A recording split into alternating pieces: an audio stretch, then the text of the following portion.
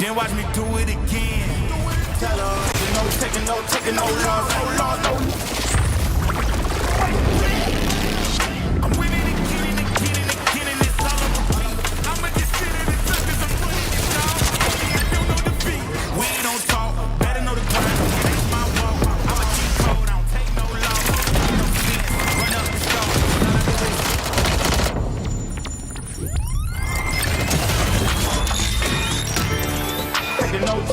Taking no loss, I ain't taking no loss. Look, I'ma always win.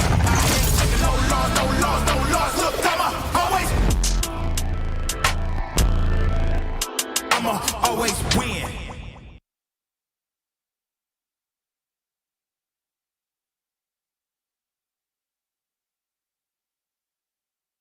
Accidentare gravă pentru Radu Drăgușin. Urmează o recuperare grea după operație. Ultima victorie?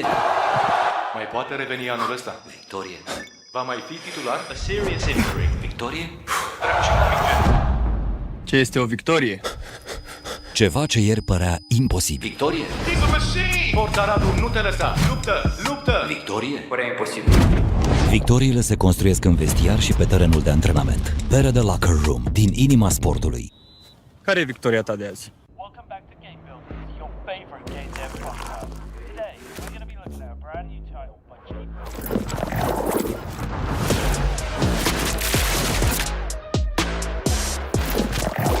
Yeah, I bet on myself. Can't breathe so big that it thinks I'm crazy. Let out the beast, no they can't tame me. Tell them we bringing the table. Yeah, I bet on myself.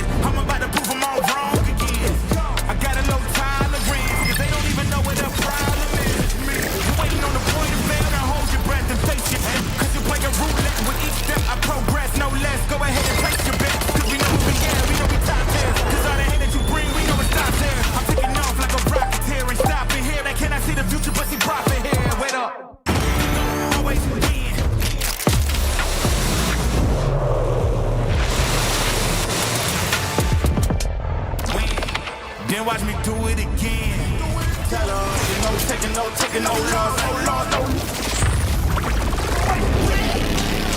I'm winning again and again and again, and it's all on repeat.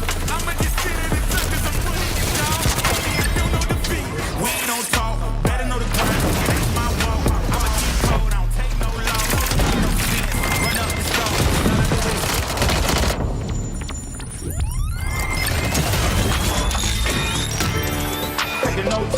Taking no loss, I ain't taking no loss. Look, I'ma always win.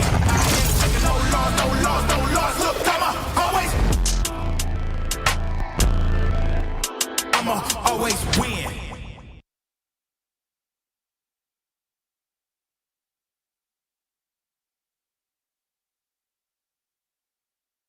Accidentare gravă pentru Radu DraculaN. Urmează o recuperare grea după operație. Ultima victorie? Mai poate reveni anul ăsta? Victorie. Va mai fi titular? A serious injury. Victorie? Ce este o victorie? Ceva ce ieri părea imposibil. Victorie? Forța Radu, nu te lăsa! Luptă! Luptă! Victorie? Părea imposibil. Victoriile se construiesc în vestiar și pe terenul de antrenament. Pere de Locker Room, din inima sportului. Care e victoria ta de azi? Welcome back to Game Builders, your favorite game dev podcast. Today, we're going to be looking at a brand new title by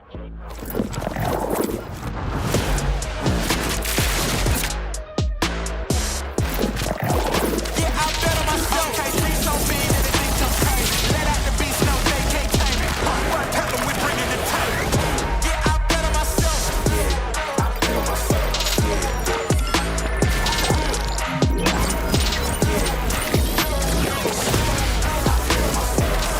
Yeah, I bet on myself. Take off your shoes, trim brand new. Light up the wax like a candle. I've been on fire, watch me heat up the track. I took the crown, I ain't giving it back.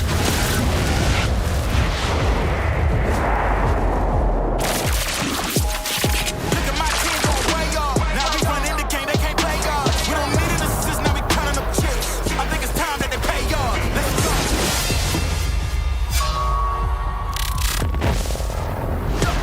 I bet on myself. I don't need you, I do it myself. You get it back, that's silly. I'm about to run the game, no kidding.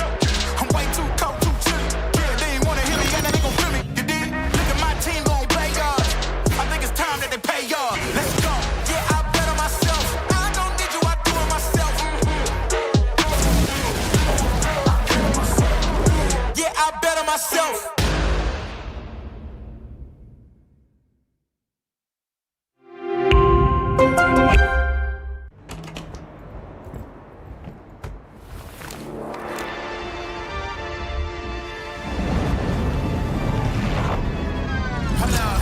Why do they doubt the kid? I'm about to prove them all wrong again. I got a low tolerance, cause they don't even know what the problem is. You waiting on the boy to fail, now hold your breath and face your head. Cause you play a roulette with each step I progress, no less. Go ahead and place your bet, cause we know who we are, we know we top tier. Cause all the hate that you bring, we know it stops here. I'm taking off like a rocket here and stopping here. They cannot see the future, but see profit here. Wait up. Always win.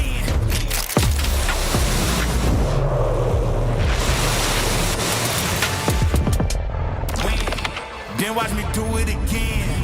Tell her, you know, taking no loss, no loss, no. I'm winning again and again and again, and it's all on repeat. I'ma just sit in the tuck 'cause I'm running it down. Baby, I don't know defeat. We ain't don't talk, better know the grind. That's my walk. I'ma keep cold, I don't take no loss. No sense, run up the score.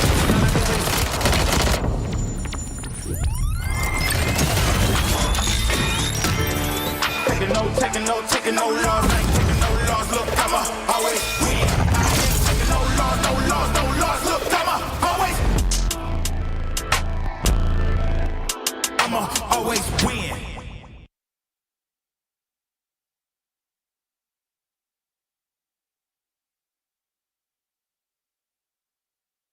Accidentare gravă pentru Radu DraculaN. Urmează o recuperare grea după operație. Ultima victorie?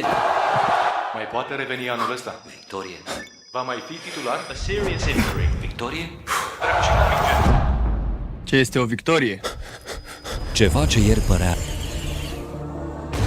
Here it comes. That's Bodhi on the first. Azul trying to keep it up, finds a quick headshot. 15 seconds, you need to defuse quickly and decisively. Bodhi's still left alive, and Rigon's the problem inside of the bomb site. 1v2 now. Defuse kit is not there. Trying to stick it. Oh, the lineup to send us to overtime. They're gonna find the flame and going absolutely nuclear. What is going on? God as well! Oh my god! But it's an ace!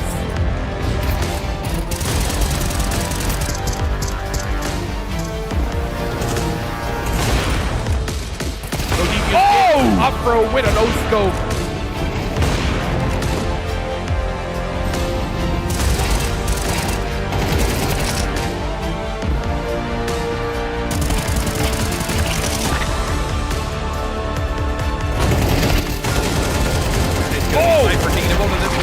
Cypher!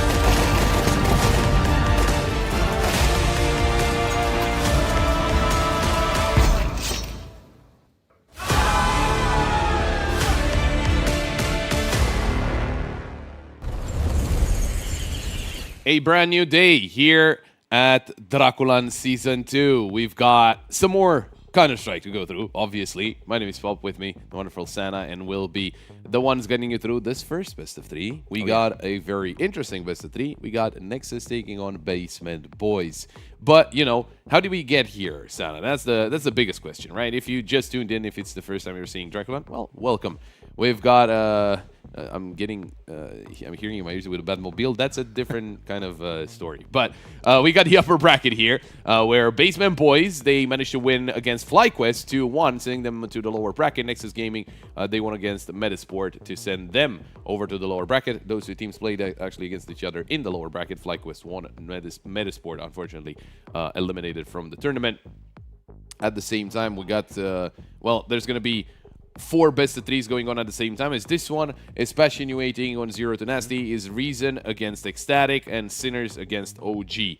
And then we'll continue on with the lower bracket run of FlyQuest Gen 1, Big Academy, and AM, obviously waiting for their opponents. And kind of how I read the bracket, that's going to be reversed going into the lower bracket. So FlyQuest, they are waiting for Sinners or OG. Gen 1 for Reason or Ecstatic, and so on and so forth. It doesn't really matter. But game at hand, it is Nexus against Basement Boys. And this is an interesting one, because Basement Boys, they're the surprise of the tournament, managing to take down FlyQuest in their first playoff game. Paul Bandana, Levantino, Bombosh, Trouble, and Owner. And, you know, it was a very big surprise that FlyQuest bowed down to Basement Boys. But credit to them, they played very, very well. That's the thing. It's not like, you know, FlyQuest were on the lower side. They weren't. I don't think they were on their A game. But at the same time, you know, Basement Boys really overperform. On the other side, Nexus with BDN, Zello, Blitz, Sound, and FNL.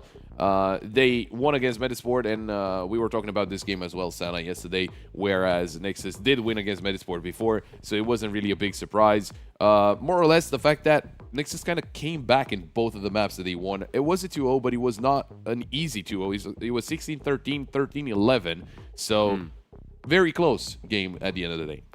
And if you want to take it to the other side, to Basement Boys, if you want to talk surprises, I don't think there's anything left that we can have apart from the fact that they took down FlyQuest. There's no surprise if they're going to beat anybody going further in this tournament, right? They might have become the underdog story of this tournament, just taking down one of the big dogs. And now they're facing a Nexus team that has that went out the groups 2-0. In the best of ones, and the scores for those matches were 13-0, 13-1, if I remember correctly. Yeah. So they're hella ready to say so. But Basement Boys, I think they're gonna keep that wow factor with them. What do you think? I mean, they are taking on Nexus, and if you're looking, Nexus is also a team that came through the group stage, whereas both FlyQuest and Metasport were basically straight into the playoffs, which means, you know, technically, you know, ranked a little lower and all that. Basement Boys, quote unquote, won't have as hard of a game as it was against FlyQuest, but that is obviously, you know, something that we are just basing that on the numbers and not necessarily on how the teams play. We got a veto on the screen. We got Ancient picked up by Basement Boys. We got Nuke picked up by Nexus and Train as a decider. Once again, Mirage banned out by Nexus. We couldn't really get a lot of information out of BTN, maybe not to spoil anything on their strategy list. But I mean, it's not a bad veto on the side of Nexus. I mean, Ancient is one of the maps they do enjoy playing. Nuke, obviously, as they picked into it, and Train as the decider. It is, again, one of the maps that they do like. Basement Boys on the other side, they played 3 Ancients so far in the past 3 months. No wins. Nuke is going to be their first time, and if they do get the Train, they did play it a couple of times, and they won against, well, FlyQuest, but they did lose to Wopa about 2 months ago. Could have been a different roster, though. Could have been a little bit different because they don't have the same flag. But as with the live odds, Nexus are favored by the odds here. And again, that's not really a surprise. I mean, Nexus, they're ranked 99th in the world at the moment in terms of HLTV rating, 79th in terms of Valve ranking. And on the other side, Basement Boys, they are ranked 235th in terms of HLTV rating. Valve, not yet. But we are live. It's Nexus on the CT side. It's Basement Boys on the T side as they start things off in the upper bracket. I think it's the upper bracket quarterfinal, indeed. We're getting closer and closer to, you know, that grand final, Santa. We are indeed, and action is starting to begin on the B side right here. It is all the success of Basement Boys so far. There was a small setup in cave with the dualies, but that wasn't so effective. They're starting to get some kills right now, but is it enough? The dualies are starting to work, but not enough. Not enough to make anything happen. Basement Boys, they keep the momentum that they've been building since yesterday, and they get the first pistol round. Of course, this cannot dictate what happens next because we've seen some insane eco and half-fire rounds, but it is one on the board nonetheless. It is one on the board, and a very good approach to Basement Boys. You can see them. This was something that was reoccurring yesterday as well. Just them being very energetic, being very vocal. Not to say that Nexus won't be as vocal as Basement Boys are if they start getting some rounds on the board. It's just that's going to help with their confidence and all that. So this time around, it's not a force buy from inside the Nexus. It's just plain old eco. Zello does have a deagle, trying to find some of those headshots, and FNL has a P250, but that is about it. With whatever they could afford not to, you know, overspend.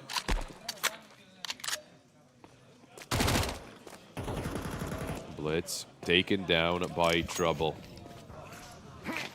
as they're trying to get damage done. BTN going for shoulder peaks, trying to find some damage onto Paul Bandana, and well, he does, but not enough to take him down. Bombush takes down Zello. And well, for Basement Boys, the most important thing here is just to stay alive, keep all their players alive, and get that economy rolling.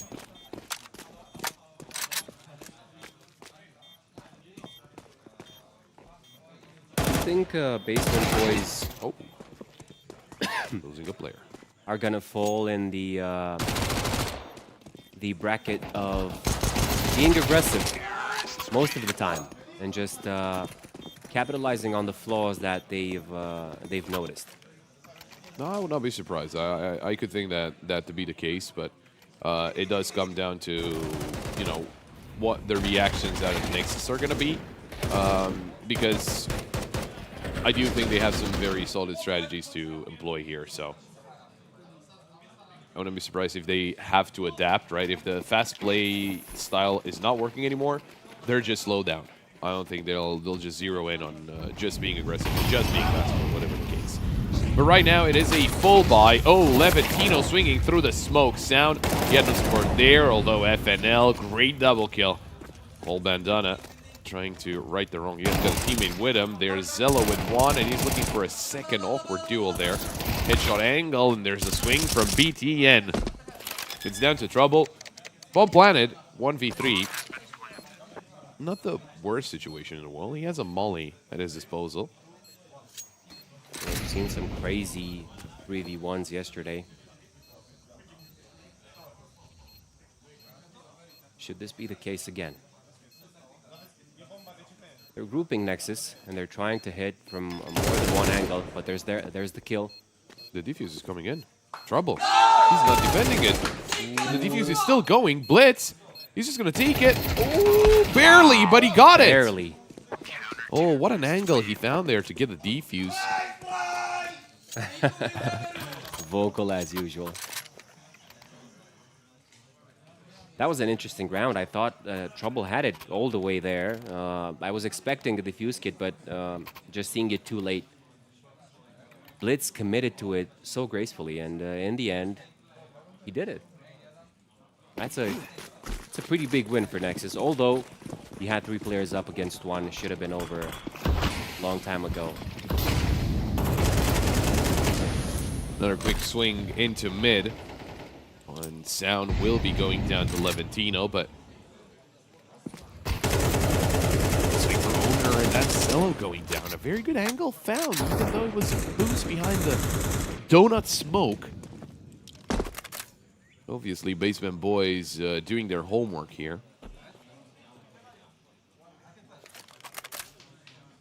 Smoke into Red Room.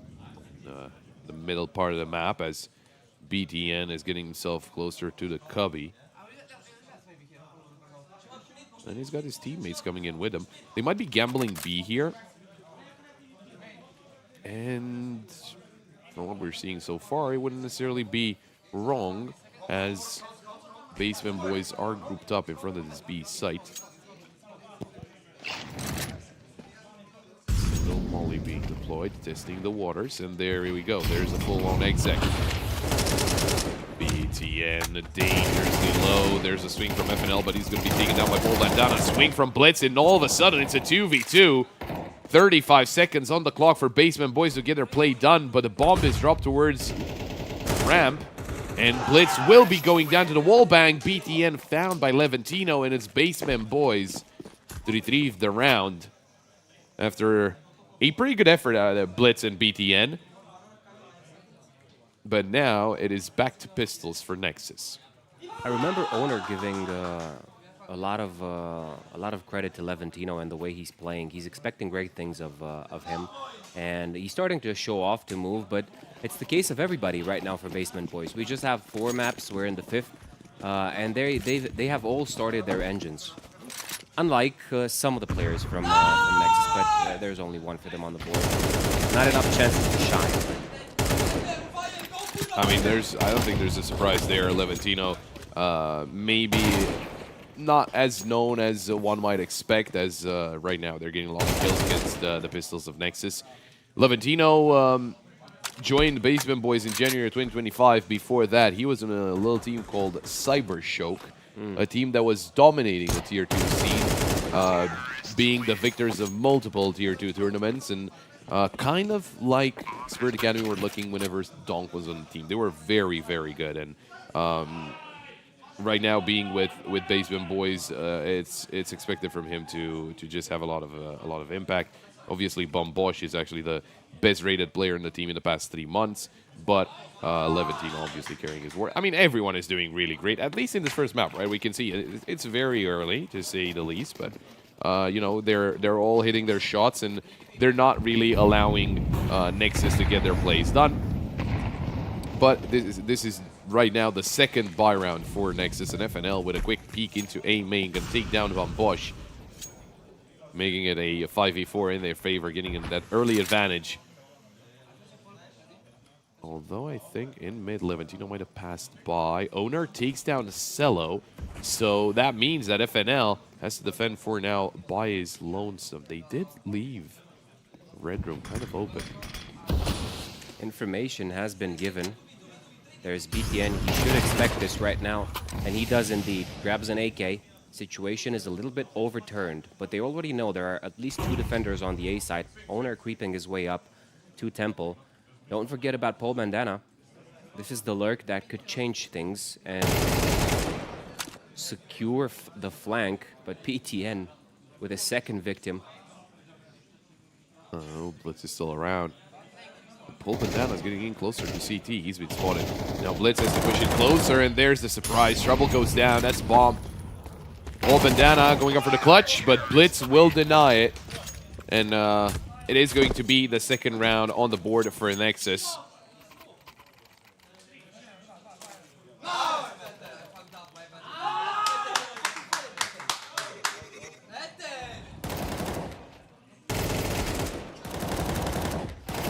Not a bad round at the end of the day, I think.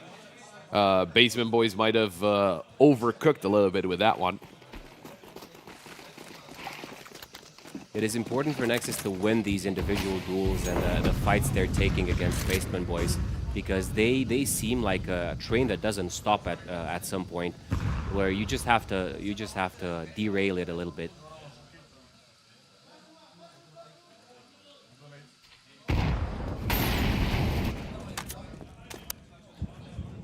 Well then, this time a faster play from Basement Boys into the A side. FNL quickly dealt with. A lot of bullets coming in from CT. Sound. Surprising that he's not taking a lot more damage, but look at Zello. Swinging from tempo. Will be taken down by Paul Bandana, but right now it is a 3v3, and there's a swing from Bombard. Sound finds that kill and a second. Looking for a third as Levantino stuck in Donut. Or not necessarily stuck, he could go back towards mid. Swings, gets the kill onto Sound. Molly deployed. Blitz right around the corner, dodges the flash, and an easy kill for Blitz. Nexus dealing with a fast play very effectively. I mean, FNL does go down, but then the retake is very good. It just looked very good out of them. It felt very coordinated. Zillow could have used a little bit more sleep, it seems, but or maybe he's not feeling all that great. Yeah, BTN, I saw him typing that tech. Yeah, a slight tech issue has arisen. Well, we're familiar with that. Although the situation yesterday was pretty flawless. We went through all the games without any kind of issues. We are getting accustomed to the needs and requirements of different players to have all the tools they need to perform.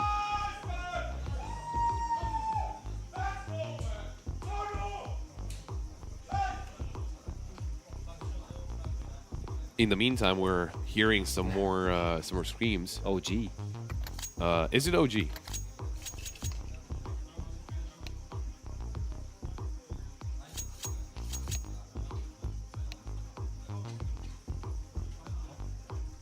Okay, thank you for the guy in production that shows us the console just to see what's been typing in chat.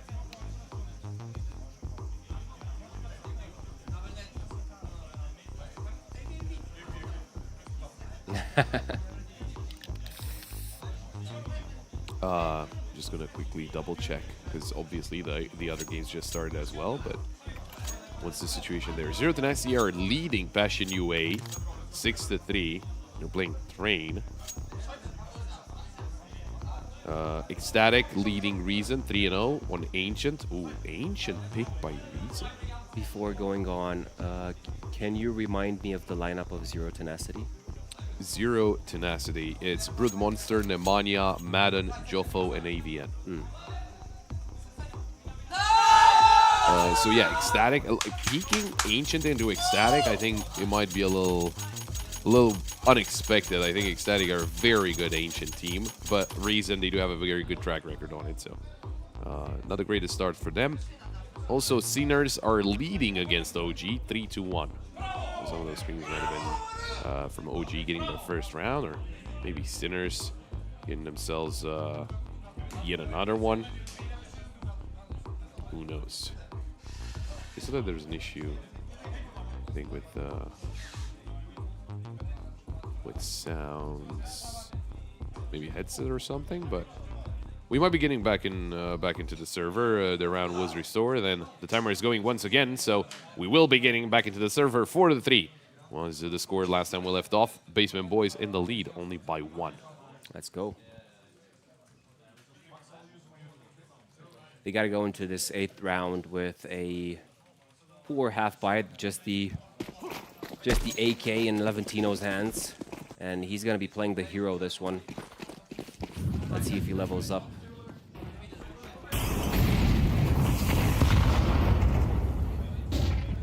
do seem to make their way to cave, creating some space here.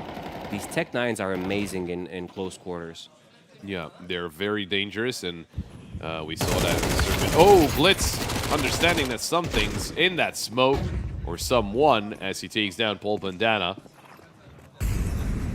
Drop the molly for Ram, just so they don't push in that quickly. We smoke for cave. Hanging on to the site here. Nexus, 3 players still on the site. They do have to readjust as Blitz was passing by his teammates going in towards long. They did smoke up short, basement boys. Oh, there's a swing for BTN. Spots out one of the players. That's the Mac 10 of Bam Bosch, and he's going to win that duel. The smokes do come in from the side of basement boys with Blitz. Oh, the smoke for short actually faded. It's been such a long time they have waited, basement boys, that Nexus were able to see into the site. It was only a single kill, and he was traded right after. Re-smoke for Cave from Sound. Trouble. Eliminated by Zello. Made by the side of basement boys. Sound maybe a little too overzealous as he gets himself into the line of fire, and Bambush will find one. Zello keeps on spraying, not a lot of bullets. 2, to be precise. And he's going to tap the bomb, gets himself an AK, but obviously Bambush knows that the defuse is not happening. Zello looking for that kill. He's going to get it, but it's way too late, or at least I would assume. Yeah, it is way too late. Wow. Round on the board for basement boys. Very tight. But we do have to remember, Santa, this was a half buy. This was not a full buy. That Mac 10 for Bambush with the triple kill was everything in this round. He made all the essential kills and given the space to his teammates just to work their way around that bomb plant. Surviving up until the last minute is impressive indeed. And you can see the happiness on their faces. It's really nice when something like this actually works. Yeah, for sure. I mean, they were not really hoping for a lot in that round, and I think it was just the way the round was played. One of the plays, by the way. I don't think Nexus were necessarily too slow about things. I think it was just the basement boys were able to delay Nexus just enough so that it makes it that much awkward. Blitz gets a kill. That M4 that they do have on the side of Nexus is in his hands. But he's down to 29, and he's the only one that actually has armor. Bomb will be planted. Blitz is boosted up, but not really looking for an engagement so far. Getting down to 19 now, and I think saving the M4 is just as important at this point. Yeah, he will be backing away. Joined by FNL and Sound. Zilla will be going down, but at the end of the day, I don't think you want to give away any more kills because you can just stay alive at this point if you're Nexus alongside Blitz and just deny an extra 300 for the players of Basement Boys. Or you can do like FNL and take down a player. That's also an option. Get yourself a second kill in the round. And obviously, by it being and Sound going down, the bomb explosion doesn't really make a difference or not. He only had a USB. But getting a couple of kills on an eco, that's not bad at all. Saving the M4 as well, that's also very important. 6-3, Basement Boys securing at least an equal score at halftime point. You gotta love the bandana. Have you seen it? Yeah, it's in the name. It's in name. It's in his name. I think it was Bob Bush, though, on the camera, right? No, it's Paul Bandana. It was Paul Bandana. There we go. Living up to his name. BTN also living up to his name as he takes down 3 and Blitz finds 2. Is that BTN living up to his name? I think it is. It basically his name or his nickname before, because it came. So it's BTN. Previously it was B. Before that it was beton, which means concrete. Yeah. Or cool, but like for old people. The old way of saying cool. That's interesting. Yeah, I haven't used that word. I For think I've years. ever used it. But you know, he was cool as a cucumber against the adversity of Basement Boys. Round Bliss maybe getting a little bit too far ahead of himself. BTN not able to take down anyone, and that could actually mark the end of the round. I mean, 3v5 is not going to be an easy retake. The bomb is not on the site, though. Hang on. Sound could actually take down the bomb.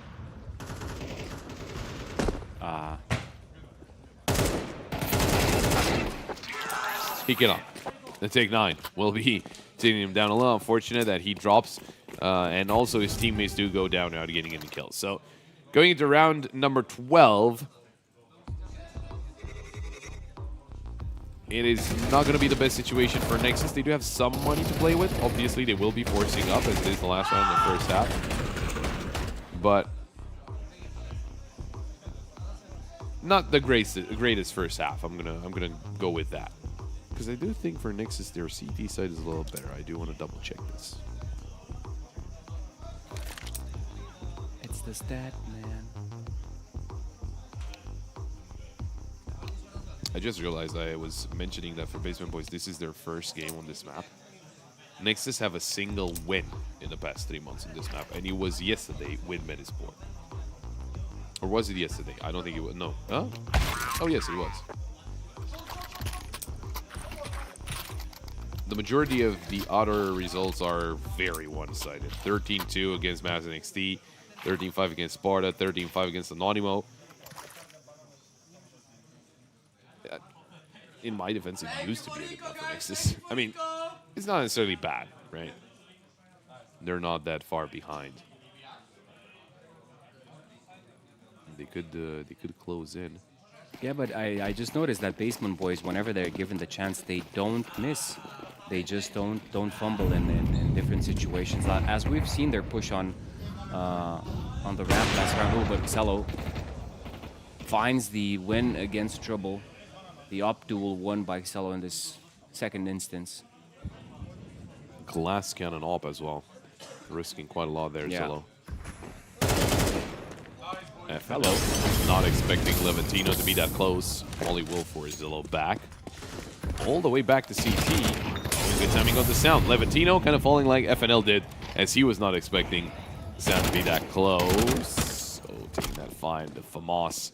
A little awkward from time to time, but he's got support in the form of BTN right around the corner into Donut. It's a 4v2 favoring Nexus. Bomb not yet planted. Bomb Bosch taken down by Zello. And Paul Bandana was dinged, so Blitz swings out, gets the kill. It's 5 on the board for Nexus. A couple of rounds between those two teams. Basement Boys, they might still be in the lead, but that pistol round is going to be very important because without it, Nexus will be quick on the equalizer.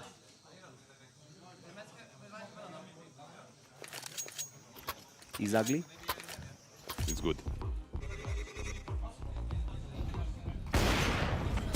No, I was looking for some stats and I was looking at the wrong thing. So Nexus, interestingly enough, in the past 3 months, a little bit better on T side. So that could turn it into a little scary thing for the Basement Boys. Basement Boys, kind of the same thing. Ooh, I just saw what the most recent result for Basement Boys is on this map. They lost 13-1. It was against a team. I won't even attempt to get the name. It's a CIS team. It's TPU. I just called them TPU. Oh, we got updates. We got updates from even different tournaments. What do they say? No, we were getting them on the screen here. Oh, the half mark. Passion UA and Zero to Nasty are tied up. Ecstatic are dominating Reason heavy, 9-1. And Sinners are leading OG 6-2. And the Passion UA and Zero to Nasty, it's 7-7. All right. But yeah, the half mark. BTN up there. Thank you to our observer as well who's showing up. Also, I don't know if you cared, Santa Fish 1-3 are leading against 11, 9-0. Yeah. There we go.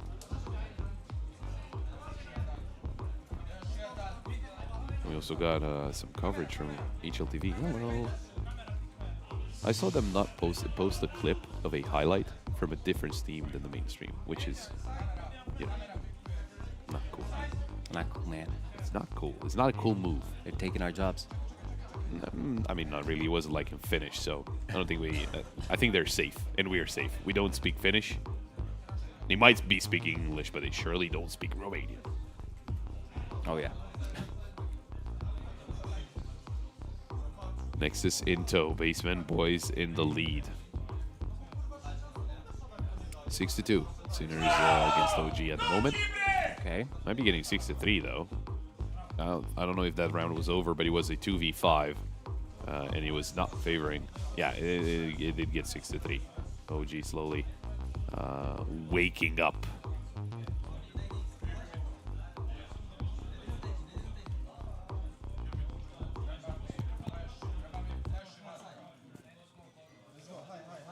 But We're getting back. we are going to get back into the server. It is going to be the continuation of the first map between Nexus and Basement Boys. Second map, still favored by Nexus. The live odds brought to you by our friends Superbad. I think they're Santa's friends. I don't know. Pistol rounds are crucial, especially this one for Nexus indeed, because if they get this one, they could match up and equalize here on Asian to the first map of the first best of 3 of the second DraculaN. They're going towards the B side, kind of similar as what Basement Boys did. Bomb plant going down really quick, and they need to get this kill right here. Ooh, there's an intruder on the side, but kills are just flowing on the side of Nexus. There's only one for Owner, and he's left alone and afraid. As we said, 6 rounds for Nexus. They take the pistol one. Not a lot of kills going the way of Basement Boys, so they can... I think they're going to go for an eco here. Well tied up in terms of pistol rounds, right? Basement Boys winning the pistol round on the T side, Nexus doing the same. It kind of shows up in terms of you know, the two teams being fairly equal. That is something that we've seen so far. It does seem like two teams are very close in terms of skill. And, oh, FNL is about to have a great day or a bad day. It will be a great day as FNL sprays them all down. You can see the reaction. They're very vocal. FNL winning that anti-eco single-handedly. A single mag was more than enough to get those kills. It's going to be a full buy now for Basement Boys. But yeah, I think it's a good sign for Basement Boys as well. I mean, they did win that game against FlyQuest. They are playing up against Nexus, and it's a big difference in terms of ranking. It's just, whatever the case, they're going to get a lot of points out of this. Probably on HLTV ranking, not necessarily all the points on fall ranking, or maybe they could get a lot there as well. Oh, the XM Trouble gets himself a double. Blitz will be taking him down, but they already lost 2, and Blitz is tagged up. So it's not going to be easy to get a bomb planted on this A site. There are smokes in place, sure, but they can just swing through smokes. Oh, Sound and Blitz eliminated by Levantino, and it's FNL trying to clutch it up. 1v2. They're very scared of a flank potential, but nothing of the sort happening right now. Paul Dandana behind the side. That Molly will force him out, and FNL will not land the headshot. It's Basement Boys with a very good cover of the A site. The love he's getting is...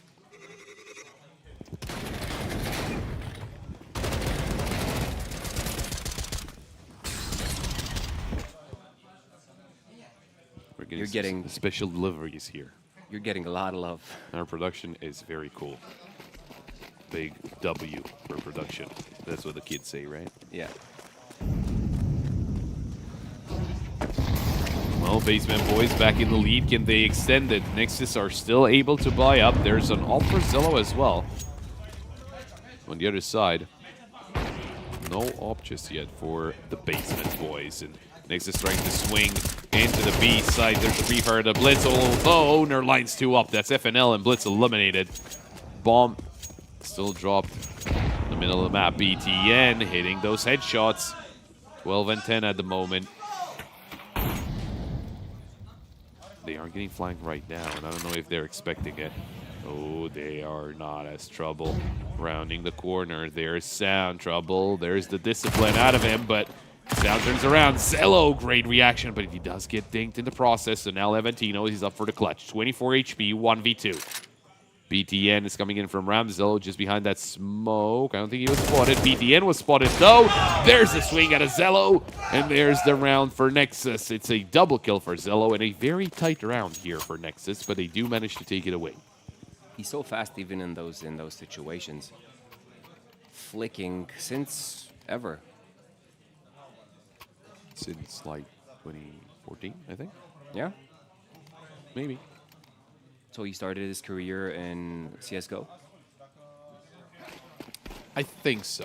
Or just getting picked up by a team in 2014? No, I think it was in his career. No, I don't remember exactly. Oh well. He's been around. He's been around for a pretty long time. He's still very young. Still hitting shots like that. Yeah. It's the equalizer, ladies and gentlemen. 8-8 on the board right now. And in the terms of inventory, there's not a lot that Basement Boys are working with. Blitz takes down the first one. Cello follows right up. They catch BTN a little sleepy. It's a little early in the day. It's not. It's midday, basically. But it's a 3v1 at the moment. Couple of kills going the way of Basement Boys. Still good to deal economical damage, but there's Zello with the final kill onto Trouble, and Nexus are in the lead for the first time here on Ancient. Tactical timeout called in by Basement Boys. They got a chance to talk to their coach, see exactly what his input is. Even though it was a close affair for the majority of this map, this is the only, this is basically the first time they get a tactical timeout and they could get some information out of their coach. In the meantime, on the other avenue, I don't know, I was thinking about a DraculaN kind of avenue? No, it's not, that's not it. Anyway, in the other games, that's what I'm trying to say. Ecstatic, about to beat Reason, 12-3 in the first map, obviously. Passion UA are leading 10-8 against Zero to Nasty, and OG are slowly coming back into that game. It's 6-5 still for Sinners. Okay.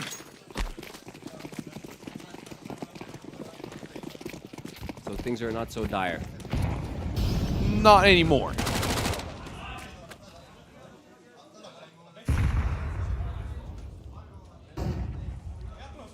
Well then. Pistols on the side of the Basement Boys getting aggressive. Levantino with a wall bang. It's Ball Bandana to take down Bliss, and he's got himself an AK. Hang on, what is going on with this round? It's Zello and FNL. All of a sudden, Zello by himself, and he's going to be taken down. Ball Bandana with a quad kill. Basement Boys, you were talking about fast plays. That was a hell of a fast play, and Nexus got completely overwhelmed. We're tied up once again. We don't like one-sided matches, Sana. We like full action. And that is exactly what's going on here. Basement Boys ready to surprise at any point. That was amazing out of Ball Bandana. Start to finish. If you could keep this up now, there's the momentum building for yourself.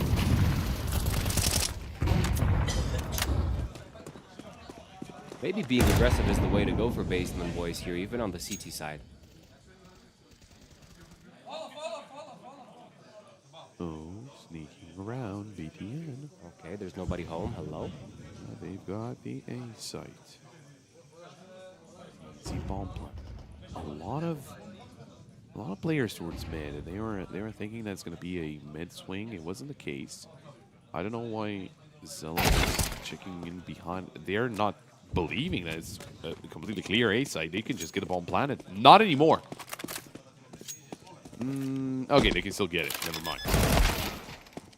11 will be taking down Blitz. Good shot at a BTN. Lining it up against Levantino. Not a chance there for Zello as he gets taken down. BTN. Second kill onto owner. Flash deployed. Defuse is still coming in, and BTN doesn't hit a headshot. It is going to be Basement Boys to be walking away with the round. It's double digits on the board for them. And Nexus, a good attempt, but they didn't believe early enough that the site was completely open. They did plant the bomb. They did indeed plant the bomb, but I think they overreached a little bit right there. Just maybe from the non-believer perspective of everything being given to you on a silver platter.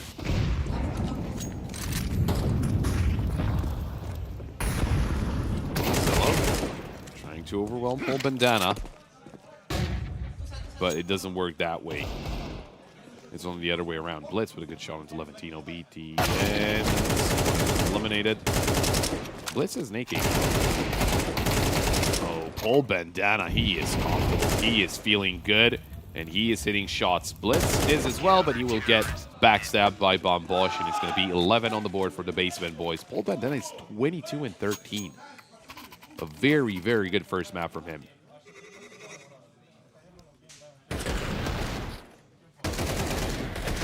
Just wrecking through them. Reminds me of Nedic yesterday. Oh yeah, Nedic was on a roll in that second game. Not in the first one, unfortunately for him. Had a quick glimpse of a direct comparison right there. Best player on the Nexus side so far being Blitz versus Paul Bandana.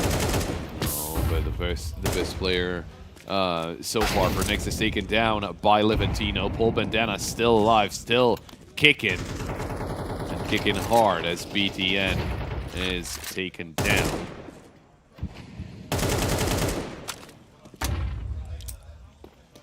Kind of a hard task here. Only 3 players up, and they're regrouping right now on towards the A site. Every round they're taking control of ramp, outside cave, heaven, mid. That seems to be some problematic, but FNL trying to open up the A side properly. Trouble and Paul Bandana say no. Incisively. 12-9, and it's match point. It's actually map point for Basement Boys, the first one in this best of 3. Whoever loses this best of 3, boys and girls, is going to go into the lower bracket. So it's not over yet. You wanted to say they go home. No. I probably would have said that. But, yeah, they don't go home. No, they don't, because they will have to play another game, so they don't go home yet. I mean, yes. But, obviously, upper bracket still ongoing. We're going to have lower bracket later on in the day. Swing from Sound. And a hit as he takes down Levantino, but Ogre gets the kill into Blitz. Bam! Bosch through the smoke. Finds the headshot into FNL. And right now a 4v3 favoring Basement Boys. Around the corner from BTN. He's got a couple of players. It's Paul Bandana. And he's going to get the drop onto BTN. It's down to Sound and Zello to keep Nexus in this first map. Do remember, this is the map pick of Basement Boys. Up next, it is Nuke picked up by Nexus. So whatever the case, even if it goes the way of Basement Boys, Nexus will try to right the wrong there. Molly into main and a bomb plant they will get away with. But a couple of players from Basement Boys into that A main position. And the other 2 are rotating from B towards mid. Sound might hear this. They're all grouping up. Oh, hang on. I think it's a little too risky to go towards Donut, though. Miss Molly, Zello in kind of an awkward position. And Basement Boys, they took a very long time. Is there an angle to be found here? Oh, Zello finds one. The other player's defusing, and he's going to stick it down. Can he do anything about it? No, it's going to be 13 on the board for Basement Boys, and that's going to feel so frustrating for Zello as he had a chance to take 2 down and to win the round for his team because the time was running out. very unfortunate situation for them. But the Basement Boys, well, they stick to their guns. They get in on the defuse. They just said, I don't care. I got an enemy right next to me. I'm just going to stick the defuse. And there we go. Paul Bandana, what a performance out of him. 25 and 14. And not only out of him, but I think everyone delivered on the side of the Basement Boys. And yeah, they just had a very good first map. Nexus did have some answers there. Not enough, obviously, as they do go down 13-9 in favor of Basement Boys on the first map. But they do have Nuke coming right up. Yeah, they did win their map pick, and it is something that we kind of expected, the momentum building up from yesterday for Basement Boys. And as you said, not some strange names to really good Counter-Strike in their lineup right there. Yep. Probably not the spotlight that we were expecting, but Paul Bandana just delivered, man, and in a way. In a way that surprised Nexus many times, and just that round when he got a quad, starting with the 5-7 and an eco round, it was just, I think it was the turnover of this map, or just a really big step up for their team. So I'm really excited to see Nuke right now. It is indeed Nexus's pick. They're gonna start on the T side and let the show begin. Yeah, I mean, you can see the stats of Paul Bandana here. Again, just crazy stuff out of him. And yeah, I completely agree. I mean, that round with the 5-7 was just exactly what they needed. It's one of those rounds that gets you back into the game. And not only that, but it also kind of annoys the enemy team. Yeah, he's called Zahar, Sugar. Oh, okay. I think it's Zahar. But yeah. Yeah, it doesn't really matter. Yeah, but it's, I was looking. I mean, where is... I didn't catch that part. I'm sorry, but yeah, just a very good performance of the Paul Bandana and all the other team as well. Just to win a round like that. I mean, Nexus obviously were not expecting a play like that. Just pushing mindlessly with the pistols and working out so well. On the other side of the games, Ecstatic were able to win against Reason 13-3. Zero to Nasty, they're being led by Passion UA 12-10, and OG are leading Sinners, but only 8-7, just a slight difference between the two of them. But yeah, Basement Boys, you got the first one in the bag. Now you got Nuke coming up. This is going to be, as I said, the first performance out of the Basement Boys on Nuke in recorded history on HLTV. Officially, indeed. And for Nexus, they're no strangers to this map.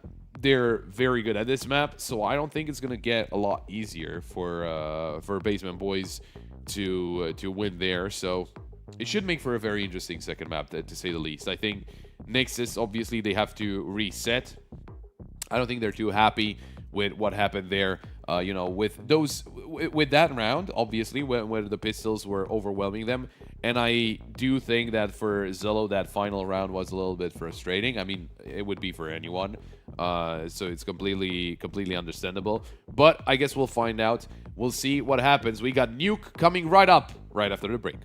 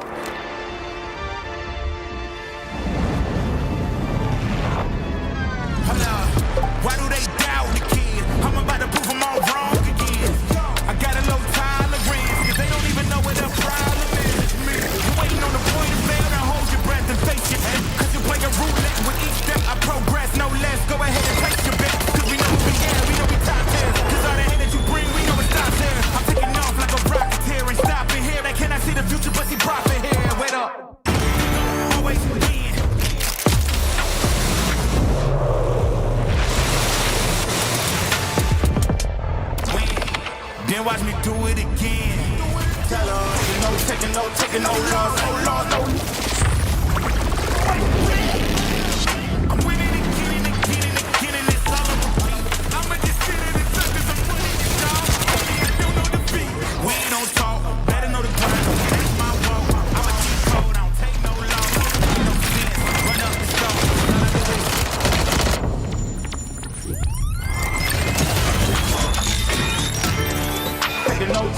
Taking no loss, ain't taking no loss. Look, I'ma always win. I ain't taking no loss, no loss, no loss. Look, I'ma always win.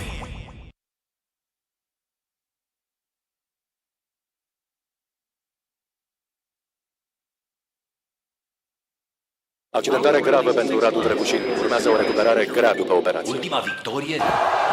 Mai poate reveni anul ăsta. Victorie. Va mai fi titular? A serious injury. Victorie? Ce este o victorie? Ceva ce ieri părea imposibil. Victorie? He's a machine! Forța Radu, nu te lăsa! Luptă! Victorie? Părea imposibil. Victoriile se construiesc în vestiar și pe terenul de antrenament. Pere de Locker Room, din inima sportului.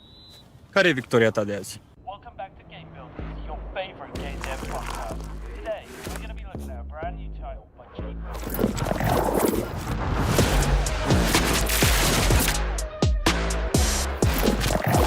Yeah, I bet on myself. Can't sleep so big that it thinks I'm crazy. Let out the beast, no they can't tame me. Tell them we bringing the table. Yeah, I bet on myself. I bet on myself.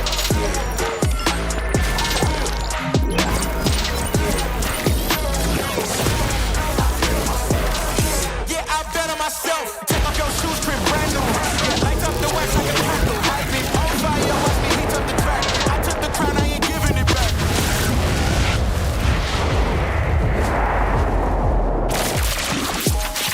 Look at my team going way off. Now we run the game, they can't play y'all. We don't need an assist, now we counting up chips. I think it's time that they pay y'all. Let's go.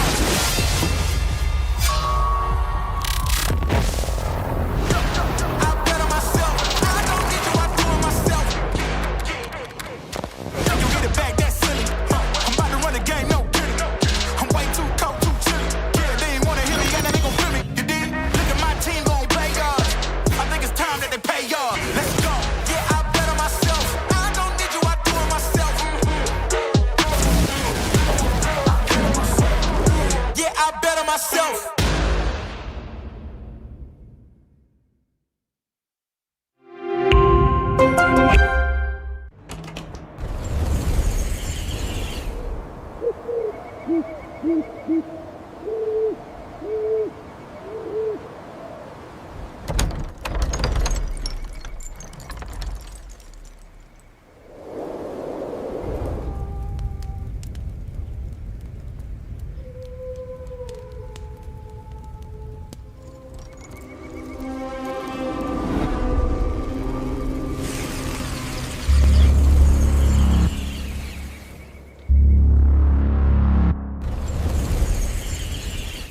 Welcome back, everybody. We are here with the second map of this best of three between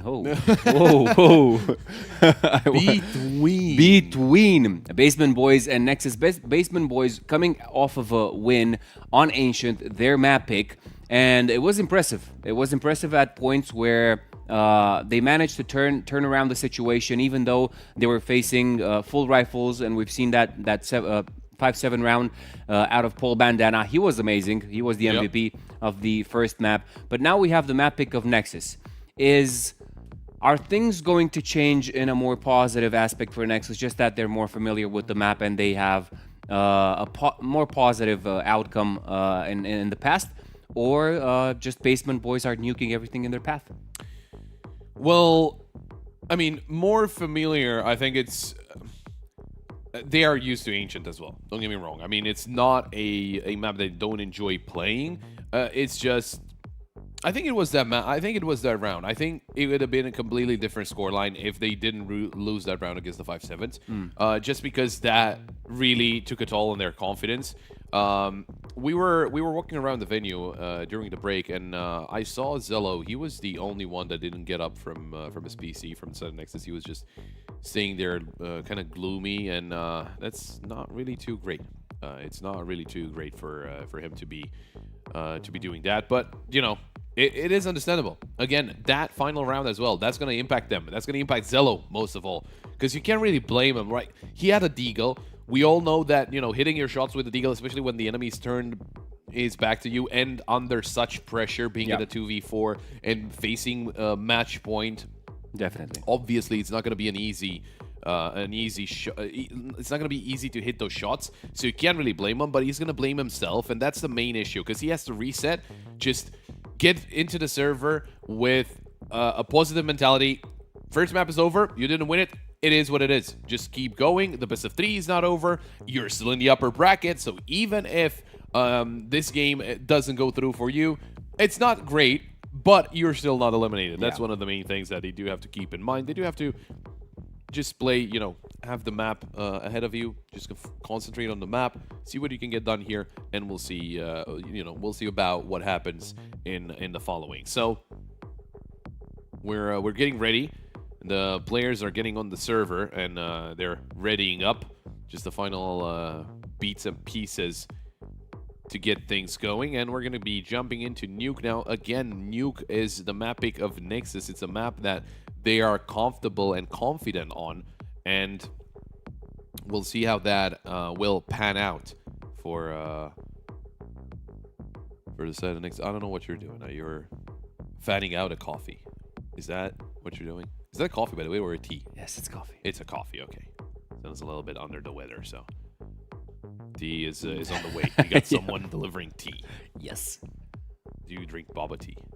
Oh, I don't. I can't stand that. No, I tried once, and it's just, it's not the boba part, it's the tea part. I don't do tea. But I knew, you know what I do, Santa?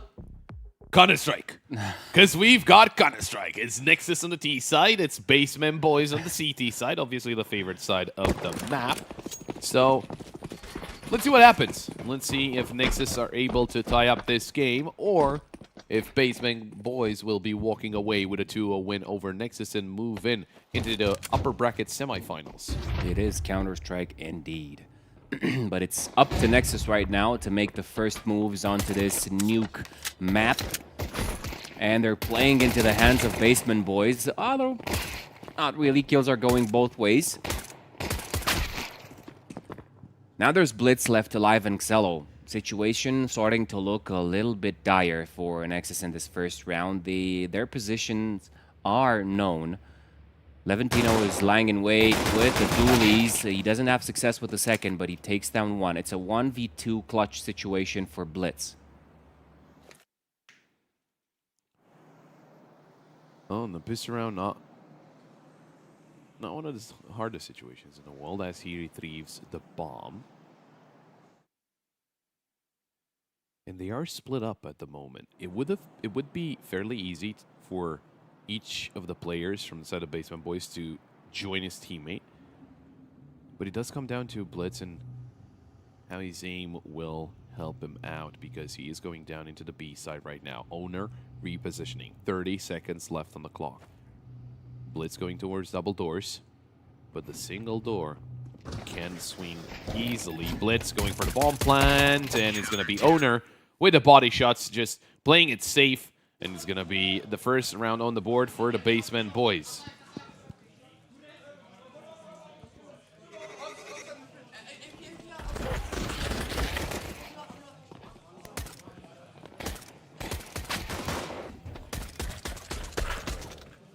Now, with the pistol round in the bag for the Basement Boys, what is the answer from Nexus? Because right now this is going to be an eco.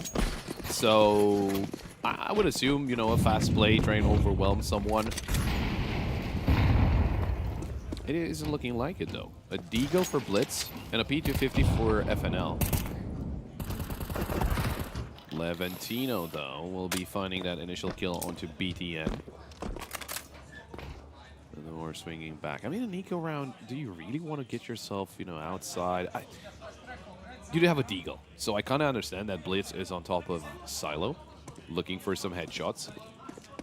And I think you're basing a lot of your play around that deagle and that deagle to try and get some kills. Because realistically, you're not really playing to win the round. If, you know, something happens and you get a hold of a couple of weapons, maybe. But other than that, you're just playing to get some kills. And a bomb plant, that would be ideal, right? A couple of kills in the bomb plant would be great for an eco round. We kept talking about these Glocks. Did we? Yes, yeah, the other day. I was really curious if we had any success with the Glocks whatsoever, with a full Glock action. But we do have the Deagle and Blitz's hand. And quick info, OG takes down map 1 against Sinners. Yeah, they did complete the comeback. Obviously, all the other games happening on DraculaN BC and Hunter just being streamed by other casters. FNL will take down Bomb Bush, but that is not the only kill that they get so far. They do get a couple of kills, but it's Owner with a quad kill to finish it off for the Basement Boys. They were, I think, the only team that, or the only game that haven't finished their first map. All the others, obviously, ours and the other 2 matches were finished up. Another thing that everyone has to remember, the signups for the 3rd season of DraculaN are open. Head on over to draculan.gg. See what is going on there. And I'm hearing some very cool things about the 3rd season. I'm not gonna spoil anything, obviously, but no, I'm not gonna say. I'm not gonna tell you. It's a secret. Did we manage to get Dracula? I think he is busy. I don't think he's coming. He's what? Busy? I think he's busy. Yeah. Or maybe, who knows? Maybe the he's also sleeping because it's daytime. But so DraculaN season 3 played at night. No, I'm joking. Okay. But who knows? Maybe the Count makes another appearance. No, probably not. We don't have the budget for the for the costume anymore. So. But well, you did play the Count at one point. It wasn't me. It was the Count. I had nothing to do with it. Oh, okay. It was me. How did you know? How did you figure it out? The aura. Oh, okay. Using one of the youngsters' words. There we go.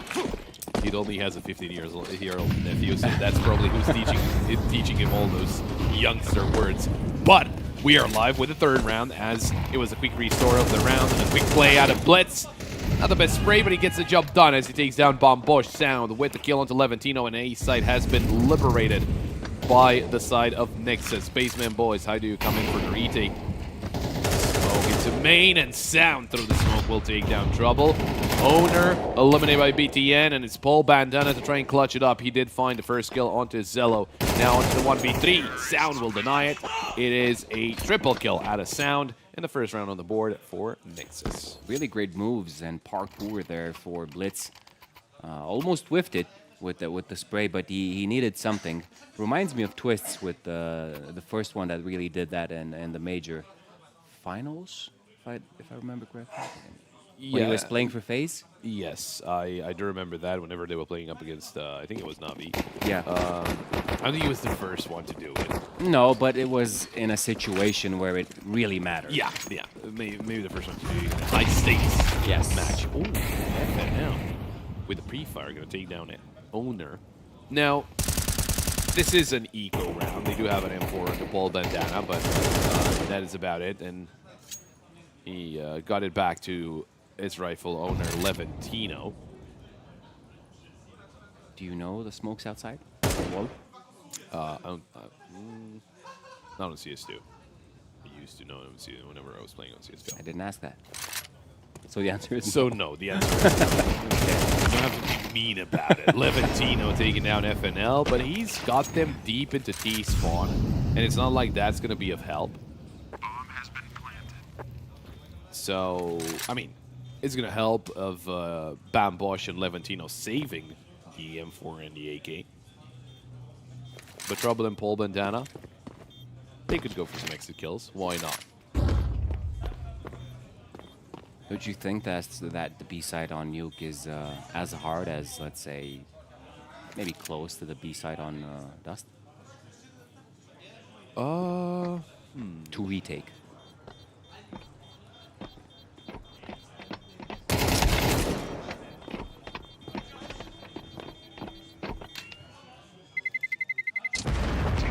No, I would say no, only because there's... As you swing in from ramp, you do expose yourself to a lot of angles. But if you're coming in through, you know, different avenues, you limit the amount of angles that could peek you without your teammate at least seeing someone. So I wouldn't call it as hard. It is a hard side to retake, but I think it B side Dust 2 is still up there, tied up with A side Inferno. And there's some people that say B side Dust 2. Some people that do say A side Inferno. Whatever the case, do the hard retake. That's for sure. I would say A side is just not because of the angles, but because of the angles you come in as. So you come in from heaven, which is very awkward to push from. Come in from main, which is okay. From hot as well, which is decent. And from squeaky door, which, if the door is not open or blown up, that's going to be hard. Yeah, but you know, that B side has single door, double door, windows, ramp. Yeah, right? That's fair. At least you have a lot of ways to get into the site, whereas on Dust 2 you have like 3, if you count them, maybe 2. But enough about theory crafting. We're into round number 5, where Nexus got Sound into Secret. And they've got well, not full control outside, but most of it. Trouble's got the angle down towards Red. Almost landing a collide. That gonna turn out very ugly. Blitz, I think he landed in front of Zello, and it could have been Zello actually to get that kill. Owner with the elimination onto FNL. Good find by Trouble. The re-peek. Zello's wanting the angle, but now it's a little too late to take down the Alper. 4v2 favoring Basement Boys. And it might actually be a save here from Nexus. I mean, if you want to go towards A, Heaven is really not the way with only 2 players, and it's a little too late. So it is going to be a save out of Nexus, and it will be Basement Boys back to winning ways and in the lead. Indeed. Counter-terrorists win. It's good that they're bringing the op to the next round, Nexus. They didn't really manage to take control of Hell there, and Trouble was just having a play day with whatever came into sights. Unfortunate that, yeah, that's what I wanted to see, the initial kill of Trouble. If Zello just restrained himself from shooting just because there was a teammate in front of him, maybe the situation could have been different, but it is not. Basement Boys with 3, and they're leading the way. There's the odds brought to you by Superbet, and they're in the favor of Basement Boys now. That first map really changed things around.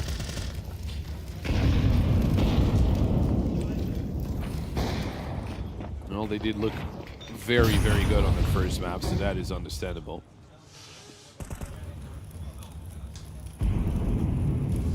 Nexus looking interested in ramp.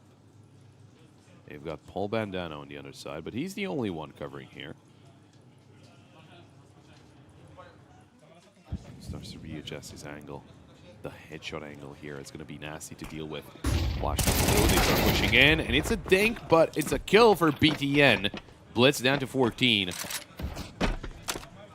As they start pouring towards the B site. Levantino swings the door open. Zello gets that kill. Sound with the flank. He's been spotted by Trouble.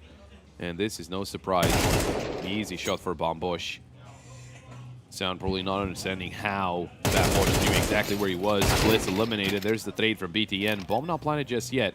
Will be planted in front of what was one Secret, but no one's holding for double doors. A mistake from Nexus. Missed shot from Zello, but he's going to land the second, and FNL will take down Bambosh. The round still going in favor of Nexus, but having the bomb planted there, yeah, I think BTN is actually telling them, I'm planning in the open. Can you guys help me out? I mean, can you just leave me hanging? Just hold down the angles. And the tactical timeout from BTN, well, not, probably from BTN. Because that's not something that should happen at a team level. If it was, face it. It is what it is, but yeah, just very surprising that is allowed to happen. You got to get him in line at some point. We had him in the interview, and he said, still some things that I need to teach these young boys. Well, I mean, I think he was mostly referring to FNL. Yeah, he was. I mean, Zell's been alongside BTN for a very long time, with breaks in between. Blitz, he's been in the team over the past 8 years for multiple, maybe even more than 8 years. Multiple situations. Sound as well. Now FNL needs to learn some good old Romanian Counter-Strike. Yeah. Ooh, look at this. Blitz sneaking in. Not the best spray, but he gets a jump done at the end of the day. Will be taking down Paul Bandana. There's no one else on this A site. Everyone else is outside from the basement boys. They're not in a hurry to try and push in or try and get those kills. Oh, good shot at FNL. Very accurate. Very much on point. He is. I think this is a point to be made, actually. FNL, out of all of the players in Nexus, I think he has the least amount of experience on LAN. But it looks like he's feeling very comfortable. It feels like he is in his element, and that is very good. Especially for a young player, that is very good. Whenever you do get to LANs, you will get, you know, nervous. Seeing all the other teams, all the other players, there's lights in your face, there's cameras in your face, and it can get overwhelming, but not for FNL. And not only he's not, you know, anxious about the performance and all that, he's actually very vocal. And maybe that's actually some kind of coping mechanism. Maybe instead of feeling a little awkward being at the LAN, not too happy about it. Instead, he gets vocal, and that gets rid of the nerves. Yeah, not a good comparison, but it reminds me of Donk, like what he used to do in the beginning. But anyway, we're jumping straight into the action. There's a slight difference on how things are going this time around because Basement Boys have been taking 3 players down from Nexus, but situation is equalized right here, but Trouble just with a double kill, he ends things and brings the equalizer for his team, 4-4. Quick change of mood.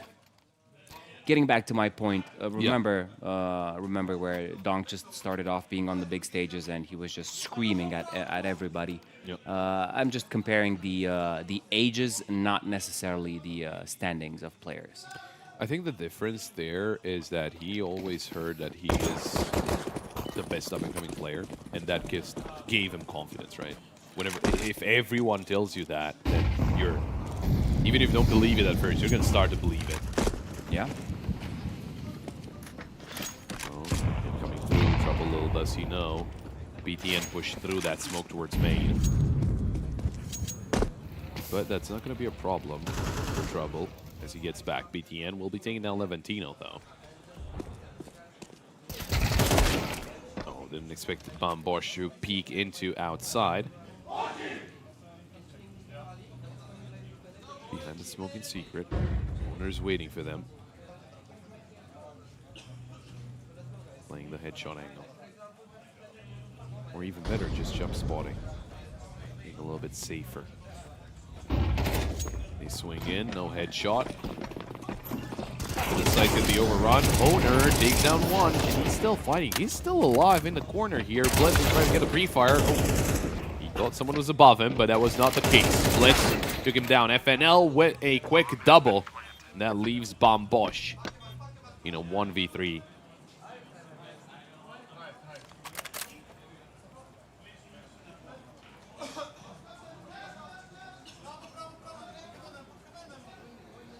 You can just carry this weapon with you to the next round. Really quick action there by Nexus. They were really committed to that B side. Maybe Owner could have gotten one more, but I don't think that would have made a lot of difference. If it was FNL, maybe. Maybe. because he followed up with a double kill, and that could have been a different situation. But obviously, Zillow was still there. Long range heals favor Zillow, you know, most of the time. But Nexus, they do win the round. They do get themselves in the lead. I think we do have to remember this is a CT-sided map, and Nexus are leading on the T side. Technical timeout called in by the Basement Boys. I think they want to decide if they want to force around this M4. And forcing here, ecoing an 11 if it doesn't go your way, and buying a 12 is actually not a bad call. But we'll have to wait and see what the decision is. So far, no decision taken. But they do go for the force buy. Maybe that can surprise Nexus. Maybe they will expect an eco to be coming out and that not to be the case. Anyway, technical timeout is over. They got their point across. Well, hopefully, for their own sake.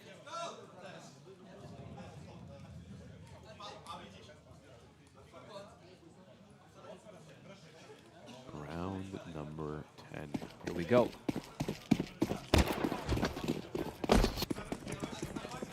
Not a lot to work with for Basement Boys, but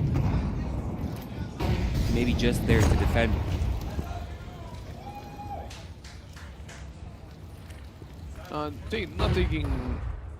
Not going for a fast play here in Nexus. Because obviously they're not exactly sure what the loadout for the enemy team is. But as soon as they hear a deagle, they might think that it is going to be a force buy. In the meantime, on the other servers, Passion UA leading 0 Tenacity by a slight margin, 4-3 on the second map. Ecstatic 11-7 against Reason, could be going for a quick 2-0. And OG versus Sinners have not started their second map just yet. 0 Tenacity, Passion. First map, who took it? 0 Tenacity? Passion UA. Passion? Okay. Was it Passion? I'm gonna double check now. Doubt myself. Lane into ramp, that's trouble. Dealt with. He was Passion UA, 13-10. Now they're playing Dust 2. Nexus, even though they liberated ramp, they're not going towards the B site, but they are slightly running out of time. 30 seconds on the clock, and they need to decide on a site. It will be the A site that they decide to attack. Sound finding Levantino. Owner still here. Oh, great double from Owner. But I don't think that's going to be enough to put Nexus under pressure in this 3v2 situation. Bomb planted. And my voice cracked. Zello's looking straight at heaven, but that molly will deny anyone coming up the ladder. And that's going to be it. It's going to be Nexus securing at least an equal score at halftime point. Yeah, another one for Nexus. They seem decisive in these plays. Of course, we started off by saying that Basement Boys didn't have a lot to work with. As we can see, Paul Bandana is trying to take Deagle with him, but not even that. Just Bambosh. Yes. They're getting closer to the second half, and Nexus are building. But now they're gonna be facing yet another poor buy from Basement Boys. The poorest, probably. Except for the weapon that Bambosh has carried with him. Oh, but hang on, Santa. They got 5 seconds. You think it's going to be a deja vu? Bad memories for Nexus with the 5-7s, but I think it's hard to get to that kind of position. Oh, so He just opens the door casually. yeah, fast peek through squeaky door. Doesn't amount to anything, but a good try nonetheless. And they backed away. Owner pushed all the way into lobby. And this one they're playing safe. They know they're up against the pistols, and there's no reason for them to be too aggressive in this situation.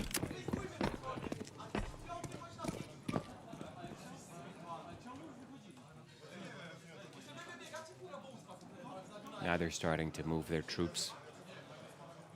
BTN just covering from an eagle's eye view. The utilities, yeah, that's a setup for the A site.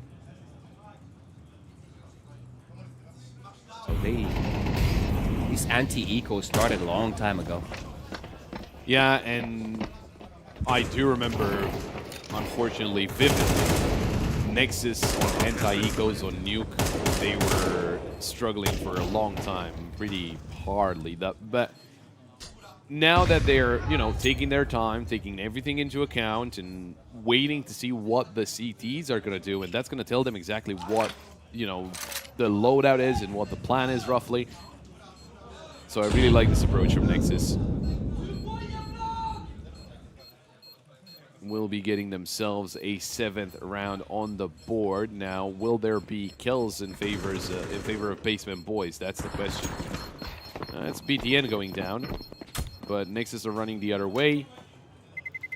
Sam's getting pretty close to the bomb, and he's going to go down to the explosion, but it doesn't really matter at this point, because we're getting into the last round of the first half. He can get a drop, and everything's A-okay. 7-4 as we turn into round number 12. Basement Boys obviously looking for that thief to make it a little easier on themselves, as they will be swapping to the less favored side of the map with the team economy here. 2,900 lost one for Basement Boys. Obviously, 34 would have been great. Some extra util that could have been there. Obviously brought to you by BRD. Now, what is the plan here for Nexus? They do get the smokes outside. Standard play. Blitz dealt with, but Sound gets the trade right after. So it will be still equal numbers. It's a good heads up. They finally have them weapons, but it's the last call. Changing the factions. Oh, Bandana wins that duel, but FNL manages to get him. It's just him and Cello trying to make something work onto that B side. The trouble already takes Cello, and FNL being low. That's that. 5 on the board for Basement Boys, and not really your expected CT side overall, since Pop right here told us numerous times, he's Pop, that CT is highly favored, especially on Nuke. But not judging by that, Nexus brought up a really good T side. Now, it's all about Basement Boys and what they can bring to the table on the more aggressive side.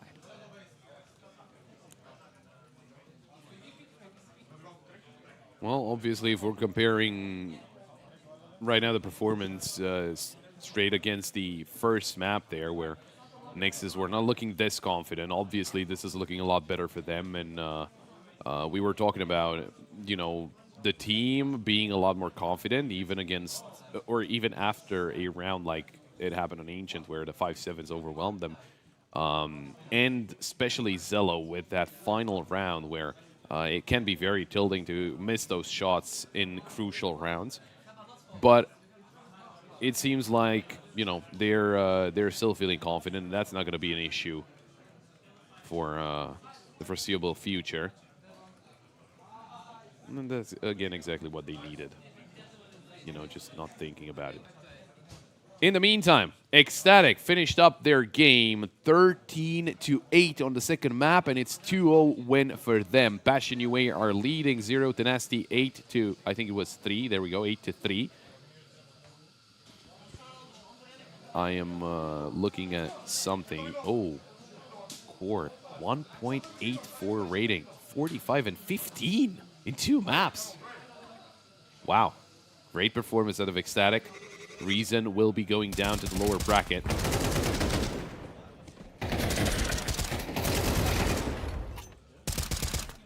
As I was saying, Passion UA were leading 8-3 against 0 to Nasty.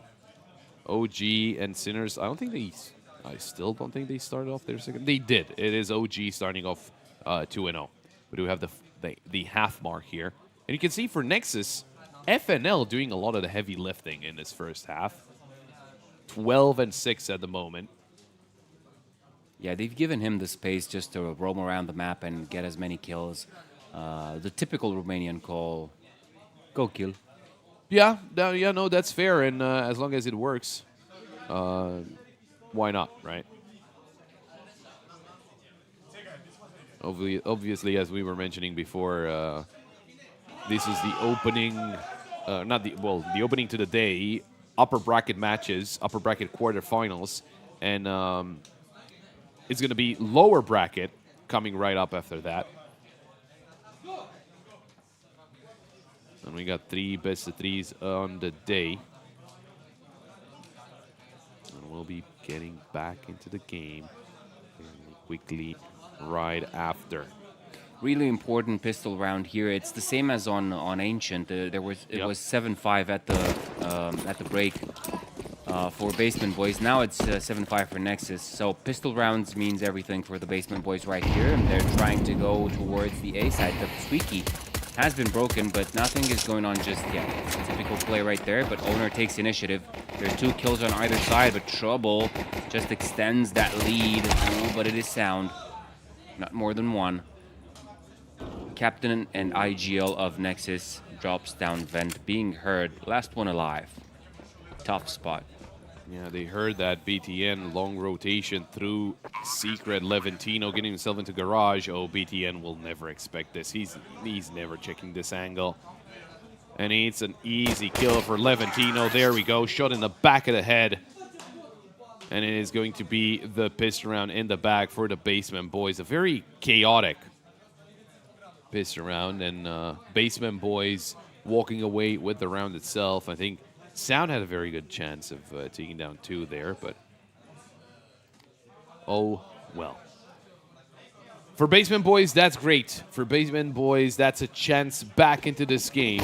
Obviously, they're going to be up against Pistols this time. Still, Deagles and P250s for Nexus. Not too many. Don't invest too much into a round like this. But at least you have a chance to take down a couple of players. Deal as much damage as you can.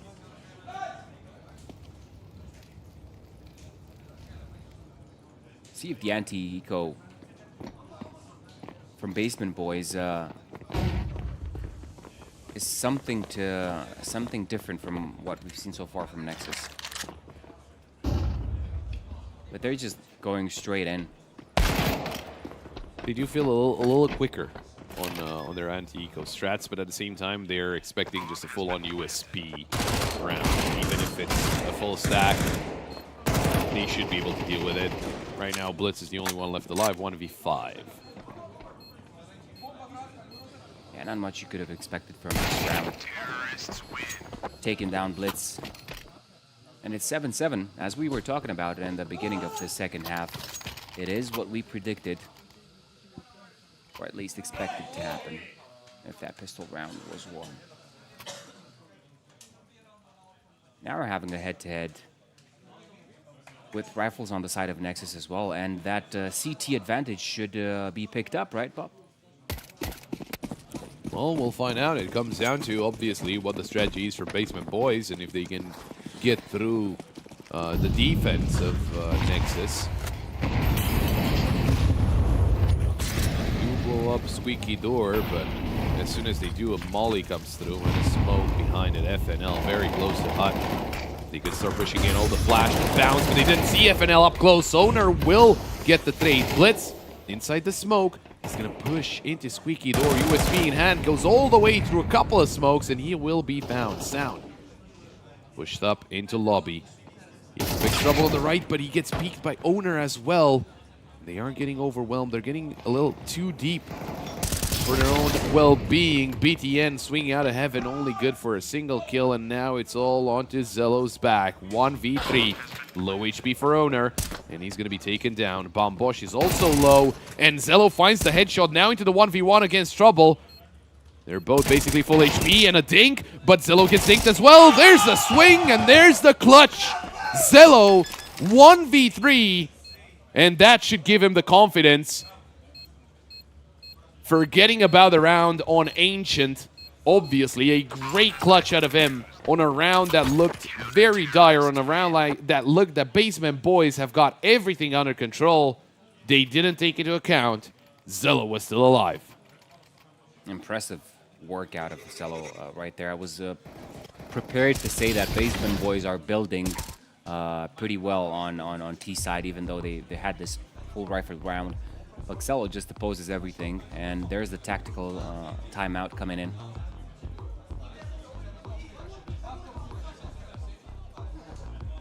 Sorry, I was listening to myself. Uncold. Obviously. What a clutch there. Oh, okay. Okay. We good. He fist bumped his teammate. When you realize your keyboard is €200 and then your desk is even as expensive. I mean, he's not at his desk. That's maybe why, you know. Probably. But yeah, there's a lot of eyes. You didn't come here to break tables.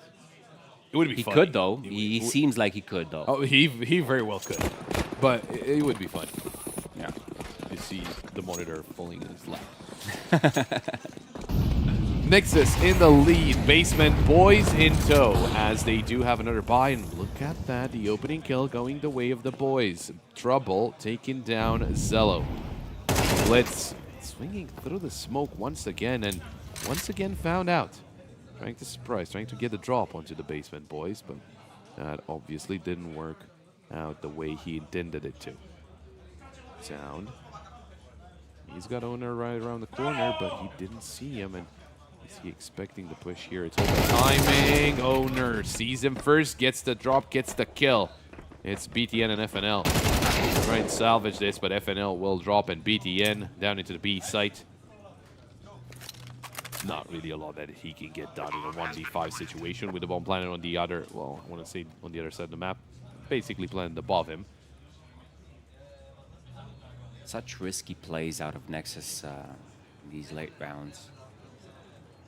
And you don't understand why, right? I mean, the only kind of weird, like, out of all the kills, I don't really get it why the push through the smoke happens. But at the same time, they might have thought that it's not necessarily an A play or players around the A side and maybe players could have surprised. And yeah, just a risk that they took that maybe was unwarranted. Yeah. But that's it, you know. Round's over. We're still in the game. We're still tied up. It's not the end of the world that it is this round. Economy-wise, it kind of is, because it's going to be an eco. So Basement Boys could get themselves in the lead. Back to the lead, I should say. And yeah, it's been a pretty long time since they've been in the lead, because they have been led at one point. The storm breaks on stream B as OG are leading Sinners 5-1. Trying to get a 2-0 there as well, OG. Remember... you do have to remember they did win that first map. They were being led for a very long time, managed to get the lead and finish it. Yeah, I think they were being the maximum. They were being led by 6 rounds. Yeah. Anyhow, anyway, we have a tie, and yeah, that's a really big Zeus. Yeah, Blitz has a Zeus now. Everyone knows it. Oh, he doesn't anymore. They took it away from him. They said it's too big of a Zeus. You're not allowed to play with it. It's not really getting scary for Nexus here. They did have to play around these pistols. Economy not going great, but you're going to hop back into the next round. But Basement Boys, after fumbling that 1 versus 3, 1v3 was against Cello, right? Yes. Clutch. They're getting back into this. And now all the kills are going their way. And maybe that huge-ass Zeus is going to play a part in this story, but I don't think so. Not the range you're looking for. Really close range on that Zeus. Yeah, they have to be very close, and obviously coming in from heaven, it's not going to be an easy Zeus to hit. 9-8 as Basement Boys take the lead. Nexus will be buying up here, and they will be having that up onto Zello. No util, though. They are missing a heavy amount of util. Sound has none. BTN, I can only assume that he bought a FAMAS just so he could have some more util to help his teammates out. FNL, kind of the same thing. So he's not the most comfortable situation. Talking about going through smokes, they're taking Nexus by surprise, but it doesn't seem so. Blitz with the double kill. BTN with his as well. It is all a cleanup by Nexus. And the game is really tied right here. BTN with the double. Not losing anybody aside from Blitz is a win in itself. So they're bringing a lot of weapons and some money to go with for this next round. But also, Basement Boys, they have an answer as well for that. It's up from here that this map or match can be decided.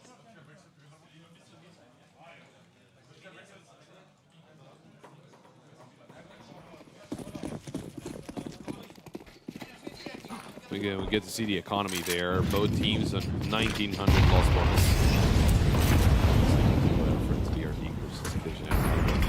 You're getting better at that. Am I? Yeah. But yeah, at this point, Basement Boys, they're not really in a dangerous situation money-wise. FNL, another time spray, and he's gonna mess up the second as well. Oh, Bandana still firing on all cylinders, but look at that. The double from Sound, Bomb Bosch in main, 1v3. Sneaked in, I think, through the smoke. Doesn't have the bomb. And he could get himself into heaven, try and surprise, but Nexus, the longer he takes, the sooner he might expect a play like this. Swings out, gets Sound. Making a fall away. Zello still holding right under him. USB in hand, interestingly enough. BTN dangerously low. Round that over, hang on. Zello still playing with a USB, and he's going to take him down. Double digits on the board for Nexus, and being that convinced to play the USB, I would assume the information gathered was that he was low HP. Tactical timeout called in by the Basement Boys, obviously. Things not looking too good. And Basement Boys, they will be buying up here. But if this one goes south, then there's a big issue. Yeah. Nexus are going to be on 11. You're going to be echoing towards their map point, which is not great. I don't know what the words are.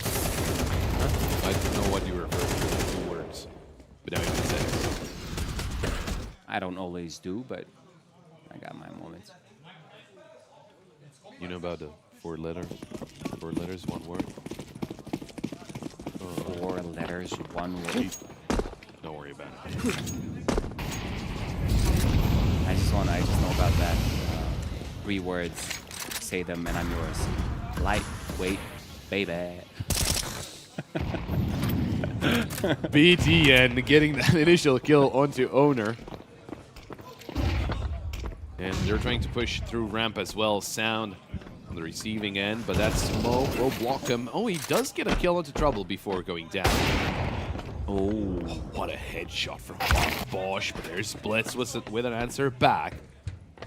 Still team player advantage. Blitz finding the second kill into Paul Bandana. And now it's Leventino. All by his lonesome. You know, we were talking about yesterday on FlyQuest's game, and we also talked to Regali about this. The first map where Netic was absolutely insane. Yeah. And that was a big part why they won that map. In this game, Paul Bandana was crazy in the first map. Right here, it's Owner. But the rest of the teammates are lacking behind, so that could be a slight issue for the Basement Boys. Needing a player to overperform. Leventino only good for 1 as BTN trades out, and no bomb plant. That's going to be an eco Santa. That's going to be pistols for the Basement Boys. And Nexus could have a breeze walk into map point. Yeah, they surprised there. I think BTN was maybe a little vocal. No, I was just reading the names. Oh, there we go. Is this your first time here?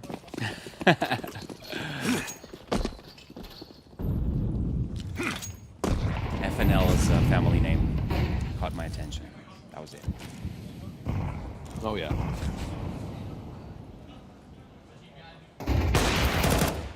Forced up.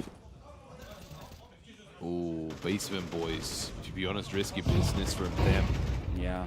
It's tough if they don't make it here. It's sound to receive them. But they have they have some success opening up at the B side. Ooh, Owner just in a prime time position. This could be good. This could be good for him. Kill, looking for more, and all of a sudden, from advantage for Basement Boys, it's 3v2. Make that a 3v1 as FNL finds the kill onto Bombosh, and it's all down to Trouble. In front of the double door is going to swing them open, and he's going to find both of the kills now into the 1v1. Cello against Trouble. Oh, the nade, the bounce could be enough, but Trouble repositioned. The thing is, he's blown open the double doors, and Trouble swings. It's gonna be Basement Boys with the round in the bag, and what a clutch from Trouble. As I just mentioned, Owner really overperforming, and the rest of the team just falling a little bit behind. Trouble wins the clutch like that. Man, I just love that round. The fact that Owner repositioned right there and the nade popped the double doors, allowing him to peek into a low HP Cello. FNL doing his best to recover this, but look at this Tech-9 action. Everything about this round is very nice. Probably some unexpected things there, as we can see on Blitz's face, but I just love that round. Everything coming to a certain conclusion. Well, Blitz was very frustrated. We were seeing that on the camera. He was very frustrated with the fact that he did not get that kill. Yeah. And a lot of funny situations towards the end of that round that lead to Trouble winning it. But, you know, that's all that matters. He did win the round. He did deny Nexus the map point. Good trade out of Sound after FNL is eliminated. And this round obviously should not be too complicated for the Basement Boys. Hello, Owner stood outside. Big surprise for BTN, never expected it. And Owner will get that final kill as well onto Sound. We are all tied up here, Sana. 11-11. We're gonna need the full distance to decide what the outcome is.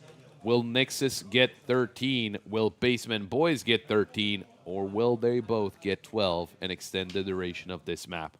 We're gonna find out as we're tuning in to round number 23. We've got a team economy. Lost bonus not looking too good for Basement Boys, or for Nexus for that matter. It might be 2,400, but that is obviously not enough, as they don't have any money in the back pocket. Nice chance from Trouble.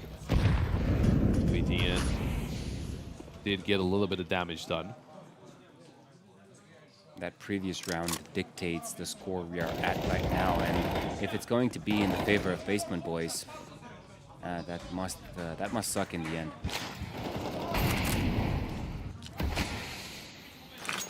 FNL taking that one. Man advantage for Nexus.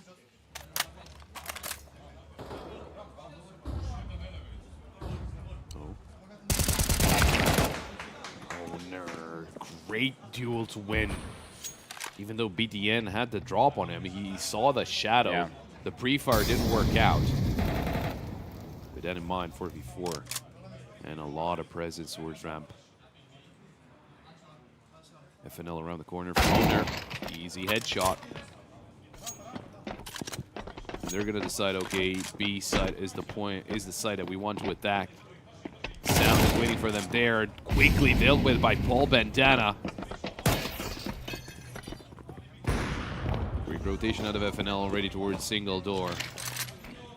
Launch thrown over. Players spotted. Fake plan coming in. There's the swing. It's shot from the upper, but FNL gets traded out. They do get the information from both players there. Zello finds Paul Bandana in blitz with a kill onto Bombosh. It's going to be Nexus onto map point, and look at that. The energy out of FNL. A lot of pent-up emotion, I'm sure. But the job is not done yet for them. They got to 12, but they have a single chance to close it out here and send us over to train.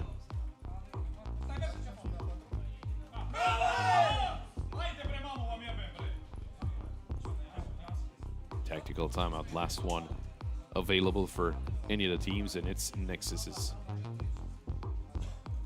taking 30 seconds to decide what is the best way and what can the enemy team do, how they can counter whatever they bring out to the table.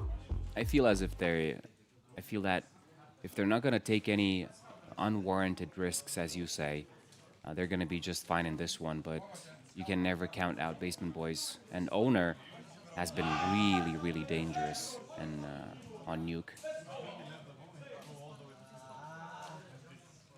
The fog will unveil. Are we going to train? Or are we going into an overtime and extend that prediction?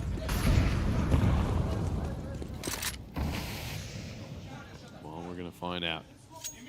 As obviously Basement Boys will buy up in this one. Not the greatest of buys, but they do have some very good firepower. Flash comes through.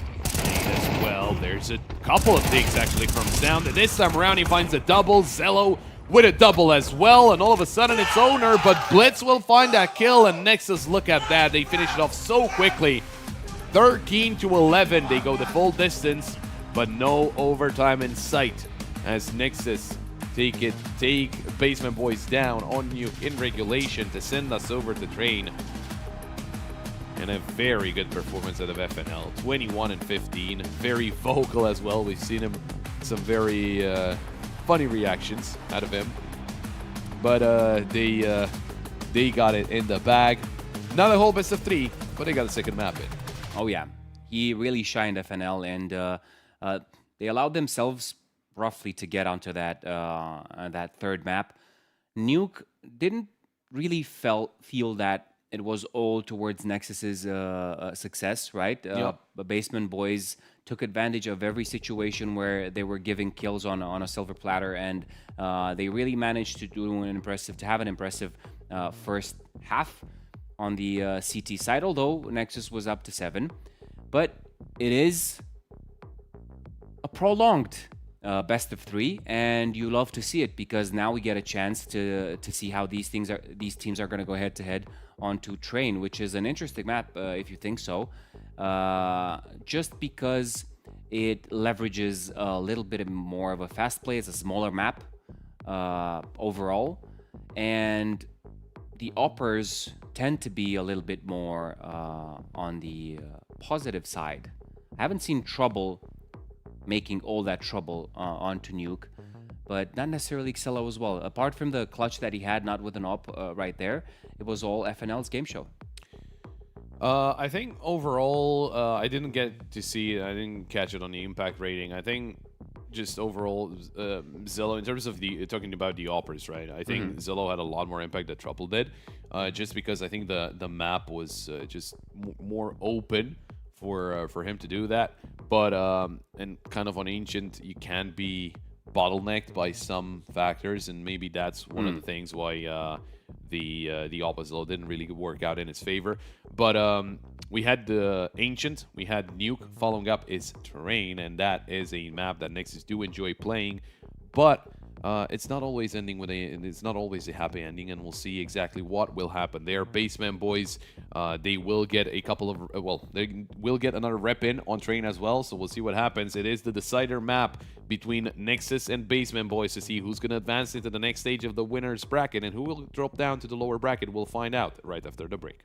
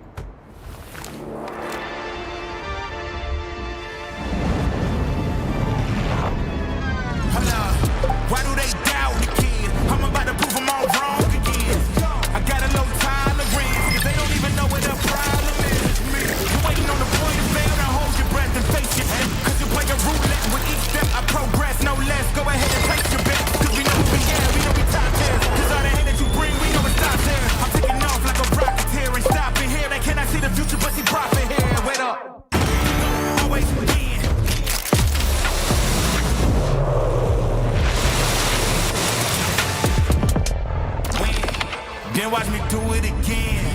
Tell her, taking no loss, no. I'm winning again, and it's all on repeat. I'ma just sit in the circus, I'm running it down. Baby, I don't know defeat. We don't talk, better know the grind. That's my walk. I'ma keep cold, I don't take no loss. No sense, run up the score.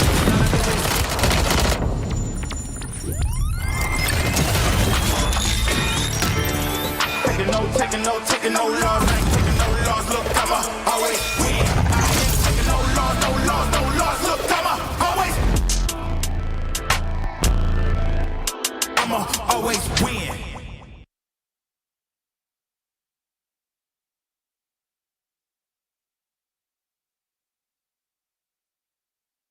Accidentare gravă pentru Radu Drăgușin. Urmează o recuperare grea după operație. Ultima victorie? Mai poate reveni anul ăsta? Victorie. Va mai fi titular? A serious injury. Victorie? Drăgușin convinge. Ce este o victorie?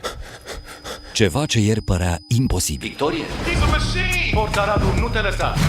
Luptă! Victorie? Părea imposibil. Victoriile se construiesc în vestiar și pe terenul de antrenament. Pere de Locker Room, din inima sportului. Care e victoria ta de azi? Welcome back to Game Builders, your favorite game dev podcast. Today, we're going to be looking at a brand new title by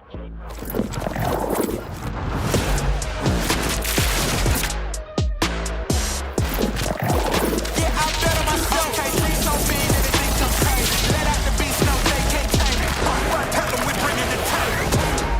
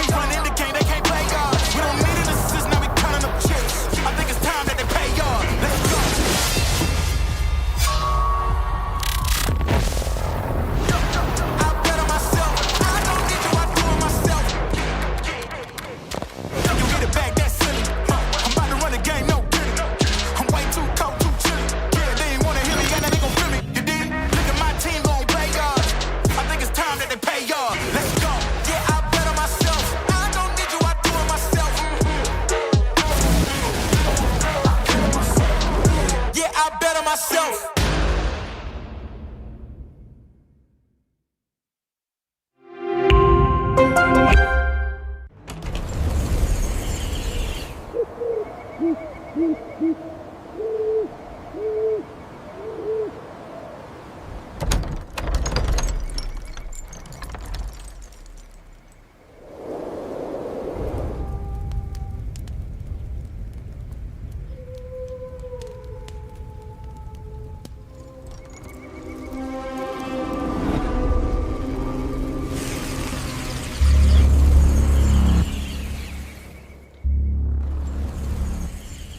back, a third map on the horizon between Nexus and Basement Boys, and it's been a very tough best of three for both of those teams. I mean, Basement Boys winning the first map and Nexus winning on Nuke, but a very close affair. 13-11 was the score. We won the full distance, and now we've got Train on the horizon. What is the way to go about it here? Because Nexus, they're used to Train. Nexus, I mean, Train was one of their go-to maps for a very long time, even, you know, in the CSGO era and all that. And for the set of Basement Boys, I mean, obviously not as many reps under their belt as we would have wanted, just to get some more information. They only have a couple of matches played on Train. One of them was actually yesterday against FlyQuest, where they won 13-8. They do have a loss about 2 months ago, but I don't think we'll take that into account. So, are we expecting, you know, Basement Boys? I want to ask if we're expecting them to do good, but at the same time, on Nuke, that was their first official game, and they almost took it home. So, I guess, or at least I would expect a close game on this one as well. Well, yeah, they're not to be disconsidered in any situation. And the fact that they won against FlyQuest yesterday, I think it just brings a little bit more positive attitude for themselves. And comparing yourself to FlyQuest and even defeating them, now you're having Nexus as an opponent. There's nothing that cannot start your engines properly and just say that it is our game, let's reset. Let's move on. It was really close. We know we have it. Let's just face up against these guys and see where we're going. Well, they're getting ready. You know, it was moments of frustration and moments of happiness, both happening on Nuke, and I think it's just very important for Basement Boys just being able to reset and focus on the game at hand. Basically, right now the game becomes a best of one.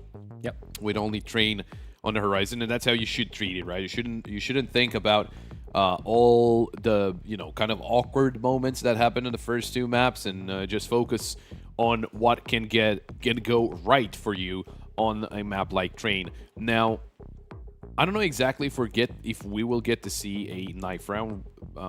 If we will get to see it on the screen, maybe we'll get to see it here on our screens and kind of find out where the teams will start. But I think it's pretty important for you to be able to start on the CT side. I guess I think maybe they already did it. That could also be one of the situations, because right now the game is almost ready to start. So, what are you thinking score-wise, Santa? Are we thinking 13-11? Are we thinking 13-6? And for who?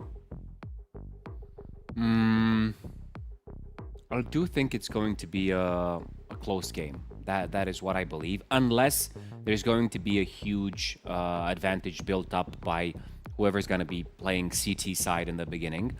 And overall, yeah, I'm expecting Basement Boys to bring their A game and Nexus as well. So it's either going to be Nexus winning all the way with a big difference, or it's going to be really tight, even overtime. So that's even overtime. Let's find out as we are live with the third map. It's Nexus favored by the odds, but not as heavily as when we started. It's going to be Nexus on the CT side, so they do have the chance to get an early lead here on the favored side of the map. And Basement Boys, they want to deny that with a fast play into the A site, already out. No, perfect flash. They're all blinded up, but that smoke really throws a spanner in the works for Nexus. FNL took down Trouble. BTN and Sound find a kill each, and there's Sound with a double. All of a sudden, Levantino finds himself in a clutch situation. 1v4, Sound swings out. And you can see Sound getting vocal as well. Pissed around in the bag. Yeah, kind of missed that action from Sound. So far, it was FNL that was screaming all along. Now it's sound. And on the other side is who was screaming? Paul Bandana, right? He was the most vocal out of Basement Boys. Yeah, I think so. I think Trouble as well. I think he was very vocal as well. He was also getting ready to punch a hole in this, but decided against it. You love to see it. I don't think you'd love. The restraint. There is okay. The restraint. I agree. Oh, swings out, gets a double. There's Zello helping out, and a third kill for Nexus going the way of Zello. Now FNL did go down, but that doesn't make it a lot scarier at the moment. Paul Bandana with only a Glock in hand.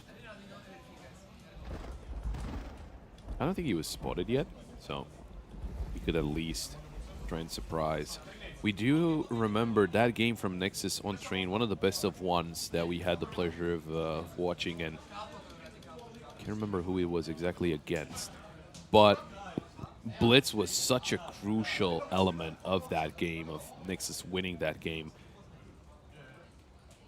Just the B anchor that couldn't be pushed through. And we see Blitz and Zello finding the last 2 kills to secure the round for Nexus. As I said, FNL did go down, so there needs to be a reinvestment there. But with that in mind, Basement Boys, they will have a full buy. So let's see how this one pans out. If Basement Boys are able to get an answer in early on, or if Nexus will continue on their winning ways. Big Academy? Was it Big Academy versus them? Yeah, on Train? I think so. Might have been Big Academy. Yeah. I'm going to double check, actually. But yeah, we were saying about, talking about Blitz, that he's a really good rifler. However, I'm kind of... It was Big Academy. Kind of overturned by Basement Boys. We've seen Owner really stepping up on Nuke. Aside from that, Paul Bandana was having a great Ancient. I'm curious to see who else steps up right now, or is it going to be the usual suspects? On a side note, OG 2-0 against Sinners. They take it home, and Sinners couldn't really get the win on the first map. It was pretty close in the beginning, but yeah. OG respect their positioning. BTN, important kill. Got on there, and there's going to be the boost. Oh, but Blitz, he's been found by Levantino. FNL on the flank, eliminated, and all of a sudden, all the chances the Nexus had do go down the drain, but BTN with a good kill onto Bombosh. There's Basement Boys getting themselves an answer back. So out of all of the games here in the upper bracket quarterfinal stage, this is the only one that goes the full distance. Because we had Passion UA 2-0ing Zero to Nasty, Ecstatic 2-0ing Reason, and now OG 2-0ing Sinners. And this is actually the only game that does not have a team that was straight invited to the playoffs, right? Because Nexus won against Metasport and Basement Boys won against FlyQuest. Oh, Blitz swings out, gets the kill onto Levantino, manages to back away safely, not losing a lot of his HP. Even in a situation like that, it's very impressive out of Blitz. Gonna swap positions with BTN. BTN will play a more defensive angle with an M4. Oh, FNL found by Owner. Do need to be careful about how they want to play this Ivy position. Could be a crucial choke point. And for now, FNL was overwhelmed. Didn't see exactly where he went down in the previous round, but we'll see if that keeps on happening. As 3 players from Basement Boys keep pushing through Ivy. There's Zello taking down 1. Paul Bandana eliminated. Bombosh alone towards Pop Dog, but he is being held by Blitz, making sure that no teammate can be spotted without him knowing. 30 seconds on the clock. And as soon as the kill will start pushing, but there's Blitz with a kill. It's his second of the round. They can try and book it towards the B site, but there's still a player there. It might actually just be a save from the basement boys. 2v4. It seems like it's already decided. You have to, don't you?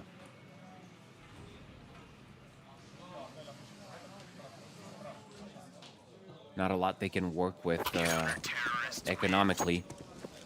Basement boys going further. That loss bonus is going to mount up, but right now you have to take advantage of the two AKs you're bringing with you. Maybe they can open you a site together with those Tech 9s. We've seen them actually do some damage on Nuke in a similar position. Impact player brought to you by BRD, Group Société Générale. Did I say it right? Okay. You certainly did. Sorely dead. Thank you very much. Certainly. Say literally. Literally. Literally. You know that Arab guy that is trying to do Duolingo? Literally. I mean, I can understand completely. Sound getting the opening kill. That's trouble eliminated. The word they have biggest problem with is library. Library. You're having? Yeah. You? Library? Library. It's easier like that, huh? Yeah, it is easier. As it is easy for FNL to get a kill on the owner. That just pushed up through Ivy. Sound finds Levantino. And it's Paul Bandana. With 5 HP, not able to retrieve that weapon. Nyx is getting their 4th round on the board. And a flawless one at that. Getting some more of that juicy economy going. I never knew how to say properly clothes. Clothes? Clothes. What about some clothes? Oh, actually another one is actually 3. 3? Yeah, I just go to the first 3. Somebody might pay some respects to bilingual casters. But Barely Nobody's bilingual. Bosch taking down Sound. Oh, BTN this time around. It was usually Blitz who got aggressive through upper ramp, but this time it was BTN. Zello's with him. They had a lot of members at the start of the round towards B. Owner finds BTN, missed shot by Zello. And now it is a 3v2 favoring the basement boys. Op posted up, but Blitz is still here. This could be big. They're not expecting him to make this move. That's indeed.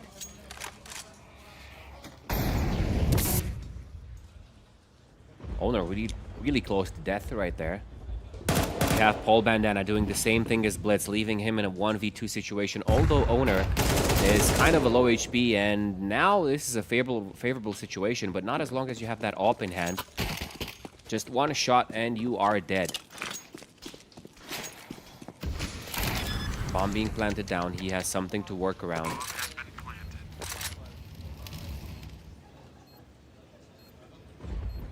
No, It's time. no rush out of Blitz, yeah. He has the defuse. He knows Owner is low, or at least I think he has gotten this information. He has a nade. If that nade is lucky enough. Is he gonna throw it though? There's a lot of angles that he needs to check in this situation, and not enough time to do it. Oh, just now spotted last player, but oh, he gets the kill. He gets the kill, but it doesn't really matter. It's way too late. And the round goes the way of basement boys. A good try out of Blitz. 3 kills for him, 9 and 1 so far, but unable to get that round under control. That's the thing about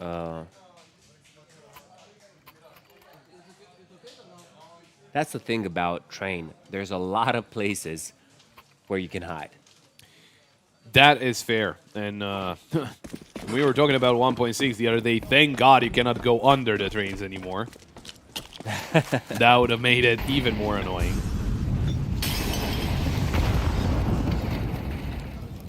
Another round, another bye.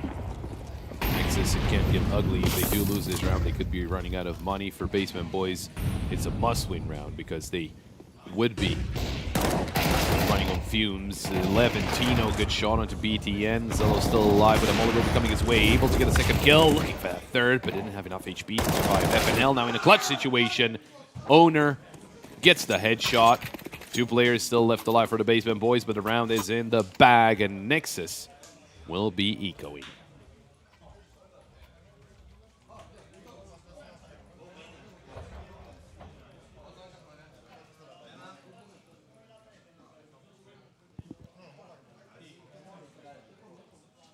Four-on-3 situation. I thought that after that last round where Blitz was close to getting it, Basement Boys are going to get up to the equalizer, and this is an opportunity for them to do so right here. They have all the arsenal and the rifles that they could possibly want. There's only FNL that can do some real damage, unless Zello's Deagle is going to do anything. But in these kind of situations, it's kind of tough. Sound is being discovered. 2 kills, 3, and a 4. And FNL needs to carry this weapon with him to the next round. Don't be so excited, Santa. Calm down. Yeah, this M4 is going to be very important just because it was basically the hero M4, and it wasn't necessarily a hero. I mean, I'm really trying to pace myself whenever they're facing an eco, because it's an eco. Word on the street is that you don't really hype things up when you're facing against an eco. But if it were weapons, I would probably jump a vowel or two in the air. Jump out of the chair. Jump out of the chair.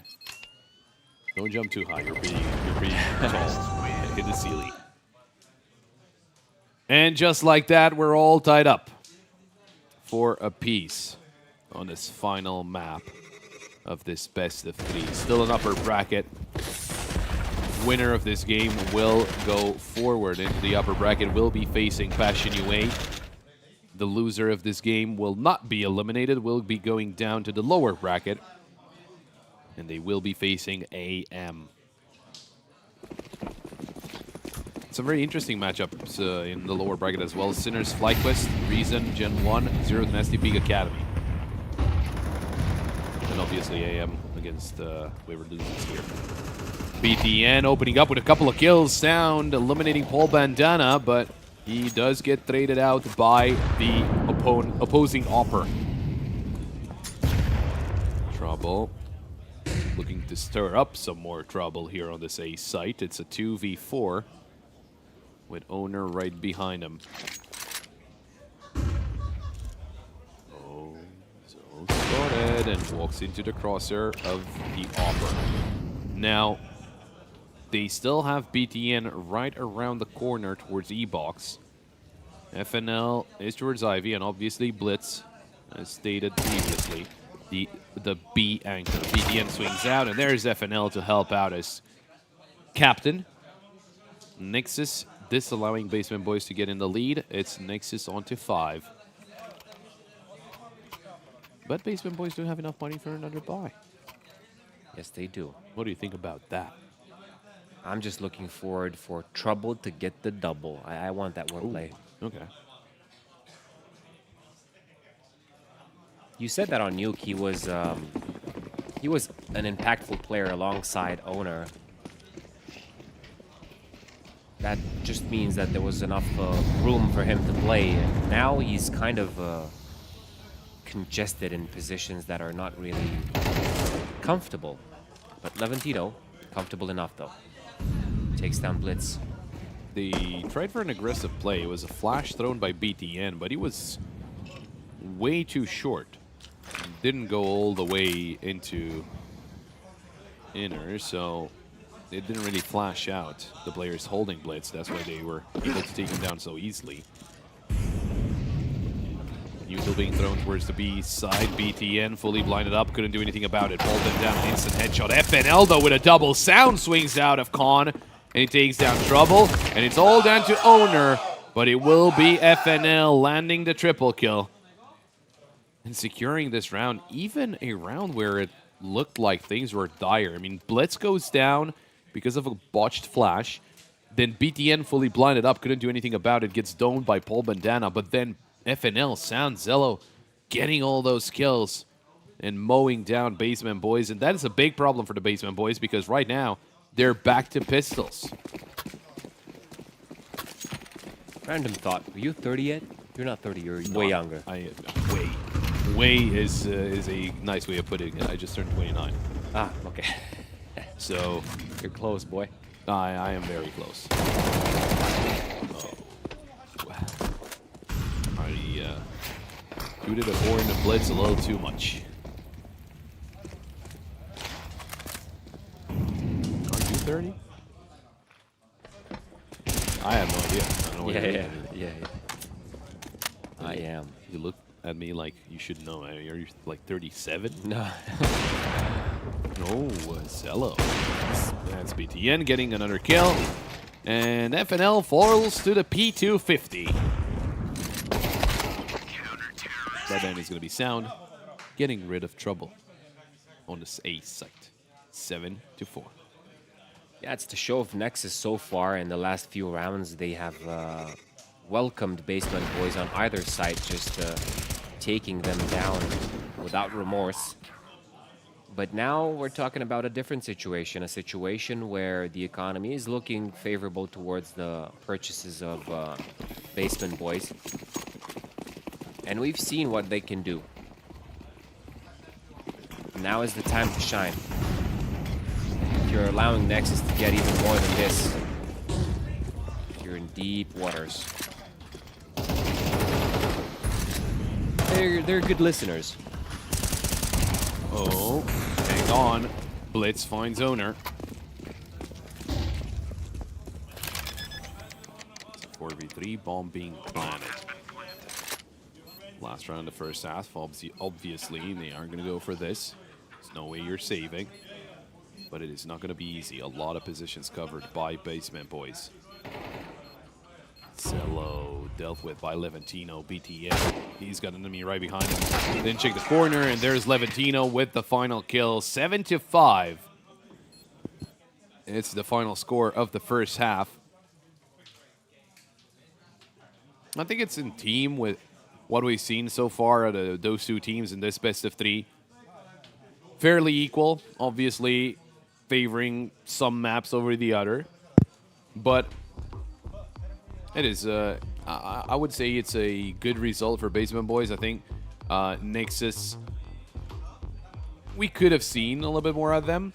But Basement Boys, once again, playing really well. Because this is something that we mentioned. We didn't get to catch, I mean, me and you didn't get to catch that first game between Basement Boys and FlyQuest.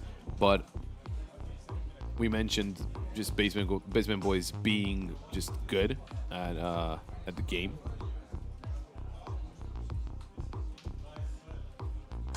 Getting a quick sneaky message from our observer. But yeah, and with this being such a good map for Nexus, I mean, on the CT side, could have seen an 8-4. Ooh. Blitz a little frustrated with that. Obviously, not what you want to see whenever you're leading.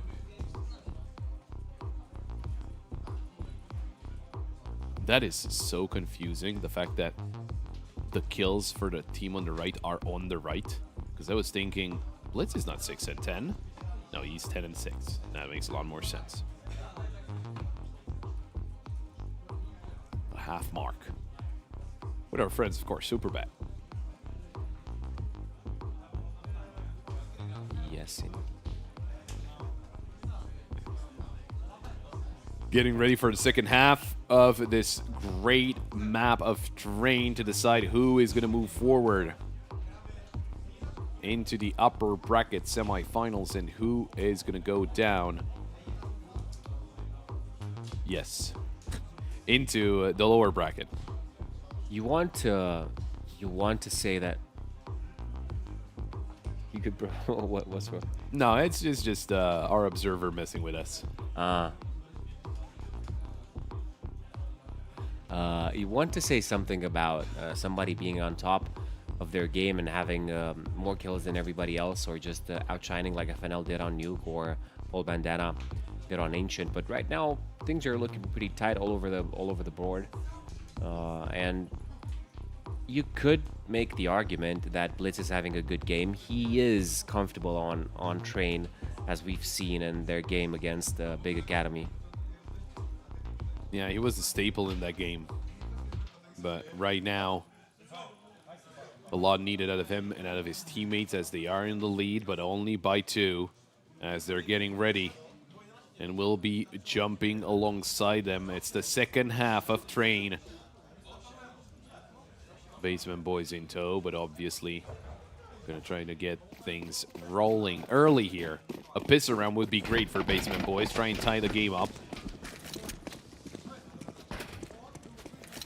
Next is they have every single player in the inside part of the Train, as he will be trying to go at least it seems towards the B side. Levantino with the dualies.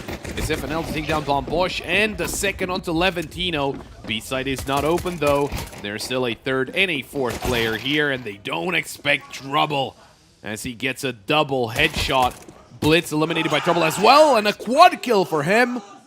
What a great adjustment for the Basement Boys. A couple of players pushing in, and they were only the bait. And Nexus, they were reeled into the B site and then taken out of the water. I'm so jealous. You had the opportunity to say Trouble with the double, and you didn't. Oh, okay. You were making a sign there, and I went the way of fishing puns. I don't know if it's Train. It doesn't even make any Grandpa. sense. But okay. Fishing is not a young man's sport. Can be. Any fishers? Any fishing enjoyers? Fishers. Fishermen. No, I'm Fishers. okay. Eco round. It's Glocks. And a Deagle. Oh, Bandana looking for those juicy eco kills. Okay, Mr. Cambridge. Boom. Goes the Deagle. Oh? No. Levantino takes them both down. BTN. Quickly dealt with by Owner. They do get a kill onto Paul Bandana, but that is about it. You were mentioning, this is just remember because I talked about the Deagle, you were mentioning that, you know, in the old 1.6 days, you would have played the Deagle with the op as the second weapon. Yeah. There is a sticker, you know, that says my other op is a Deagle. It's an old one. Yeah. It was really popular, this combination. Yes, obviously. I mean, it was the only pistol that you could genuinely play.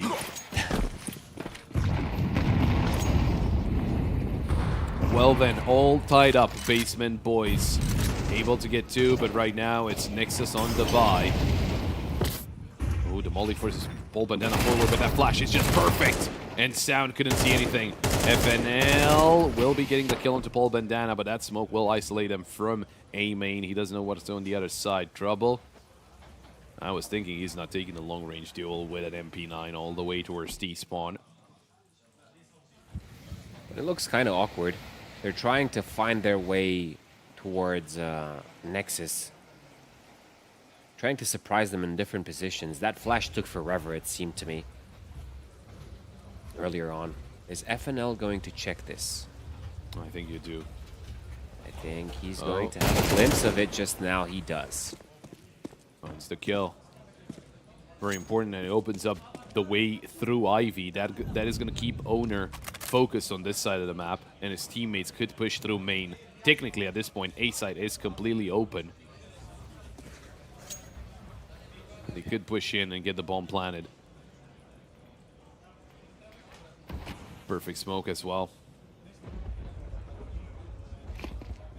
But they do have Bomb Bosch behind the site now that they need to deal with. Blitz.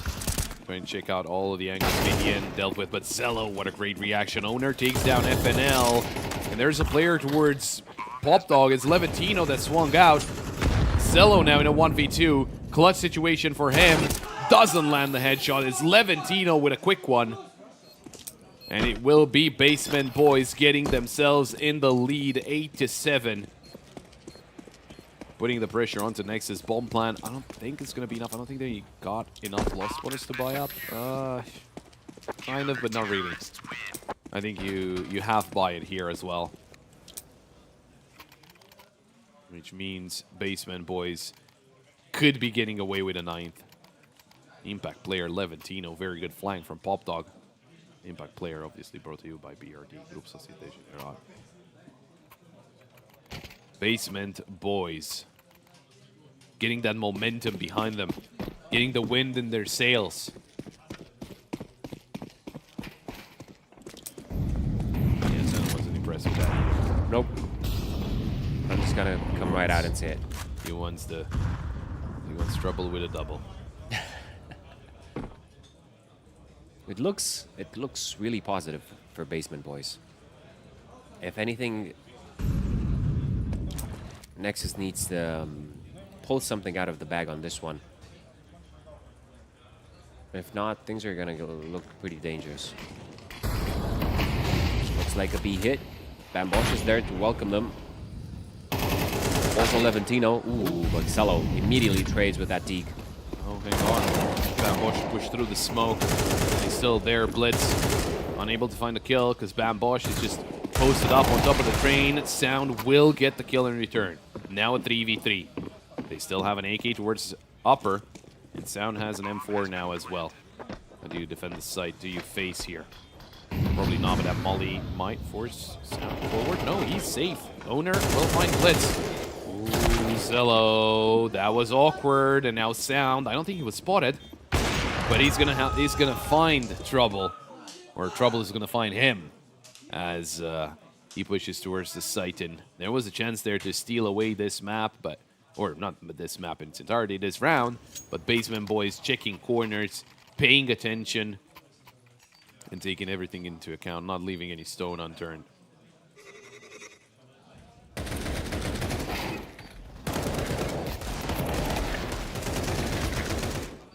It's a little awkward there from Zello. Surely not what he wanted, but it could have made a big difference, you know, taking away the attention, getting a drop on one of the players and surprising him and getting the kill.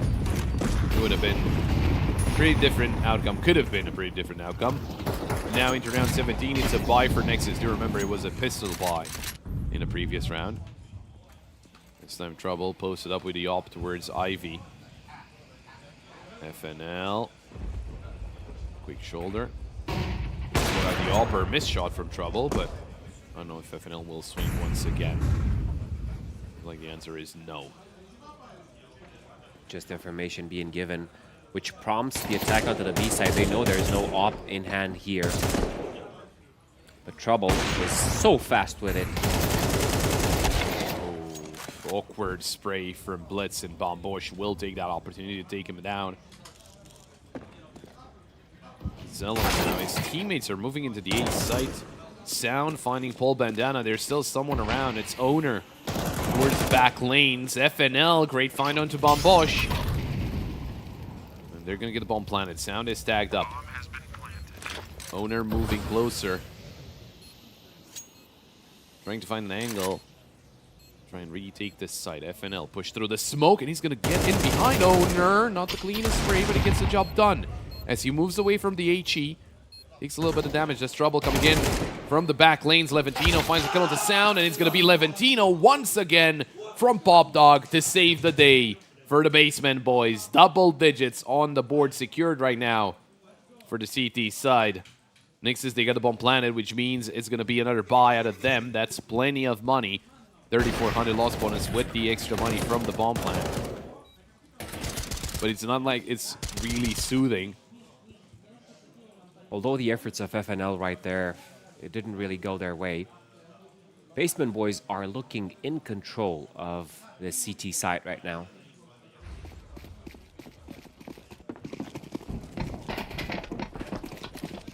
And as you said it, there's not much you can do here if the money is crumbling. BTN first victim. It's going to be Sound taken out by Leventino as well, and not the start that Nexus were looking for, but Basement Boys, I'll say thank you very much for those first 2 kills, although FNL finds an answer. Leventino right around the corner. Zello expects it. Gets the kill through the smoke. Trouble swinging out of Con, keeping the player's advantage. Flash through, but Trouble dodges it, and it's all down to the enemy opper. Without an op, it's Zello. He has the bomb on his back, though. 1v3. We've seen him do it on Nuke. Can he replicate it here? Bomb Bosch behind the box. He's seen Zello trying to isolate his duels, but it's gonna be Trouble with a quad. Oh, is that good enough? Trouble a quad with kill. a quaddle. It's a quad kill for Trouble, and that brings Basement Boys ever so closer to that winning score of 13 they're looking for right now to take down Nexus into the lower bracket and to keep their run alive into the upper bracket. Obviously, gonna be facing Bastion UA if they manage to win here.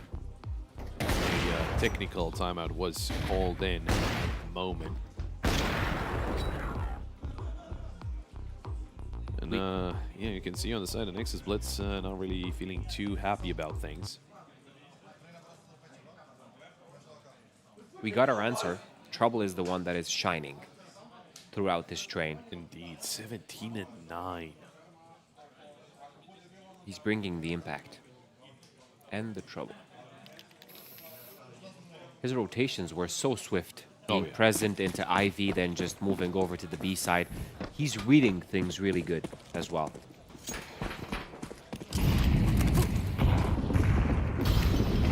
Nexus switching up the pace, going a little bit quicker in front of B. Leventino still able to find one, even though he peeked into 3 players. Able to get that initial kill.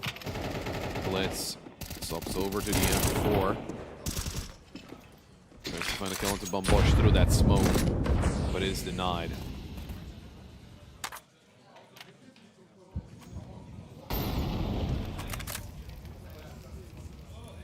Only comes through to deny a push through lower ramp.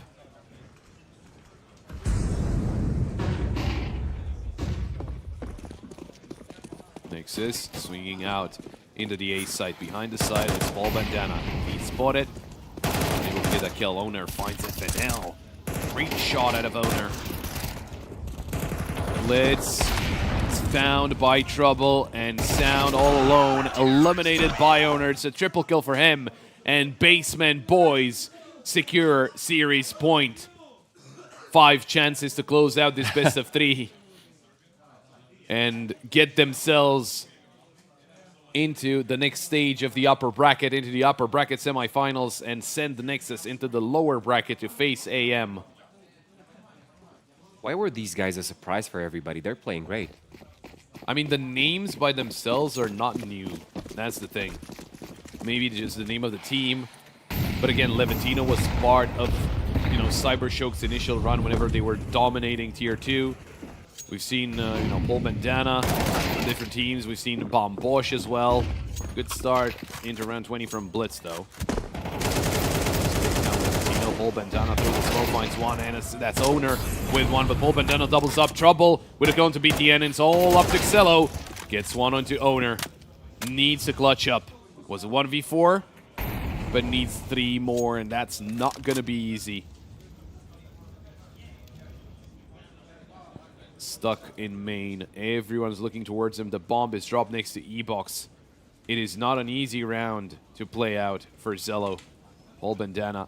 Oh, that molly would be very important. If he forces Paul Bandana out of hiding. He managed to do it, but Bomb Bosch hits the headshot, and he will be Basement Boys to move forward, overpowering Nexus. 2-1 scored, 13-7 on the decider.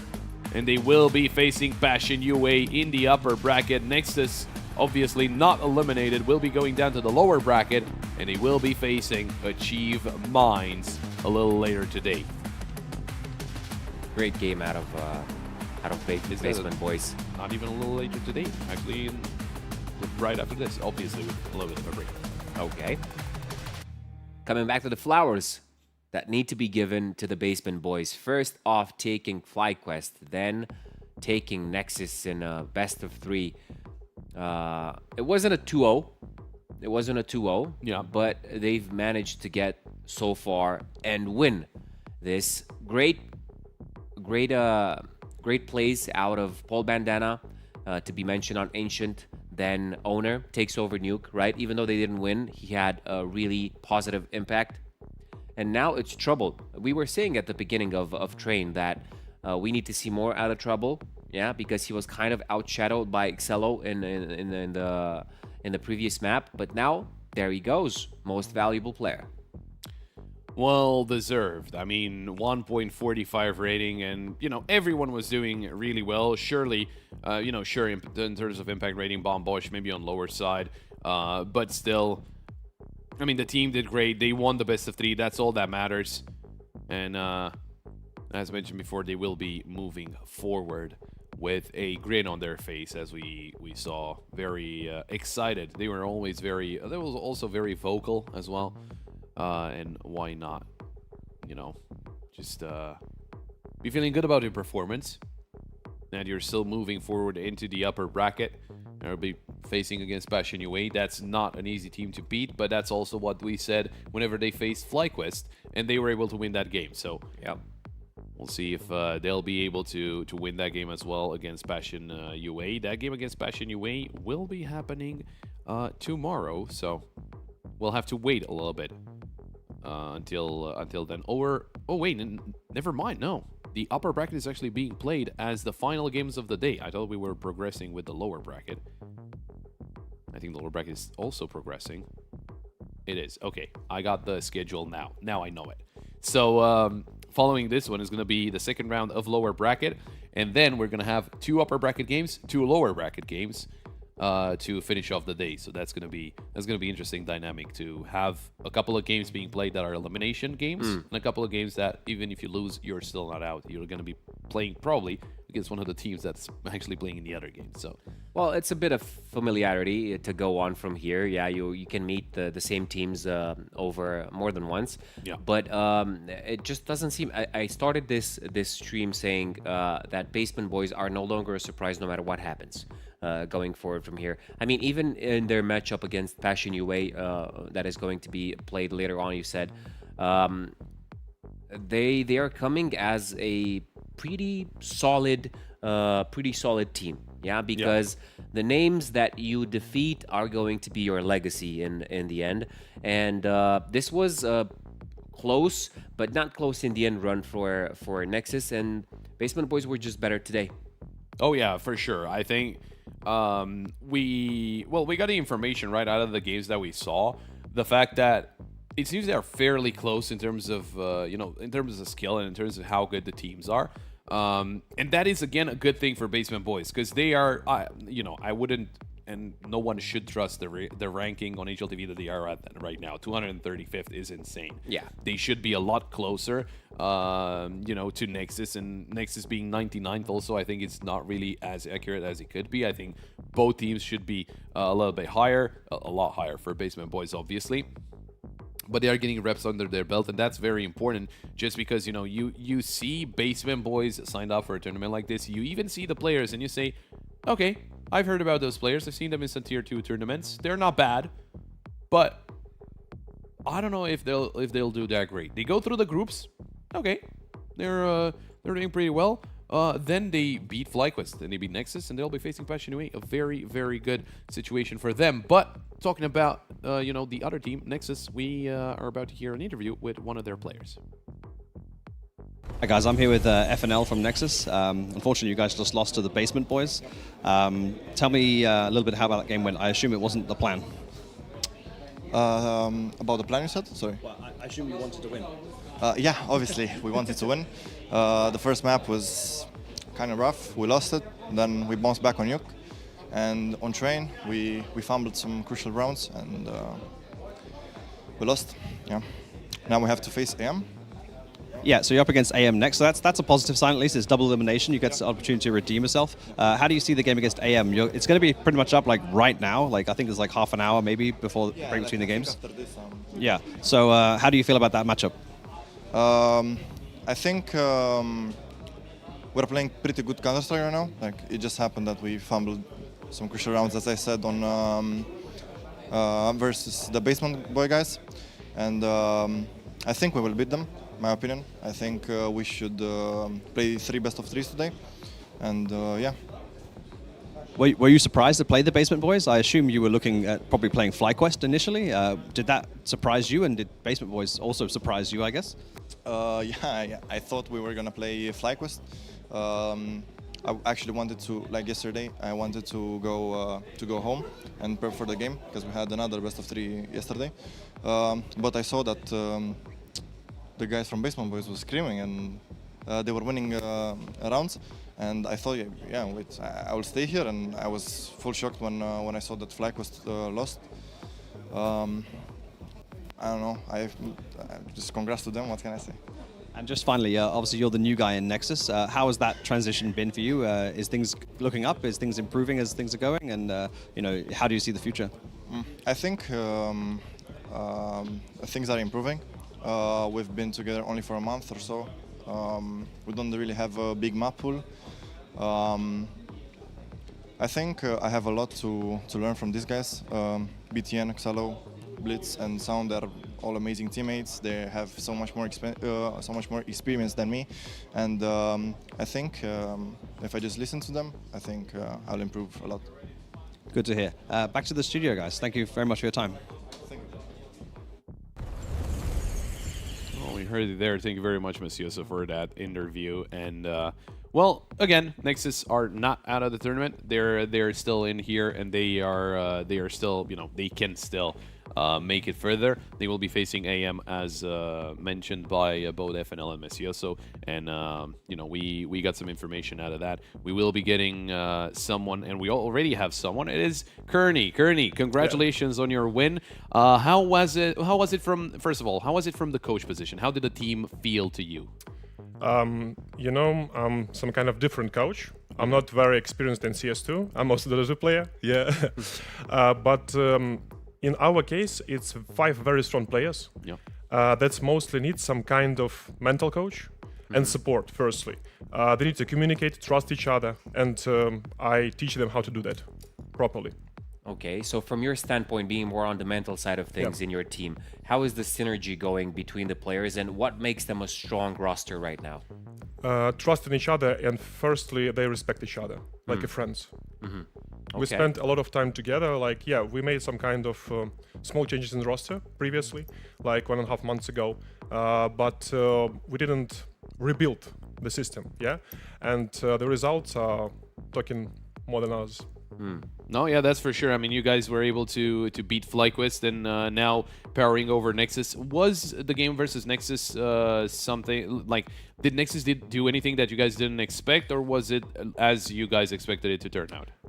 They prepared as well. They rewatched our yesterday games, so we was ready for that, to be honest. We also prepared as well. It was a very, very good game. Okay. Now, everybody was saying that Basement Boys are the underdog of this coming into the FlyQuest duel. Now, Nexus, in my opinion, there is no surprise going further, right? But you're facing against Passion UA. What are the thoughts preparing for such a game? It will be a great pleasure to play versus Passion UA. It will be a game of the day, I think. You the think most interesting, yeah. Okay. Now, I thought you had another question. That's why there's a lot of questions going Please into go my ahead. mind. Going through all of these competitions, we are expected from you to be a long-time roster within the scene and see you in many of the LAN tournaments going further. Yes, of course. It's Basement Boys is a project for long term. Firstly, like we build up the teams watching on the tier 1, like Mongols, for example. They didn't make a lot of roster changes because the synergy between players is in my opinion, way much more important than the personal skill, than the star players. And the results are talking by themselves right now. And looking a little bit into the future, what is next for Basement Boys? What is like next tournaments, or where are you guys gonna be playing next? Definitely, it will be the next season of DraculaN. Yeah, let's go. Let's go, and we will see. Like currently, we don't have VRS points, so we will see after the tournament what kind of invites do we have, and then we will choose. Okay, so you're looking for an established name within the scene because, it's kind of weird when you don't hear about specifically the name of the team, but your players are well known within the CS scene. So you're looking for establishment. Yeah. Yeah, there we go. Well, Kearney, thank you very much, and Thank you so much. good luck going forward. Thanks, guys. I'm sure we'll see a lot of Basement Boys out of them. So thank you. Bye. There we go. So that was it with the first game of the day. We still have 2 more best of 3s to go through. Obviously, as mentioned before, we got a full series of lower bracket runs, and then we're going to have a little bit of a mix-up. We're going to have upper bracket and lower bracket played at the same time, so it's still going to be a full day of Counter-Strike. But yeah, starting off with an interesting game is always great. As I mentioned before, this was the only game that went full 3 maps, and that's how we like it here at DraculaN Season 2. So we will be taking a break, and when we're back, it's following with the lower bracket.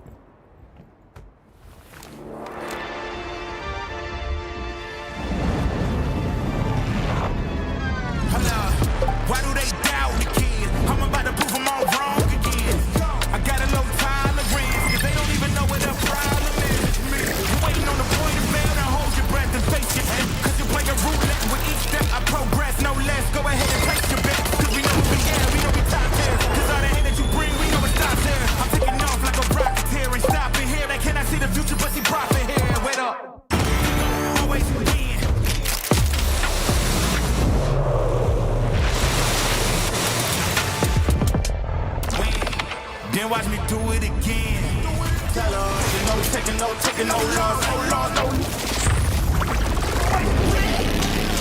I'm winning again and again and again, and it's all on repeat. I'ma just sit in the truck 'cause I'm running it down. Baby, I don't know defeat. We ain't no talk, better know the grind. That's my walk. I'ma keep cold, I don't take no loss. No sense, run up the score.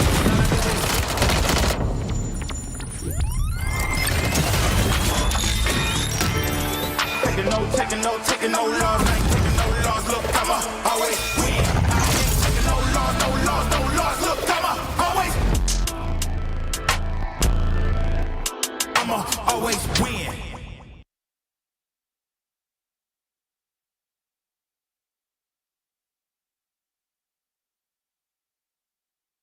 Accidentare gravă pentru Radu DraculaN. Urmează o recuperare grea după operație. Ultima victorie? Mai poate reveni anul ăsta. Victorie. Va mai fi titular? A serious injury. Victorie? Ce este o victorie? Ceva ce ieri părea imposibil. Victorie? He's a machine! Forța Radu, nu te lăsa! Luptă! Luptă! Victorie? Părea imposibil. Victoriile se construiesc în vestiar și pe terenul de antrenament. Pere de Locker Room, din inima sportului. Care e victoria ta de azi? Welcome back to Game Builders, your favorite game dev podcast. Today, we're going to be looking at a brand new title by Jake.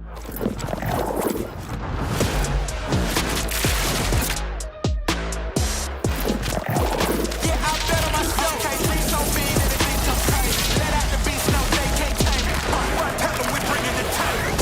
Yeah, I bet on myself.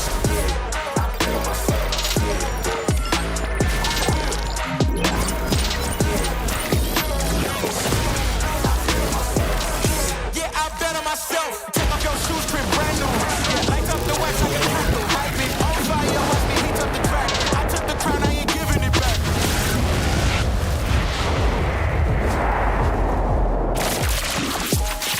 Look at my team going way off. Now we running the game, they can't play y'all. We don't need an assist, now we counting up chips. I think it's time that they pay y'all. Let's go.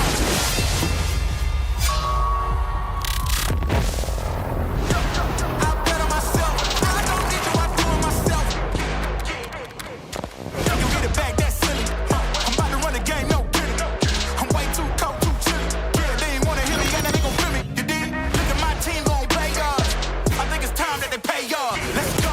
Yeah, I bet on myself. I don't need you, I do it myself.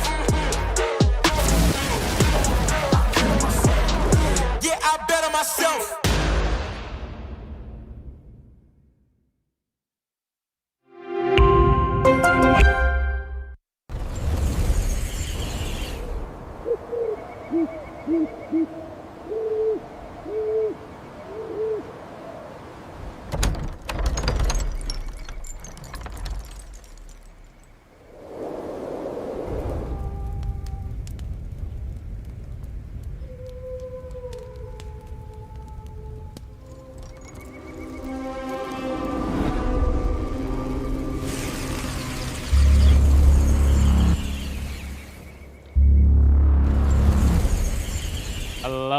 Hello, everybody. Welcome out back here into DraculaN. It's the second best of 3 of the day after an action-filled day. Once again, it feels like the action never really does stop out here on DraculaN. And we are all back out here onto the desk with the usual formation out here. Usually the morning shift. Now we're going to go down to the afternoon. Madam Zacho joined it with Ted. Yeah, we're switching things up, man. Yeah. Oh, whoa. Santa's not readjusting the mics. Yeah, okay. We're good to go. Yeah, man. We're going through the tournament. It kind of feels like we're flying through, right? There's been a lot of action already today. Myself and yourself, we arrived a little bit earlier. So even though we didn't cover the first game, we were here to look at the teams, look at how the games are going, and see some of the reactions. There's a lot of emotions here, and it's I feel like for a lot of the teams, I had a bit of a chit chat with Gobi. Obviously, he's here with Big Academy, and he said that even for his expectations going into a tournament like this is turning out to be much more competitive and much closer and filled up with many more upsets than what he was initially getting ready for. I think that goes for us as well. We were never expecting this to be this high passion, this high stakes. Yeah, it does become like this when you take a look on down to the upper bracket. Never would have expected Basement Boys to be here, right? Passion now actually are going to have to take them very seriously. Ecstatic and OG is going to be like the match to really look forward to here Yeah. because it's two teams with the highest implication to the VRS system. And then down to that lower bracket as well, there's even more fights to be had, right? Because you're having the Romanians, kind of the home turf, trying to stay alive into the tournament. There's a lot of good narratives that are being built up on the back of a tournament that I feel like not that many people were expecting to be this good. No, absolutely not. Yeah, if you're just an ordinary Counter-Strike Yeah. fan, or even not that, just a normal fan of the game or someone working in the industry, you were probably looking at all of this before the start, and you were saying, well, it's probably going to be between FlyQuest, OG, Ecstatic maybe to win the entire tournament, and that might be the case towards the end. But as of right now, we're looking at a whole lot of surprises. I mean, even the fact that Big Academy just absolutely dominated Zero Tenacity on map 1 at 13-3, they're currently moving with. But here on the A stream, we're going to be focusing on, I feel like, one of the most interesting games, if not the most interesting game of the lower bracket so far. We've got FlyQuest taking on Sinners. Obviously, FlyQuest found themselves here after a pretty unfortunate turn of events yesterday against the Basement Boys in their opening game. And for the side of the Sinners, earlier on, played a best of 3 against OG. It was a competitive game to some extent, but still a 2-0 for OG regardless, and Sinners couldn't really get it going in the way that they wanted to. That's what it felt like. It did feel like that 100%, and we're gonna have this reoccurring talk about Peppo, about B-Stick, and how well they're doing on a server, how less well maybe the others are doing comparatively to our expectations. But since we have them on the screen, let's talk a bit about them, right? Sinners coming into the tournament had a bit of a tumultuous start. Walk me through it. Yeah, I think for Sinners, this is a really interesting project, man. Online, they've been playing good Counter-Strike lately. Obviously, for Shocking Beastic, it's a never-ending Cinderella story with this organization. They've been here for nearly 6 years now, right? Joined in January of 2020, and those two, no matter how many changes we've seen, the likes of Oscar come and go, Neofrag, Zetko at some point. There's been a lot of players to come and go from this lineup, but they're still tuning in to play some international Counter-Strike now with the additions of Kisarek and Stress Arm. But this is really the team that is going to be on a lot of people's hate watch now going into this game, because FlyQuest obviously still making a, I was going to say making a change. It's a more of a temporary one, obviously with Azur being the coach now. JKS arriving a couple months ago, and he's already participated in some bigger tier events. The one thing that I think concerns me for the side of FlyQuest is that it feels like there's a lot of unfulfilled potential within this lineup, and I think that's what we saw yesterday. The second game was much better than the first, obviously, able to get a pretty clean 2-0 over Metasport, dropping 6 and 7 rounds respectively on the two maps. And I think this was the game in which we actually did see the face of FlyQuest that was supposed to be shown from the get-go. But we had the opportunity to chat to some of the players, and I feel like the vibe that is coming out of this team right now is that all of those players on the team realized that this first game was more like a cold shower for them. Right? That was kind of like a wake-up call, a slap to the face, check back, or a reality check, if you will. So yeah, we're hoping to see a much better performance out of them today, even in comparison to the second game yesterday. We're going to take a quick look at the veto, and it actually is interesting because I think FlyQuest's Dust 2 has been incredibly solid. And it's probably the only map on which we could say we're watching FlyQuest with a lot of I don't want to say with a lot of pleasure, because I do enjoy watching them on a lot of maps, but it feels like this is the only map on which every single player feels comfortable and they know exactly what's going on. They know how to find their comfort zone without stopping the others from doing so. It's just a map on which FlyQuest could be competitive on against probably some of the best teams in the world even.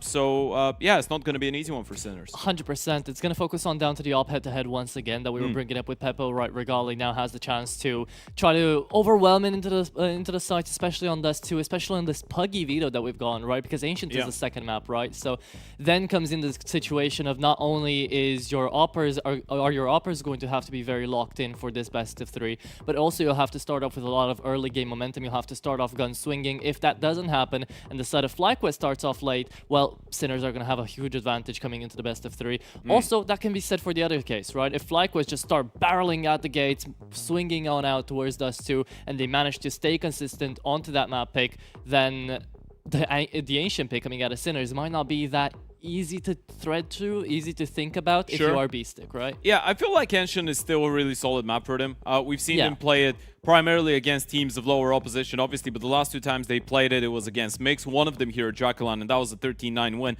I feel like maps like Ancient, Infernal to a massive extent, by the way. throughout this entire time, I thought we might end up on an Inferno, because Inferno's always been a trademark for Sinners to some extent, even though lately it hasn't been going great, but they did have a pretty close affair against OG earlier on.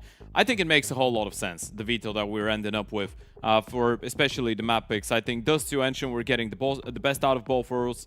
Ensign is not really a map that FlyQuest are too well drilled on, but still, we've seen them play it against, as we already said, Tier 1 opposition. Yeah. Last time they played it, it was against G2. Sure, they got only 6 rounds, and that was a blast open London, but you are getting the experience to be playing against teams like G2, like Liquid, and the 2 times that we've seen them play it against lower opposition, it was against the Mongolian sides of the Huns and Eruption, and both those games were not really that competitive, in favor, obviously, of the side of FlyQuest. So I feel like going into this one, I am expecting FlyQuest to be able to put up a fight no matter what map we're on, but I really am interested in seeing what that international new iteration of Sinners has to offer. Yeah, I mean, I think everybody is excited coming into this one, right? You're looking on in, still with a little bit of national pride here for FlyQuest. Sinners coming up, they've had a lot of expectations because of the online events that they've attended, Sure. right? They've had a lot of opportunities to practice, to talk about the games, and to know what's going to be coming up. And I think they're meeting FlyQuest a little bit earlier than they were anticipating into the tournament right now. Okay. So it's going to be a moment for them, which you have to remind yourself, one of these teams loses, they're out of the tournament. So you're into the lower side of the bracket. This is an elimination game. Stakes are going to be high. No one's really allowed to make mistakes. And the person on your screen right now, Regali, Vexite was there just a second ago. Vexite needs to come up big into Dust 2, I think. He usually is a player that is the one, especially on the CT side, who needs to find those entries, find those openers, and give space towards Regali to play around with. Needs to give space towards maybe JKS if he needs it down towards the anchor position, right, to move around the map. It's going to be interesting to see how they'll be able to go up against the Beastick that's been feeling actually really well into the server. I think he's the second best performer, if not the best performer of Sinners the past week. You know what? I think Beastick is an incredibly underrated player in Tier 2 Counter-Strike. I Yeah. feel like the fact that he's been able to gather a team, and obviously he had Oscar when Sinners were quite close to making EPL, when they played a couple larger events. But Beastick as an in-game leader has always found a way to, I guess, get his project ruined by either some transfers or bad form, and then find a way to build it up, right? From the ground up. And now he's transitioned into in-game leading in English as well. And we know there were some rumors about him being tried out for different teams a couple years ago, but apparently the English wasn't as great. Now you're going into the Sinners lineup, and Beastick, not only as an in-game leader, seems to be doing quite well to gather the troops, but he's always individually holding his own. But I feel like, especially going into a map like Dust 2, we have to address the 1v1 between the Opers, right? Yeah, Regali 100%. taking on Peppo. Regali yesterday, that was a really interesting conversation that we were having after the match. He had 3 opening fights on the entirety of Dust 2 in their game against the Basement Boys. And I know, obviously, things vary, right? Sometimes you might feel like, let's say, the other team is not doing anything special on the T side, and their execute's a little bit messier, so you can just get posted somewhere and just punish them as they're going onto the side. But you still are looking at Regali and saying, this is an Oper that has been pretty good in multiple occasions when it comes down to snappy kills, being an aggro player in his nature, right? Obviously on this team with the amount of rifles that are taking a lot of space, it's not as easy for him to be doing that, but he still has it within him. And I feel like, especially on a map like Dust 2, you need to try and open up the game a little bit more when the team is struggling, especially. Maybe if it isn't, sure, you can be a little bit more laid back. Maybe some of the rifles want to go for more plays and the team doesn't really need you to do that. But in general, I feel like when you're looking at Regali having just 3 opening fights on that first Dust 2 and having just 4 OP kills for the entire map against the Basement Boys is not really the type of a performance that you're going to be after. Now, the good thing is he actually corrected that for the second game against Metasport.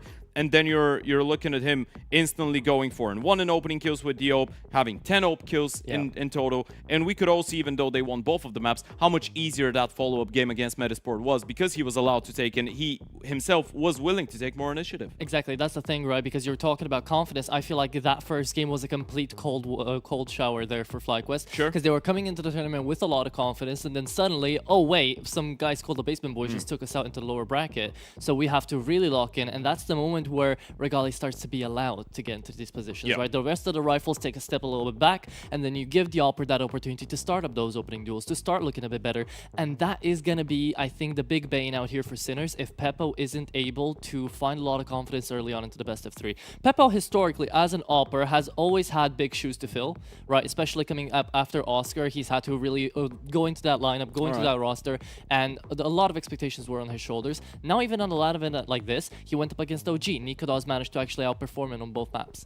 He went up against Knock, right? That was also a situation where he was getting a little bit out-opt, even though Sinners, besides him, were struggling to put up results, like Kisarek, like, you know, Stressern as well. Sure. It was Beastic to help him out. And those two guys, they're not expected to be at the top of the leaderboard, but they always are out here for Sinners in the past couple of weeks. I feel like with Kisarek and Stressarn, there's a really simple way to picture everything. So Kisarek is supposed to be a 1-for-1 replacement to what Neofrag was for that Sinners lineup a couple years ago. That was right before Neofrag went over to OG, right? We all remember what happened there. Things didn't work out for him. But on Sinners, he was one of the brightest talents in the Tier 2 Counter-Strike scene, right? And this is what Kisarek is supposed to be. Now, obviously, it's a bit of a tough readjustment for him, considering that he's just used to playing with Polish teams. He was on that Kaleshi lineup that won Fragadelphia. He was on the Rebels before that. And interestingly enough, by the way, against our Rebels lineup is one of the highest rated, no, actually the #1 highest rated map in Nedic's career against the non-Australian team. So he's got a little bit of a sour taste left in his mouth comparison to last time when he played Nedic. But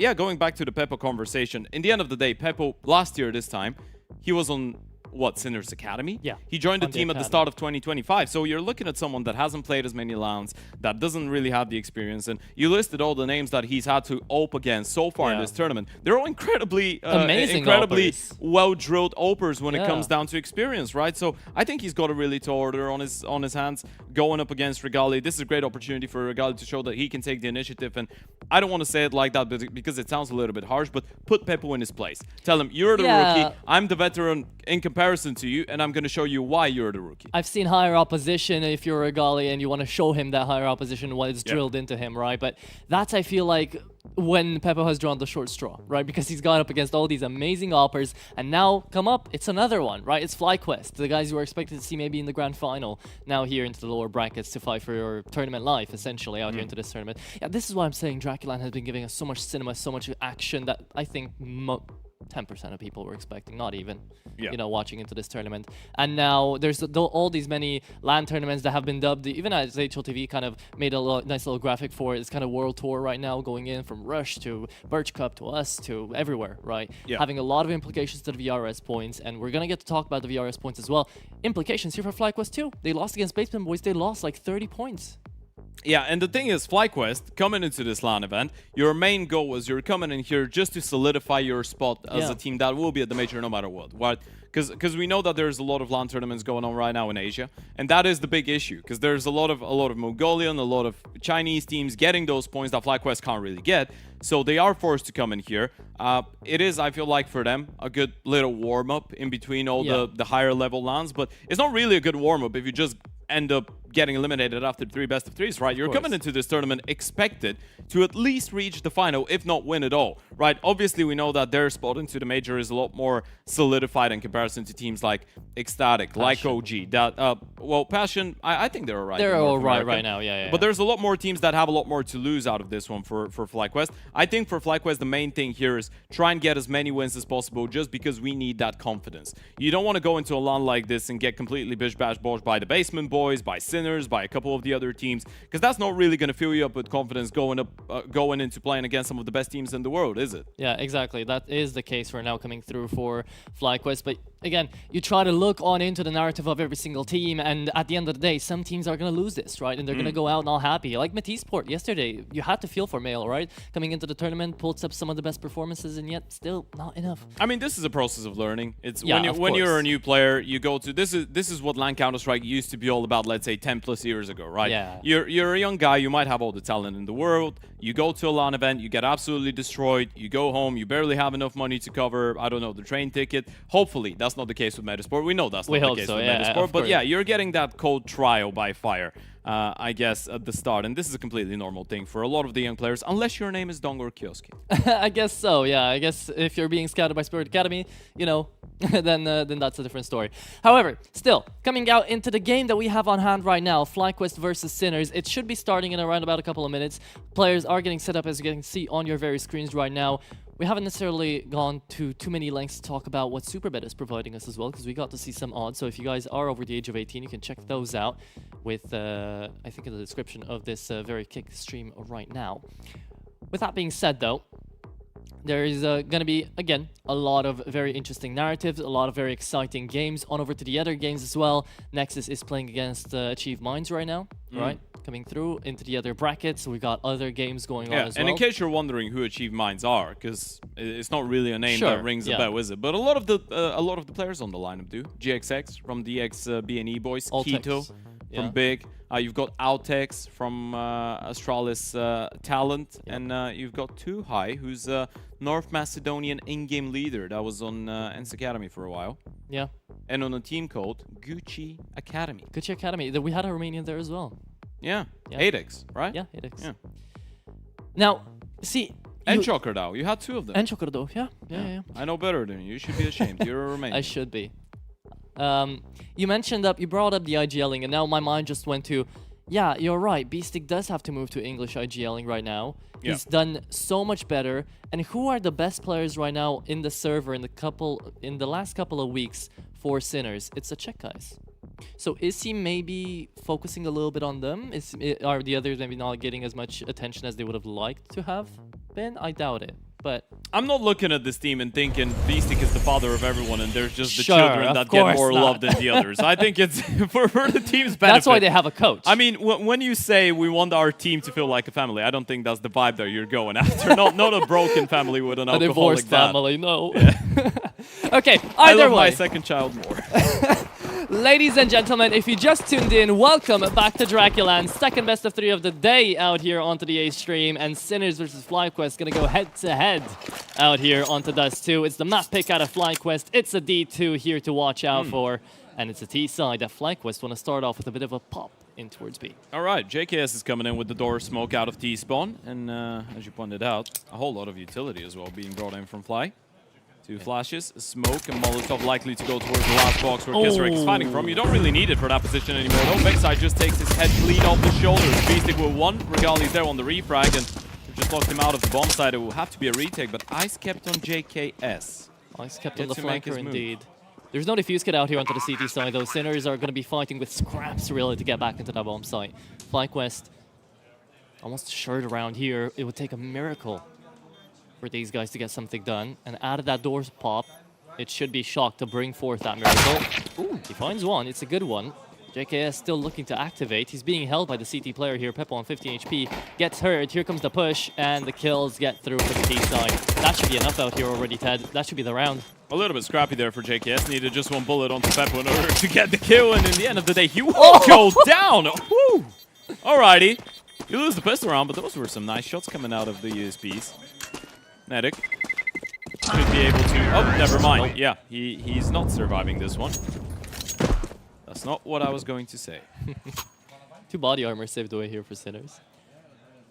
You have to give it to Vexide as well. Finding the entry frag here, that's exactly what's expected out of him right now. On T side, at the very least, we want to see so much aggressive Vexide on the server. I mean, it's a bit tough, isn't it? I feel like FlyQuest have a lot of possibilities and depth in the way that they can use the rifles, but Vexide is defaulting upper B. So he's a little bit more static maybe at times, but I guess on a map like this you never know, right? It could be spawn-based, there could be a whole lot of different ways to be looking at it, but I think if there was one of the rifles that I'm looking at and expecting a bit performance, it would rather be netting.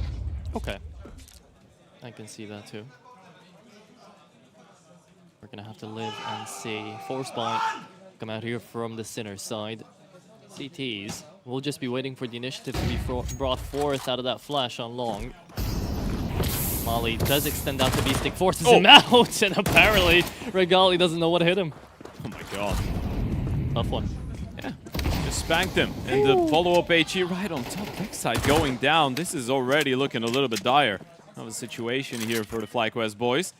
You lose 2 players going out of long. You still have those rifles, so not impossible to turn this one around. And the thing is, the CTs don't really have a lot of information either in towards middle. We're in towards B right now, so they're a little bit scared of the possibility of a reposition from long in towards middle. That's why you see them group up, re-clear that middle part of the map. That's going to give them a whole lot of information. And as of right now, regardless of not having a defuse kit on this one, you can still play it on a retake, especially if the scout is able to land attack as the T's are trying to make the cross. Apparently, if an MP9 can be a sniper, so can this scout connect on mid-range shots, and he finds the headshot onto Netic. It's instant JKS left into a 2v5, and we've seen 2v5s before out of these guys.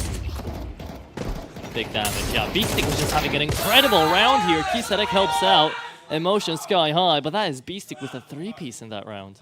I'm a little bit surprised that this one actually works out for the Sinners, right? Because Beastic gets mollied in towards Scar. He's got no smoke. They've got no one to cover him. There was nowhere flashing, no one trying to smoke him off. Usually you'd see him die 10 out of 10 times out of that position. The T's were out long with rifles. He's got an MP9 stuck, burning, no utility, no support. He's able to just run by, get a kill, get out of there, do even more damage, get a second with the HE. Throw the nade, just go in, yeah. Nice little graphic we've got as well with the VRS forecast. I feel like that's what most people are watching for, especially with FlyQuest here. And that Sinners versus Ecstatic game, in that OG versus Ecstatic game as well. That's going to be really cool to watch. Yeah, this OG Ecstatic game is probably going to be kind of like a showdown onto which one of those two teams is still going to have a remotely realistic chance to make the major. Yeah. Still quite slim, right? They both need massive results and the last to follow as well, up until the VRS lock, which takes place on the 6th. The 6th of October. Yes. Indeed so. Thank you.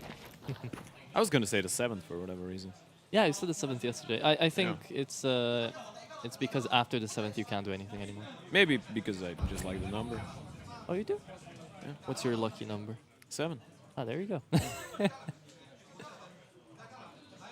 It's probably the worst lucky number to have as well. It's the most overused, I'd say. Yeah. FlyQuest love these force buys as well. Right after, of course, the enemy force bought into you managed to win the round, you have no other choice. But they have done good on them before. Now the Molotov forces them in. Drop the CT actually with the smoke in there. Headshot connects on one Deagle and the Tech 9 follows up on the second. You've heard the CT player as well. With 30 seconds, this is a bomb plant and an actually opportunistic round. And again, we're looking at Regali. 1 kill out of this. One would have been perfect. Somehow doesn't get the headshot onto Shock. Tags him down, but that might be enough to put his teammates in a good enough position. All 3 CTs coming out of that short side. Netic biting the dust. Ins on a scout, and he's going to get mowed down by Beastic, who's been hitting a couple nice shots in the last couple rounds. It's just JKS left. Scout in hand, Deagle as well. First player low on HP. Bomb's not even planted for him. Molotov's going to land right on top, but they should have it. Player on it. Doesn't actually have a kit. Stressern's the only one on the kit. If he died there, the round would have been lost. FlyQuest right now had a chance at this. A very nice one there brought forth by JKS, but Beastic too good. 6-2 in round number 3. It's a little bit frustrating if you're a Regali, right? Because you know if you get that 1 kill, then you're actually even giving them a reason to consider it a safe in the 2 versus 3. And even if they don't, I mean, it would have been a lot easier for your teammates to probably close it out. But still, it's good initiative taking coming out of FlyQuest, by the way. Quite decisive the moment that they get blocked off into towards shore. They know they need to get ahead of the Molotov, open up a little bit of space, because you get stuck behind the utility. You're giving more time for the CTs to get proactive elsewhere on the map, and then it's a lot harder for you to make due, especially with the limited amount of utility that they had on their disposal. 100%. It could have been worse, is what I'm trying to say for FlyQuest, but they could have converted the rounds. Coulda, shoulda, woulda. These are the what-if scenarios that we I was thinking about mimicking the we don't do ifs, buts, and maybes, only absolutes, the accent of the Liverpool fan, but I don't think I can nail it. I don't think this is the game. If we had Cypher like the first season of DraculaN, maybe could have tried it out. We need someone Scottish. Unfortunately, there isn't many Scottish players. I don't think so. Yeah. Have to go searching around in the legions. This could be tricky. Molotov, he's done a really good job to actually deal with that mid presence there, Stressor. Especially after the initial 1D coming out of Netic. Still in here. Actually played his best, or second best, LAN map ever in his career yesterday on Overpass against Metasport. 28-9. A plus 11.79 swing. A 2.22 rating. It's rare to see an over 10% round swing out of a single player in a single map. It is crazy. Regali searching for those headshots. He can still dish out a lot of damage if he finds even one here. Because Netic is on an A1S. This short push will come through. Everybody hurt on elbow now. Trying to spam them down. Pepro finds the one on low HP, and the rest of them just fall. Fighting outside here, fighting very aggressively. You get why they're doing it FlyQuest, because they're only on the half-buy.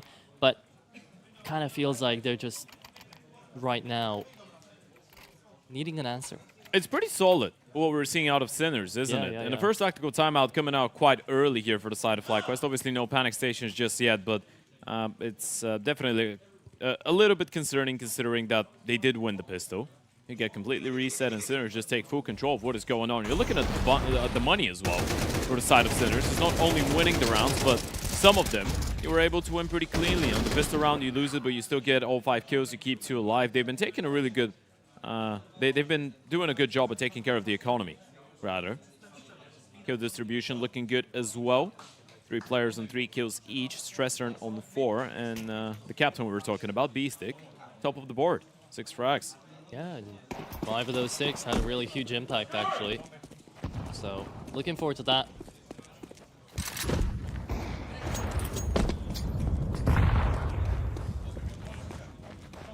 This would be a very interesting graphic that we could have as well. I'm going to get back to it. IGL of the tournament. What do you think on that? We'll see this round go past. Peppo finds the first. Ins taken out of the lower tunnel. I think he spotted out the bomb as well onto Netic. There's that CT side aggression. This is what we want to be seeing out of Regalia as well in the second half. Lovely done, or lovely stuff by Peppo. Had the help of his teammate down on short as well. Yeah, kind of doesn't quite disturb the default as much. Yeah. But still, you get a kill. No possibilities, no opportunities for a refrag. You're out of there. Defensive util thrown out, and all is fine, right? Sinners are really trying to buy up time against this short push because they realize it is a big possibility, but they have moved away from it. They're going to try and avoid the Oper here, and it's not that bad of a move, right? You spotted him out towards short. I don't think they've heard a drop instantaneously after they got killed by him, but you are putting your money on the fact that the Oper is going to stick around and towards the A-bomb side, and they would be right to assume so. Going late in towards B, though, could always get tricky. Do they have a Molotov? No, they don't. Shock is going to be a problem to deal with. Sure, but this is the one gun you might want to go into. The Galil cannot find the instant headshot, right? The spam's a bit more wild coming through. Stressor makes it of the AK, and there's the Galil troubles that I was talking about. Stuck inside of Xbox is going to fall. Regali! Amazing 3K, 11 HP. He keeps it alive. That's a big one. Bomb's going to go down. Still low on HP on a lot of those FlyQuest players. 2v3 on the retake. The amount of HP FlyQuest are working with right now is absolutely horrendous, but it's not like Sinners know that. Peppo spotted one out on the flank. Regali's a dead man. Oh, turning around. Still loses the fight. Peppo with a big pickup. And now the low HP on both Netic and Vex side.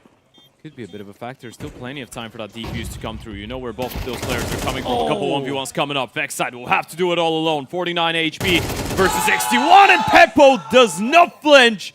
That is a way to break through all that pressure. The youngster on a 7-1 and a 4-piece to grant Sinners their number 4 on Dust. If I was Regalia, I would be putting my hands in my face right now, just trying to get to stay calm, right? Because that is a 3K round. He proves massively himself on that AK. You can see it on the replay right here, and then it still falls apart. He's the first frag into that retake. It's tough. It's a 2v3. Yeah, it's pretty tough. It really is. It's brutal, in fact. A good round coming out of both Regalia and Peppo, both of them on the rifles. Unfortunately for Fly. Just the bomb plan they will have to work with going into the next one, so a bit of a half buy. Time to see what type of a set piece they've got prepared for this one. Mid smoke coming in once again out of JKS. Seems like a protocol thing at this point. They've got a bunch of flashes, a bunch of smokes, and a Molotov as well. Look on tunnels, though. It's going to be a bit of a push out here from Sinners. Looking in for that Tech 9. Netic forces them back. And the split should come through right now. No smoke on CT. It is going to be a bit late. Oh, Peppo does connect off the landing down to 20, and the push is still going to come in through middle. Shock has got a lot of work to do, but Stressor helps out, and apparently the CT player is doing more than the ones on the bomb site. What happened to Netic? Did he disconnect? No, he just killed himself with a nade. Oh, no. I think so. Okay. Should be a clean 5th now here for Sinners. Oh, blinding your teammate as well. Tough rounds here. Tough rounds for FlyQuest. It's definitely not the perfect start, is it? It looks a little bit messy even in the half buys, but that was a good disruptive play coming out of Sinners. I mean, you show a little bit of proactivity in towards long. The moment that the split comes in and it becomes a little bit wobbly on the side of the B players, you see the initiative being taken from the A guys, trying to compensate, trying to stop those Ts before they close in the gap. And even with that, B players did what they had to. They couldn't get the kills initially, but blocking off both the tunnels and the doors. You're navigating all those Ts to come through the window, and that makes them an easier target as well for your teammates into our CT spawn. This is the one buy round that FlyQuest will need to use to get into this one, though. Good flash down towards blue to try to connect. JKS finds the first on the smoke.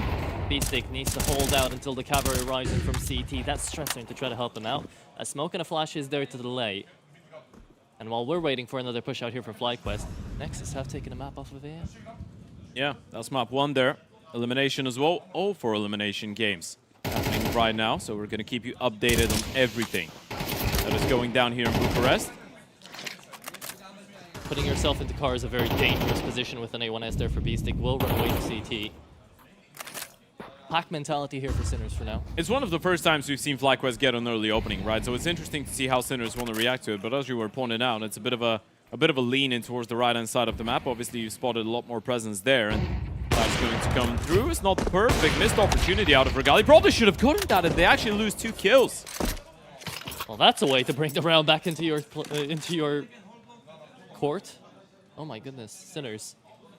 They've lost complete control over the B-bomb site, but that's completely fine, right? Because the rotate is going to be so long, they could even catch them off. Yeah, absolutely. I mean, Insta's got the entire bomb site. Thing is, they need to go through T-spawn. Middle is too risky, so you're given a lot of time for the CTs to get into a comfortable spot to potentially deal with all of that. Question here is, do they believe that you would rotate all the way through T-spawn? Doesn't feel like it. No, this is going to be a full-on retake attempt to come through 3v4 style. They'll still give it a go. It's a 4 versus 3. It's difficult to retake the B-bomb side in general, but 100%. I think you 100% attempt it.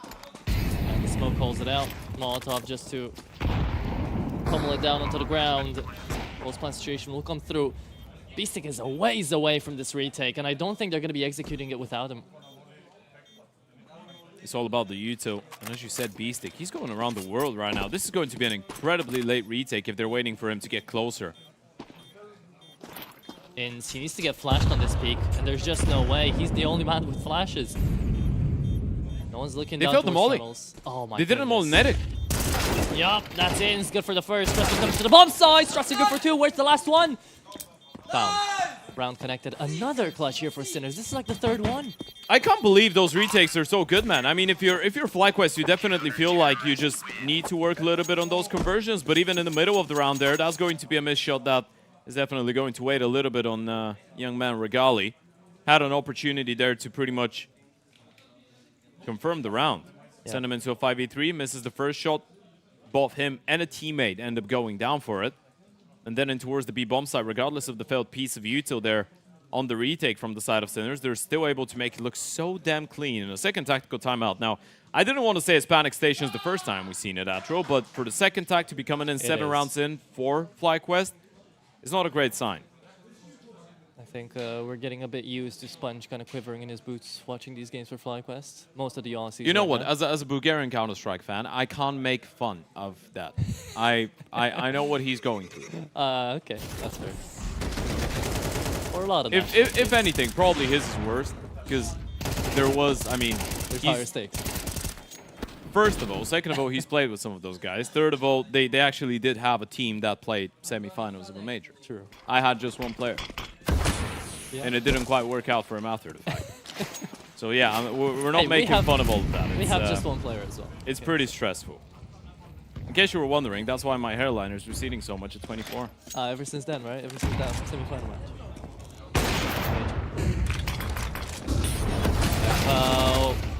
We'll go immediately down here. Tech9's do it around this time.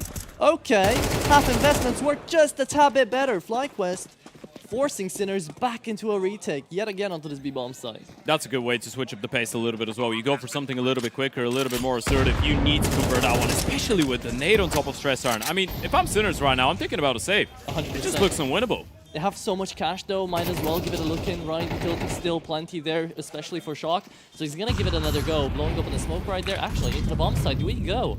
There's no way they're winning this. They're trying at least.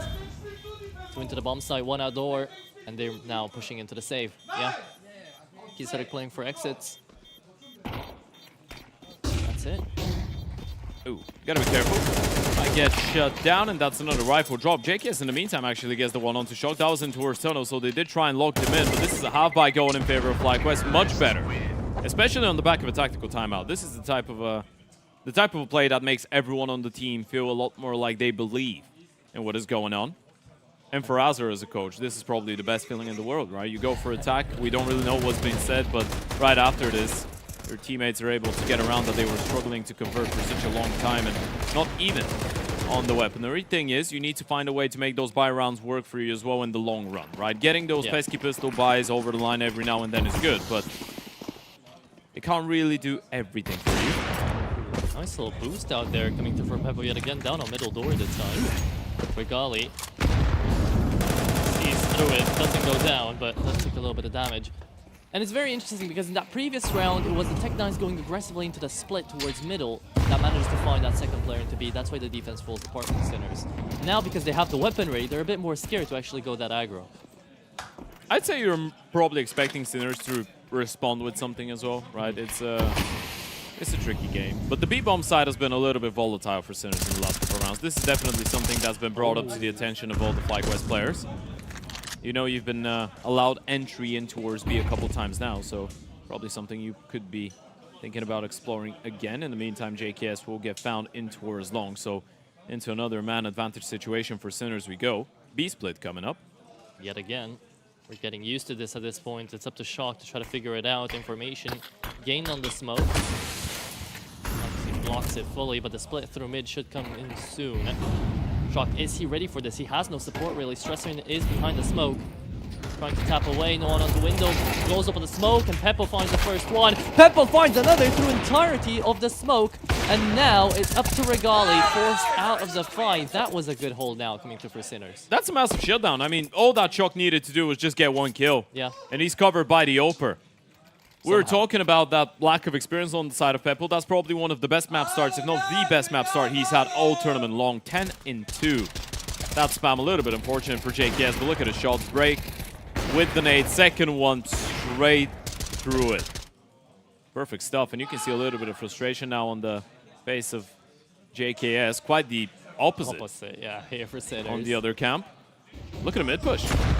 This is going to be aggro. Regali able to catch off the first one, so it forces them back. A bit more passive now they've lost the advantage. Looking to trade Peppo. Not going to get it this time around. But hey, for me at least, my point's still being proven. Beastic and Peppo are now on top of the server, alongside Stresser. Yeah, doing a really good job. Yeah. All of them, I feel like, are playing really well. That one there showed you why as well. FlyQuest were probably a little bit more static in the last couple of rounds. This is something that Sinners love doing, right? On the back of losing a round that they shouldn't be, or on the back of, I guess, winning a closer one and being close to resetting their opponents, they love throwing in those incredibly aggressive plays every now and then. It's something that we've noticed and witnessed with Beastic over the years on Inferno, let's say, with the middle pushes. Right. Yeah, if he wants to translate that to D2, then more power to him. Kisetic right now has the golden opportunity to line them up. There's the flash. There's the flash, but the lineup's not found. It is instead going to be Vex trying to find the opening into this A-bomb side down towards mid. Beastic wins his duel, makes it that Sinners actually will be able to get a 3v3 out of a 3v5. And a molly on top of the side, by the way. That's buying them so much time right now. FlyQuest can't even go for a bomb plant, and that was a 3 versus 5, as you pointed out. Regali needs to take care of long. It's time to shine. There will be no flash on this peak. Shock is going to go down. Do you expect Peppo? No, you don't. 6 HP. But Regali calls it out. Goes back to side, stays alive. They're all low. They are indeed, but there's no harmful utility out here onto the side of Sinners to just take one out without seeing them. They need quick peeks, and Peppo's doing exactly that. Away. Ins! Wins his duel. That is a huge kill. That wins the round. 7-3 out here. FlyQuest managing to stay calm into a round like that finally. Whew. Yeah, we say stay calm. That was moments away from disaster. Good stuff coming out of Regali to get the kill, and then the jiggle. It was a little bit of a wider one, but still able to confirm the information. Ins with a great pickup onto that second long player, and a couple nice shots coming out of Mr. Savage as well. This is probably the first time since the start of the game that we've seen the Sinners take tactical timeout. Probably the first time we've seen them financially experience some issues. Now, that doesn't mean they don't have enough money to go into a buy this one, but there could be a potential reset in store. Oh, a little bit of frustration there. All right. I think a mess up in communication. Maybe after having played so well, you don't want to drop any of your advantage. So running through the motions. Yeah. And I believe that was Stresser. That was Kisetic as well, right? I think so. Yeah. Okay. Well, Let's hope here for the Sinners' sake that emotion doesn't overrule them, and their years of experience will allow them to keep this one going in the same vein that they have. 7-3 up on their enemy's map pick so far. Going back to the B bomb side now, FlyQuest, as we said, the last couple of rounds, whenever they've tried a B take, that wasn't predominantly focused in towards the middle side of the map. In a split, it worked out. Oper posted there this time around, and a bit of aggression coming out of short still. Time to fall back. Kisarek, information gathered. It's not too risky, and they're running a bit of a double up setup here between Peppo and Shock. First one strikes, Vex side down. You still don't know about the open B though, but you've heard a drop. You have heard the drop, and right now Sinners are playing a very dangerous game of trying to put all their eggs into the mid basket. You've left Kisarek down towards Longhouse to hold into blue. And this is just going to be a very big waiting game here for FlyQuest. How long until you pull the trigger on that short push? The long fight is incredibly important. If Vince is able to get a good timing onto Kisarek, that might open up the round. Thing is, you need to put a lot of pressure into our short. Good news for FlyQuest, Kisarek was all alone, so he kind of needs to run away. Look at the short flank. No one's looking. Yeah, no one is looking, but right now Kisarek, does he stay alive? What? Not only does he stay alive, he takes down another with the help of Peppo's flash. That's why he stayed CT to help him out. Netic tries he might, but he's only good for 2 into short, and now a 1v3 needed out of the IGL. He's done these before, yesterday especially, right? But now... And there's another flank coming in, by the way. There's flanks on flanks on flanks. Even if Peppo didn't connect onto that shot, he was just going to be a dead man to Shock in a moment. Sinners are all over FlyQuest. And this is FlyQuest's best map in the pool. This is insane. No matter how underwhelming people could say FlyQuest were yesterday against the Basement Boys, that was the one map that they won 13-9. Yeah. And with Ancient coming up, if that ends up being a one-sided affair in favor of Sinners, there's going to be a whole lot of questions starting to get asked. Look at the emotions as well. That was the one map that, at the beginning of the day, made us think, okay, FlyQuest, this is why they're favorites, right? This is why they're going to come through and try to win the whole thing. I mean, Peppo's dominating the server right now. That entire talk about the lack of experience, about potentially Regali being able to quote-unquote bully him on a map like Dust 2, it's in the bin. Peppo's doing the opposite. Look at him go. Oh my god. Beastic, Kisarek, they're doing exactly what you mentioned before, throwing in an aggressive round into the mix, and now FlyQuest can't even compete. It's a 9-3 split out here, Ted. Into the first half, out of nowhere. It's going to be a clean one. Yeah. Not a single player going down Sinners. 9 rounds on the CT side of Dust 2. And that is with the pistol round not going their way as well, mind you. That could have been 10, could have been 11, could have been even more one-sided. This is with a half-buy and a pistol round converted for FlyQuest. Not enough warm-up maybe out here for FlyQuest. My goodness, I mean, most of those rounds that were taken by FlyQuest, all of those 3-2, were down to a bomb plant. Sinners managed to win 3 retakes. I guess it would be an understatement to say it's been a little bit of an underwhelming start. Good news is, this is just the first half of the best of 3. So you're still looking at FlyQuest anticipating for something to change. But again, I mean, there's no flashes for the close angle. Obviously, when you're playing that up close in person, it was a difficult angle to get blinded, but it just feels like Sinners are being given opportunities here, and they're taking full advantage of them. Beastic 15-7 at the end of that first half. Right. Not only him, right? Peppo 14-3, Stresser 12-5. I guess that adds up a lot to the point that we said he's really underrated mechanically as an in-game leader, but yeah, it still is a little bit terrifying when you look at the other side of the server, because you're expecting FlyQuest to be able to, well, I was going to say able to match him. They should be able to dominate him. Competitive at the very least, right? That's what you're expecting. Right now, that's not what's being shown here for FlyQuest. And seeing as this is Dust 2, right, puggy as it may be, next map up would be Ancient. If Sinners manage to keep this pace up, then you're wondering, where is this going to go? There's just no way FlyQuest don't put up a fight. But how will they be able to? That's the big question, isn't it? Peppo, as we said, joining this team at the start of the year, being a product of the Sinners Academy, no prior professional experience. And as of right now, he really has been showing Regali what an impactful Oper should be doing on the CT side of Dust 2 now. Yeah. Regali himself might not get too many opportunities in that second half, and this is going to be a worry at all times. You need to win the pistol in a couple conversions just to give him the money, and then it's going to be up to him. Obviously, as we said, Netic, Vex side, Those are some of the people that you're going to be looking at. But also JKS yesterday had a lot of impact on Dust, regardless of being... Yeah, correct. Yeah, regardless of staying out there on the bomb site, right? Yeah, yeah. But there was a lot of initiative taken yesterday. If you compare the T sides, I feel like Sinners at the start were not contesting long too much, but yesterday it felt like even against the Basement Boys, again, it's a map that they won, FlyQuest on Dust. JKS had a lot of opportunities to take some early engagements in towards long, win a couple fights, and he was still trying to do that here. It's just not worked out the same way. Yeah, but that was still back before they had that quote-unquote cold shower, so I think Regali is going to be the one to actually look out to.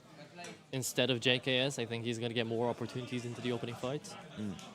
But also the fact that JKS has got the, well, he's got the highest success rate alongside Netic in opening fights is a little bit tough. Regali getting involved in just 2 of those on the T side.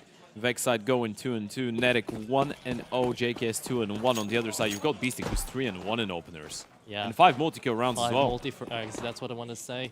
He's been having an absolute doozy of a CT side, and now on the T side, he's allowed to do even more, right? Because he will be put into the midst of the fight. He will be starting things off quite aggressively. Currently being left in towards middle, Sinners playing a slow pistol. This makes a lot of sense for Sinners as well, right? See, they're onto a 9-3 split. They don't want to take any chances. It's a good lead. Pistol round. There Nice you go. day. Beautiful flash to come through right now. Forces in, Spack pulls out, and that is going to be at least one opening in towards mid. But you've got a 2-man setup still out here onto B. Do you expect the Xbox player you know about Netic? And Regali manages to actually come back through, connect a shot, and leaves us in a 2v2 as Beastic and Peppo are the 2 scary players on the server. They can still go back though. The bomb is not committed, and I think you spotted both those CTs rotate towards the left-hand side. So you know exactly what's going on. Regali picks that one up, and this is going to set Peppo up for another attempt at a clutch. They know he's not crossed yet. There goes the spot. Cross comes in. Vex side and Regali should have this one in the bag. Do you really want to push him? There goes the double peek. Regali able to get his 3rd. This is the way that you wanted this half to start, and it's a big play coming out of Regali as well. If you want to micromanage, or you want to micro-criticism out there from how Peppo played it, stayed way too open right into the 1v2. He knew he would be pushed, he heard the move. But at the end of the day, that is still a 2v2, right? Tough to really convert there if you're Sinners. In this situation, it's all about whether the CT's played right. They know exactly where you are, they've grouped up. If they double peek you perfectly, there's nothing you can do about it. 100%. 9-4 though, and hey, at least we don't get to see a force buy out of Sinners. They didn't get any bomb plans, so not to be expected really. But the Eagle will come out there for Beastic and Stressor, and everybody else might just be playing on a fast A take. You know what? Maybe FlyQuest had that T side just to make everyone else more stressed. everyone that is watching their game right now. Yeah. And now they come back on the CT side. Shots connected on Regali. He did wonders with an A1S yesterday, and now he's going to try to do it again. Takes off one head. Bomb will be planted here, right? Yes, it will be. That's the objective here for Sinners. Yeah. Probably got, I guess, stuck in the moment. Yeah. He could have denied the bomb from going down. Probably didn't want to risk losing his life for it. Still all right. Still a clean conversion. All 5 alive. Bomb plant will be actually quite good for the side of Sinners, considering Peppo can buy himself an AWP now and be competitive. Regali's one, he's got one on the other side of things. 12 kills, Regali right now, 15 and 5 for Peppo on the other side. Impact player of the round, that's there, pretty easy to tell, but it is going to be brought to you by Beredep. Société Générale. Yeah, the MVP player is brought to you by, not Ince himself. They didn't bring Ince here, FlyQuest did.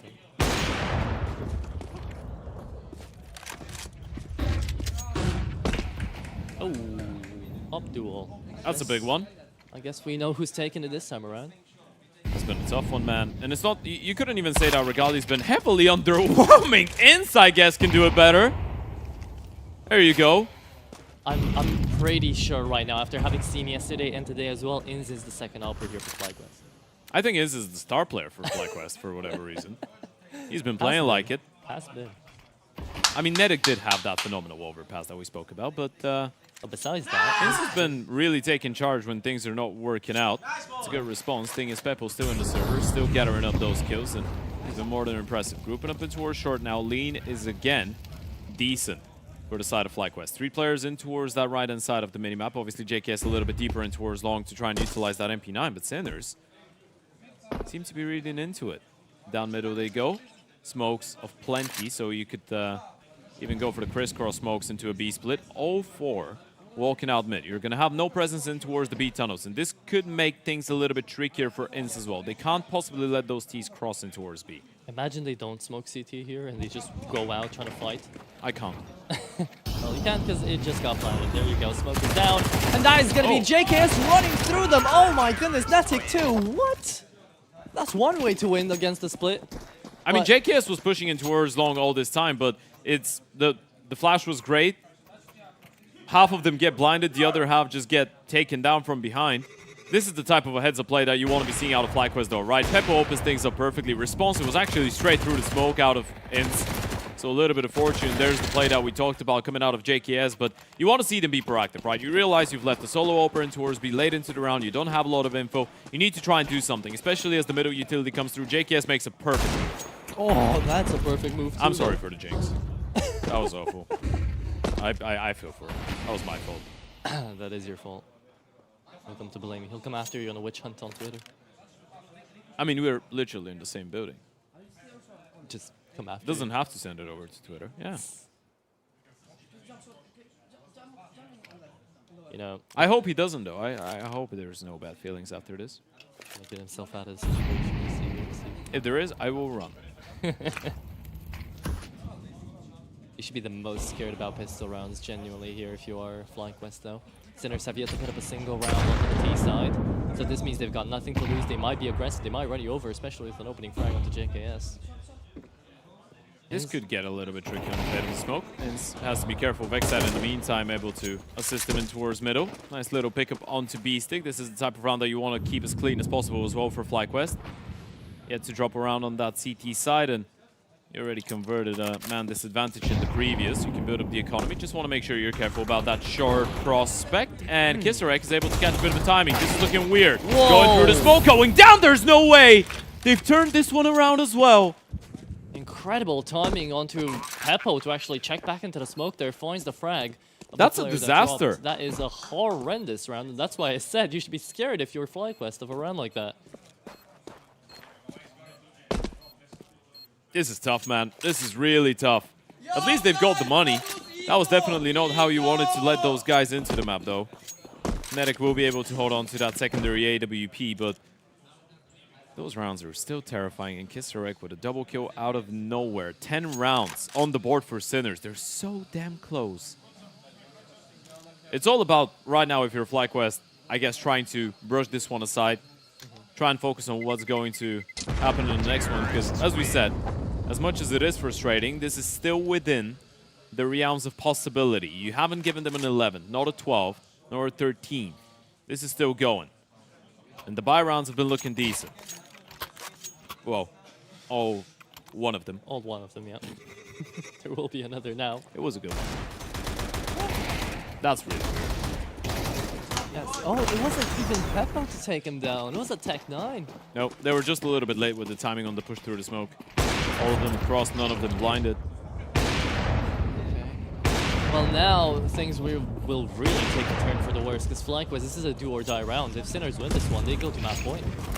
There's no buy on the next round here for FlyQuest. Or there might be a force, but you know, double nading into her short. Sinners can just play a slow round here, burn through utility for FlyQuest, and then suddenly you're allowed to go for a B pop.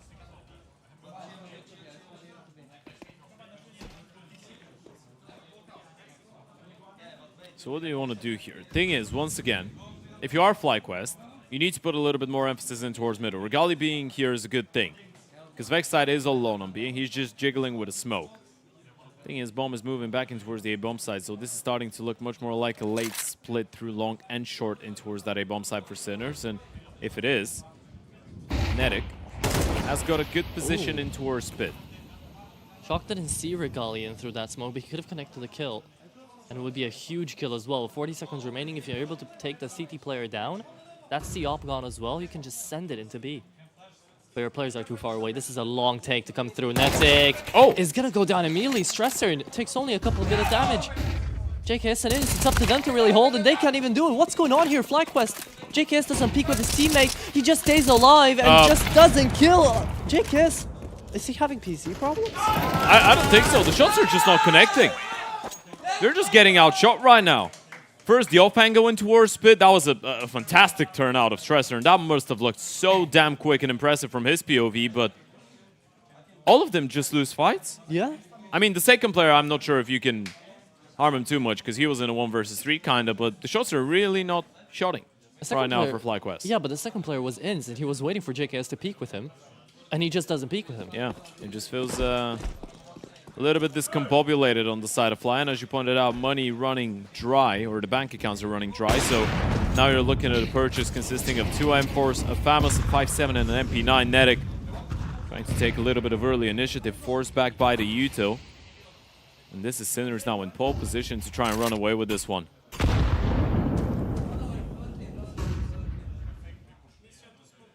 Bomb left down to the Opper.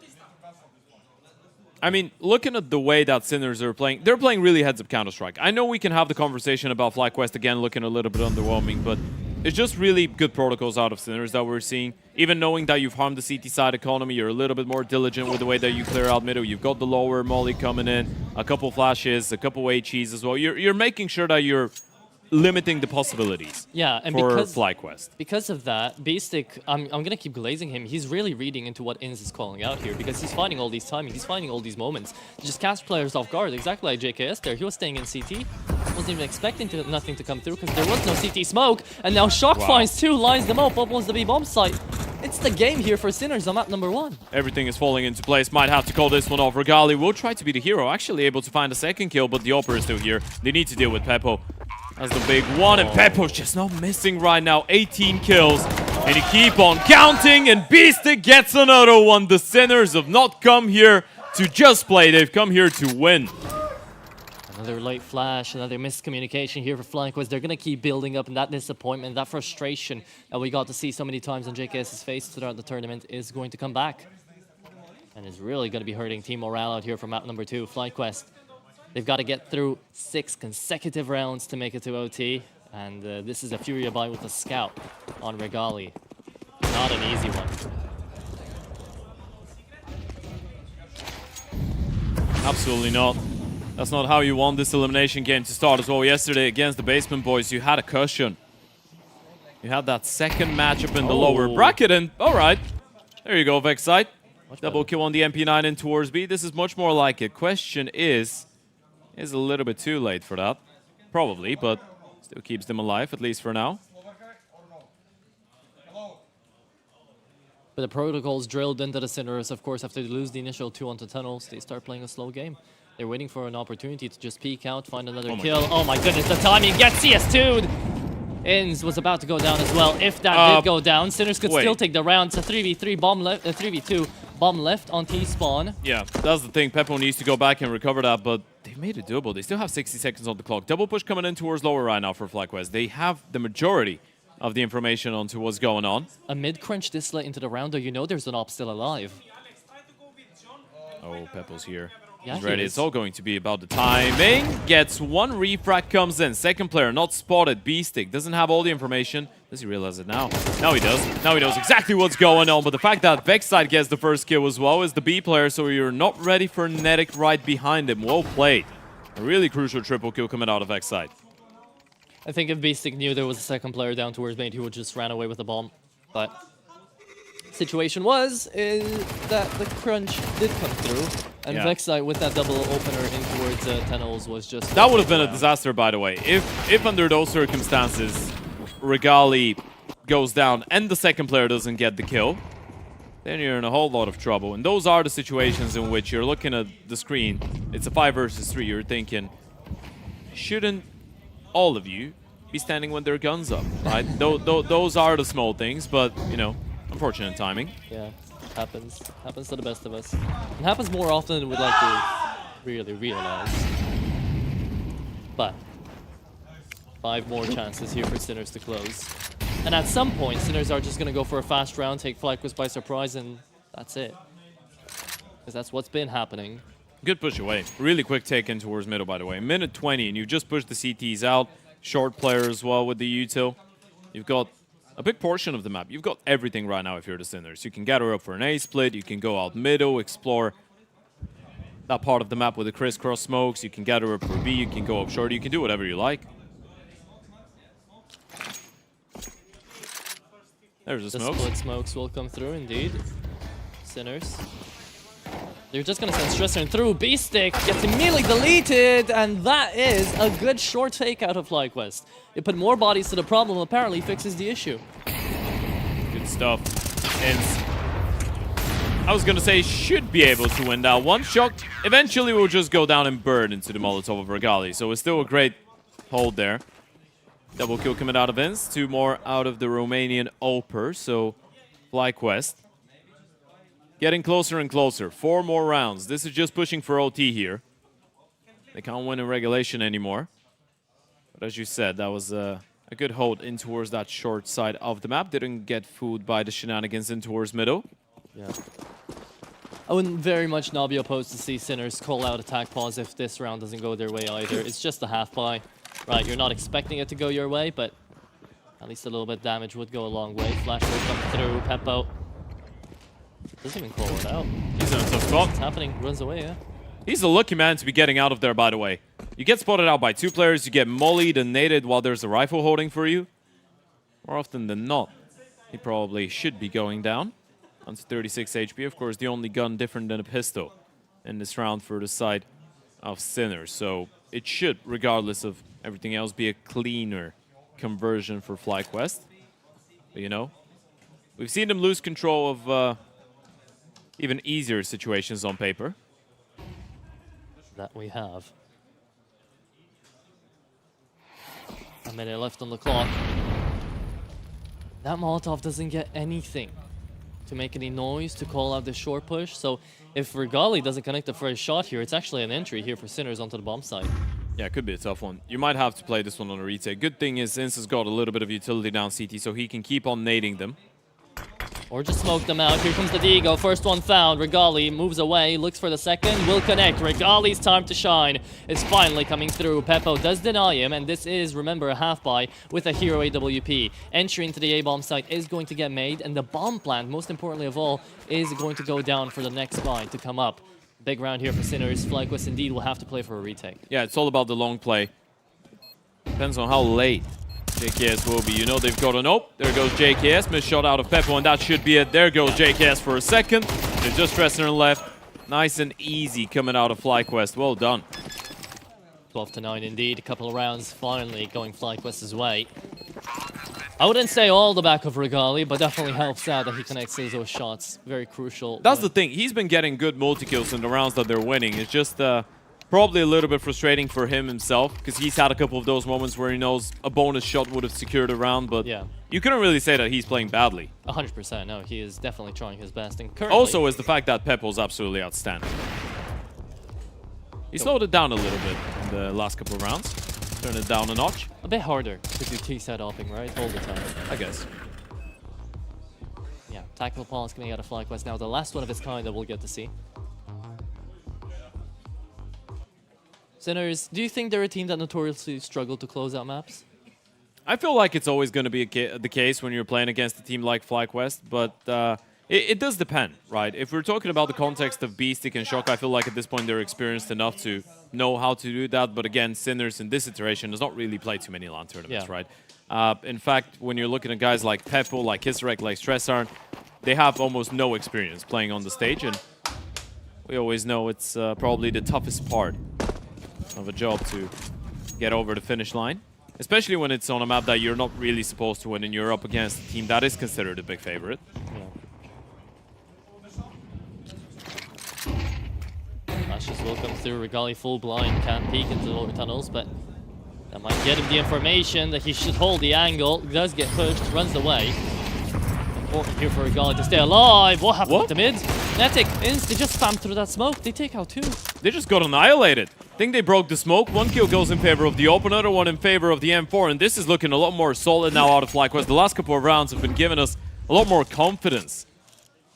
It feels like that FlyQuest could have what it takes to bring this one back. Netic does go down. He's going for more. Big kill out of Xside. That felt like a moment where Shock could go huge. Could be a massive round there for Sinners if Shock just somehow finds a second headshot entry into B. 3v3 then. Start believing. That's a save. Yeah. Yeah.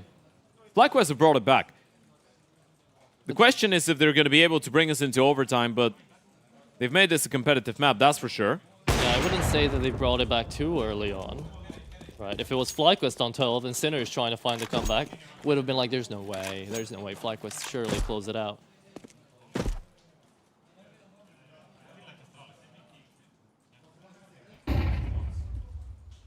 But yeah, coming with the save. Sinners, I feel like for me, they're like top 5 most casted teams out here, at least for my career. So I feel like I've seen a lot. He was already running back, man. I've seen a lot of evolution out of this team. I've seen a lot of evolution out of Beastic, as you've mentioned time and time again, out of Shock too. But I haven't seen enough lands out of them. And I feel like this is such a nice change of pace. I mean, it's the same conversation we're going to be having about a lot of the teams here in DraculaN. And I feel like a lot of the teams playing those local lands, because some of those players are, I guess, less known. But some of them are not, right? Guys like Shock and Beastic, they've been playing Tier 2 Counter-Strike on a pretty decent level for the last 5 years. Exactly. So it's a little bit mind-boggling to realize that they haven't actually played too many LANs outside of the Czech Republic, that is, because there is a lot of Kip Sport LAN events being hosted every now and then. There's a Slovak National Cup as well that they'll have a qualifier for right after this best of 3. So they have to finish the final off quickly. Which is not happening right now, by the way. Yeah. In case you were listening to this as a podcast, the score is 10-2 in favor of the Sinners. The FlyQuest are doing their absolute damnness to keep this one in. JKS and Ins with the first 2. Stresser trying to keep them honest on that hero AK. They still have that ult from the previous round as well. Yeah, but bar the half-buy that we had to see into the match points out here, this is the closest round Sinners have gotten into a bomb plant and a conversion. 2v4 now to come through, smoked off short, and it is all down to JKS once again. Good jiggle. Oper spotted on the back of the bomb side. He knows that he needs to just stay alive for now. Wait for his teammates to initiate first point of contact. Potentially deal with the first one. Actually, JKS will get taken down. AK posted, able to get one, but there goes Nedek. Thank a big God. double kill. That one gets a little bit hairy the moment that you shut down JKS. If the Oper's able to turn around and get one of those players jumping through the smoke, then the AK was in a prime position for a multi-kill. Yeah, Stressing right there. If he just hugged the wall onto the right side, he would have lined them up in for a 3K. But we're down out here, Ted, from 12 to 8 that it was, now into 12-11. I don't know how true it is, by the way, but someone in chat put that Sponge had to leave in order to go to the airport to fly to his next gig. If Chad left, and that's when they started winning. This is, I would believe it. I could see it. He went to the Discord to get to cast the games himself, to look at the games. It's just hilarious. Regali with an opening kill. There you go. Oh, peeking towards long. Stresser just running at him. Look at Shoko. He's taking so much space right now. He's giving them no respect whatsoever. Ahead of the play. Unable to get the kill. Regali climbing on top. Doesn't realize he's already being spotted. That's a lovely turnaround out of Regali. And FlyQuest might be able to bring it back after all. Remember who's left alive, though. It's Beastic and Peppa with a lot of kills down their backs, looking to try to push up out here in towards short.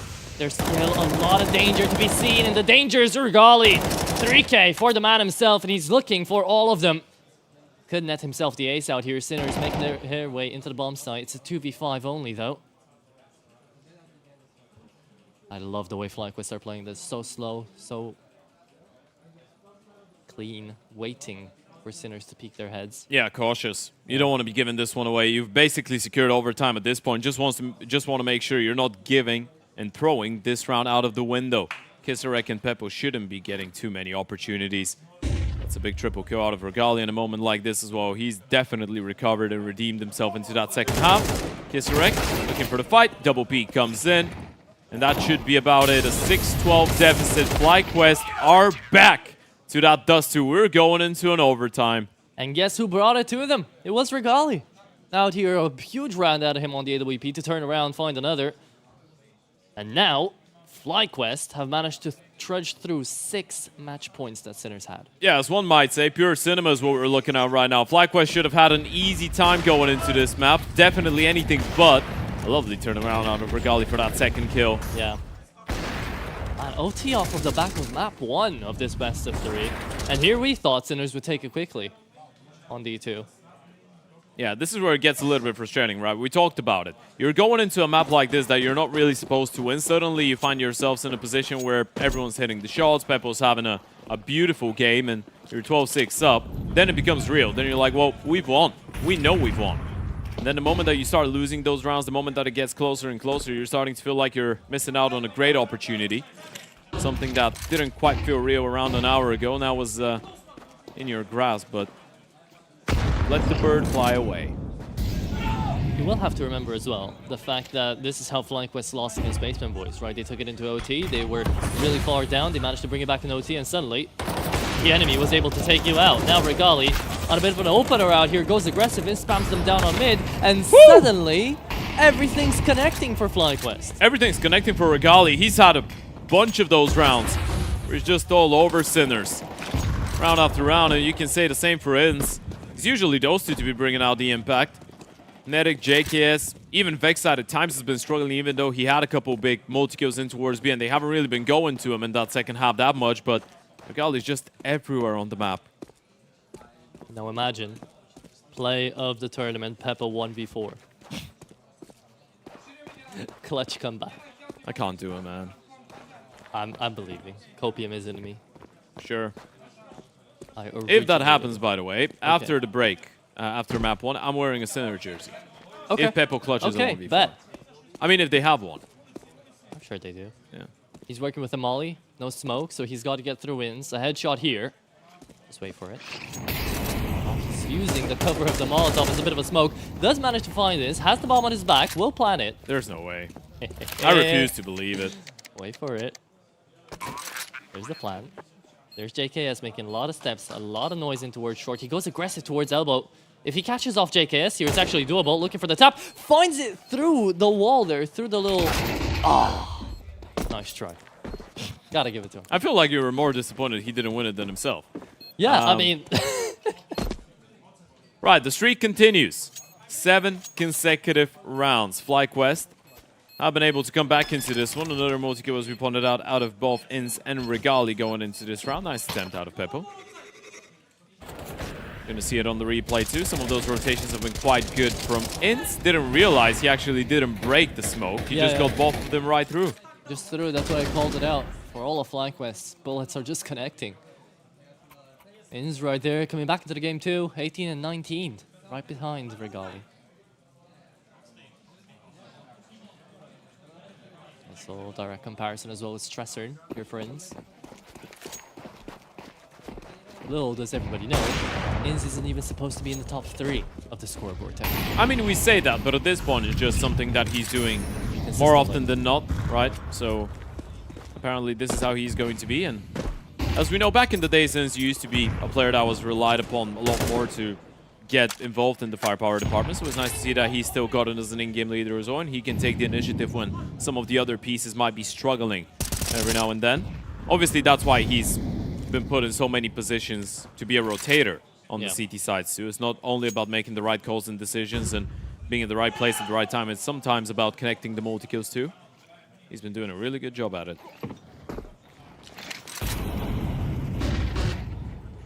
Regali to his good old ramp spot.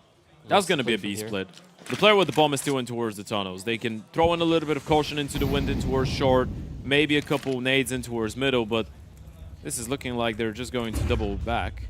Yeah, it's a deep CT smoke as well. They're only going to have 2 extra smokes to work with. Oh, 3 actually. Here, Beastic just picks one up from the ground. Yeah, it's all about how much utility you want to expand in towards short to sell the fake, right? You're going to have a couple smokes, a couple flashes. Actually, they are moving away from B. Yeah, I think this could actually be a short take. They're thinking they have to invest too much into this cell, so might as well just go for it. Ins against the grain, trying to fight in the smokes. Going on mid. Oh my goodness, this is very multifaceted. 20 seconds left for Sinners. They have to push, push, push, and it's Netic. Good for 2. Vexside still holding. Shock, amazing 2K, sure, but this is going to be a lineup out of Vexside. Good for 3, and Peppo, last man standing, picks up an M4, needs to get to the bomb site, will be able to actually plant. He's got plenty of time, and he switched to a rifle as well. Regali and JKS, they need this. 8 bullets, has to reload. Hasn't done it yet. Oh, this is going to require a lot out of Peppo. And it's Regali to find the closing frag. Whew, that's still a good attempt coming out of Sinners. I'll tell you that much for free. It's a big kill coming out. I think it was Netic to shut down the player that was trying to drop down CT spawn. Actually changes quite a lot. Yeah, there's the replay. Able to get one, able to get a second, and he was all alone throughout that entire time. Vexite was just hiding play for the round, so Heroics coming out of both of them on the left-hand side of the minimap. Heroics had a shock as well. That should not have been a round that got that close, especially with the crunch down onto CT. That happened from CT. But there you go. This is what, 8 rounds now in a row here for FlyQuest? Yep. On CT side, absolutely crazy turnaround of events. They just wanted to make sure the map is not boring. They love to just... They specifically wanted Sponge out of the game. There you go, though. Oh my lord, Vexite, Netic. That's some team play. Good coordination on the peaks, and now a little bit too overbearing. Why peek that? Hold on. If you're Vexite and Netic, you've still lost bringing the this one back. side. Look at Beastic. He's hearing all the steps. Oh He my knows lord. there's so much commotion down CT spawn right now, and he's heard all of them silent drop. Not really there, and now Regali's heard him. That's a big pickup. I don't know what Beastic was thinking, making noise out there. He would have been seen either way, maybe trying to pump the brakes on the push back into the B-bomb side, but his team just didn't get into the site. No bomb plan, nothing to be done. It's a straight up 2v3. Somehow Stressern saves the day. JKS not connecting, and it's Regali once again left to the clutch out here with Ins. Low HP on both Shock and Stressor, though. Doesn't help Regali with the ult, but definitely the rifle, and you still have that 1 HE. This is really uncomfortable right now for Sinners. The moment that they try to go for the bomb plant or tap the bomb, the nade could be coming in, and Ins might get a kill with it. Actually falling on the other side of the pillar in the middle of the bomb site. Bomb goes down to 2 versus 2, and now there might be a chance for the T's. This is Ins' time to play, though. Coming through into the retake. He's got to do it all with that A4. Regali would be asked too much to try to enter here with the AWP, but he's going to be the first man in. Okay, Shock is going to take him out. I really weirded out by the choice of the peaks there, because it is going to be Sinners taking away the round. Just invert the way that you go into that retake, and suddenly you take it, but I guess not. Doesn't really feel clean, but Sinners finally put an end to that streak out of FlyQuest. Let's not forget, that was a 12-6 lead for Sinners. FlyQuest getting 8 in a row before dropping this one, and it's definitely going to be quite painful, the fact that you lose a 5 versus 3 like this, but great work coming out of the rifles in towards B to find the refrags, and Stressern switching to the AWP. Not usually a gun that he's synonymous with, but he's been having a good game. I guess he's just feeling it. 23 and 16 on the side of the North Macedonian. Man, and this is still map 1 of the best of 3. We've got another one after We've got a couple this. of these, by the way. I was just thinking about it. We've got 2 high on AM. We've got Stressern here as well on Sinners. North Macedonian representation. It's been a while since I've seen a couple players from... Ever since Blue Jays, right? Yeah.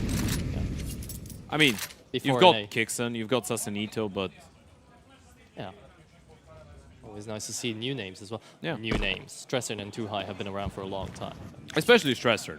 Yeah. Too High is a lot more of a young gun, up-and-coming in-game leader, but... As we already mentioned, we know we can think of one Tier 1 North Macedonian IGL. Why not make it a second? Maybe it runs in the blood. Nation. The command. 14-13. Regali, being the first body dropped out here, actually gives Pep a lot of space to play with. He's down towards CT, moved in towards Car.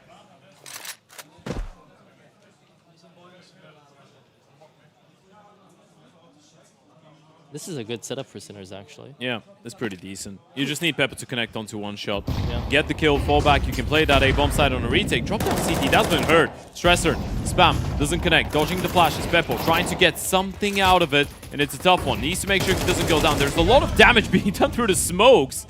Look at Netic Instant Vexite, finally able to fight back and get a kill, but they're still severely tagged. Half HP onto everybody besides JKS. And JKS has been struggling on this map, there's no denying it. 4v4 into the retake. Sinners working with a couple of good utilities, good defuse kits. It's really all down to Beastic to find the sentry, and he always does it. High flashes to come through, double them, as Vexite still stays here into the bomb site. Vexite, the hero, it's down to a 1v1. You can't stick this, even though you might want to. Shock right now. He is doing it. Pros never fake, and it's down to the second. Ins is gonna save it. Good thing he insta-peaks. Woo! That one goes down to the wire, but again, it's the captain to save them up. It's been such a stressful map of Counter-Strike for FlyQuest, and ends 1/10 away from missing out on the timing. We've got a bit of a technical maintenance now for Netic, it feels like. But Ince is able to get them over the line. Those rounds have been going down to the wire. Oh, yeah. But now FlyQuest have turned it around. They were down 6-12 once upon a time. Now they're up 15-13. Sinners. Do you have the mental resilience to bring it back? Especially a map that you thought you had in the bag. You thought it was a sure thing.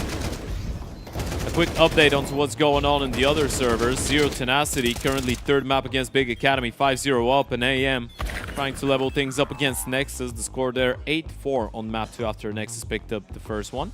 We've seen Nexus make comebacks before, though, even while having the enemy be close to closing it out. So. Yep. Also, Gen 1 already took down Reason in a 2-0 fashion. Damn, 13-2 on Dust, too. Yeah. That's one hell of a way for Reason to actually be invited here and to be sent out. I think that's the first MBK invite. keeps it going. Gen 1's going to be playing the winner of this game that we're watching right now. As of right now, it doesn't really feel like it's a sure thing to say it's going to be either Sinners or FlyQuest. We don't know which one. Well, it's a sure thing it's going to be one of them. Yeah. We just don't know which one. A bit of a smile on the face of Regali. Apparently he's having a little bit more fun now. Moments away from disaster, now in a much better position. And for those of you that are just joining in, a quick reminder, this is just map 1 of the series, and this is the map pick of FlyQuest. We still have at least one more map to go, and that's going to be an Ancient, brought to you by Sinners. Straight from home. Right. So now with the stakes high, at the very least we know the winning team will be meeting MBK. This is still an elimination game, right? So the Reason are going to be the first invite team to now be dropped out of the event. Sinners could be the next if they don't bring this one back. Yeah, we're trying to figure out what's going on with Netic, folks, but stay with us. Of course, for those of you, again, that are coming in, this is not our last best of 3 of the day here over at the A stream. We're going to be looking at the winner's bracket after that, or the upper bracket semifinals, if you will. That's going to be 2 games happening at the same time. It's going to be the Basement Boys taking on Passion UA. Ecstatic OG is the one that we're going to be watching, and the reason being, I guess, the value of the VRS for both those teams. Ecstatic and OG still technically not out of the race for a major spot. Chances are slim, sure, but for both of them, if they win this event and they keep on playing other lands, because there's a couple more before the cutoff, they could realistically potentially make it through. Yeah, they're nonetheless, right? For both Ecstatic and OG.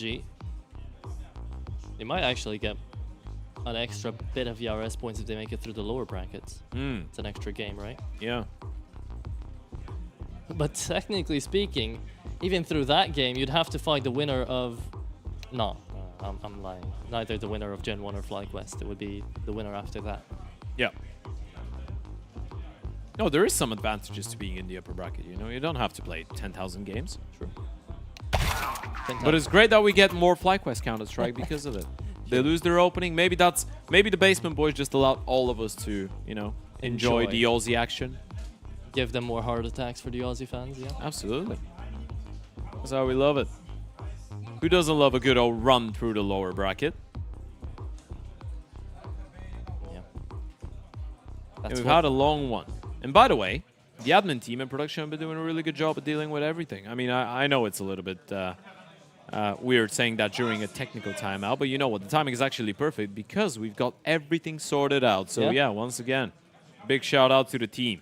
Considering how many players and how many teams we've got here, they've been doing a great job. Fantastic even.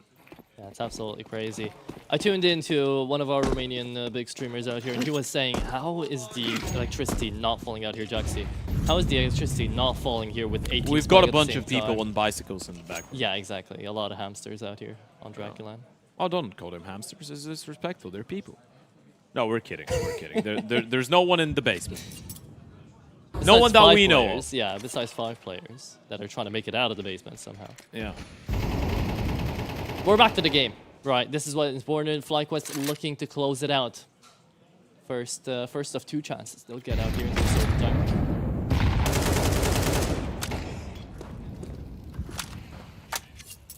Inz has brought it back, but not only Inz, Vexon, I feel like, has been the big mover. It's a really interesting lean out of Sinners. At a certain point, you're going to have to either push long or rotate some people back middle, because right now you've got 4 people on the right-hand side of the map, and look at it go from FlyQuest. Acceleration in towards the B-bomb side. This is a big one out of Shock, and Kisarek is able to drop another one.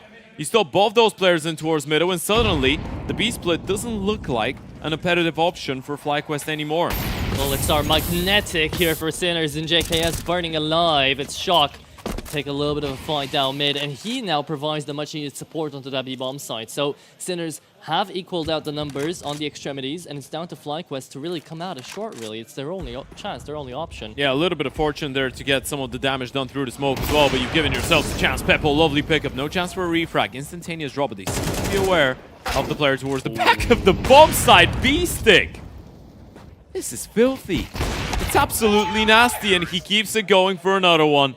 A lucky round here for FlyQuest, really, especially off the back of those 2 early pickups, but everything else was just well played by Sinners. It's down to the last tackle pawns that they get extra here, FlyQuest, into this T side. I can't believe they might bring it back, by the way. FlyQuest was supposed to be, I guess, in full charge now, in full control of what is going on. Sinners were up 12-6. Yep. They find themselves facing 2 map points for FlyQuest, and they're still fighting back. Still able to make it a close game, still able to make his whole thing that a double OT might be in place. No matter what happens until the end of this map, Sinners again have exceeded expectations. I feel like we said that yesterday with Basement Boys, and look at what they've gone to do. So let's not curse the side of FlyQuest more than they're cursing themselves. And right Dust 2 is usually a map that the Sinners play a lot, but it's not usually a map that they win consistently, right? We're seeing them win a game against Mix, lose against the same team, win against Forza Reload, lose to Ruby, so it's a bit of a 50-50. It's not even one of the best ones in their arsenal, it's just one that they have a lot of experience on. There is a bit of a difference, though, from online to LAN coming back out, especially into a map like this, right? Because it's a bit easier to communicate, it's a bit easier to get the feel for the game, your protocol's all in set, just have to shoot. On the server at the very least. Last round of the first overtime, it's either another one on the board out here, Ted, or FlyQuest manages to close it out. Double push in towards short. At least they were thinking about it. Vexside on the other side of things. He's spotting the head, stepping away. B-Stick once again beats him to the punch. He's at 23 and 21 IGL. What do you want from him? He's been hitting shots left and right. And right now, with a mid-crunch that is not going to come through out here from Sinners, FlyQuest have got a bit of a free reign, a bit of a moment to breathe to figure out this B-pop, but there will be no split in from middle. This is straight up from tunnels. The silver lining is there's no rotations coming out of Sinners, right? They've been doing a whole lot of damage through those mid-smokes. So now you throw in the crisscross, you focus the majority of your attack in towards the B tunnels. Molotov is well placed coming out of Kisarek. That's going to win him a little bit more time, but the lurk smoke is still in play, and a little bit of a fake happening in towards short, I feel like. You've got Inz trying to throw caution into the wind. Kisarek spam actually gets one. Yeah, Shock has been doing notoriously good historically on this part of the map. He's been anchoring it well, and that's going to be one for Shock. Looking for Regali. He's with the bomb. Big kill. 1v3. Regali, 20 seconds. He's been putting into the clutch performances once before. Drops, makes noise, still finds Shock. Doesn't have the time to pick up the gun from the ground, really. 17 HP, just needs to plant. It's so difficult. Tough to cross, and Pepple's got it. Not ready to give up, Sinners. We reload and go again, and this is just map 1. Okay, we're in for a long one, Ted. Get ready. This has been interesting. This has been just all over the place. Comeback after comeback to come through, and now 15-15 double overtime is needed to figure it out.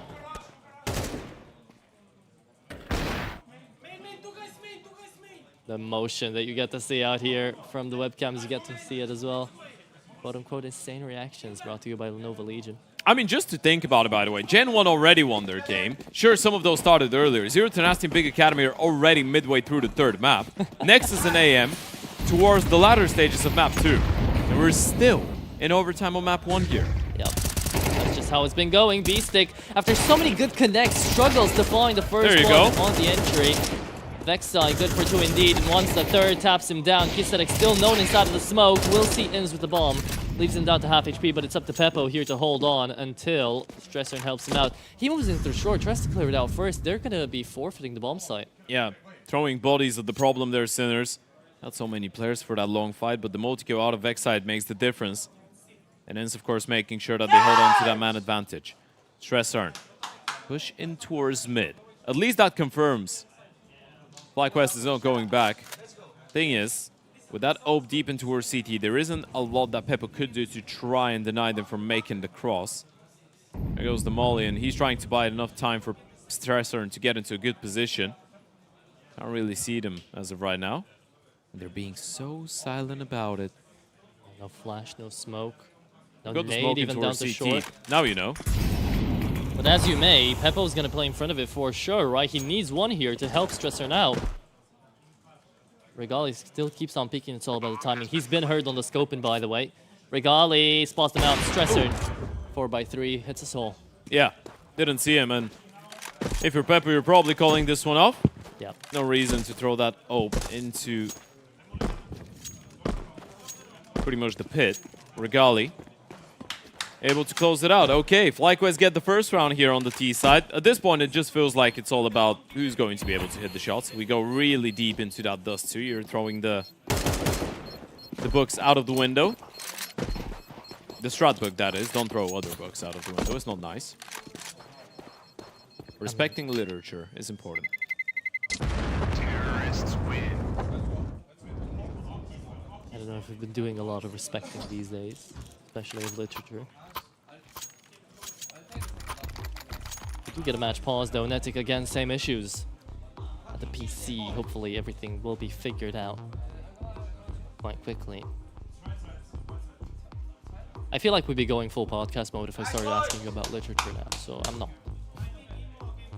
I mean, we do have a technical timeout. Netic is disconnected once again, so sure, go ahead. What do you want to know? What was the last thing you read? So, I do love a lot of Orwell. Right now, I'm reading something in Bulgarian right now. So, the last thing I read in English, it was Christopher Hitchens. Yeah. Okay. Yeah. I recommend. Does this game feel as dystopian as Orwell? To some extent, yeah. Yeah. Comparable. Good. Yeah. Glad to hear it. Both could make you feel a little bit miserable in different ways. Mm. And you enjoy both of them? Yeah, Hopefully. yeah. Exactly. Absolutely. Great.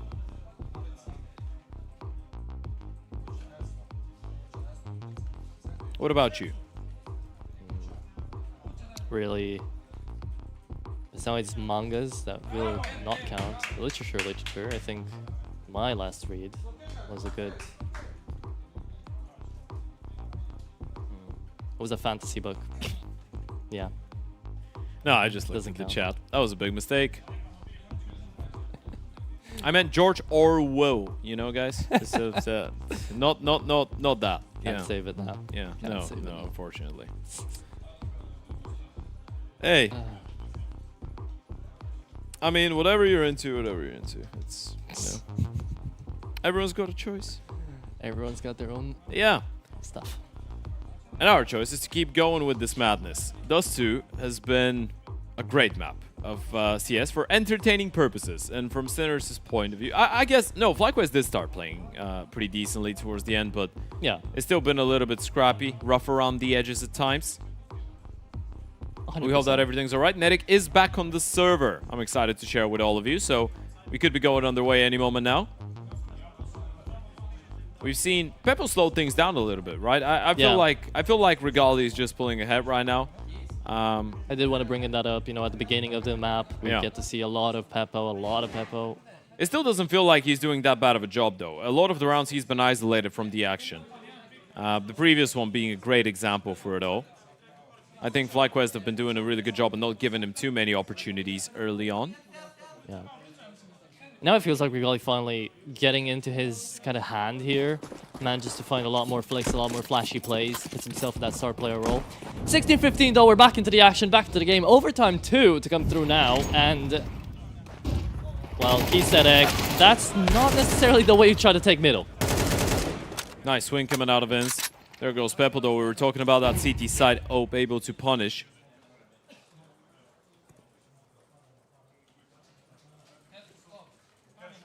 What do you want to do now? I think you know where the Oprah was. You've seen him rotate towards the right-hand side as well. So you should be pretty aware of the fact that this is a 2-2 setup. Or probably Pebbles still standing and lurking somewhere around middle. It's all about giving yourselves the opportunity to work with the map. You still have plenty of time. Doubling up in towards long, though. There might be a push coming out of B-Stick. They're again trying to be as proactive as possible. That's what I was going to say. How crazy would it be that B-Stick just goes forward right now, catches them on and off timing. At least JKS could be seen, but goes into lower tunnel. Now, B-Stick's just going to stay out there into longhouse. No way he pushes. It's going to be up to B. That's a good call. If you're able to push the Opera away, he's going to get flashed, he's going to get mollied. Peppo's letting go of the angle. He does know that no one's crossing towards the back of the bomb side, those Sinners. They're still going to hold on to the setup, and the Molotov fails as well. Yeah, miss Molotov right now. Shock is allowed free reign onto this bomb site, try to take them down. That's the bomb down, and looking for Netic as well. Do you know about the second player here? Stressor and Scene will get denied. Netic, amazing double headshot. And that's the double piece that could win the round out here. 17th could be on the board. It's B-Stick and Peppo left to the retake. Look at the flank. B-Stick. Is he going to be checked for ins? Yes. It's all about the awareness. He's ready. He can see it coming. Big kill coming out of ins. IGL, VIGL.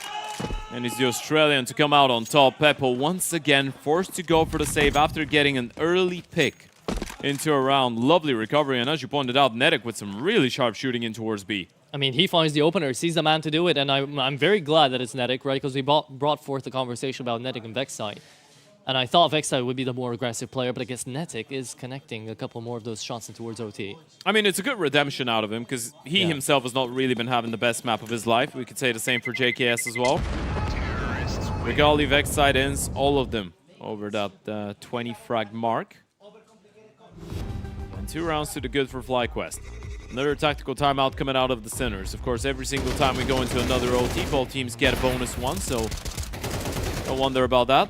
There's the replay. It was really well how they coordinated, by the way, the drop of the player that was on top of the box with the peek out of Netic. You wanted to mess up with the CT in towards car as much as possible.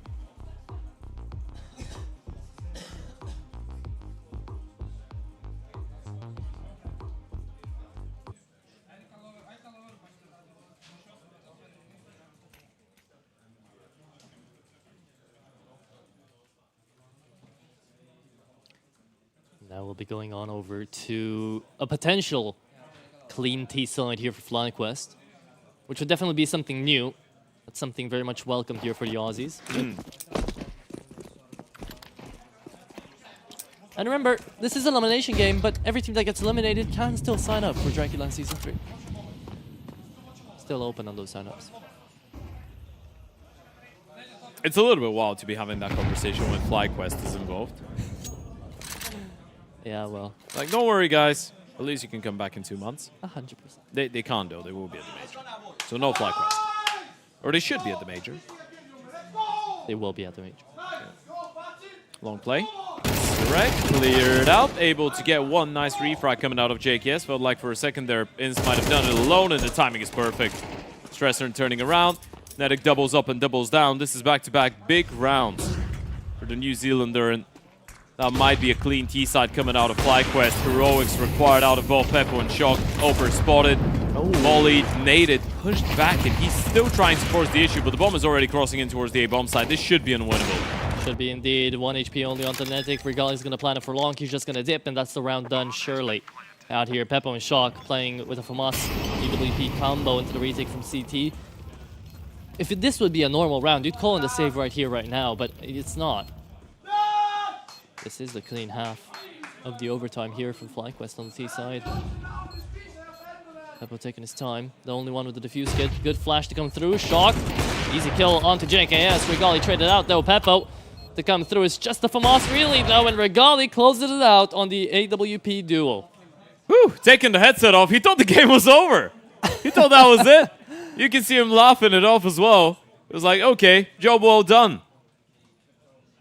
Not quite yet, though. You haven't quite closed out the map. You need one more round. Not too far away. I get him, but still need one more, yeah. He's had a great recovery, though, and we're seeing the impact being brought in from both him and Netic throughout the last couple of rounds.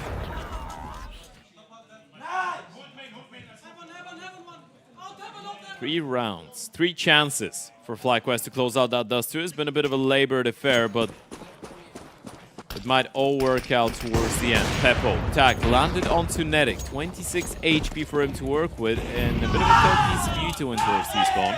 Both of the players going towards B, though, have been spotted. Sinners having clear information right now. Don't know anything about middle, so they're going to take their chance to try to overwhelm JKS, who has been notoriously having an issue in towards that part of the map, but Ins manages to trade it back out onto a piece of util. This should be it. You get a man advantage into a round like this one. Sure, Netic is low on HP, but this is the closest you've been to closing out this map. And what a comeback that would be. That would definitely fill you up with a little bit more confidence. Determination to close out this best of 3, surely. A lot of relief, probably, as well.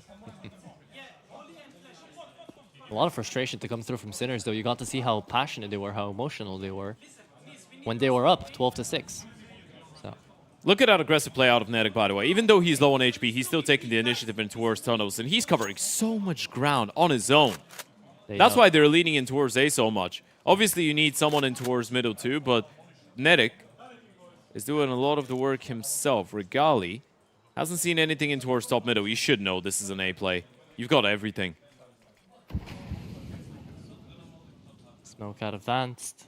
30 seconds to go. Sinners, they can't dilly-dally around. They have to go. This should be it. Beastic has done miracles before, though. Wouldn't be too surprised. Smoke down to CT. The cross will come through. It's up to Ins on the A1S to try to deny this. Molly into ramp to deny the push. And this is really well played out of FlyQuest. They're just really biding their time. Another one to go. They're really trying to take him down. However, Ins is the first man out. The bomb will get planted. Peppo finds another in from ramp, looking for the kill. No way. Just connected. Regali, last man standing. 1v2. Regali has done these before as well. AWP in hand, 4 bullets left for 2 players, and does connect on 1. Needs just 1 more, down to the 1v1, and it's Beastic to save it once again. That is absolutely unbelievable. That should have been it. You still have more chances, but the amount of times we've seen Beastic just reach down, grab his teammates, and pull him out of the hole. It's so damn impressive. The triple kill out of nowhere. Look at the way that everything starts. FlyQuest, they had him surrounded. They were all in towards A. They had the flank in play as well, and the fact that Regali had to clutch up once again towards the end is absolutely insane. And now we're looking at the replay of him thinking the map is over. The map is still going. Oh, it's definitely not over right now. He's got even more to do. Through the flash, Peppo connects the shot. Another V-op going down the drain here. I can assure you, if this one goes another ulti, if Sinners somehow end up winning the map, this clip of Regali taking off the headset and laughing it off after the first 3 rounds, that's going to be all over the place. That's going to be fire to the fuel of Sinners, though. When they get to see it, they'll just be even more passionate about trying to win this. Look at this. Man, oh man, JKS last man standing. You blinked and you missed it. 4 kills in quick succession. This is 18-17 here. Sinners looking to bring it back. That's real tough. I can't believe this is possible, by the way. I can't believe this is still going, man. This is it's complete madness. That's what that is. And it's not even Sparta. 2 rounds in a row. 1 more needed from overtime number 3. Sinners are not letting FlyQuest run away. Right behind him. Flash is perfect. Regali couldn't connect on the blind shot. Shock is able to react to that play somehow. Yeah. They're just so locked in, Sinners. All of them. Not only is Peppo being a trooper, yeah. I mean, look at the kill distribution. Everyone's between 20 and 27 kills. No, 29, sorry. 29, yeah. Gotta run. Really quick. Yes. Oh, he doesn't make it. Another opening frag. JKS has really been the Achilles heel here for FlyQuest. The lineup here for Ins, but he flashes himself in trying to buy time. That is actually going to allow Sinners to get out with an even bigger advantage. Could have been the throw of the round, but you're only working on MP9s. Regali doesn't have his signature AWP, so Vexite is up to the fight. Oh, they've heard a drop. They should know a boost could be coming through. Actually, they didn't coordinate it. Netic, he has the first one. They haven't spotted out Vexite yet. Now they'll have to undo the boost. The smoke is fading away. Player in towards Cardo. Oh! That could be the execution, and there goes Beastic. 3 rounds in a row. You might have another reason to take off the headset soon enough, Regali, but it might be for all the wrong reasons. We're going into OT number 3. It's been a while since we've gone to see and say that. By the way, at this point, you're comparing the amount of map points that both teams had, right? Because Sinners had 6 of them in regulation. FlyQuest have missed out on 5. Yeah, they're getting there. Beastic is even putting his hand on his head, being like, how are we doing this? How is this continuing? But they closed it out. They couldn't close it out in regulation. Now they have to do it in triple overtime. Sinners Sure, you've had a flawless T side as well. And we've got another overtime onto the B stream as well. What a map. What a game. What a player! Neri going ahead of the Molly. He was kind of forced to go for the fight, able to get a kill, but the refrag again is really solid out of Sinners. Sanity so far in Bucharest right now.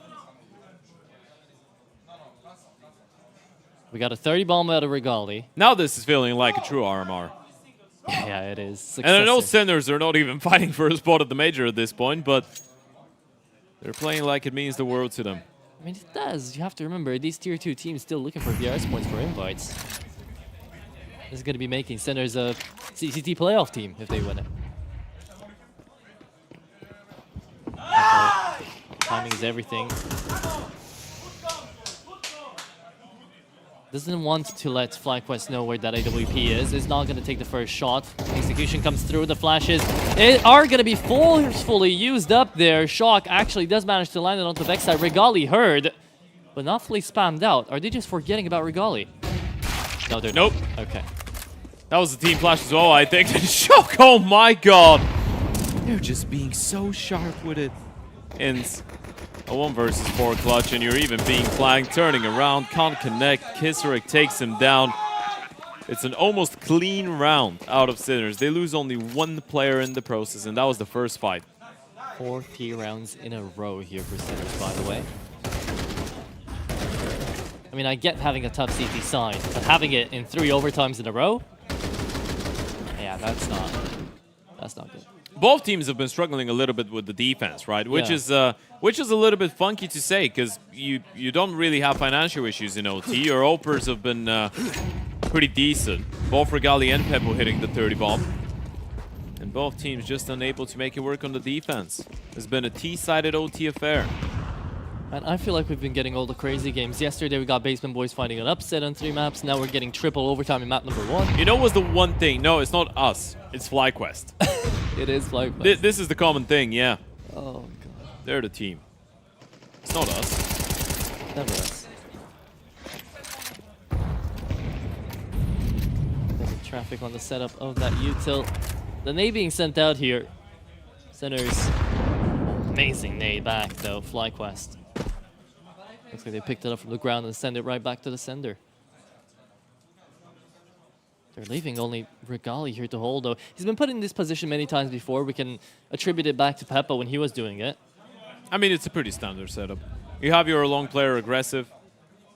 He's going to be responsible for the late flanks, and then the Oper, potentially in the short exec, just shuts down the first one, falls back, you play the man advantage retake. Thing is, this time around, Sinners are taking a reroute. 3 players in towards long, 3 players to be heading in towards the den of JKS. Sinners the Rigali's coming way. to the rescue. Oh, he has He's to. not looking. Oh, he might be fully denied out here. JKS saves him! And there's the savior. JKS finally putting up the impact he needs to find. Into the bomb side, though. They don't have the bomb. That is going to be B-Stick. The only man standing, and a clean round finally out of FlyQuest on a CT side. You know what? This is a massive multi-kill coming out of JKS, but this is so fortunate for them. Because Rigali is just crossing knife out. Back turn. Yeah. If they were already out the door, he would have been a dead man. And the fact that you catch him moving like this is going to be the biggest giveaway onto where JKS is playing from. So that was... I know this is a round that they win with 0-5 alive, but this is moments away from disaster for FlyQuest still. This entire game has felt moments away from disaster every single time we've gotten into a match point, really. So now 19-19, a CT side here for FlyQuest. Needs to connect the second, you feel like.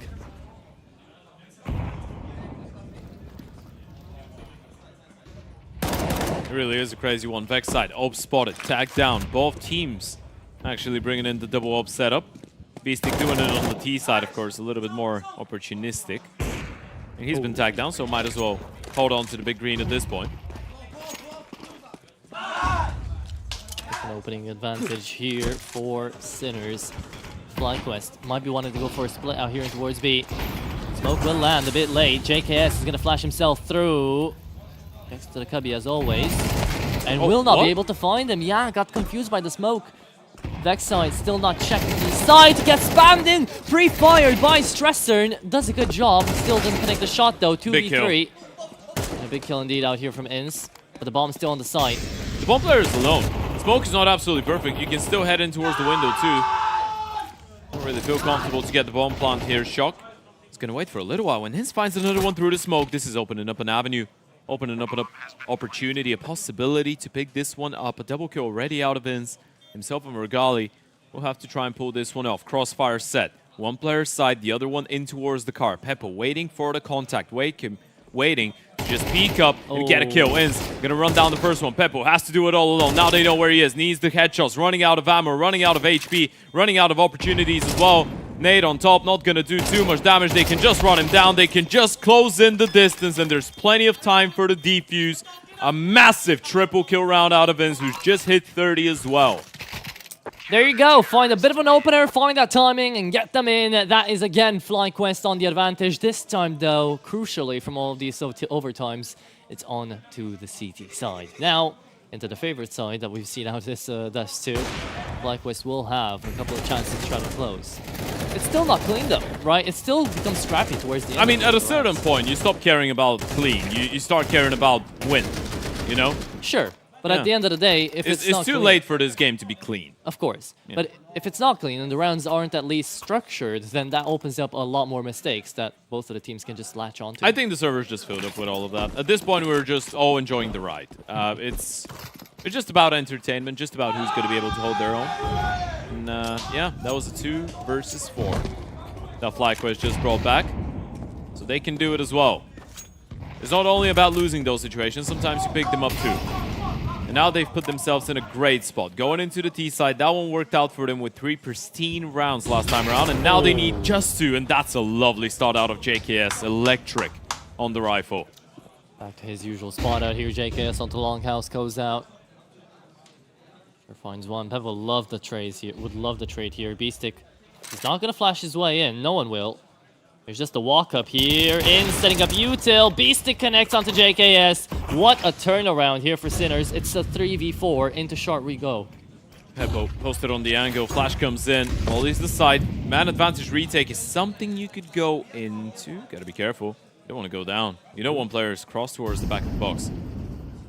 Bomb will be planted though. 2 will come in out here from middle. And that is Peppo connecting the shot into the player. Regali. It's taking too many fights. It's a 2v4. I get you have to thin down the numbers, but right now, Neta cannot help you out. It's a good shot out of Regali. The Opera is staying alive. 1 from CT, 2 from Long. Let's see this retake come through in that smoke. FlyQuest, only half the time remaining on that bomb. Great grenade, but it will not land onto the Opera. The Asimov stays alive. Regali not connecting shots. Blinded and denied. It's Stressern to come into the bomb site. Stressern good for 2. And it's Sinners 20-20. Still enough time on the defuse. This is a big one. And again, Regali so close to being the hero for FlyQuest, but a lot of the shots just not connecting on the big green. Too many opportunities, too many chances, and Peppo with a big double kill round. Same thing we could say for Stressern. Sinners level things up once again. I did not think I'd say this in map number 1 of the first best of 3 that we get to cover, but we might be getting a 4th overtime. We might be staying here up until midnight. We could. Or even past that. This is just map 1. We still have potentially 1 more. Could be 2 more and another best of 3. Yeah. True. I mean, Big Academy and Zero Tenacity are almost done. And then the games after that are going to follow. Overtime still on Nexus and AM. 14-14 right now for them too. Yeah, Big Academy 1 round away from eliminating Z10. And that's another surprise run, by the way. A newly formed Big Academy led by Gobby. Yep. Absolutely crazy stuff. Jay Bowen has been hitting like a maniac on that team. However, we're not talking about that game. We're talking about this one. Another quick takeout here by Vexside this time around alongside Netic into Long. FlyQuest, I get it. Don't change what works, right? But this approach only netted you a bomb plan, not a round win in the previous. Just go out and send it. Yeah.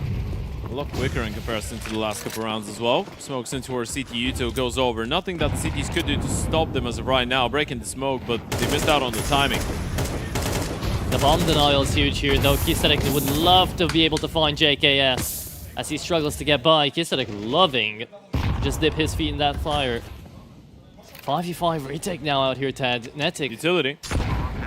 Sure, it will come through, but it won't land. Oh, yeah. It's a huge advantage here for FlyQuest. That could have been a kill, by the way. If That the will first be a nade kill. lands, yeah, there goes the second. They finally get the kill. Should have probably gotten it earlier. A 4v5 hold. A FlyQuest are going to be after. Another molly in towards Goose. Does it spread? No, it doesn't. It's an incendiary. Backside. Yeah. He's got it. He's got the angle. They might not be ready for this. Jump, doesn't spot him. Backside, could get a multi-kill out of this. There he goes, there goes one. Refrag's good enough. Swing comes in. Instant Regali holding on for dear life. And Insta's got a bit of a gap. There goes the spray transfer, but Regali's not missing this time around. And again, and again, and again, it's Ince and Regali to get it done for Fly. Regali comes through, saves the day once again. He's been required to have so many saves in so many rounds out here. But at the very least, we know one thing, and that's he's able to connect those flicks, man. I mean, both him and Ince, man. I want to give him the props in those 2vx situations. Yeah. Combining for 67 frags right now, those two. Who's the star rifle in FlyQuest again? It's Ince. Man, oh man, though, we're down to the last round of overtime 3. Is it going to be a fourth one, or are FlyQuest going to be able to finally close it out? Kiserek looking down.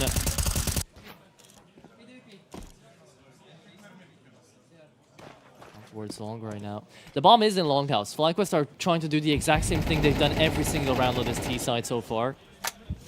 And just send it into long. Yeah.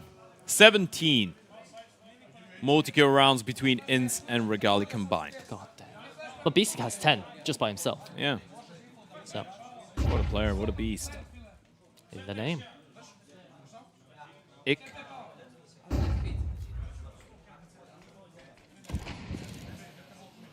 Now smoke to come through here. Beastic hears it.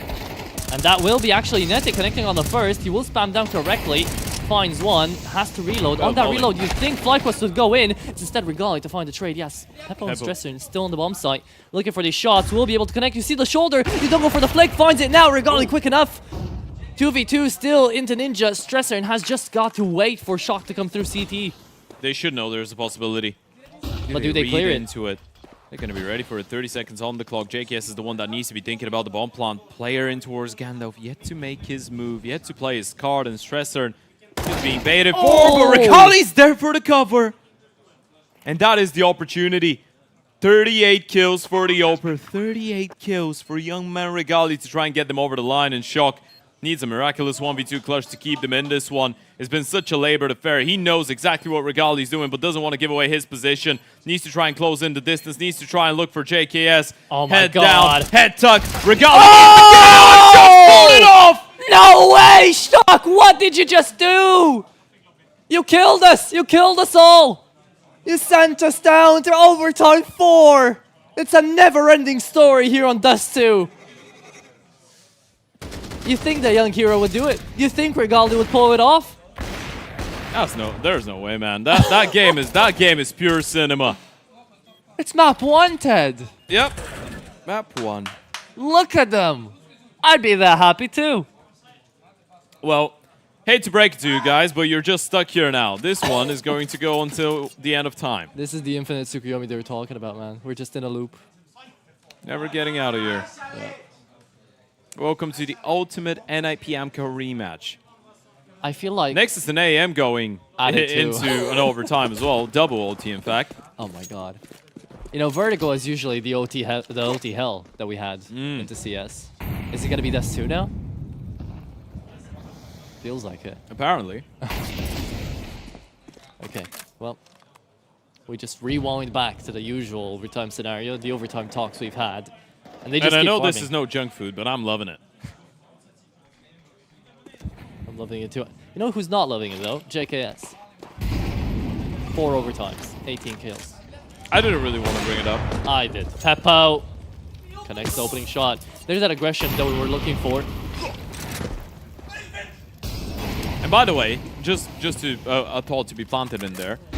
Someone did bring the fact that Chad was on a flight right now. Yeah. Imagine how funny it would be for him to actually land and this map is still going. If it's a 40-minute flight, then that could be the case. I doubt it, though. I hope I do.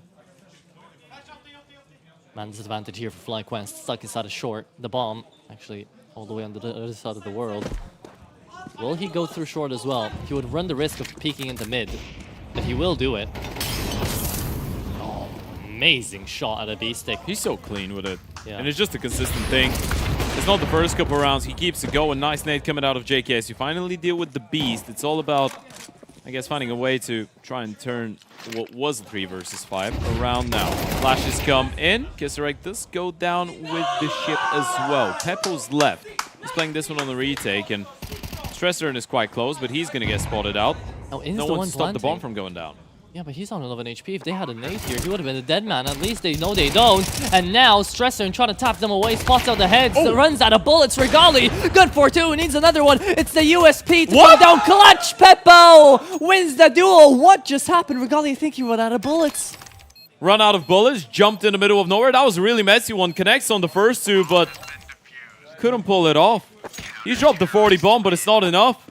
Peppo clutches up with a big triple kill, and we said that he had slowed it down a little bit. Well, let's say that again now.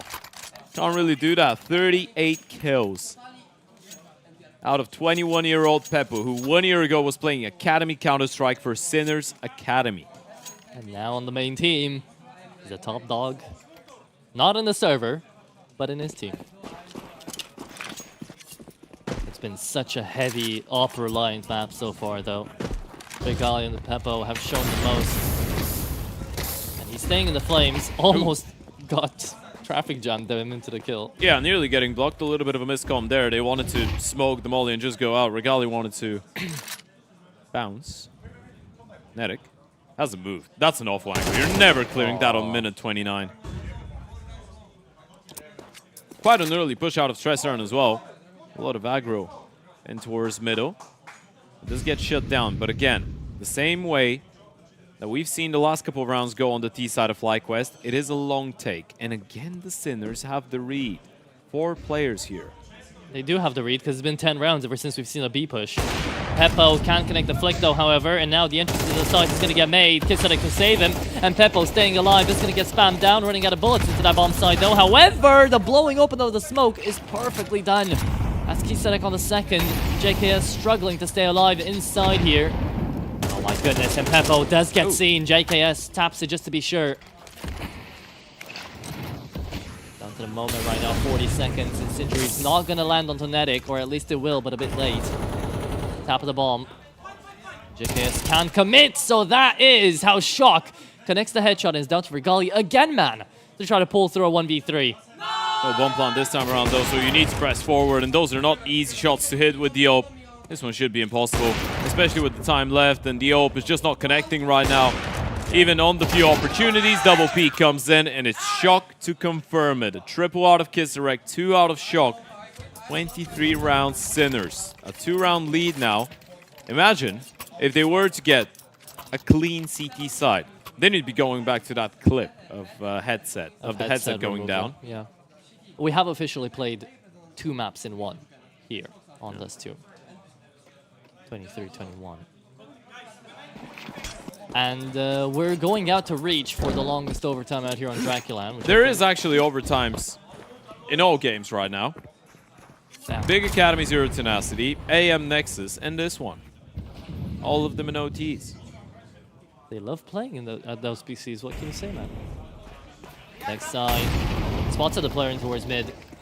Good incendiary thrown out on the timing. Kisarek finds the opening. And Beasta keeps it up. Look at the aggression out here from short. The IGL wants nothing more of this game but just to close. And because of it, being ultra aggressive. That's wild, isn't it? Yeah. The fact that they might get a clean CT side when just a couple OTs ago, they were all struggling. Look at that position. Look at Kisarek. What is he doing there? No way You're never clearing it. Yeah. Absolute never. Not in a million years. Question is, does he get 1 or 2 here? I think both. Yeah. You just peek. No one's looking. Oh there goes God. one. There goes the second. Hello. Bye-bye. Okay, so to try to break that round down, Kisarek just goes long, wins his duel. That's fine enough. Beasta goes aggressive into short because of that. Takes down another into lower tunnels. And now Vexside is trying a 1v5. Will not work. 24-21. This is wild.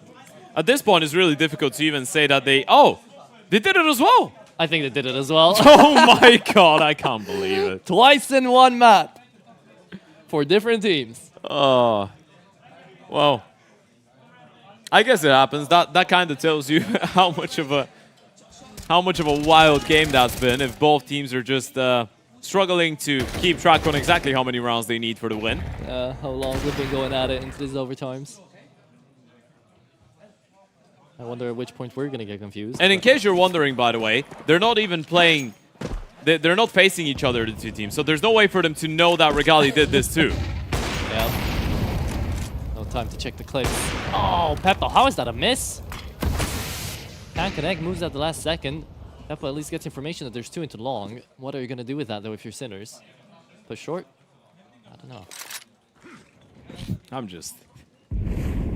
I'm still having so much fun with the fact that they took the headsets off again. I mean, it didn't work out for Regali last time, so imagine how hilarious it would be if now FlyQuest are able to bring us into OT5 because of that. You just said it. Because more of them did it as well. It wasn't just one player, it was a bunch of them. B-split coming up, O5 coming out of middle. Netic and Vexite. Defense needs to stand tall, but Beastic is able to find the first one. That might be it. Insta trying to hold back. He's trying to fight them. They haven't really spotted Netic in towards the back of the bomb side. Lands the leg shot. Doesn't get the kill. This is so much pressure. Surely this one's over. Surely this is how they close. And Sinners put an end to FlyQuest's misery. A 25-21 dust 2 that goes in favor of Beastic & Co. Now you can take the headsets off. Now you can say that, hey, you know what? Even if you couldn't close it 6 rounds into regulation, that was 12-6, by the way.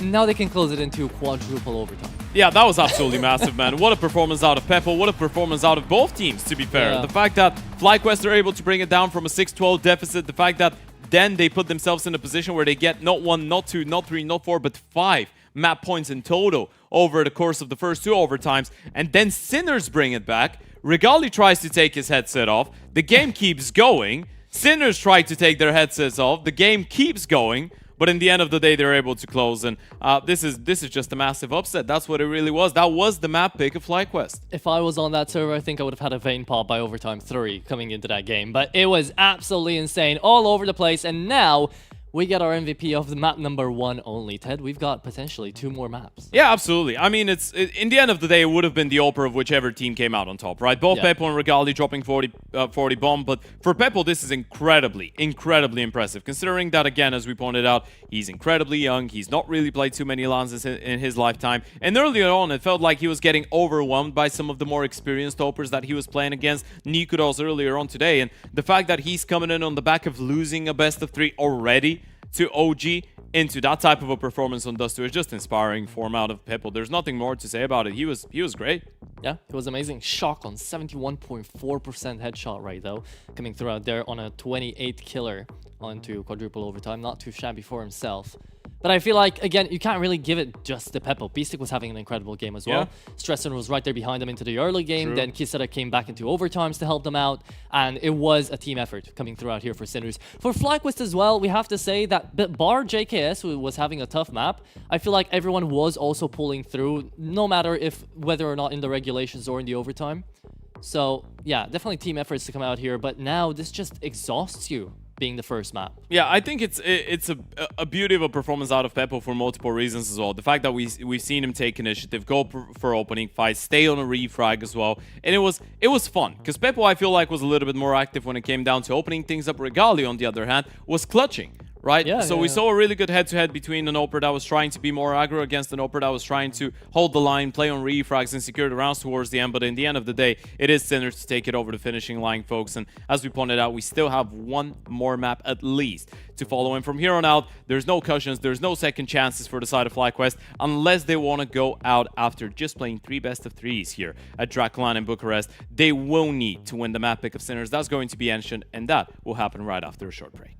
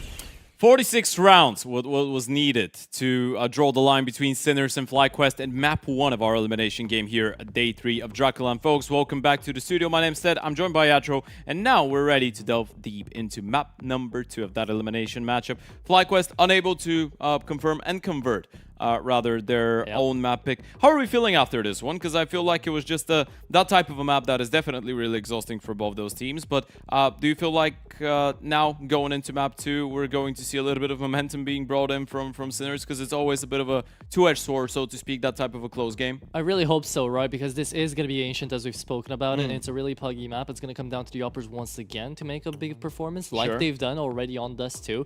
And if Regali can bring in half the clutching power that he had on map number 1, if Peppo can find the opening kills that he found, even half of them out here onto Ancient, I feel like this is going to be, again, a very exciting game. And you have to remind yourself, that was a really big sigh of relief for Sinners, not being able to convert a game win after being up 12-6, right? Seeing that those problems and issues were there, now they barely had any time to breathe, go to the bathroom, wash their faces, get into the second map. So they have to talk about it during the game, throughout the game, if they're even gonna talk about it, right? They could just say, okay, that happened, don't focus on it, we're down to another map, we're down to another play. I feel like if we are to address the coach's situation as well, the fact that Azer's here with FlyQuest 2, this is, in the worst way possible, the ultimate test for a new coach on the job as well. It's going to be interesting to see how much Azer would be able to mentally help the boys reset, because obviously, as we said, it's really frustrating when you lose that type of a close map when you were so close to winning. At a certain point, Regali just took his headset off. He thought the map was over, right? They were up 3 rounds. They had plenty of opportunities, 5 in total chances for FlyQuest that went down the drain to close out the map. And on the other side, we've seen a Sinners team that is punching far above their weight. And I feel like now going into map number 2, you're probably feeling like you are in a prime position to close this one out in a 2-0. We're going into a map that's usually not that great for the side of FlyQuest, as we pointed out. They've lost it to both G2 and Liquid, and those are the only two teams outside of the Asian region, really, that they've played against. The other two were the Huns and Eruption, and they were able to take both of them down. But at this point, we're looking at FlyQuest and asking who's going to be the hero, because Regali tried his absolute best. Ancient in general is a map on which, especially on the CT sides where FlyQuest will be starting things off, Regali's a little bit more stationary, right? He's opening up a little bit more opportunities for JKS in towards that A-bomb side to go and assist the mid players, to go for some aggressive plays himself, while he's just standing there and covering ground. So you're probably looking at some of the rifles for the side of FlyQuest and saying, well, Ince played a phenomenal map 1. He's going to need a little bit more support coming out of Vexside, Nedic, and JKS. Yeah, this is going to be a redemption map, really, if anything else here for JKS, the man on your screen. He has to perform, he has to show up, because that was a subpar performance, especially with the expectations that we have of a player like his caliber. So it is going to be a tough engagement. We did get to see the odds as well for the duels on the Oppers there. Pepe was really underfavored, but again, that was to be expected, and he overperformed on map number 1. Those are why the odds are brought to you by Superbet. I like that as well. 4.1 there for Pepe. Yeah, absolutely. Yeah. A big performance out of him on map number 1, though. Dropping 40 bomb towards the end for a young and unexperienced Oper like himself. This is a big way for you to introduce yourself to the scene, playing against a decent team as well, right? You're facing off against FlyQuest. You're not playing against another team that would be considered of the caliber of the Sinners, so especially doing it on LAN when the pressure is up, when it's elimination on the line, you know there's no second chances. It was a great map coming out of Peppo, but now again, as we said, we are looking at some of the other individuals, and when it comes down to rifles, because we already mentioned the names out of the side of FlyQuest, I feel like Kisarek should be a pretty decent ancient rifle all in all, because that was one of the maps that obviously the Rebels played. It's a map that's always been synonymous with the Polish scene as well. Most Polish teams really like Ancient when it comes down to the T side. The CT side doesn't really matter, but they've always been really creative coming down to it. So hoping to see a lot of firepower output coming out of him, and of course Stresser, who was waking up towards the end of map number 1. But those are the two highest rated players in the camp of FlyQuest throughout the last couple of weeks, throughout the last couple of games that they've played. So you're probably looking at them expecting a little bit more as well. Right, but let's. I'm gonna come back with another question out here for you, which is for the IGLing styles. Who do you feel like is gonna be fed best out here for this Ancient, seeing as what happened with map number 1? I think the proactiveness we've seen out of Sinners has been really good. The amount of times that we've seen them be really convinced and believe what the call has been. That's the word, dedication and commitment, more so for the side of Sinners, is what we've seen.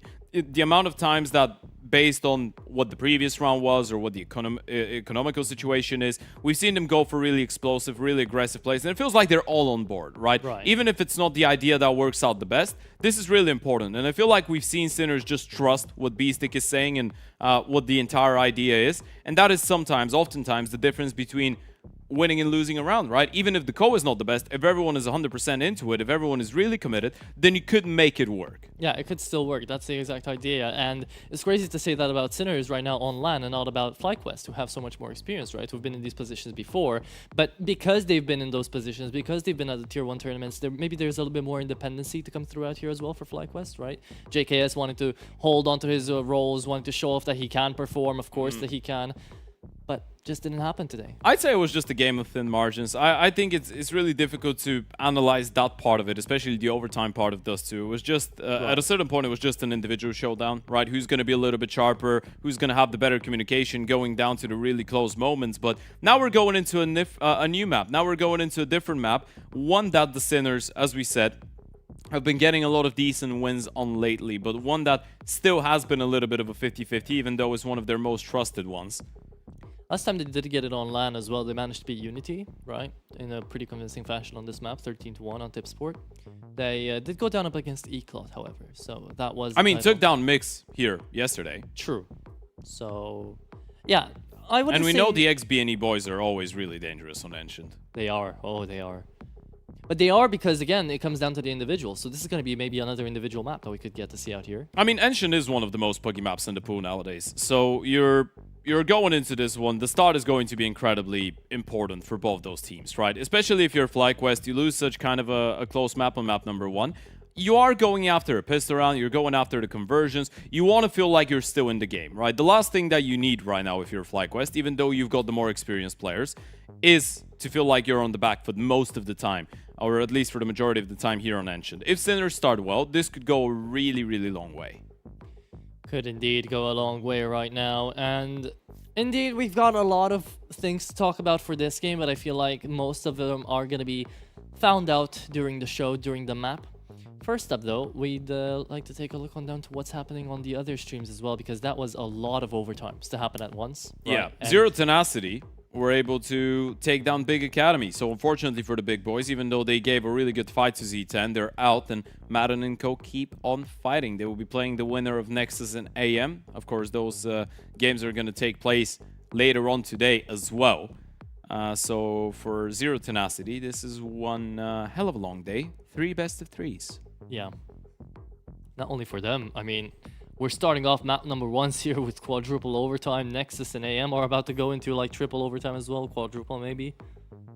They are already in number 4. Yeah. Might go into number 5 there. In case you're wondering, the score is currently 23-22 in favor of AM on map 2, and Nexus is 1 map up in that game, so that one's going down to the wire. Gen 1, of course, the team to be waiting for the winner of this one between FlyQuest and Sinners. Again, a game that's taking place later on today. So the Sinners are in the same boat as Zero Tenacity and potentially even Nexus, right? The same boat of playing 3 best of 3s in the same day is never going to be easy. And of course, we've got the winner matchups as well coming up later on. We're going to see the Basement Boys take on Passion UA and Ecstatic take on OG. The winners of these are going to proceed into the upper bracket grand final, which is going to take place on Saturday, which is tomorrow. Yeah, can't wait for that too. However, you have to think now about Gen 1, right? They're going to have to wait for so long. You have to give a big break out here to these teams between the matches that have just played so long, and that's just going to make the rest of the franchise going to have to wait and do nothing. I mean, it could be a good thing and a bad thing, right? Because you got a really clean win against Reason. That gives you enough time to prepare for the next matchup. And also, you could say that even though the winner of Sinners and FlyQuest is going to get a little bit of a break before the start of the next game, obviously, around, let's say, 45 minutes to 1 hour, you could say that they could be a little bit tired going into it. And this is a comfort that Gen 1 has over them. The fact that for them, the game against Reason was the first of the day. Yeah. And it was a really clean one, quick, pretty fluid. And now you're going into the next one knowing you're up against a team that's playing their 3rd best of 3 of the day. And it's not even like we can say those first games were easy. Of course, that would be if the Sinners win. Sure. But it's just a lot to get through, really, out here. I think this is going to be not only the longest tournament day that we've had in this second series, but also one of the most impactful, because this is when teams start dropping. This is when you get to see some of those invited teams making all the flight out here to not even be rewarded with what they were kind of expecting, right? Yeah, absolutely. So, and for the Sinners, that would be a massive result as well, right? As we said, FlyQuest came into this tournament thinking about holding on to their VRS points and just strengthening up their position in the Asian and Oceanic region invites for the major, but they might go out of the event with less points than they arrived. They might. I mean, again, we go back to the Basement Boys loss for FlyQuest, but we have to kind of, because it was that monumental. They lost 30 VRS points into that one. Up against Sinners, they would lose less, sure, but let's run the theory, right? They're a map up. We might as well. If they lose up against Sinners here and they get dropped out of the tournament, they would lose at least 15 again. And you only won 7 up against Medisport, so it's a toughie. Yeah, so looking at the forecast right now, actually for FlyQuest, they will lose 26 points. Oh my goodness. If they were to lose, but that doesn't mean they're dropping positions in the world ranking, which I guess is a silver lining. For the side of Sinners, you win here, you're gaining 41 VRS points. Going up 7 spots in the world ranking. Damn, I thought, you know, Sinners wouldn't be worth as much, but apparently FlyQuest, if they win this one, they gain 42 points. Yeah. So surprising. I mean, it is a LAN event, and Sinners have played a lot of games, so I guess that's what it comes down to consideration. Yeah. That's the factor. But yeah. With all that being said, I can say that we're getting stuff ready into the server. We can see it. So we shouldn't be too long before we hop on in to that pistol round. Yeah, there's a lot of readies in the chat. So we should be going underway any moment now, folks. In case you're just joining in, welcome to the third day of DraculaN Map 2 between FlyQuest and Sinners, going live shortly. The loser of this one is going home, and currently the Czech side, well, international now, but predominantly Czech, is up 1-0. I don't know why 3 was the number that went to mind. It's the best of 3. Maybe it's day 3. There's a lot of 3s here. There right is now. a lot of 3s. Yeah. We haven't... Three map points is what FlyQuest had when Regali took off his headset. What about that? You're really bent on that little It's just mishap really from unfortunate. Regali. It's not nothing personal towards him, right? Yeah. It happens. Sinners did the same thing. Yeah. It's just really unfortunate when it happens and you still end up losing the map in the end, you know? Exactly. That I think will hit the hardest here for everybody on the team of FlyQuest, because when he did that, there were just smiles all around here for the FlyQuest boys. I mean, Now- it was the same for the Sinners, right? When they did it. Sure. And more players on the side of Sinners did it. It wasn't just one person. But with that being said, we are ready to jump right into the swing of things. Map number 2 here. FlyQuest on that CT side, hoping for a good start to turn things around and break that bad omen that they're carrying. Alongside themselves going into map number 2 from those two Sinners on the offense, utility of plenty for a pist around. Smoke, Molly, double flash, B-pop coming right away. Gonna be a quick one out here. Sinners sending Kisadek out to the first point of entry. Dooley spamming way out here from Inns on Cave. Not gonna be connecting on anything just yet. Will be a quick and easy bomb plant to come out through here from Sinners. But now it is gonna be a 5v5 on the retake with no defuse skip onto the CT side out here. So FlyQuest are really gonna have to make their work cut out for them by trying to get themselves into the short position. Those are tricky angles for the Glocks. There goes the flash. FlyQuest haven't committed just yet though, so it wasn't time to perfection. Beastic is still able to open things up. Close angle. Peppo tapping away, taken down, but there goes Tressorn as well. As of right now, Sinners coming out on top in this one and still firing on high cylinders. Regali getting one in return, but he will bite the dust as well with Nedic down to 24 HP. This is straight up unwinnable. Beastic with yet another multi-kill in this one. 5 kills for the T side, bomb planted as well. The economy is going to be looking amazing, and FlyQuest will be, of course, force buying into this round. So this is another opportunity here for Sinners to just start running away with it early on, just like they've done on map number 1. It's only the Absolutely. pistols. That's all completely theoretical speech, but yeah. Yeah. And shout out to all of you guys in chat that have been tuning into the event. Oh, yeah. Hope you've been enjoying the show, especially after map 1. That was a crazy one. Season 3 is announced, so drop that follow button as well if you want to stick around to see even more of this action. It's been crazy all around, so might Yeah, as Season well. 3 is going to be taking place in November, though, so there's a little bit of time until then. But we still have a couple more days of action coming up in Season 2, so we're just getting started, really, with the good games. Oh, yeah. Regali, the only SMG, spots out all those shadows, takes down one, doesn't drop down, is actually going to continue the fight. Might have been a good pickup out there for Shock, just come through the smoke right there. Nate is going to come right back around. They want to get that MP9, and they will boost themselves up for it. You know it's a stack now, right? You spotted Regali on an MP9 boosted up. You've seen all that Yuto, all the commotion, so it's a good decision for the Sinners to pull the plug on this play. Unfortunately, Beastic has been tagged down as well in the process, but you're still not in too bad of a position. I like the commitment here from Sinners as well, right? They've kept Stressorn in because they know that it's just going to be pistols, but apparently a 5-star is more than enough to deal with it. The B-bomb site's completely empty. Yeah, and they've walked middle. I'm not sure if they've heard the steps coming out of X-side, but they should be ready. That spot, another kill out of the pistols. This one is slowly starting to fall apart. Someone needs multi-kill. Chaos, JKS, that is going to be the MP9 to come through. Shock on 32 HP is going to get overrun. That is how FlyQuest somehow managed to win out on an eco. It's a really well played one. Comes down to a couple individual fights as well. That win out of Inns into the 1v1 on main, that's absolutely massive. 5-7 in hand. Regali doing his part as well, able to get the first kill. Unfortunately, not good for a second, but the block out of the Yuta was good enough. There's the replay of that too, and Vexside capitalizing on the low HP of Beastic as well. Went flying. They're Shock. We're picking up the scout, and we go back at it. If you missed the force plays out here, Ted, they're going to keep on happening. So you won't miss them for long. Yeah, no bomb plant in the previous one for the T's though, meaning not a lot of, well, not a single piece of utility actually. One scout, a little bit of pistol upgrades, and Kisarek has already made one of those Deagles sing. Down goes Nedic. Is there more where that one came from? Could be. cave. It's a complete flying Vex site. Will be traded out for 2. So that's good for the CT side here. A lot of damage has been transmitted onto Kisadek and Shock as well from the utilities.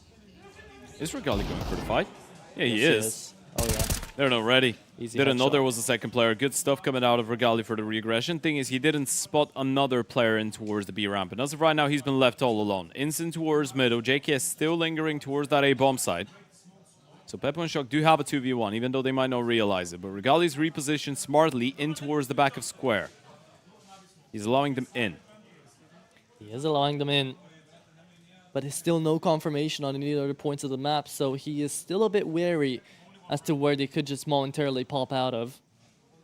There should be a gun to pick up here into cave as well. Peppo doesn't see it though. Won't get to go for it. It's just the Tech 9 and Scout against the world.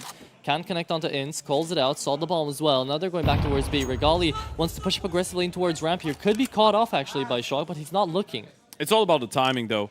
Regali's going to stay up close and personal. Should realize that they could be in towards the cave. Nothing's going on in towards that A bomb side, and it's a good position. Rotation coming in from Inns as well. 8 seconds on the clock. They need to commit to the bomb plan. Regali seen it, lines them up. It's perfectly played out of Regali on the rifle, keeping it going. 40 bomb on Dust 2 wasn't enough, but a 5-2 start here will be good enough, at least for the second round for FlyQuest. I mean, dude, they're already running through the lower bracket stage. Maybe they're trying to farm initial TV ratings as well here. FlyQuest, they would be amazing here for Regali if they could get this best of 3 over the line with to find the reverse sweep. Yeah, he's been doing a really good job. You could see the flow of communication there as well for FlyQuest. Felt like everyone was on the same page. They knew exactly what they were supposed to be doing in that type of a situation, even if Regali doesn't get both kills. Did have a little bit of support. And the Util in middle is looking really solid now. Inns and JKS. A really quick double. Of course, this is just the pistols on the other side, so should be a clean conversion. Should be, will be. Next takes down Shock. With Peppo and Strasser left down to mid, should be the end of that round. Yeah, Glocks will do what Glocks Tech do, 9. and Peppo finds even more damage. Bit too much than you bargained for here if you're FlyQuested around like that, but You're happy if you're Sinners. You Yeah. get 2 kills out of a round like this, barely any investment. Now you can bring the guns up, and it's been a bit of a delayed start after winning that pistol round, but now you have the AKs. It's going to be interesting to see how aggressive both teams want to be in towards middle at the start, right? Because nowadays it's really tricky, especially if you're on the CT side to be playing up close and personal down middle. Most people just deploy the utility and trade it off with a little bit more presence maybe in towards the lane, push down ramp, push up from cave as well. The second, third timing flashes out of the T's could be really unpredictable and difficult to deal with. Nice one, mate. Yep, there's the push, there's the unpredictability, but it will be Kisadek. Good for the double trade back. The grenades are all going to be sent out, though. Force the Sinners back in this 3v3. That's actually a smart call to be made out of V-Stick, because they do know that the rotates should have been coming in as well. They had 2 players in towards zone, and now that they're moving up. FlyQuest could be reading into this. They will be setting up.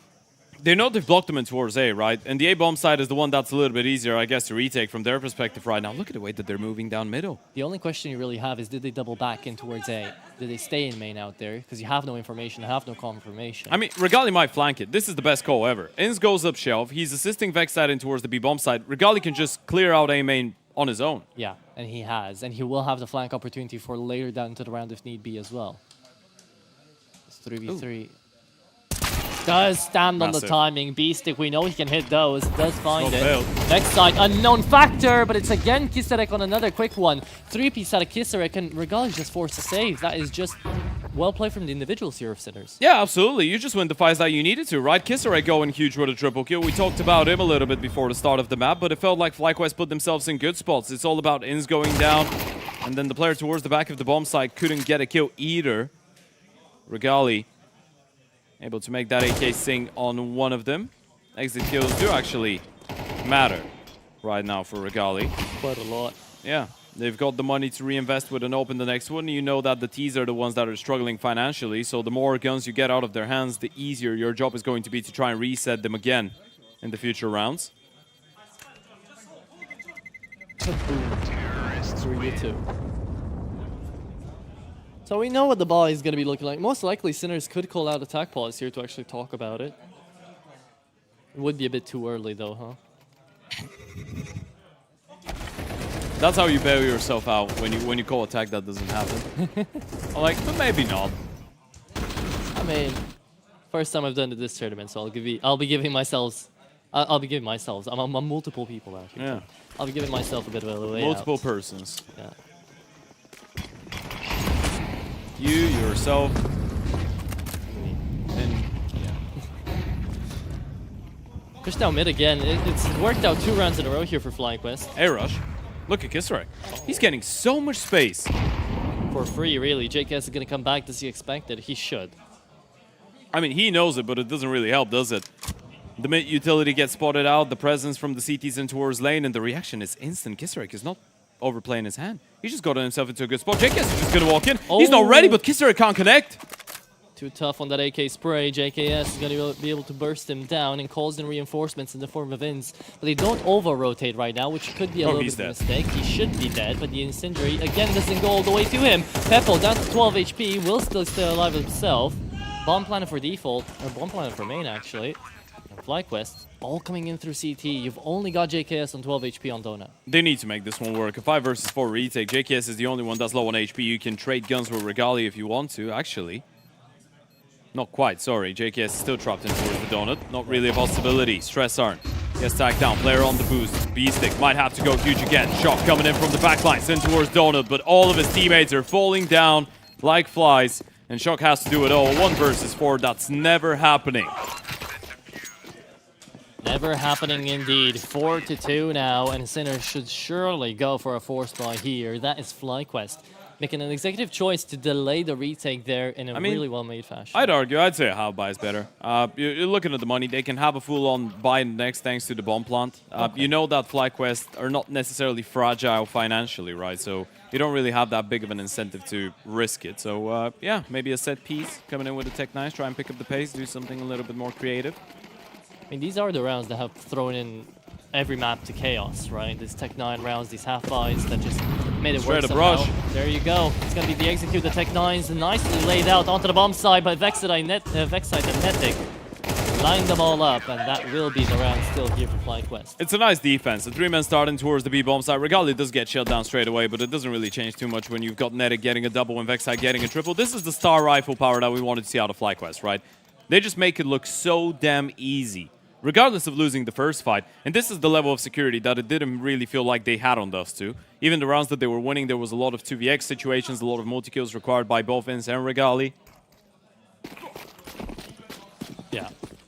But now, it feels like they're a bit slower to start here, Sinners, but they might still be able to put up all those good performances individually later down the line. However, that is a beautiful spam indeed. And apparently everything's working out around the raid here for FlyQuest. It's all disruptive, right? We were talking about whether they will try and be aggressive down middle on the CT side, because it's really tricky with delayed flashes. Well, it's not really tricky if you're able to get all the people that are trying to run up lane in towards Shelf to go for the peak. Get a player up close and personal in a position where even the late flashes are not able to catch him. Unless it's the Brawler one coming out of lane, but there wasn't one. At the end of the day, that was some good timing as well to come through for FlyQuest, right? The spam, the flash, the connection up on top of middle. Lands it well, and now 2v5 into the B-bomb site. I don't know, I mean, it's not like it's impossible, but it's definitely improbable, as Netic is just going to hold the angle there. Peppo should just save. Yeah. Ekin going forward, gonna try and get as many kills as possible, but does not find a singular one. This is looking so damn clean out of FlyQuest right now. This is the response that you wanted to see out of the boys, probably. Yeah. They don't want to get over joyful with it, over happy with it already, because obviously we all remember what happened when they did on Dust 2, but it is a good start. And Sinners now going for the first tactical timeout. You lose a second buy round, it's time to have a conversation. Or a third, actually, even. Yeah. It's a good response, 100%. But the thing is, you have to keep it up here.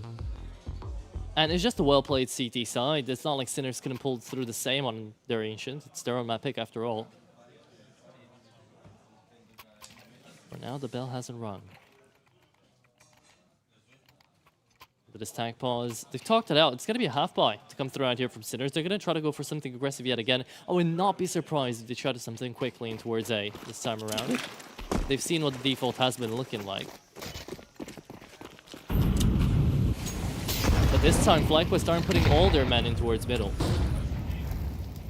Yeah, you know there's going to be a little bit of a scuffed purchase on the other side of things, so no reason to do so. Especially as you've got Ins taking kills through smokes and towards red. Vexside responding outside of shelf as well. There goes Ins with another, and those pistols are just getting mopped around the map.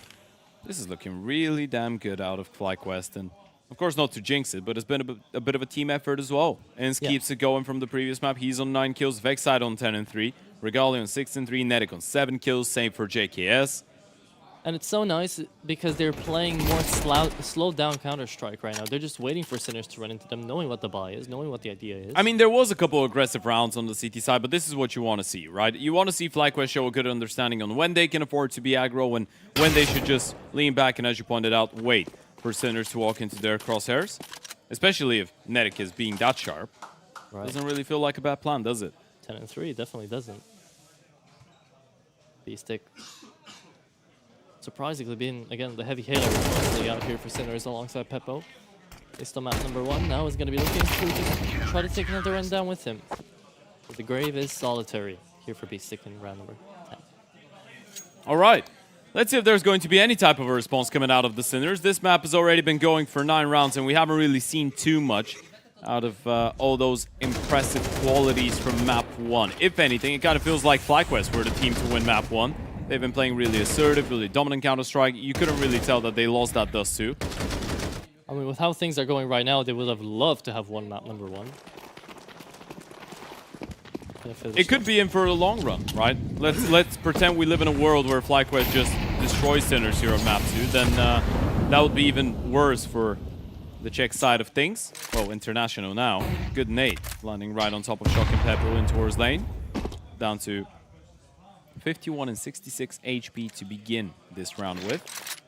Rushdown cave, Shock, entries up, no one there. Sinners still trying to force up this B take, and they will be waiting for someone to overpeak, but Vexside, he's just too sharp, too surgical, man.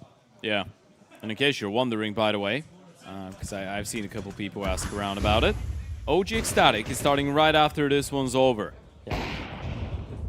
So, don't worry, you're not going to miss out on anything from that game too. The players are waiting, same as you. We actually seen them, yeah, they're already at the venue. Yeah. Can't wait to play. How could they predict that map 1 would take nearly 2 hours? Regali posted on the angle. First player spotted and taken down. Second one as well. Utility's good for the reposition, not giving them any opportunities for refrags. Peppo down to 13 HP as well. There are no more grenades onto the CT side, but there is that incendiary onto JKS. Ins comes around. Perfect flash. You should call out for the save here, no? 27 seconds. Peppo should just be running away. He will get hunted as well. There's so much cash in the bank for FlyQuest. But if you're FlyQuest right now, you're just, or if you're a FlyQuest fan, you're just thinking, why couldn't they play like this on map 1, right? It's such a, it's I guess the duality of Counter-Strike. All logic was pointing towards Sinners potentially running away with this one after Dust 2, but now we've tuned in on Ancient, and look at the type of Counter-Strike FlyQuest they're playing. It's not even close. They're dominating what's going on. Vexside is looking sharp as hell. Regali's not missing shots. No one is over peaking. Communication is good. Assisting, fighting together with the Uto as well. FlyQuest have regained control. And they keep it going. Sinners might not even get more than 2 rounds on that T side. Yeah. This one map of Counter-Strike, if it keeps going that way, could be quicker than just the overtime section of Dust 2. Could be. Yeah, see, here's the thing. I think FlyQuest always are going to be in need of a cold shower. Apparently that map 1 was that cold shower. Now if they can keep this up, then well, we figured it out. Just a little bit masochistic, right? Yeah. Just need a good old slap, and then they wake up, start playing like they always were supposed to, and start dominating the map and the server. As we said, apparently they just love giving heart attacks to their fans. Yeah. Not the best quality to have, I guess. Regali under a little bit of pressure out of the pistols, especially with the crunch coming in from Donut as well, but he's dealing with it really nicely right now from Diop to the 5-7. Back to the big green. Flash is great to set up Stress Arm to deal with the Oper, but Netic has already arrived to the scenes, and B-Stick thrown into yet another clutch. Needs another massive multi-kill. Dink received, actually. Able to get the kill onto the full HP player. 3 HP. frenetic, but he still makes it work. No sweat. He looks back. He says, I've got this. 9-2 up. FlyQuest proving themselves on a really brilliant CT side here. What a response that is. Yeah. This is the best way that this map could be going for FlyQuest right now. It really feels like they're unfazed by what happened on Dust 2. And this is the type of a response that you want to see out of a team like FlyQuest, by the way. And we're talking about JKS. I know he's on 8 kills. He's currently 3-0 in opening fights. He's bringing a lot of impact. 2-0 for Ins. Things are looking good for them. Only 3 opening kills after 11 rounds for the side of Sinners. And JKS is now 4-0 in openers. 28 and 27 for Nexus AM right now. It's a huge overtime there as well. That's gone longer than hours out here, Ted. Can't believe it.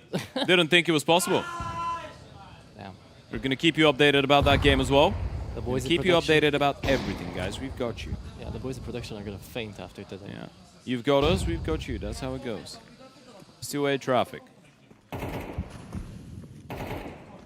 9-2 up. Looking for that double digits off the first half. JKS into Donut is going to be met with a little bit of resistance at any time soon.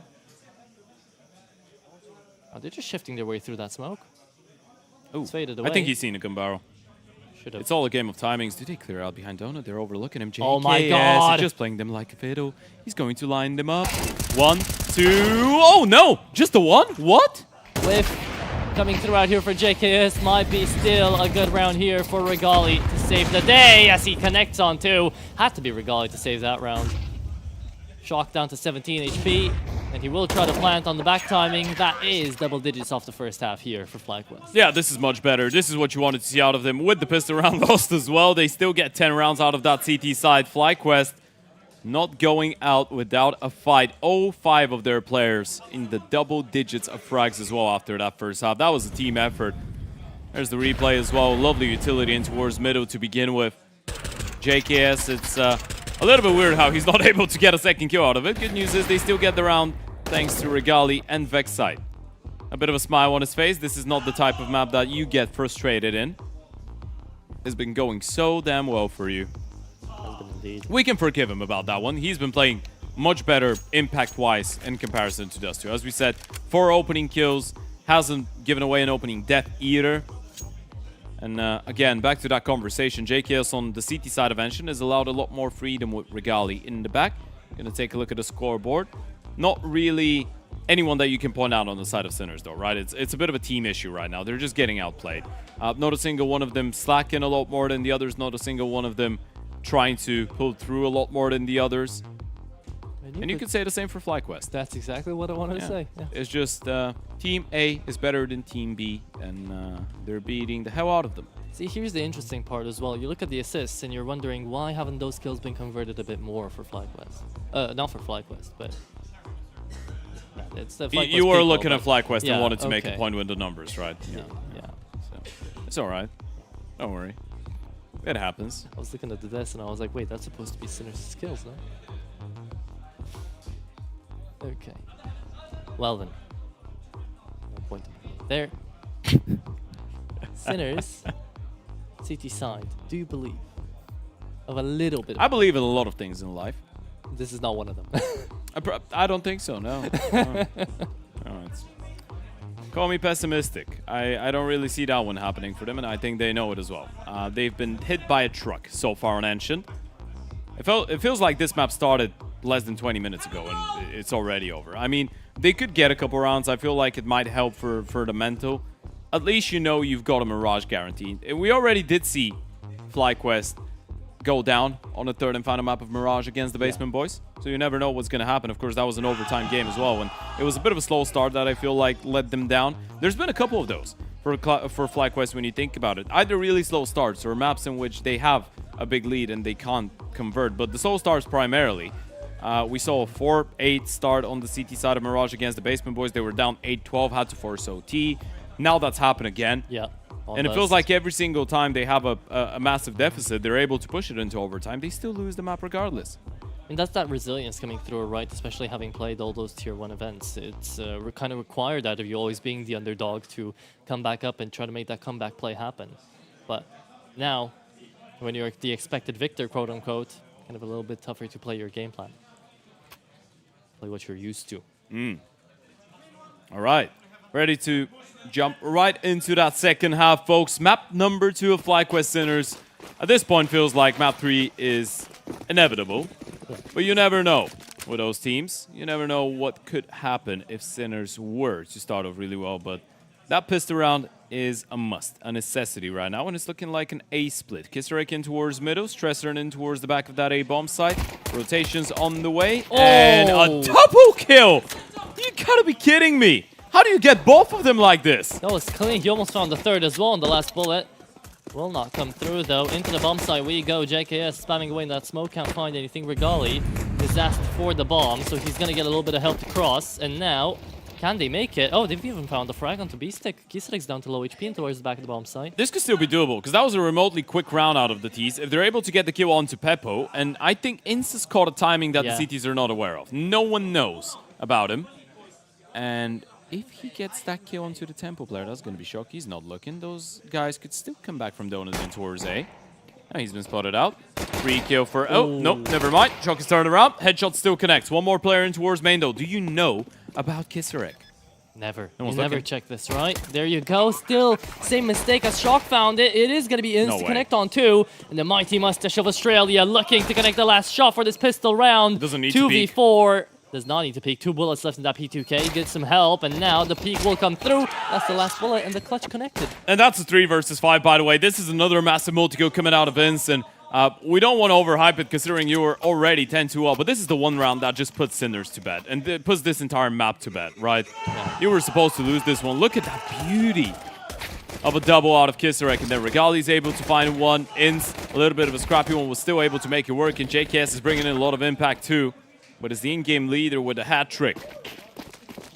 Once again, 13 and 5 is pushing way above his weight limit out here. We're expecting. At this point, I can't even call it pushing above his weight because he's just doing it every time. Oh my god! Just like again. Just 2 pops in mid. Maybe every time. Ooh. And they might lose it still. Another 35? Ain't no way. I mean, with the buy that you currently have on Sinners, wouldn't be completely unexpected, but... Ince. He checks it! Peppo goes down, the A-bomb site's empty. Oh, a lot of information, but the bomb's been dropped. Can't Mythic regain it. Gotta wait. Low on HP. Molly in. Actually, they're pushing through. They're trying to put pressure on him. Headshot angle works out for the first. Ince needs to clutch up again, and it's in-game leader versus in-game leader. Ince is coming in from the backlines. Beastix is currently not looking. Did he make a step? He did, and Beastix heard him. He's got the information now. Yeah. 50 seconds on the clock. Ince will have to be almost instant with the AK, and he's not instant, but good enough. 8 HP, but he still gets the headshot regardless.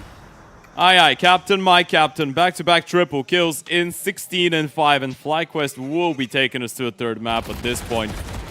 It really is inevitable. What is this contrast of maps, man? After you get quadruple overtime does too, on FlyQuest's map pick, by the way. Want to point that out.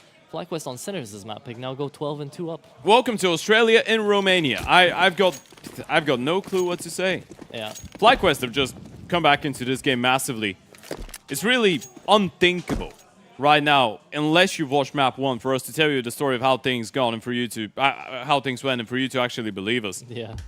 No way to believe it. But this FlyQuest team is just playing phenomenally well right now, and everyone is doing it. As we said, Ince is stepping up big time, but you couldn't say that he is the only reason they're winning this map. He's one of the main reasons, probably. And still. Everyone is the reason right now. This is the first time I see FlyQuest not having a single man drop under 10 kills when we've gone past the halftime. It's everyone. It's a mold down onto this Ancient. I know we've made the reference almost too many times, and I don't want to be beating a dead horse, but I will mention it one last time, because we've been doing it only when they've been struggling to kind of, you know, be smart asses about it and take the mick a little bit. But this is the type of map that if you're Sponge, you're watching like a proud father, and you're happy, and you deserve to be happy. This is the one type of a map as a FlyQuest fan that you will enjoy quite a lot. Now, this is the one type of map if you're a FlyQuest fan that you start not really believing into because you feel like they're baiting you. They're going all the way here, they're winning second map. And then the third map is going to be another blood pressure moment. Sure. Might be the case. You start to grow a little bit wary of what Also, FlyQuest do. If you're this response here, I mean, this is the type of thing that you want to talk, obviously, to the players about and see if it really is the case. But if it turns out that a lot of it has to do with, because we pointed out the mental aspect of Azure being the coach, and what are his words going to be between the maps. If it turns out that he is one of the people responsible for the fact that everyone comes into this map with, you know, the belief that they can play such good Counter-Strike and actually dominate, this is a really good moment for Azure to prove his word to the team, and apparently there is some success to that addition. Well, temporary addition as of right now, but definitely playing a role to have a coach that knows what to say in those moments.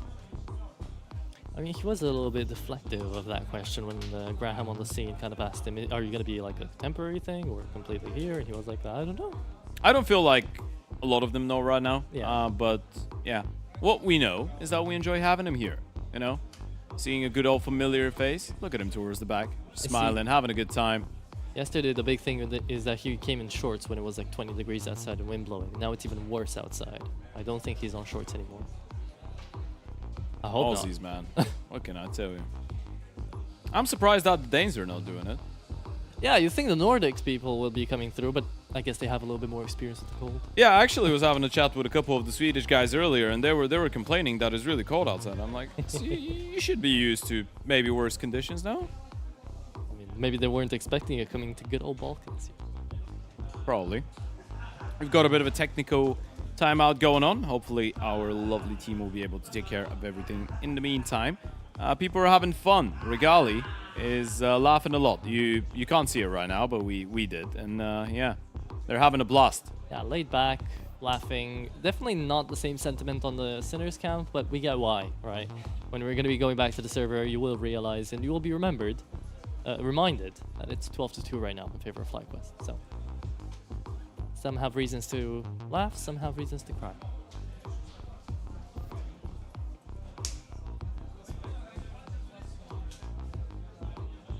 Now that we have a little bit of time, I actually wanted to ask you this. Who do you think has the better looking jersey?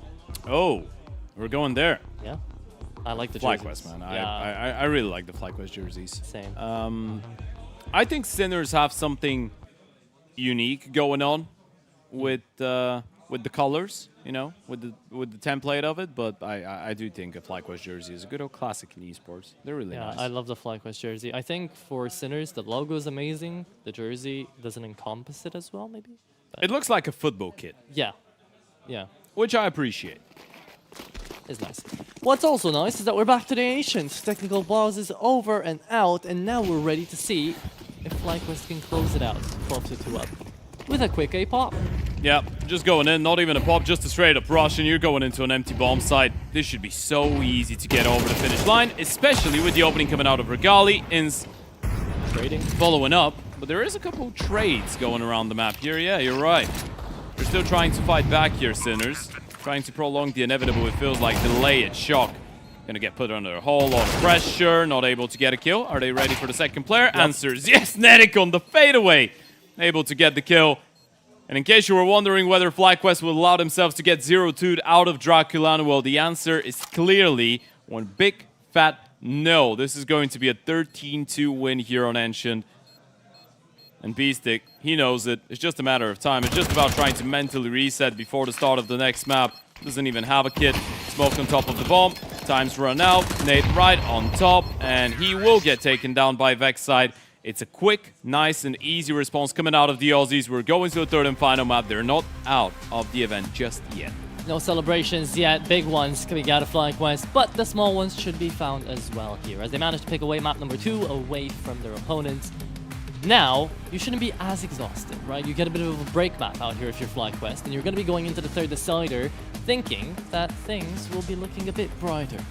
Yeah, absolutely. I mean, this is one that you can be really happy about for multiple reasons. First of all, because obviously this is a team that we've had that conversation it's a little bit difficult to identify who the hype man is Sure. exactly, right? So I feel like atmosphere could always be an issue, especially after such a tough map to lose like this too, because then the prospect of you being eliminated from the event in a really disappointing and disheartening fashion becomes quite real. Yeah. So the fact that they're able to recollect themselves, go into map 2 and give us that type of a convincing 13-2 after, of course, let's remember, losing the pistol round 2 in the first half, it is really good for FlyQuest. It's good for Azure as the coach to feel like he's probably contributed to all of that. It's good for the individuals. JKS was able to find a lot more impact. As a team, they just functioned much better in comparison to the previous map. But again, the man of the hour is going to be Ins, keeping that consistency going throughout map 1, on map 2, those back-to-back triple kills, the clutch is coming in. He's just been great. He has been amazing, and that's the case really on this map at the very least for everyone on the side of FlyQuest. Regali comes through 14-7 as well, continues his HLTV rating boost up performance that he's been having. And Netic, Vexite, JKS even too have been looking quite damn consistent. Now though, comes the question of, you have Mirage up next as the last map, Sure. right? So how are they going to be able to now try to reset after having such a good map into trying to keep that performance up?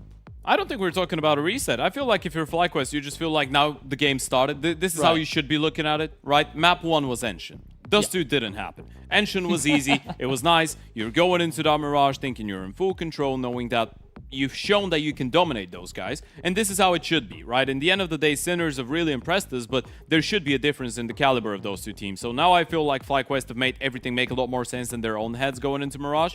But as you pointed out, Mirage a couple days ago didn't quite go their way against the Basement Boys. And what we've seen so far is that more often than not, FlyQuest are struggling with the slow starts.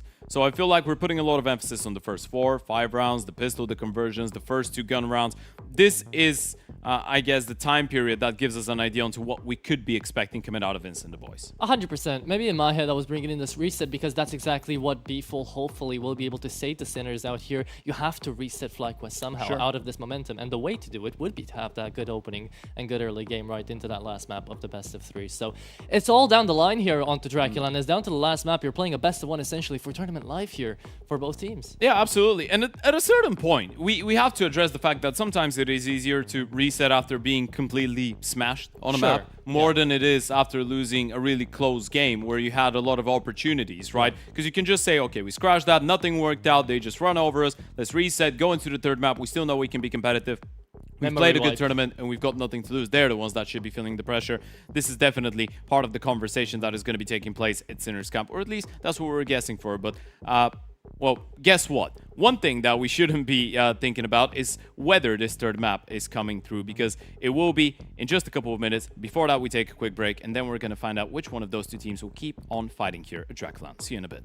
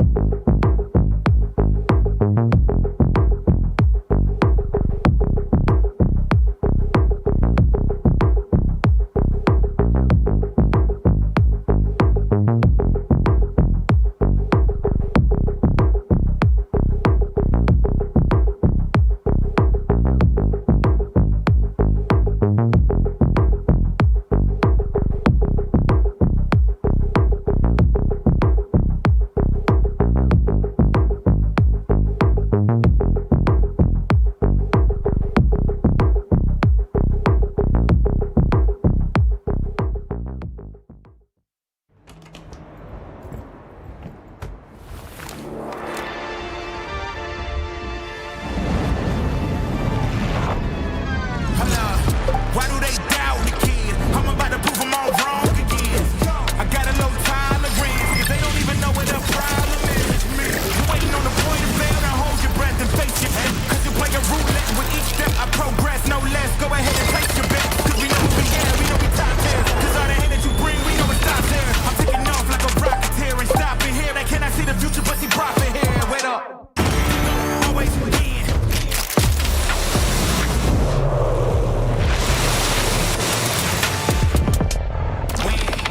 Then watch me do it again. Tell her, taking no loss, no. I'm winning again, it's all on repeat. I'ma just sit in the circles, I'm running it down. I don't know defeat. We don't talk, better know the grind. That's my walk. I'm a cheat code, I don't take no loss. No sense, run up the score.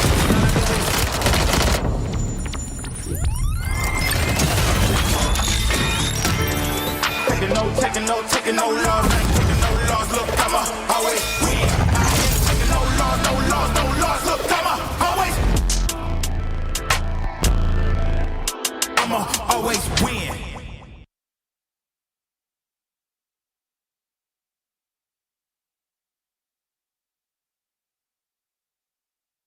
Accidentare gravă pentru Radu DraculaN. Urmează o recuperare grea după operație. Ultima victorie?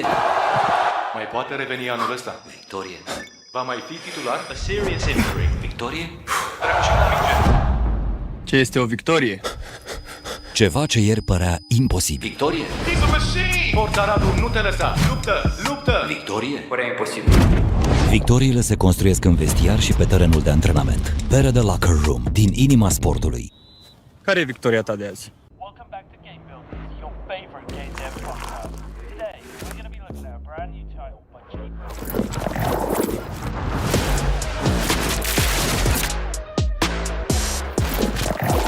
Yeah, I bet on myself. Can't sleep so big that it thinks I'm crazy. Let out the beast, no, they can't tame it. Tell them we bringing the table. Yeah, I bet on myself.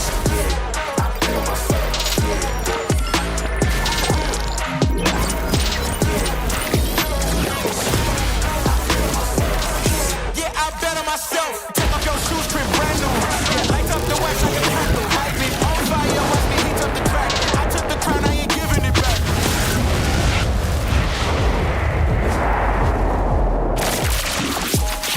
Look at my team going way off. Now we run indicate they can't play y'all. We don't need an assist, now we counting up chips. I think it's time that they pay y'all. Let's go.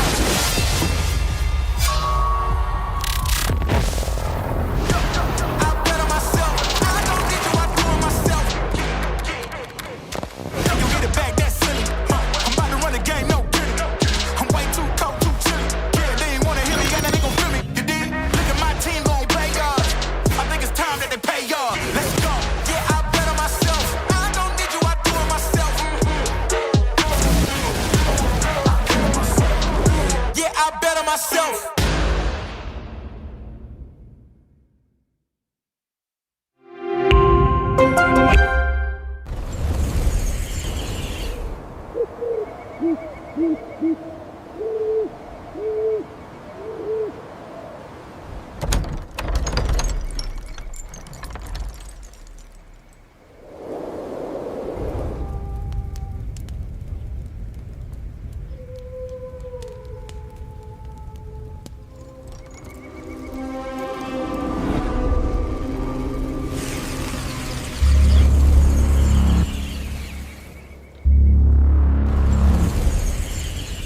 Welcome back, folks, to DraculaN Season 3, Day 3 as well. Game number 2 of the day, though. Out of 3 again, so there's a lot of 3s in here. And there's a map 3 coming up between the teams of FlyQuest and Sinners. Map 1 was a really close affair, took a little bit over 40 rounds, and the Sinners were able to pick it up on Dust 2. The response out of FlyQuest, though, Outro, was great. It was exactly what we wanted to see, a 13-2.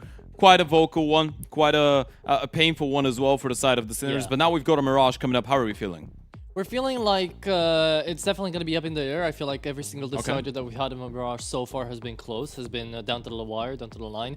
And as you mentioned, you put up a really good point in which Sinners can mentally reset a bit easier on a map like this, right after they were just 13-2'd. You can think, hey, you know what? We had a really close map number 1. We took it away in overtime. If we can do the same performance yet again out here on Mirage, then we should be fine. I think this second map was also a proof that no matter whether you win or lose a game that goes over 40, 45 rounds, it is incredibly exhausting, right? Because Sinners looked a little bit tired, they looked a little bit checked out, and then at the same time we were surprised by the level of confidence and ease that we were able to identify in the game of FlyQuest, right? It felt like they just went into it without really hesitating too much. It felt like they came into it as if it was the first map of the series, and especially when we are talking about such an experienced team with so many drilled veterans, so many LAN events that they've played, so many majors that they've played. This is what you want to see out of those boys, and I think going into Mirage, I am expecting to see more of the same, kind of. I feel like now it would be disappointing to see FlyQuest take it down a notch.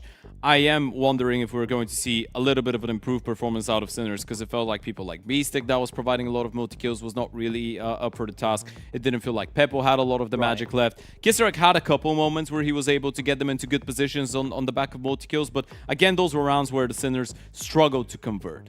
And they struggled to convert not only because of the individuals, but also because how the rounds were kind of being set up. I felt like those on Ancient, that was Flyke was just running them down.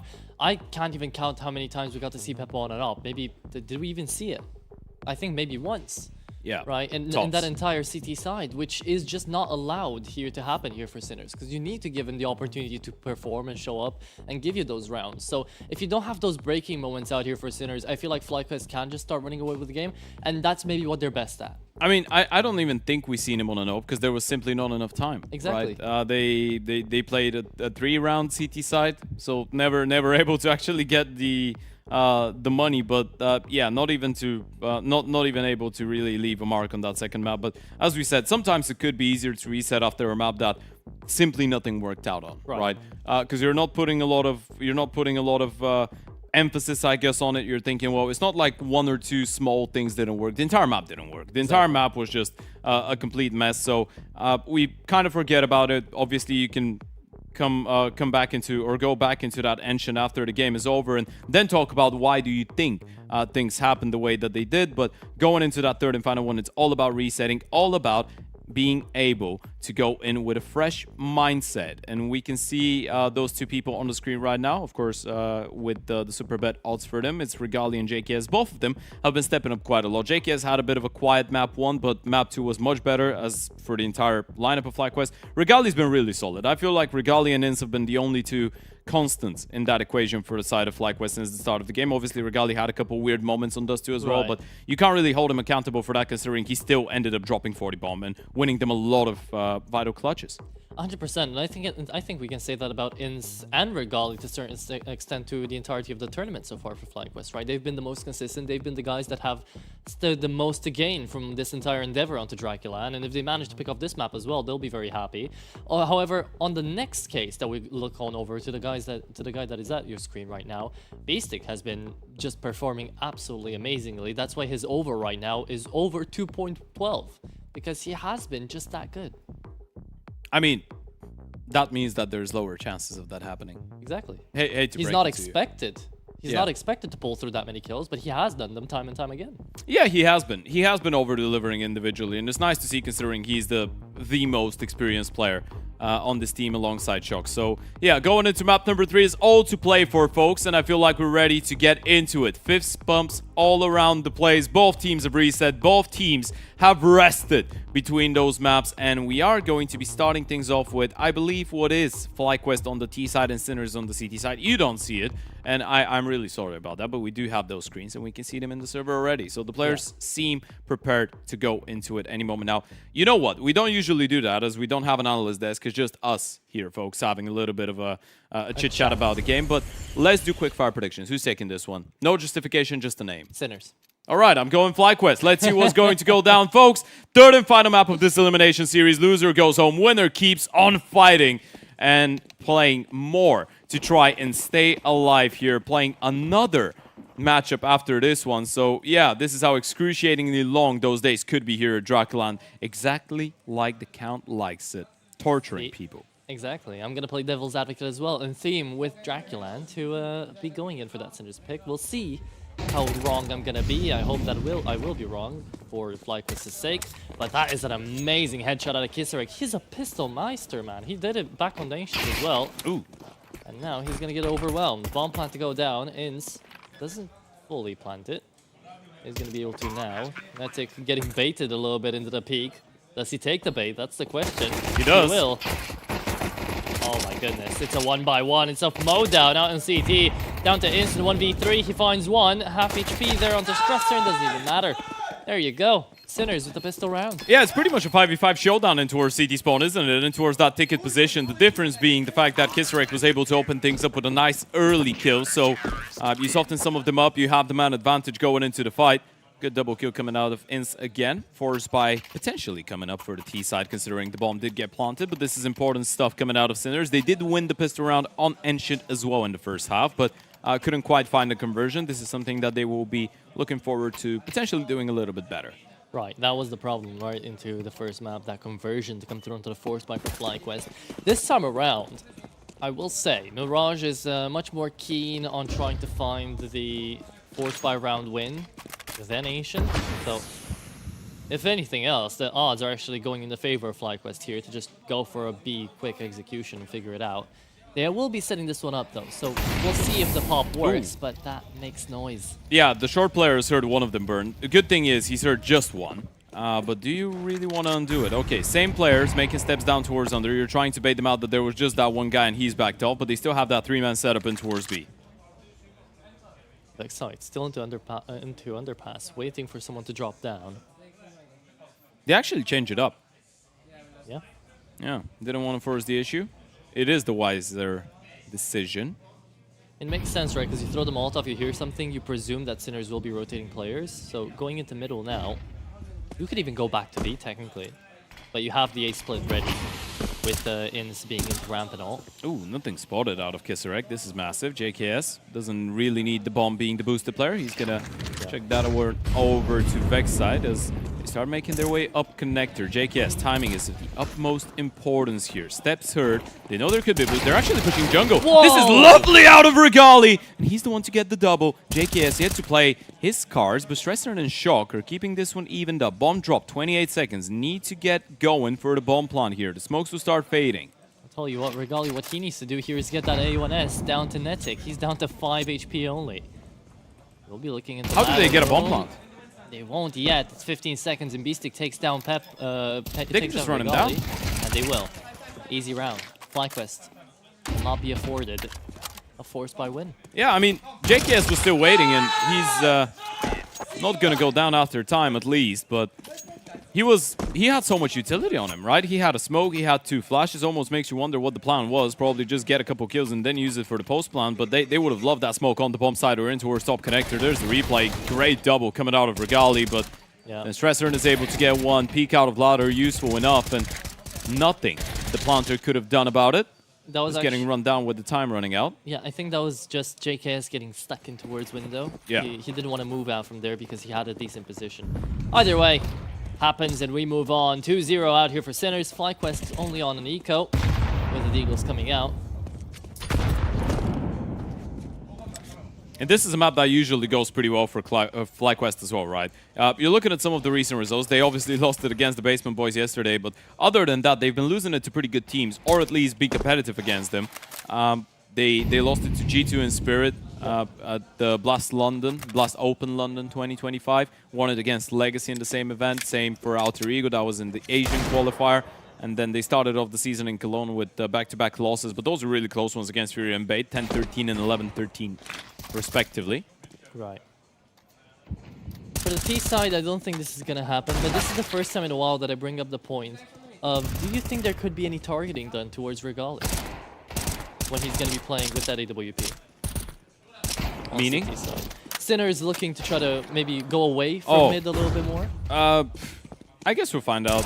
Mirage is not really that type of a map where you're looking at it. Maybe Dust 2, you're trying to put more emphasis on it. Nuke is a really good example. You're just playing reaction-based Counter-Strike based on where the Oper is, right? But we'll have to wait for a little while before we get there, I think. Yeah. Obviously, we've got FlyQuest now on the T side, and going into their first buy round. Does Regali want to bring out that AWP? Answer is yes. Pepple's got it as well. Been an exciting head-to-head so far. Oh yeah, definitely has. Your impact player of that round also is going to be Shock, who just love taps Kisarek in the back there. 69 HP. Nice. Grenade will go out. That does a lot of damage. Oh! So does that. So those kills apparently, because down on mid as well, Kisarek is gonna fall. 3v5 now.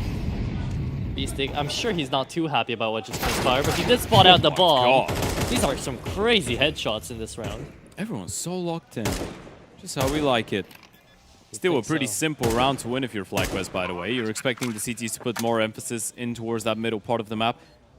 It's a bit of a risky maneuver to just go for the peak like this, but I guess you spotted out the Yuta when you're thinking, well, it's probably not the Oper, even if it is. We can tank some of that utility damage, go for the peak because he's setting up and going for another one. So this is a really confident play coming out of X side. He was the one to open things up, did end up going down, but it doesn't really matter. They had already secured the round regardless. Right. With this, FlyQuest first gun round actually being won. So this makes you think, okay, you're coming down to the individuals, you're going to be coming down to the firepower. You're going to have to work around Sinners a lot. And these executions, it might be an execution-heavy game out here for FlyQuest. We'll see. Still a bit too early to tell, but could be an avenue of approach here for the boys in green. Yeah, an early tactical timeout coming out of Sinners as well. We haven't really spoken about B-Food too much, but obviously Sinners, when they had that those synonymous runs with Neofrag a couple years ago, and obviously with Oscar on the lineup, they had Tom Keys, who was the coach for a very long time. B-Food was kind of always on the other side of the coin when it came down to the Czechoslovakian scene, right? He was on teams like Eklot, like Sampi, but now he's in here, and he's been here for around 8 months. Yeah, he's been here for a good while. And maybe, I doubt he was the biggest factor into getting Stresser and, you know, Kisarek and making it a bit of more of an international lineup. But I'm sure he was a big factor of it too. Sure, he's had a big say. Those were really precarious pickups. I think it's... That would be an interesting question. How did the scouting process go? Because Stresser was just playing on Balkan teams before that, right? With guys like 8Kid, like Danny, primarily North Macedonian lineups. Comes in here and starts playing really well out of nowhere. Kisarek, aggressive and towards the back of the smoke, unable to see anything. And sees nothing, but moves really quickly into short. Could take Beastic out, pulls him in. Yes, he is alone. He's going to be checked into CT, into his kitchen as well. That's Vexai finding the opening and the bomb site. And Sinners, I would not blame them if they go for a save here. Yeah. Looks like a tough one. Even if you're able to get that kill onto JKS, the B-bomb side on Mirage, notoriously really difficult to get into, especially in a man disadvantage with the AWP. You don't want to risk it too much, but Regali will be able to take down Kisarek on the way out. Every single kill you're able to get right now, FlyQuest, every single gun you get out of the hands of the CTs is a bonus. And Peppo's stuck. He is. Down to 17 HP, he never wants to peek this either way. Stresser at least does manage to find a trade. And the rest of FlyQuest, I really doubt they're going to peek this. They don't want to lose all their guns. Yeah, absolutely. This is not the point of the game where you're trying to disturb the CT side economy as much. This is more so a moment of, okay, if they give us some kills after we've secured a round, that's all right, but we don't want to throw ourselves at it too much, right? You want to enable that hunting perk for deeper into the first half, so you got to take care of your economy before you ruin it for the others. 100%. Round 6 to start up now. And another full buy versus full buy. This is, I think, going to be a good benchmark as to what we can expect for the remainder of this first half. Also, another point to be made. I feel like now FlyQuest have shown that buy round-wise, they look like the better team. They have looked like the better team since the start of Ensign, right? On Ensign, they lost just the pistol. Here, they lost the pistol, the anti-force, and the anti-eco. So in terms of gun v gun rounds, the last time that Sinners were really comfortable was on Dust 2. 100%. So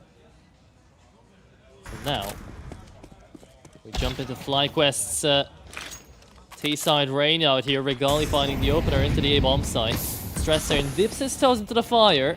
There is a smoke, however, down onto Palace, so he's not going to take the first engage there. Inns, however, takes a really good headshot out from Connector, and now you're trying to open up this A-bomb site bit by bit. It's Shock on the trade. And FlyQuest should be another good round here. This is great to lock them out. Pepple's, again, just holding on to an angle where if he's offered something... I mean, they've got a not too bad of a crossfire with V-Stick, right? If they're offered a couple lazy peeks out of FlyQuest, a couple discombobulated moves, maybe they could give this one a go, but you're spot on. They were already thinking about the save. It was more of a situation of, okay, let's see if they're going to overcommit, overextend. If they don't do that, though, we're just holding on to the AWP and the M4 with all the util as well. That makes a bit of a difference, but this is FlyQuest, again, taking full control the moment that they get the guns out. And it's been a really solid game, as you pointed out. We've seen a lot of a spawn calling. We've seen a lot of structured play out of FlyQuest. And the one thing that we were praising Sinners for, every single one of them being committed to the idea, this is what it feels like right now for FlyQuest on that T side. So far, so good. Let's not jinx them too much. It's massive to try and hold on to the AWP. Nice shots from Peppo. Okay, this is huge. Because you get to play with the AWP into the next round. People can half-buy around you.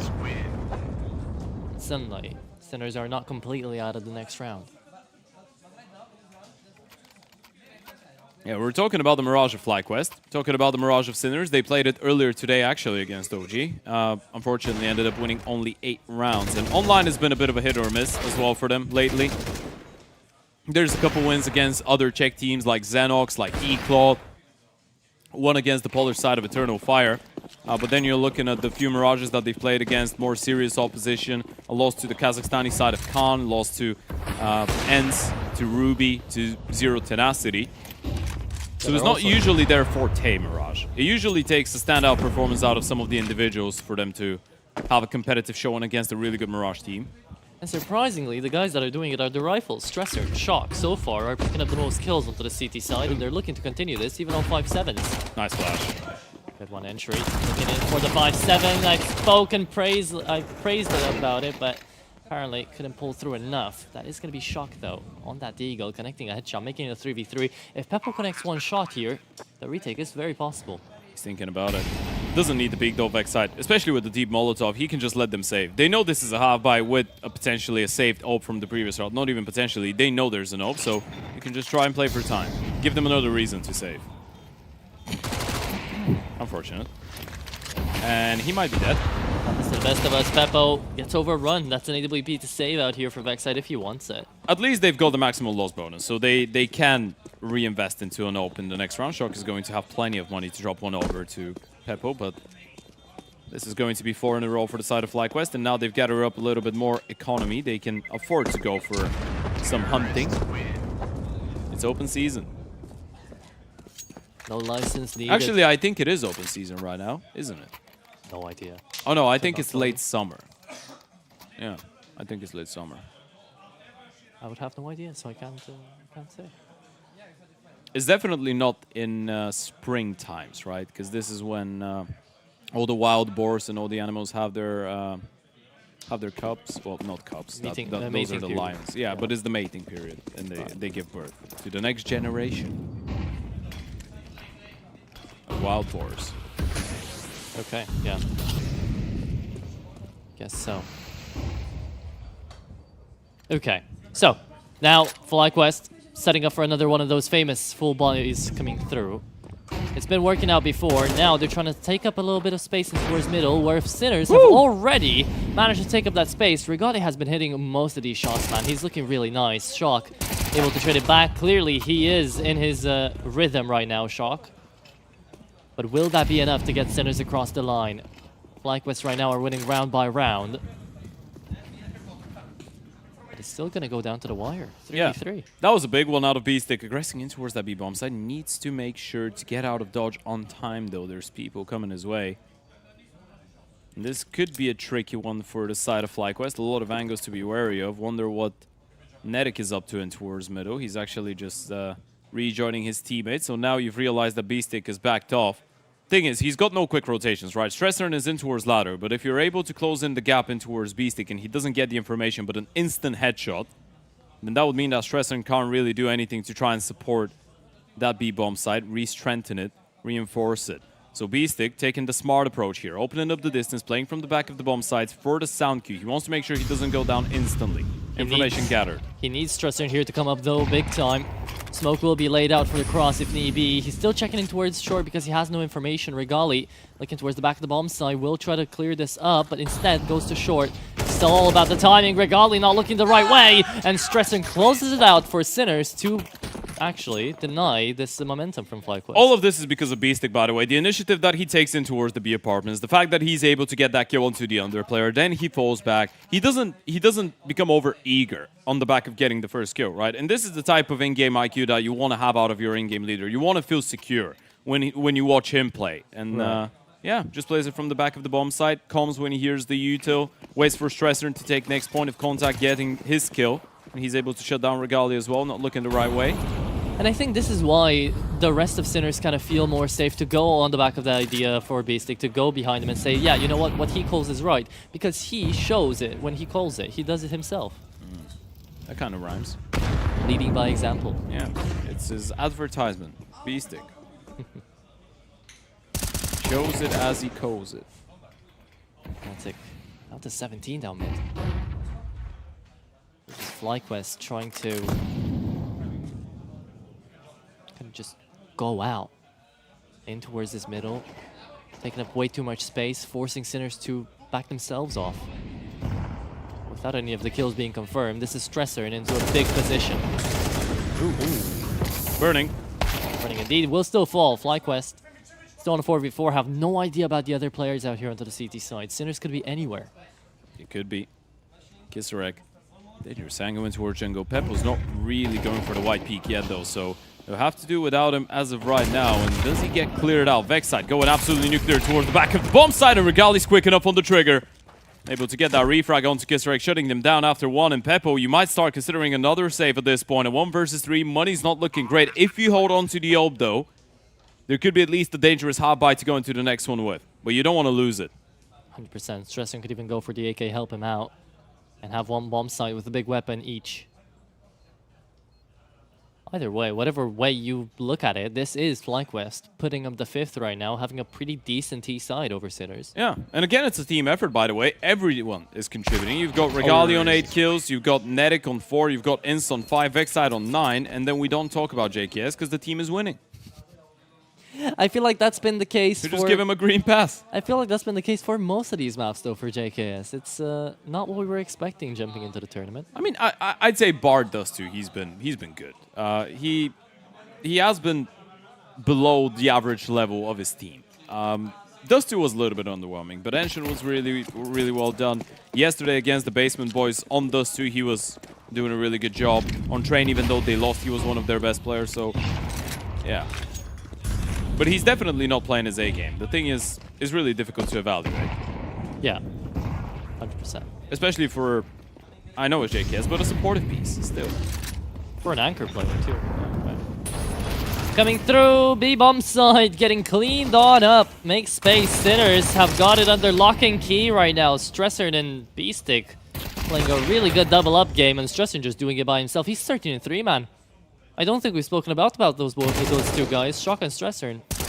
They're doing a lot for the CT side. Yeah, they really are. At the first couple rounds, it felt like Shock was just doing it all on his own, but Stresser's been stepping it up big time as well. And as we pointed out, for someone coming in from the North Macedonian scene who's been on this team for just 2 months and is not really that used to playing in an English-speaking environment, he's doing a really good job. Obviously, he's one of those face-it menaces, right? He spent a really long time in Premium. Right. Kind of famous about the plugin. So his level of English should be alright, I'm guessing. Wasn't Stresser at some point in like the top 10 on FaceIt? I couldn't tell you, but it's there were so many people there, yeah. It's quite possible. 100%. Penultimate round of the first half to come through now. FlyQuest only on a half buy should be. The 6-5 are here in favor of Sinners, but we've all seen how some pistol rounds can go. That's the new skin on the Glock as well, by the way, on Inst. Wow. It's really shiny. I was thinking about another word that rhymes with shiny and starts with the same letter, but it's not the same word.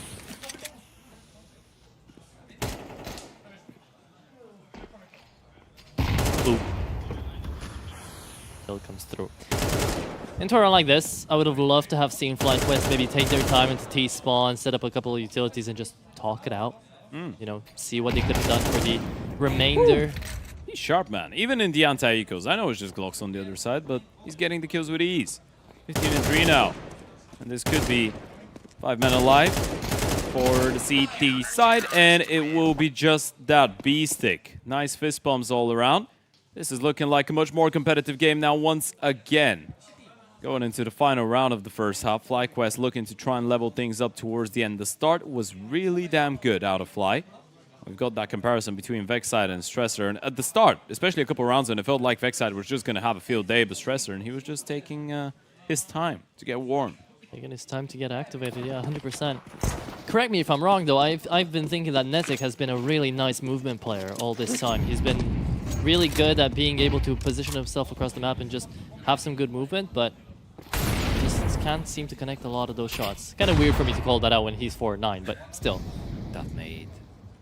A lot of but yeah, damage. I mean, with Netic, the thing is, you need him to be the guy that runs in first. And there's no two ways about it, right? You need him to be the main aggressor. Good thing is you've got JKS taking more initiative now, even as a lurker and as an anchor on CT sides. You've got Vexside, who's capable of doing that, and you've got a really proactive IGONS. So you've got some depth and different options in terms of how you use those rifles.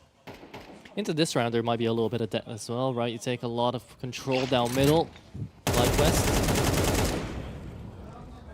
Making a lot of noise, but you don't know how many pieces are fitting into this mid puzzle. Peppo, Kisarek, they both peek, they both connect. Without a trade coming through out here for FlyQuest. That was a little bit odd, because all this time, there's a couple of smokes as well. Inns had one. Into our top connector, that would have enabled the B push to come through. But now he's been shut down as well out of Pebble. That's a lovely find out of the open. It's starting to look like 7 rounds on the CT side even more. JKS and Vexside, we've seen some wild plays so far in this matchup. But a 2 versus 5 should be a little bit too much. Although this is a good tap. Vexside and make it a double. All right, Vexside. What have you got? 1 player aggressive in towards Ram, though. That should be what secures them the round. Even if they're somehow able to find Stressor in as well. There's no way they're ready for Kisarek. Oh, they are? Oh, they are indeed. They figured it out. Terrifying. Needing to look on CT on the timing. JKS cannot help out his teammate. It's essentially Vexside in a 1v5 here. Flashed on out and is going to be pushing on that timing. Nice try there from Vexside, but it's not going to go all the way. 7-5. Split up here for Sinners' favor. Yeah, Stressor is going absolutely nuclear. 17 and 3, man. This is so impressive out of him. We were talking about Peppo and the amount of experience that he's lacking in comparison to some of those FlyQuest players. We can bring up the same point for Stressor and for Kisarek when it comes down to LAN. All of those guys have showed up and they've been playing inspiring Counter-Strike. This is one of those stories that I feel like is always going to be considered and remembered as a success story as well if you're talking about the Sinners. Even if you end up losing today against FlyQuest, even if you end up losing your game later on today against Gen 1, if you win here, it doesn't really matter because you've already made a lot of people appreciate the good Counter-Strike that you're playing. All that you're all about. All that you're all about? That was good English. Sure. Yeah, all that you're on about. See, the thing is as well, is this is even more amazing if it was a team that looked to promote their players a bit more than Sinners are right now, because the players right now are what is the mainstay currently for this best of 3 out of Sinners, not necessarily the gameplay and the way that they mesh together and they fight together as a group, even though usually that's what we get to talk about when it comes to Sinners. Now we get to talk a bit more about the individuals, which is a nice change of pace. It's a nice fresher breath of fresh air. There you go. Nice. There. I'm proud of you. Got it. You powered through it. Powered through adversity.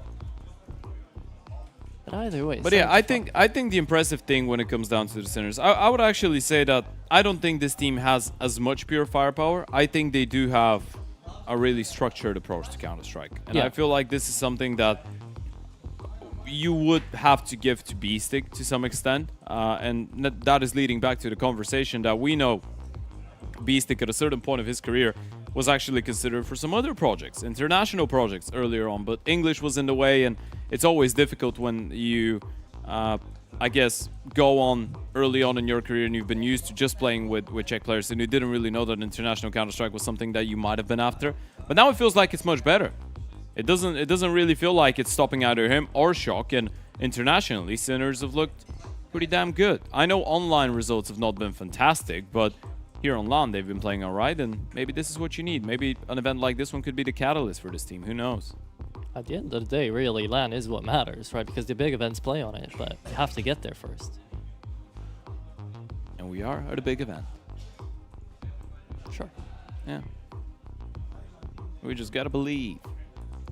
In terms of competitiveness, it has been big, right? Sure, it's been really entertaining. It's been really close. We've been seeing some really good setups coming through. Yeah. After this, we're going to have Ecstatic versus OG, right? Yeah, absolutely. And we had a bit of a... I caught a couple words with Gob earlier on as well. Okay. And again, he brought up to my attention the fact that he wasn't ready for this to be such a competitive tournament. He thinks it's really cool. It is cool. It's really nice seeing Gob back as a coach. And I feel like it makes sense to go down to Oh, Big he Academy. should be a coach. No, I feel like give him, but this is my opinion, right? We don't want to turn this one into an entire podcast, but give him a little bit of time on the academy, and then maybe you can figure something out. Who knows? Maybe so. We know Big that have Big been need known it. to make some wild decisions over the years, so we don't really know what's going on, but we know that this map has gone to its potentially last half of Counter-Strike. That is, unless we go into an overtime. But the second half pistol is quite important. B-Pop coming out of the T side. Great flash to start things off. Vexai cannot connect on the first one, however, so that is going to be the entry out of Sinners. And yet again, they might just be getting another pistol off the line because of Peppo. This will be the second time. Just running them down. It's Kisarek, it's Peppo, it's Shock, it's Stressarn, it's all of them. And it's full stress for FlyQuest on a retake like this. Nate lands flush. So much damage, but you still might not be able to make it work. There's so many bodies to be worried about, and Peppo keeps on assassinating every single one of them, even running out of ammo, but he's still alive. He's still going, and he doesn't find the last couple of kills, but he's done his part. 1 HP, because he is #1 in the server. 100% he is, and he threw up his hands in the air, very, very happy. You get to see it on the screen there. Sinners, of course, celebrating, right? You managed to go 8-5 right now. You take away the pistol into a second half that would be looking pretty decent for you. And you've got a real chance to send FlyQuest out of the tournament now. Yeah, absolutely. And that is wild.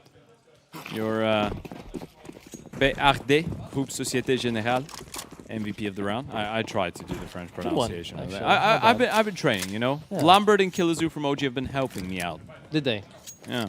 They tell you how to say correctly? No, they're just talking a little bit of French to me so I can practice. Okay, gotcha. Maybe we should have asked them before this.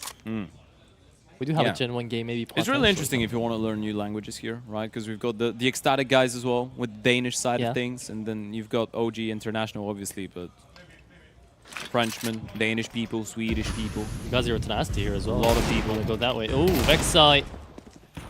Nice headshot down short. Good connect the second here with the help of his teammate JKS.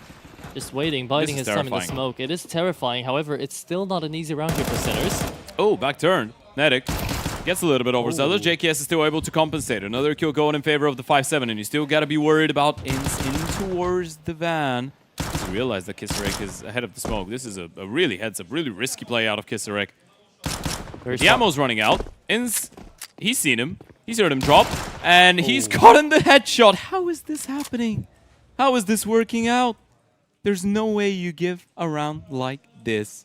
Not a force like this. Not in a situation like this. Ends has picked up a Galil, and I am shaking. I'm shaking for them. 28 seconds. Does he see them? Does he realize what is going on? They've taken their time, but eventually they'll have to start making moves. Eventually they'll have to give away their positions. He's been tagged down. A big one out of Peppo. Yeah, there should have been no way. Regali left in a 1v2. No defuse kit, no utility really besides the smoke. And he will peek into this. If he finds a headshot, all he needs is one more technically. That's way easier said than done. 9-5 out here. Sinners do manage to come right back up, but that was a very expensive round there for the T side. I mean, this is a 10-5, right? That was a force buy out of FlyQuest, and we didn't kind of talk about it too much, but this is a big risk. You obviously don't want to let the Sinners build up a big lead, but if it doesn't work out for you on the force, then you're starting to think that this might be getting out of hand here for Fly. And on the back of a 13-2 here on Engine, we couldn't even say that they never got going. They did on the previous map. But the Sinners, again, able to bounce back. That has been a game of momentum. It really has been. Yeah. One team starts and then the other is just struggling to get them out of their comfort zone. Problem is, right now, is that Sinners have found momentum into the second half of this map, and you have no more time here if you're FlyQuest to really come back into the game. Yeah. You're in massive need of a hero right now, and we're going to be looking at Ins, Regali, the two heroes from the previous maps. Vexite had a really good start to this Mirage, but he's cooled off a little bit as well. Yeah. And the one guy that's starting to shoot is not really allowed to cool off and stays in the flames, trying to take the one guy down with him. Not going to happen, so Sinners just be waiting for the push. Vexite, speak about the devil, he shall show up. Goes through a deagle, takes the head off clean of Kiserek. Some of those conversions have been so clean for the side of Sinners. This would be the worst moment to give away around with the pistols, but if you're going up connector and towards A, you're just walking into an empty bomb site. Yeah, you've won it. Depends on how much the head play comes through out here for Sinners, how much are they in their heads. Waiting to clear out every corner, waiting to give the space out here to FlyQuest. But at the end of the day, as you say, it's just pistols, right? So it shouldn't be that scary of a retake attempt. Especially now with Beastic posted up on Murder Hole. This is starting to get a little bit terrifying here for Fly. I'm not gonna lie to you. Just now. I think it's been terrifying for a bit. If you're not in control. Didn't want to overcomplicate it after the pistol round, but now you've decided to force. You've lost that. You're down 5 rounds, and this next buy round that will happen in just a couple seconds is quite vital. Could be going out of the event. A deep breath out of Regali. It's been an intense couple of hours for him and his teammates, and for the Sinners boys as well. Yeah. They're still in this. And I can tell you one thing for a fact. The Gen 1 boys are watching this as well right now.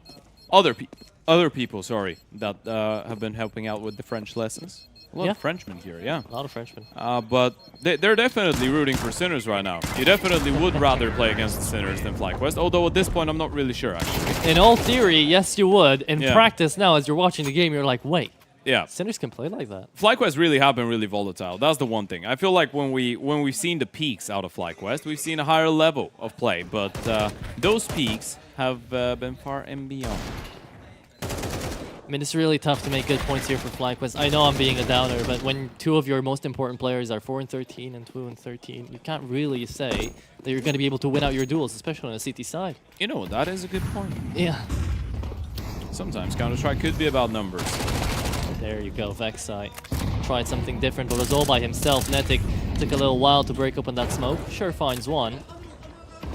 But now this A-take is going to be quite massive, and how is Peppel going to be hitting that beauty of a shot? I don't know how he comes out on top in this one. I was just going to say JKS is dealing with this really nicely because there was a little bit of pressure coming out of ramp. He blocks that with the U2, turns around, felt like he was going to get the kill onto Peppel. That would have opened up the round perfectly for FlyQuest, or set it up perfectly, but instead... It's the other way around. Yeah, and now they're grouping up to go for a B play. Ince has been left all alone again. You can't possibly justify stacking B in a round like this one because, again, they showed intentions to try and go down out middle in towards connector and then in towards that palace area. So Ince is going to be under a whole lot of pressure now. That is if they commit. That's a fake. They're going back. That is a fake, and it's done its job. It's pulled through the attention of Netic away. You're just looking for this activation late into middle. Can you find Regali? He's down to half HP. It's still going to be a B play. They're just splitting. This is interesting. Now FlyQuest have made the moves. They're not going to over-rotate and over-complicate it, go back A, right? And that smoke in towards connector is not really screaming this is not going to be a B play. If Regali's able to get that kill...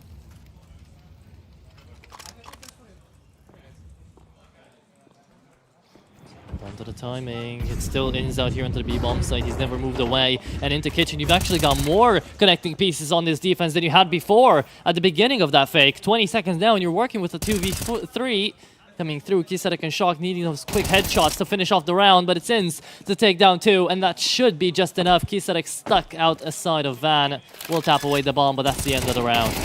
Yeah, he's going to get taken down by Netic. It felt like for the first time maybe they overcomplicated stuff, right? One of the main things that we've been saying about the Sinners is that they've been really decisive in the way that they read the situation and they just commit to every single idea.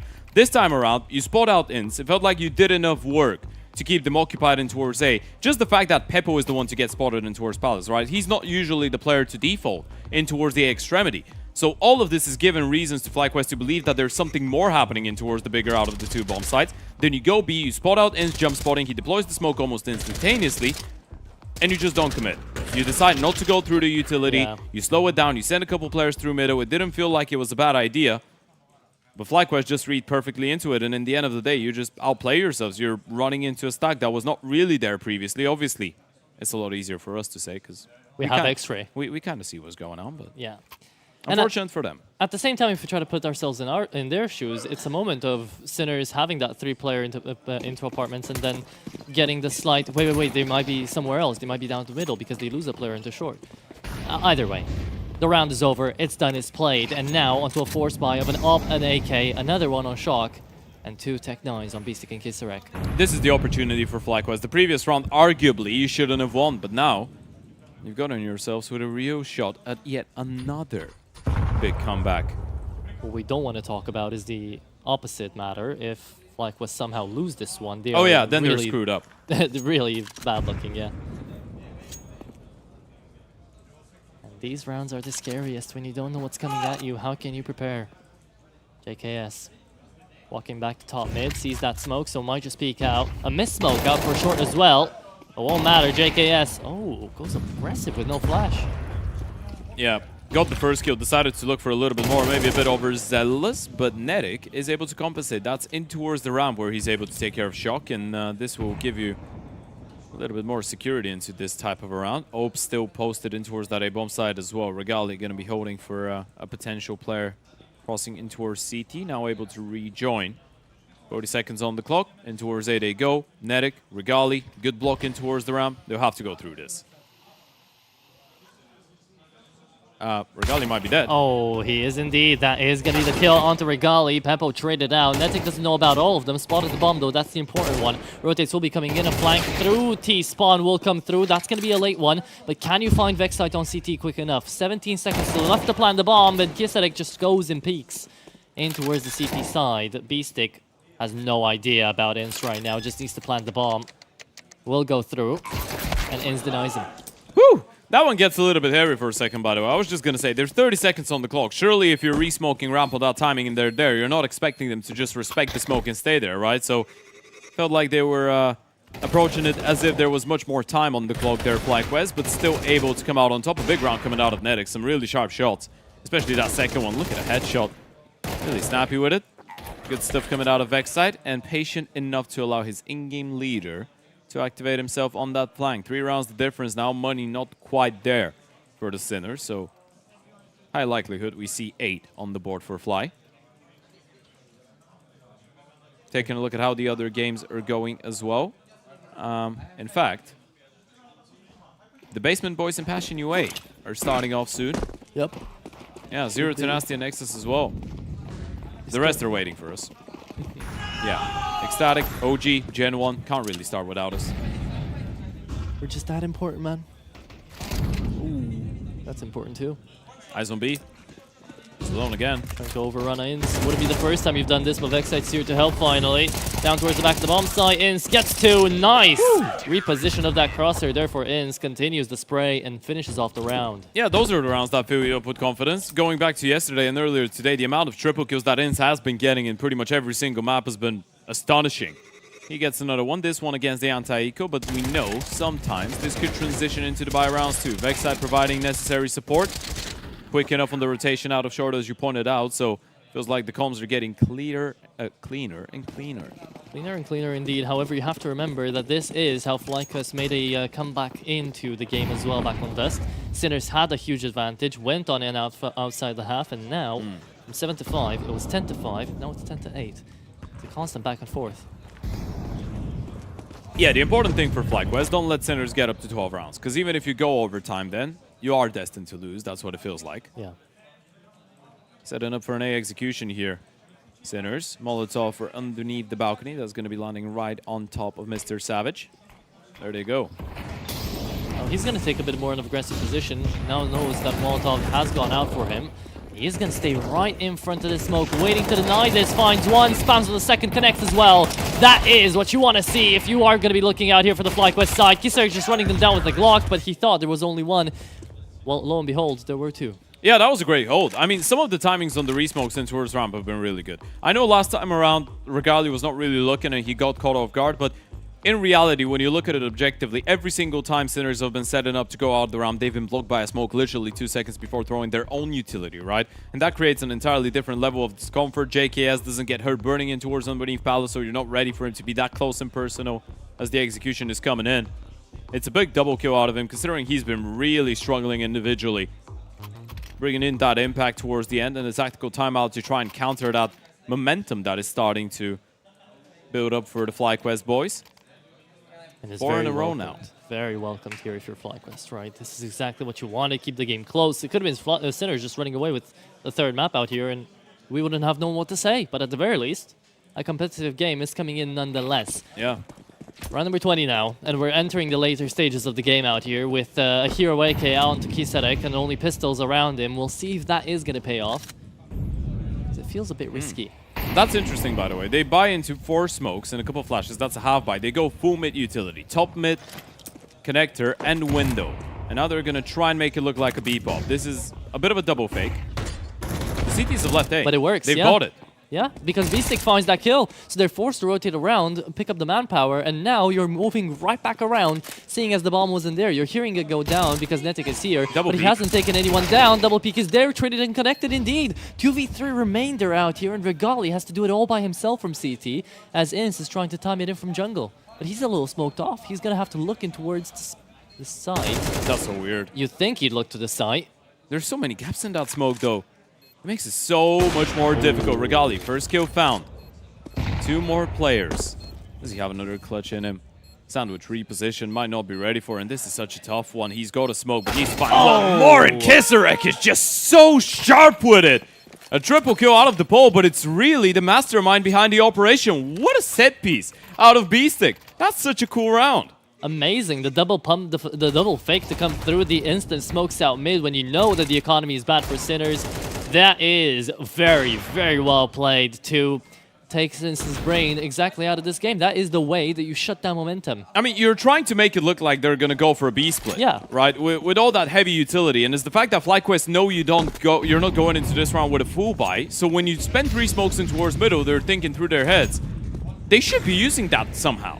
Yeah. There's no way they're just wasting that utility. There should be something happening. And B-Stick is the man that sells it, right? Because he's the one that goes into the B-bomb site, connects the first shot, and now Peppo finds the opening frag yet again. This is Sinners being really consistent and really nice when it comes down to these decisions. Imagine Netic's reaction, by the way. He's going for another pass peek, and there's an AWP holding for him. Yeah, they don't know what to think anymore. And you think the frustration would be getting to them, right? Because all of these rounds, they've thought about them well. They're just better thought out for Sinners. They just got absolutely outmaneuvered. Faked out in the previous one, 4v5 this time around, trying to join forces. JKS needs that kill. He needs to clear him out. He needs to win the fight. Takes a little bit of damage, but still able to come out on top. B-Stick, though, again on the good timing. He's up into Palace. The question is anybody holding in from jungle? Thing is, this could be really misleading as well, right? Because Kiserek is usually one of the guys that could be defaulting in towards A. B-Stick is still in Palace, though, as you pointed out. Yeah. This could be leading you to think that something else is going on around the map. And, well, now I guess you know. The bomb has been dropped.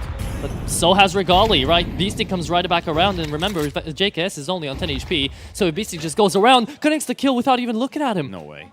Goes down as Vexite and Ince left in a 2v3 right now. If they lose this, it's map points here for Sinners. The cross is massive, though. Oh, Ince is still on the B-bomb site, has no idea about this. Now you know. You gotta go jungle. Smokes in towards deep jungle. Top connector. Vexite needs to get himself into a fight. Oh, not that fight, though. B-Stick comes around. 7 seconds left to plant. They're gonna get it down. That is gonna be the round here. Surely Ince in a 1v3 has got to pull through the same clutch as Regali had in him. Oh, you have no idea about shock into stairs, though. There's just no way. There's just no way, Ince. Surely out of this one. No utility to work with either, just the defuse kit. It's looking doomed. He needs to save. I don't want to be the one calling it, but they don't have money. If they're letting you out, hold on to the rifle. Give yourselves an opportunity to chase overtime, and I think he's realized it as well. Oh my This goodness. is 12 for Sinners. How crazy of a statement this is, but it's real. Sinners are playing a better macro game right now than FlyQuest. This is absolutely insane. Those guys just got 2 rounds on their map pick on the previous map. We were questioning whether they were going to be tired, whether they would have the experience, whether they would have the firepower. They've got all of those things, apparently. And more. And more. Look at the money for FlyQuest. They are absolutely miserable. And another tactical timeout coming out of Coach Azar. I don't know what he needs to say right now. I don't know what he says right now. It's not impossible. Yeah. Let's start from there. We just seen FlyQuest come back from a 6 12 deficit on Dust.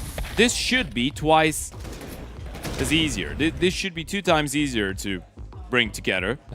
Sighs of relief on the Sinners' camp there as they pick up that round. But look at what they're working with. Double MP9, 3 M4s, utilities a little bit limited. You've got 2 defuse kits at least, but you need a big play. Definitely could have been worse though, right? You could have worked with 3, 4 MP9s right after that buy. Good thing that Inst is actually going to be dropping away his A1S towards Netic here, and he holds on to the SMG. So he's wanting to make his star player shine, and that's exactly what FlyQuest need. So can they pull it off here?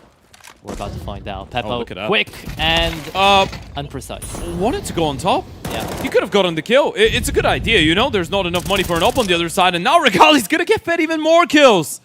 The round has just started, and Regali's already won it for FlyQuest. That's what it feels like. Yep. That's why you're happy you dropped on over a gun to him, right? There you go. Netic finds the Palace player too, and it's all going down the line. Sinners, I mean, it's not like they're doing horribly with cash, but they would like to have these 2 AKs into the next round. That's such a massive round. If you're Pepper, you're kicking yourself, right? Because the entire idea of them not having money for an open, you going for that early peak with the spawn, it's confident, it's logical. You had a phenomenal opportunity, but you're just not able to fire a bullet. Yep. That was really weird. Very weird. He jumps up, knows it's imprecise, so even if he takes the shot, he's dead anyways. Happens to the best of us, man. Well, the Royal Choke. We've seen it a couple times already. Yes, we have. This is going to be another one. FlyQuest win a clean round. The save has already been called in for Shock Stressor, so you're going to have the open the next one. You'll be working with the rifles as well. Money's not going to be an issue for FlyQuest. 2 rounds when you've got all the necessary equipment doesn't feel like too much. Yeah, you know as well that FlyQuest aren't going to hunt you down, so Sinners can just start talking about the next round. And what's your money on right now, Ted? Is it going to be Sinners able to close it out in regulation, or are we getting over? My money would be, if they win FlyQuest, you got to raise both Inst and Regali's salaries. That's what my money's going. I just don't want to see a re-happening of this too. Oh no, I'm ready for the repeat. Yeah. Yeah, you are? Yeah, roll it back. 5, 6, 7 OTs. Okay, sure. We're here either way. Talk it into existence at this point, man. Yeah. Go for it. We're all here either way. We're enjoying ourselves. People in chat are enjoying themselves, we hope. You know, everyone's having a fun time. That's what Counter-Strike is all about, especially LAN Counter-Strike. When you watch this, it just makes you want to play, you know? I feel like nothing makes me want to play anymore. That's a you problem, Ted. I feel like. Yeah. I just know what the result would be. Getting old. Come on. Getting old. You've not achieved Unk status just yet. It's about the soul, you know? How you feel. Soul to sell. 2 rounds the difference. FlyQuest keeping it going. That is the dream of not being eliminated in a pretty disappointing fashion. Another opportunity for the Sinners. Another shot at sending FlyQuest back to the airport. Send him packing. Take down one of the biggest scalps we've got here in Bucharest. And it's looking like a bit of a poke and prod, actually, because the bomb is still dropped in towards top middle, so it's not really a commitment. You boost one player in towards window, that's going to be Shock. He's getting into a good spot. Netic's not currently thinking about it. That's because they're pushing with the flashes, dropping down from window. Does he realize there's someone behind him, though? No idea. No way. JKS is They're going to ready. check. Okay.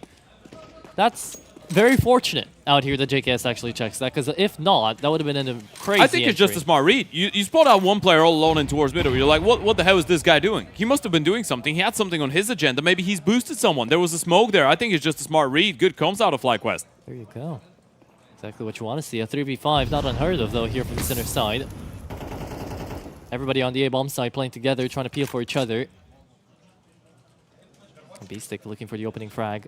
As soon as he flashes this out, FlyQuest should know this is going to be an A hit. This is still dangerous, though. Regali's alone on the bomb side, and Peppo shut down one more. The opener needs to be careful. There goes another. JKS taken down by B-Stick. Oh, now giving away his position, and B-Stick won't be able to take it over the line as Regali with a double, and we're 1 away, folks. 1 more overtime might be coming in. This is so close, man. So close. Every single player on the server is having a lot of goddamn impact. And right now, you don't know who to put your money on. You don't know who's going to be the next guy in that is going to be pulling through just in an unpredictable round to save it. And now, because you've waited all this time, you had 3 chances to close. It's literally a repeat of Dust 2. Sinners are not going to have any cash for the last round. That would be the 3rd time. Yeah. FlyQuest have done that, by the way. They did it once against the side of the Basement Boys on Mirage again, after being down 8-12. Exact same scoreline as here.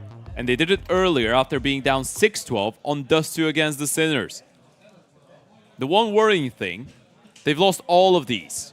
All of the games that they were able to come back into, all of the maps that they were able to win those consecutive rounds to force into an overtime, they've lost. And now they need one more, and that would be another one. That would be 3 phenomenal comebacks coming out of FlyQuest. And it's up to debate, right? You could say that they shouldn't be putting themselves in that position to begin with. Sure, but they are still showing good resilience. Yeah, but at the end of the day, you know how the saying goes, right, Ted? 3rd's the lucky charm. So, Regali starts it off very well and wants to start us onto this overtime affair. Stressin, however, doesn't want to make it that easy. 11 HP left onto him. Regali can't really peek back in, so he's waiting for the rest of the CTs to peek out of jungle. Nedic needs to be careful. They're coming out of connector. Shock. There goes the peek, and there goes the cavalry. They've arrived, and they're not ready to leave. They're not ready to let go, but Peppo's going absolutely nuclear. Where's that come from? They're both low on HP, but look at the HP as well on the FlyQuest side of things. Bomb's going to get picked up. Peppo's going through the smoke. He's going to hear him drop. He knows. He knows he's got another kill. Advantage, Peppo. Triple kill. Regali needs to save them once again. Can you really put that up to him? And he's going to try and get ahead of the play. Going through the smoke. Is he going to be quick enough? First shot misses on the AWP. He's got a second chance, though. Now they know exactly where he is, but he knows where both of them are, too. 48 HP. Against 46 combined, but he's got the most unopportune of weapons for the case, and he's switching back to the pistol. He's going to try and close out the distance. There goes the shot. He's not getting tagged down right now. Back to the AWP we go. 35 seconds on the clock. He's just trying to play for time right now. That's so weird. There goes the first one. Regali, a 1 versus 1 to keep them alive. He's dancing around the box, looking for the fight, looking for stress, and where has he got enough to it? Regali pulls it off on home soil to send us into yet another overtime. You can't take down FlyQuest until you take down the last Romanian in the middle of Bucharest. That is absolutely insane out of Regali, and he's required to do it time and time and time again. Say it as many times as you want, but finally now is the time to shine. FlyQuest have another chance. They've got a lifeline, and Regali's just giving it to them. There's the ultimate showdown between Peppo and Regali right now. Peppo brings it out of nowhere with the triple kill. And Regali's just there for the rescue. Look at the reaction. Look at what it means to him. There's no way, man. This is absolutely unbelievable. This is the cinema we were talking about, Ted. They're bringing it round after round. And the insanity that we get to see here will continue into overtime once again. This is a single best of 3, but we're reaching like the 4 or 5 hour mark right now. I've stopped counting. Don't even ask. I don't really know. And Peppo's already opened things up. Okay. Time to see. Can they really close out a comeback here, FlyQuest? That's the 3rd time now they've done it. Both times previously, they did end up dropping the ball in OT. That's been the issue. It's not been getting back. It's been finalizing the comeback. Gonna take good forward position out here alongside JKS. Pushing up in towards Kiserek, but apparently the AK does connect on one. Has no idea about the second. JKS on a good flank around does manage to trade it back out, but it's still a 3v4. Not in favor of FlyQuest this time around. Hayes' lock could take in place here. We could see Sinners taking away the first round of OT. They are going into a double setup with the O posted as well, though. It's going to be a B split. See if it works out. Ins out on jail is going to make a lot of noise, and he is going to get taken out. You know about the second player also in towards the back of the bomb site now because of that shot. And should be just an easy frag. Easy take into the bomb site. There it is. It is Sinners now to close it. Too bad they couldn't do that in the previous round. Yeah, it always happens like that, doesn't it? Yeah. And then you're thinking, why couldn't we do that a little bit earlier? Well, that's how Counter-Strike works, folks. And yeah, mouse jump. Not great for JKS. He's been having a tough time, regardless. 9 kills, 21 deaths. It's not ideal, is it? Yeah, definitely not. the thing is, you are still hoping that there is that big impact within JKS, right? In an important round, he's going to be able to step it up, get a big multi-kill, and turn things around. But it's been a really tough day in the office. It really has been. Ancient looked much better, but I guess it looked much better for FlyQuest as a team. Yeah, so for everyone. it's difficult to say that he had a massive redemption arc, but he did play well. He did do a really good job. Still, those two and Mirage have been a little bit underwhelming. Indeed, they have. Now, with a little bit of a pause going underway here for us, Sinners, FlyQuest 2, they're going to get a chance to drink a little bit of water, you know, reset. You know what? This is actually a good reminder. Oh. Yeah. Yeah, there you go. Drink a little bit of water, everyone back at home as well. And I will do a little bit of a quick segmented sponsorship moment right now as well. You have seen all the odds go through. At the beginning of this, Sinners were definitely not the favorites. 250 was their odds right now. I doubt it's the same if you go on over to Superbet. Of course, if you're over the legal age of 18 to bet. Woo! I'm back. There you go. And that's back. Refreshed. Hydrated. Yeah. Ready to go. Good to go, man. We've got 5 overtimes. Yeah. You There's reckon? a lot of Counter-Strike to watch. Yeah. Okay. Yeah. I don't think they make it easy. I don't think they want to make it easy for us. I don't think they want to make it easy for themselves. So 4, 5, 6. Whatever it is, man, I'm down for it at this point. We're just enjoying ourselves. This is one of the games of this entire event, and I think it deserves to go longer. Sure. I don't think I'm sure the players would disagree. Yeah, I don't think anyone will disagree besides the players in the server and the players waiting for this game to be over so they can buy. Yeah. OG and Ecstatic have had a very extended break. Yeah, they really have. How are the other games looking? Whoa. None of them have started yet. Oh, no. Zero Tenacity and Nexus have started. Yeah. Yeah. Yeah. Elimination there as well. And in case you're wondering, that is one game ahead of what we've got here. We still have a winner's matchup to follow after this one, folks. So the action is not done for today. Even with the end of this game, we still have Ecstatic taking on OG coming up after this one, I believe. Or maybe there's been a bit of a switch in the schedule. Well, it's either going to be Ecstatic, OG, or Basement Boys Passion UA. We'll let you know. Yeah, we'll figure it out. Yeah, don't worry about it. Once we get Let there. us get worried about it. Okay. Would be an important east side here for Sinners to pick up a little bit of momentum in. They have taken up this mid quite a couple of times now. Beastic pushing in front of the nade being thrown at him. Hasn't seen anything towards connector precisely though.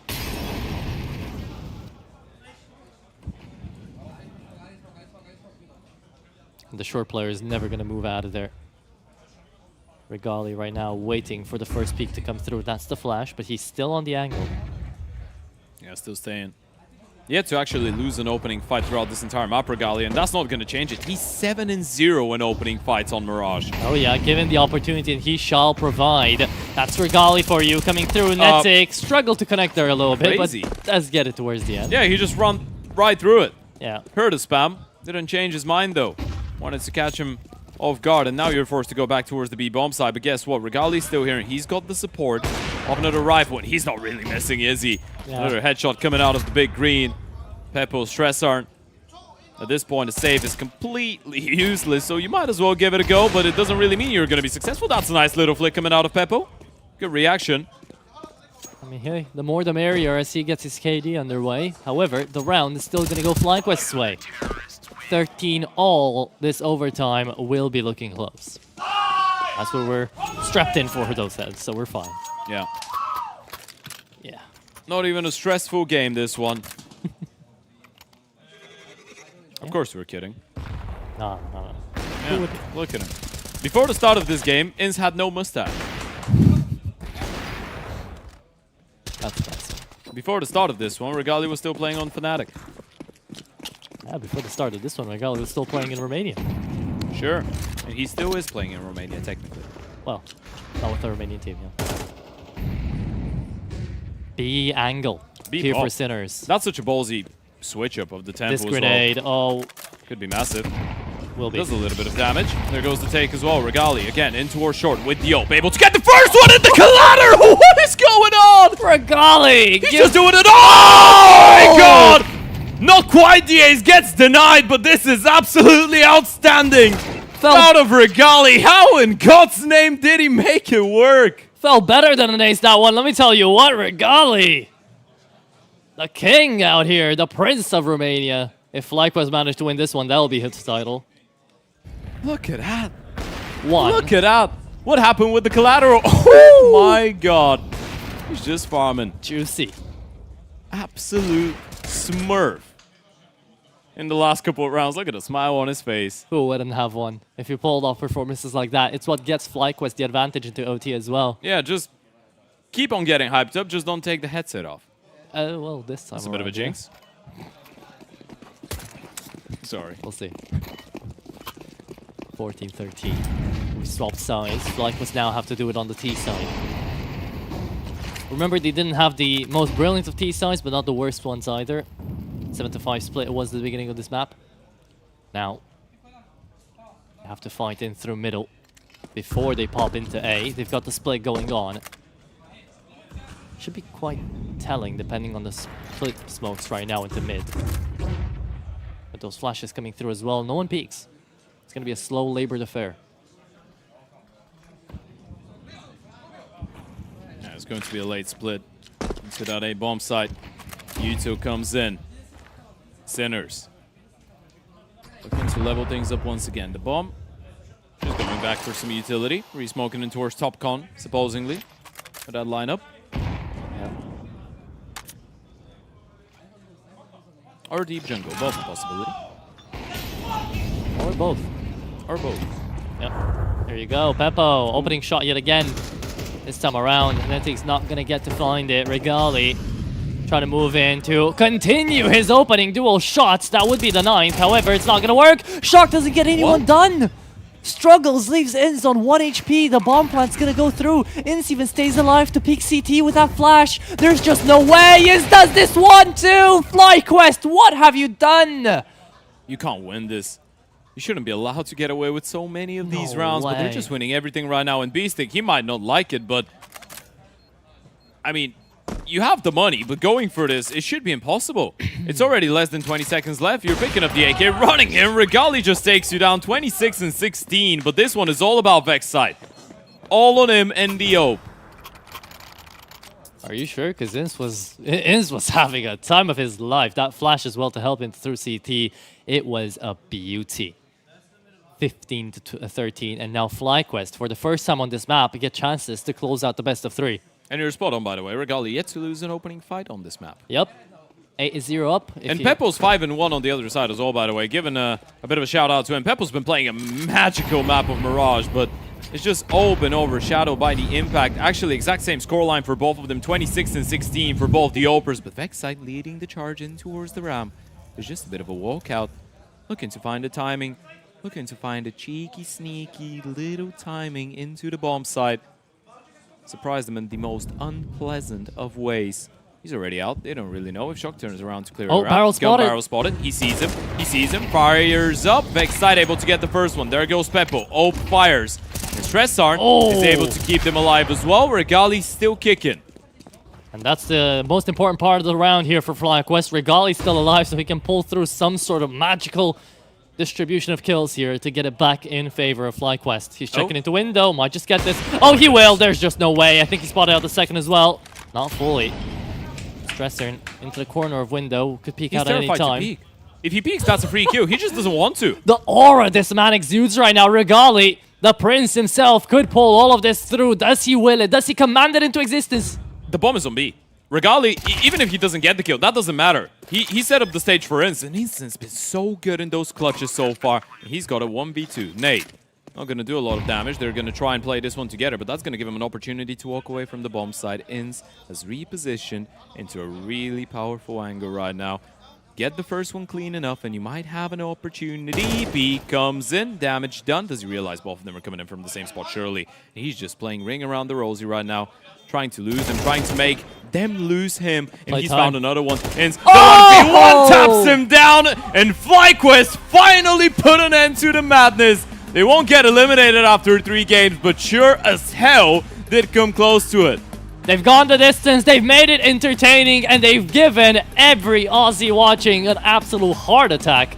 in this best of 3, but by God, did they manage to take it away. Give it up for Regali and Vexite, man. What a performance to save the day with. I mean, Regali, Vexite, Ins to close it out in a 1v2 yeah. as well. It's just so poetic considering he was one of the heroes of the team throughout the first 2 maps, but this is a really labored result for FlyQuest. It still probably feels really good for them to be able to get it over the finish line. I can't wait. I don't really know who's coming in for a winner's interview after this one, but I can't wait for that conversation. It feels like it's a bit of a shame for the Sinners, though. I think they did play a really good series. It was all about FlyQuest, obviously, and the I guess entire question whether they're going to get eliminated so early out of the tournament. All about the comebacks, the fact that they were able to stay strong in those moments, in the magical plays coming out of Regali and Ins. But the truth is, Sinners were so close to eliminating FlyQuest, and it definitely leaves you with a bit of a sore feeling. And I think the one that it hurts the most for is Peppo, right? Because he had that amazing performance. Absolutely. And he felt like he got so close, finally getting to another LAN event away from the Czech region out there for them. And now he puts up this performance only to be sent out in the third best of 3. Yeah, absolutely. But I think, again, as we pointed out, going into this game, obviously the Sinners will be really disappointed now because it's right after the game and they had so many opportunities. They had won the game a couple times, if you will. But in the end of the day, it's all about, I guess, leaving the event knowing that you did a good job. Someone who's not going to be leaving the event because he did a good job was Regali. That clutch to save them in the final round. It felt like it was all about to go down crumbling, a 1 versus 2 out of nowhere. And it was a really consistent and good performance for him throughout the day. And there was a lot of criticism. I feel like yesterday after the game against the Basement Boys, he was a little bit underwhelming. But then you're looking at the way that he played against Metasport. Now today in that game as well against the Sinners, he was one of the only reasons that they were able to stay alive. I mean, you know you have the carry performance when your Alper has the highest ADR on the team. And that you can't say after a normal series most of the time out here. So Regali, hats off, bow out here to the man himself because he just made FlyQuest live keep on going out here into the DraculaN series. And there's going to be more to follow after this. Now there's going to be a FlyQuest versus Gen 1 game. Yeah, absolutely. And this is the crazy part, right? FlyQuest needs to regather their thoughts and in less than probably 1 hour play another series. Yeah, that will definitely not be easy. However, they'll have a little bit of extra time as we're setting up the interviews as well. As we have been talking about this is a very good learning experience though for Sinners, right? And they'll be looking back on this and they'll be figuring out what they've done and maybe trying to help themselves to close out a bunch more games, right? Because that was a problem that they had back online as well, which they were getting a really good result and then they couldn't close it out. I feel like now this kind of really makes it real, even more so than it was. Yeah, I think so as well. I feel like the slow starts have been something that's been haunting FlyQuest a little bit, but when it comes down to Sinners, is as you pointed out, the other way around. It's a really strong start. You get yourselves into that position and you're just unable to get that final round, which obviously comes in with experience, right? When you're a younger team, and I know Beastic and Shock are not necessarily the younglings in Tier 2 Counter-Strike, but when we're talking about guys like Peppo, like Kisarek, like Stressor, there isn't as much LAN experience. And even for Shock and Beastic, with this specific lineup in an international environment on this Sinners lineup, it is one of the first LANs where they get put in those situations, and unfortunately, this is how you learn. This is how you, I guess, grow as a player and as a person in those situations, and it's always difficult when you're playing against a team like FlyQuest that has so many clutching elements on their side. But I'm definitely hoping to see more out of this Sinners lineup. I think they're really exciting, and I think they were playing really good Counter-Strike. There's no two ways about it, man. I think the individuals saved FlyQuest today. And I think also, not only that, but this was just the best of 3 to remember. This was one that, again, we talked about it time and time again, Sinners can be proud of, or we can be proud of for going all the way, being entertaining, and seeing that this is the level of expectancy we have out of the tournament, and now out of entertainment, right? Yeah, it's been a really competitive tournament. It's been pleasantly surprising that we get those games, and the more exciting part is the fact that we still have a couple more series coming up later on today, right? We still have 4 more best of 3s coming up. Obviously, here on the A stream, we're not going to cast all 4 of them. We're just going to be covering one of them, and it's going to be a winner bracket matchup. So enough of those sad and sore feelings for us. Before we go away from Sinners, I do want to give the flowers to one last man, which was Stressor on this last map, okay? I feel like Stressor was very overlooked throughout the entirety of the tournament, was not having the best of maps. The fact that he now can put up that amazing of a performance up against FlyQuest, you have to give it to him too. We don't want the new guys, quote-unquote, here for Sinners to get overlooked. Yeah, absolutely. We don't really want to, and there's been a bit of a change in schedule, I believe, because the Ecstatic and OG game has already started. That was the one that we were originally planning to do, but because they had to wait for such a long time for this one. We've actually switched things up a little bit, guys, and we're going to be watching Basement Boys taking on Passion UA. Now, that game, I'm not sure when it's going to start and when they're going to be able to set up. I think it's going to be in around 35 minutes, but I believe we're still waiting for some info out of production for potential interviews. I think we're gonna have a loser interview any moment now. Yeah, in fact, Misioso's already down the side low, so let's go and see what Sinners have to say. Hi guys, I'm here with Beastick from Sinners. Unfortunately, you guys just lost a pretty crazy long game against FlyQuest. Do you take a lot of positives from the fact that you beat a team who is, you know, very high up in the rankings? I don't think so, to be honest. I don't think that they are as good as the ranking says. I think there are better teams at the moment. And I also feel like that we should have won the game. Unfortunately, we just, for some reason, cannot close the games, even though we have like good lead. We have like a lot of stuff. We know what is happening on the map, but we just cannot close the games for some reason, and it's unlucky, I would say. Yeah, unlucky indeed. I have a question for you. You've been on the team for nearly 6 years now, between you and Shock. Recently, having just gone international, bringing in 2 players who obviously are not from the Czech and Slovakia. How has that transition been for you guys? It was, I would say, weird a bit after like playing 6 years and talking only in Czech. It's kind of different to play in international and speak English, but I feel like we adapted pretty well and pretty fast. I don't think that we have any issues. So it was weird in the beginning, but right now it's like, I would say, even better than to speak in Czech. Great. Do you guys have any more LAN events coming up? Any more tournaments coming up before the end of the year? Yeah, we have one more game today to qualify for another LAN, so we need to win after all this. So we have one more, like some Slovak championship that we can play. Great. Wishing all the best of luck. Back to you guys at the studio.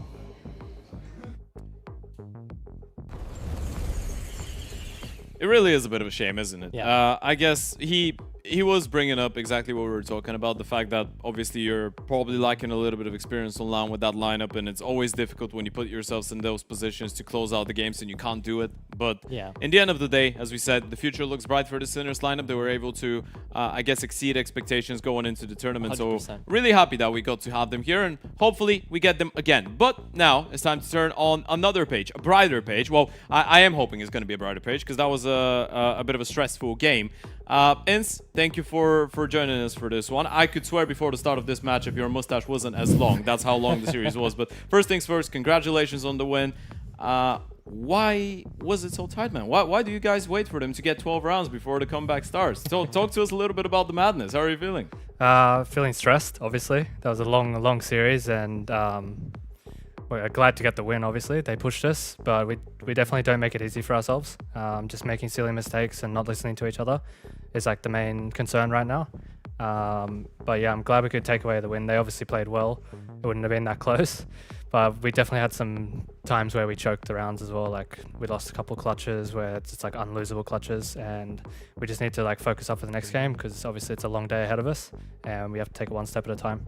Yeah, and I mean, you've got the opposition to come up ahead as well. But I'm glad you brought up the communication errors there, because we could kind of look around to the server and gauge that what was happening.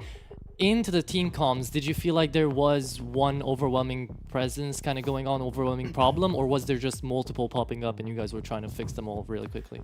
I think the biggest problem is we are communicating, but we're just not listening to each other, because everyone's talking at the same time, and it feels like there's a bit of nervous energy, and people aren't like processing what's happening. They're not like taking the information and using it. That's like the biggest concern for me. It's not like people are just sitting back and not talking. It's just like people can't listen when there's so much stuff going on. So that's the biggest problem. We're going to talk about it. We talked about it in between maps as well. We're going to just try work on it and do our best for the next series. All right, just to turn a bit of a positive page here, because obviously you did win the game, right? There was obviously a lot of things that didn't go to plan, but in the end of the day, you got the win. There was an obvious positive change between the first map and the second, right? Those two was a really long map, but then you go into the pause. 10 minutes later, you look like a completely new team. So talk to me a little bit about the conversation that you were having, maybe Azure contributing as well, considering that this is his first time with you guys on LAN. How did you change from Dust 2 to that complete domination on map 2? I just think on Dust 2, we had a lot of pressure on ourselves. Like we're putting pressure on ourselves for no reason. And then when we went to Ancient, being the map down, obviously. We just said, like, let's play our own game, like, be confident. We just took the confidence and kept rolling, and people were making good suggestions on CT, and it was just, like, working well for us. Yeah, I mean, it definitely worked well, amazingly for you guys. And your performance was a big part of it as well, right? How does it feel to be able to alleviate so much pressure away from your teammates, especially in a LAN like this? You've been absolutely stellar. I appreciate that. I've been working on myself a lot, and especially having Azza come in. He's been helping me with the in-game leading side of everything, and just like focusing on myself and being a bit more selfish and putting myself in better spots, because I believe I have the ability to perform. And yeah, other people are chiming in and helping, and that's really helped my game. So, well, someone that helped big time, and that's going to be the last question that we ask you before. Obviously, how are you feeling before the other game? But Regali was outstanding, and he had that 1 versus 2 clutch towards the end that pretty much saved you guys. So, yeah, do you feel like you have a bit of a, I guess, secret weapon, considering you're in Bucharest and your Romanian Oper is stepping up so much? Talk to us a little bit about his individual performance, because he seems to be showing great improvement, especially in comparison to yesterday. Yeah, I mean, I think he's shook off the nerves from yesterday. Came in with just full confidence. We know that we can use him. You put him in an AWP fight against anyone, he's going to win it most of the time. And he obviously won some really big clutches for us, and saved my ass when they popped B one time. Got 4 kills, but yeah, no, he's really good. Individually, he's just going to like out-AWP anyone, I feel like, and he just kind of has that game sense sometimes where he just knows where they are. So that really helped, and obviously having him perform as an AWPer is really helpful towards the whole team. Yeah, I mean, definitely he had the performance to back it up there. And you guys in general are now going to have to move from a very long and exhausting game to another, right? You're going to be meeting up Gen 1. So how does it feel to go up against MBK, Misuda, and all the likes now? Yeah, I mean, it'll be a fun game. Obviously, they're just like a mixed team who's came in for this, so we don't have much information on them. We're going to do as much prep as we can. Mostly just focus on ourselves, try to get some fresh air, because we've been playing. That was the longest BO3 I feel like I've ever played. It was like hour on the first map, or 2 hours almost. So yeah, we're just gonna get some air, just reset, and try focus for the next game. All right, we're not gonna waste any much more of your time, because it was a really exhausting game, and you still have 1 more to play. So wish you the best of luck, and yeah, thank you for giving us your time. Appreciate it. Thanks for having me, guys. Thank you for joining me. With that being said, that is how we're going to be ending off our first best of 1, best of 3 of the day, first one, and how we're going to be finishing off the second one right now. I mean, it was definitely action-packed, it was entertaining, but it was exhausting. Yeah, absolutely. It's looked pretty calculated, pretty calm for someone that has just come out on the back of such a stressful game, but it is good. It is good that he's going into this with confidence. Obviously, as we were talking about DraculaN, him stepping up, I feel like it was nice to hear from him as well, that they feel within the team that that they believe in his individual capability pretty much, and they think that he's coming in with a lot more confidence. With that being said, though, folks, unfortunately, we're gonna have to turn that page and move on from FlyQuest for now. We're going into a bit of a break, and when we're back, it is Passion UA taking on the Basement Boys. That's going to be a winners matchup, and the winner of that one will make it into the upper bracket grand final. We'll see you in a bit.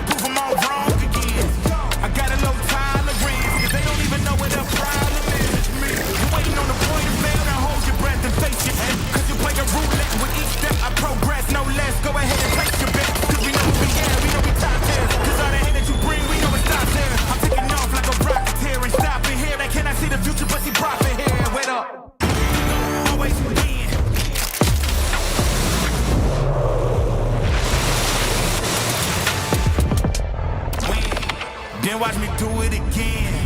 Tell her, taking no loss, no loss, no. I'm winning again and again and again, and it's all on repeat. I'ma just sit in the circus, I'm winning it, y'all. Baby, I don't know defeat. We don't talk, better know the grind. That's my walk. I'ma keep cold, I don't take no loss. No sense, run up the score.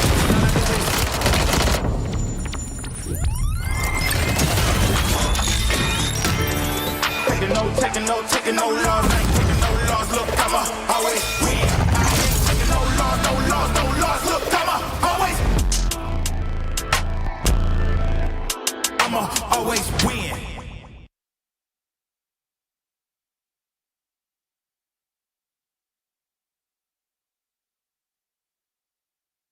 Accidentare gravă pentru Radu Drăgușin. Urmează o recuperare grea după operație. Ultima victorie? Mai poate reveni anul ăsta. Victorie. Va mai fi titular? A serious injury. Victorie? Ce este o victorie? Ceva ce ieri părea imposibil. Victorie?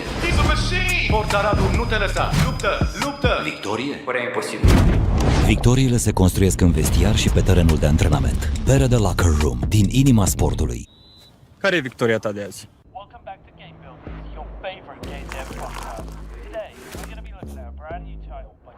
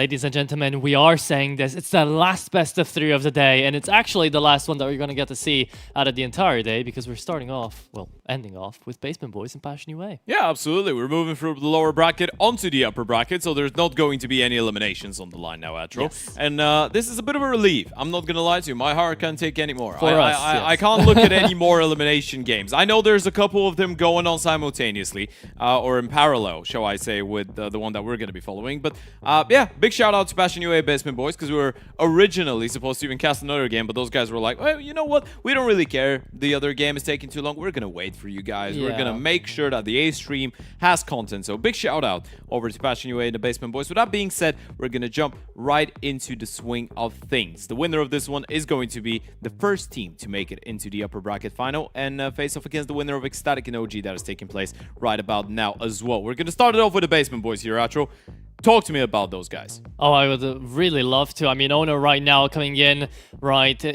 We spoke time and time again. He came in from that iteration of Spirit Academy where he played a little bit with Donk. He played a little bit on Bait as well. He managed to play over there. And I mean, everyone is looking really, really good. Paul Bandana is one of the main key factors of the team. You're looking out over Trouble, who's on the AWP.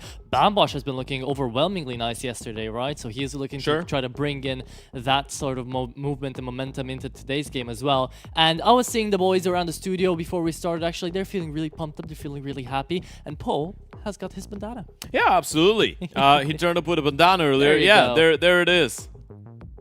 Look at that. He didn't bait us out. He didn't lie. He's a man true to his words. But on the other side, we're actually welcoming Passion UA to the A stream for what I believe is the first time. Yeah. So yeah, those guys, one of the few teams that are yet to actually lose a map in this entire tournament. A newly refreshed lineup of Passion UA, obviously with the addition of, I was going to say the addition of Kfem, actually the addition of everybody else. Bar Kfem, because he's the only one that stayed around after the Ukrainian iteration. Obviously, DraculaN #1 didn't go well for them, but ever since they had the chance to practice a little bit more. They played the Starladder Budapest. They were able to take down the Gentlemates. Lost to Navi and Bait, sadly, but so far here at DraculaN, they were able to take 2-0 over Mana, 2-0 over Zero Tenacity, and now they're going into this one with a big statement to make against a team like the Basement Boys. We're going to take a quick look at the Veto. We've got a Nuke, we've got an Ancient, and we've got a Dust 2 as the third and final one. How are you feeling about the Veto? I'm feeling really curious about it because I do know that Nuke was played out there by Basement Boys into this tournament, and we got to see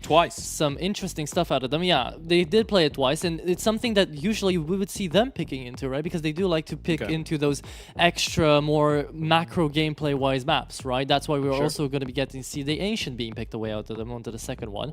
But I feel like you're walking right into enemy territory with this one. Contrary to all the other games that they've played, they fought FlyQuest, they fought themselves on over to Nexus. They've tried to take them and to try to overwhelm them with the individuals that they have. I think that's going to be way tougher of a call to be making up against Passion UA. They've been getting a really tough draw, all in all, Basement Boys. Starting things off against FlyQuest, they were able to squeeze in a 2-1 win in overtime on Mirage as the third and final one. Then they face off against Nexus, they drop them out, but they're still able to come out on top. It's been a Cinderella story for those guys, really. And I'm really looking forward to seeing if they're going to be able to keep it up against the side like Passion UA that I think we can all agree has immense potential. But then in the same time, they haven't really been able to show that conviction. Now, the good thing about Passion UA, because we had that conversation with the slow starts about FlyQuest, Passion UA don't lose maps. Passion UA starts slowly, they start with big deficits, but they're always able to come right back at it, convert the map, and get the 2-0. So now if you're the Basement Boys, you're going into this game against a team that's yet to drop a map here, a team that's probably feeling more and more comfortable with each and every single other game that they play. And I think the level of preparation and probably the level of confidence from Passion UA going into this game should be exceeding the confidence that we saw from Nexus and the one from FlyQuest. For FlyQuest, again, we can't really say too much about that game because that was the cold shower they're coming through for the Aussies. So it was like they were underestimating Basement Boys anyways. Apparently they love cold showers. Apparently they're into Winghoff because they're getting them every day. Yeah, exactly. And because Basement Boys got that run by in towards FlyQuest and they actually did manage to squeeze by Nexus as well. Now I feel like this is going to be the first real game with the real stakes laid on here for the Basement Boys. It's going to be their trial by fire finally finalized. I feel like if they can get through this one, they could get through anything. Yeah, absolutely. I think it's a really good test for Passion UA Right. as well, right? Because you're making that upgrade. It's a big investment for the organization, a big decision rather for the organization to say, hey, you know what, we're just going to steer a little bit to the right from what we usually go for. We're going to go away from the fully Ukrainian lineup. We're going to go international. We're going to pick up a core of players that we know have experience playing on the highest level, and we're going to leave Kvem because we believe in him. Right. We had a bit of a chit chat with some of the guys, including TC earlier on. Had the chance to do a quick interview with him, and they all believe in the mechanical ability of Kvem. It's all about giving him enough time to get adjusted, I guess, to be comfortable within this team. But we all know what he can do individually. Right. We all know that he's a pretty cracked player himself mechanically. So yeah, going into this one, especially a map like Nuke, this is where, as you said, the Basement Boys have shown us that they're all right playing, but not necessarily against a team of the supposing level of Passion UA, because again, the sample size with Passion is not great, but they're picking into a Nuke. You know they're going to be going into it prepared. Right, and that's the idea behind all of this as well. It's way easier for Passion UA to prepare against Basement Boys than anyone else they would have been seated up against. And I feel like because you're relying on individuals and mechanics like, you know, Halzerk, like them coming through into this one, this is going to be much easier for Passion UA to try to get through, and maybe their easiest 2-0 to date. However, that's all speculation though, because that's what we've said before on FlyQuest as well and on Nexus as well, and look at where Basement Boys are right now. Yeah, absolutely. Right into the winners bracket semi-final. It's been a great tournament for those guys. Let's see if they're going to be able to keep it up. T-side start for Passion UA, their own map pick, a whole lot of utility as well. And a little bit of aggression into her trophy. Poe Bandana deleting Grim.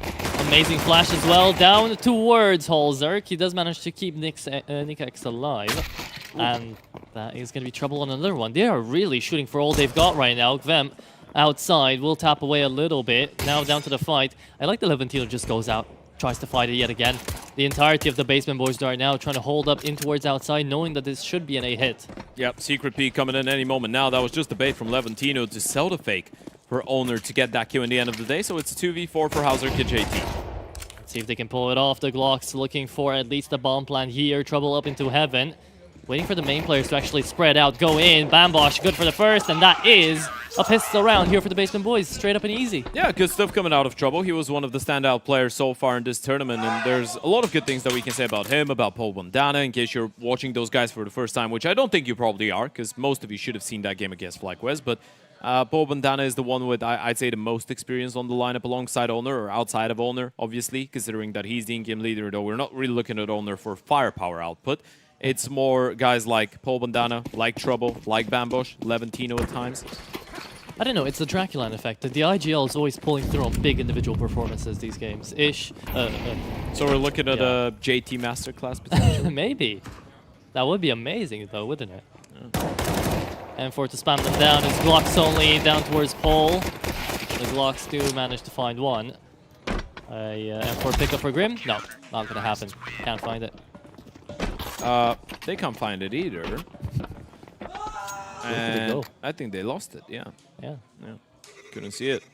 Trouble still on an MP9. Yeah, trying to run him down in towards the ramp. Nicely done and handled by Paul to get that double kill. And now we go into the first buy round. Let's see what Passion UA have been able to cook up. We've been speaking really highly of the coaching staff over at a couple of the teams, right? We mentioned OG with obviously Killazu and Lambert. We were talking about Passion as well with TC and Munster. Yep. Let's see what they've been able to muster up. See what I did there? I do. Them outside, looking to break open the smokes. It's going to be interesting, right? Because you don't have that much of a sample size to prepare up against the Basement Boys. You have your prep done. I talked with Monster, actually, and he has had his prep done out here for Passion UA. But it's going to be really interesting because Ancient is in the cards right now, and you're presuming that was going to come out. So that's the map that Passion UA haven't won a single time. Instant cross-down Secret. We've left JT on top of Mini. Try and cut off some rotations later on, and he is supported by Nyx. They can't really go down the vent right now. That's the main thing. You already know you've lost outside. You don't seem to realize how many players could be down there, and there's a bit of a boost going on towards the ramp, so Poe Bandana can't really rotate down instantaneously. This is going to be a tough one for the Basement Boys to get back into. They have no one in a prime position to actually assist that B-bomb side. This could be... It's empty. If JT gets one kill, this could be a 4-4 save. If he goes down, they send it, but... Oh. Yeah, okay. Now you can try retaking. But the B-bomb side is under full control for Passion. Have to wait it a little bit out here, though. Bomb is going to get planted. Vem, the setup here, and Passion. I don't believe they'll be too aggressive. They'll be playing this one really passively. Basement boys coming to the basement of Nuke this time around. Bull taking the first contact. The MP9 was moving quickly, waiting for a flash to pop by. He's the last man that's got one to send it out. Nyx is going to be holding this one together, but not for too long. Trouble again on the double. And Holzerk, last man standing, has been spotted. Known entity right now into the server. There is a smoke on Trouble as well. He's going to throw it on the bomb, and Leventino wins his duel. It's a 3-0 start here for Basement Boys. It's a really well-handled retake, all in all. Trouble is able to get a triple kill pretty much out of nowhere, but they were really methodical with the way that they approach it, right? Even the fact that obviously Hauserk is able to get the kill into the player coming in from Secret, but that was a really well-timed flank out of the Secret player. So if Hauserk is playing for the round, if he's playing for the bomb side in that situation, then the flank could get active, but the fact that you get killed there means that your teammates know exactly what's going on. So yeah, figuring out the timings well, coming out of the ramp, it's a bit of a chokehold sometimes, right? You're coming in all from a pretty tight space, well, 2 tight spaces, but... The idea behind that as well for Passion was the fact that they were hoping to be able to win out their duels before they got to that B-bomb site. Because that didn't happen, the early rounds are now going to take a bit of a toll. Force buy to come through out here for Passion UA. Nyx in towards lobby. I will be expecting something a bit more aggressive after this round out of Passion UA, however. They've been trying to set up these rounds, smoking it outside, going towards Secret, trying to play in towards ramp a little bit. Now, I think they're going to be slowing it down the most, and then we'll see a little bit of explosiveness out of the T side. The rebranding to Passion NA though right now, looking to nice to have some promise. I don't believe the Americans saying Passion USA. Passion NA has such a better ring to it. Better ring, 100%. And NA is not just the US, yeah, man. Yeah. Them on a nice little opener out there. Actually, Owner gets found. Trouble has been having a really good start. And yet, still with that AWP, his opening duels will still go his way. 1-for-1 trade, but that's just Vem found on the map. Where's the other ones? And now we've just found them. Grim into the A-bomb side we go. Passion UA are going to be met with a lot of resistance. Leventino into main. Stays alive for just a little bit longer. Force pull back. It's Holzerk down to lower than half HP though, so the fights are going to keep going. Trouble, what'd you do? Came out of the vent swinging and kicking with that no-scope. It's just down to Holzerk, and he can't keep it alive. The back of the bomb site found and taken care of. Basement Boys 4-0 at the beginning of this. Oh. Come on. Come on. Exactly my reaction, Owner. And he laughs about it. He's so proud about it. Oh my goodness gracious me. I didn't even think it was intentional. I think you just knifed the air. Of course it's not intentional. Like, why would you kill your teammate? Let me defuse. Why would you do that? You just lost the gun because of it. For the fun of it, man. I mean, that looks pretty intentional. Imagine the frustration you feel if you're Passion UA. I can tell you what he said, but I don't think it's appropriate for a stream. And I'm not going to finish the word. I saw, by the way, there was a couple people wondering who is the coach for the Basement Boys. Right. It's a Ukrainian coach called Kearney. And I couldn't tell you a lot more about him because I think he's pretty new to the job. And it's kind of like a manager, coach type of stuff. But I can tell you what year he was born in. 1996. Why can you do that? We've got it in the document with information of the teams. You went full FBI files on him? Yeah, absolutely. Address, X's, everything. Next major spot, maybe? We'll see. Okay, Trouble, still outside. Yet to have bled. He's 7-0, and I jinxed him too Good job. Thank you. Nice opening coming out of JT. They were able to get that first frag in the previous round, but again, it's so quickly answered back, and the spam through the smoke's doing a whole lot of damage, but that goes both ways. Actually, it goes one way, one and only. That was a tongue twister. Bambush, 18 HP. Leventino, 27. Owner takes Van to 0, but you will get traded out by Grim. There's Wayman. So they make their way down the B-bomb side once again. And again, this is a pretty tough one to go for, especially with those guys on low HP. This is definitely one that you might think about a little bit too much if you're going into it. I mean, you will. You've got the cash. Why not? At this point, Basement Boys just want to keep the tempo up.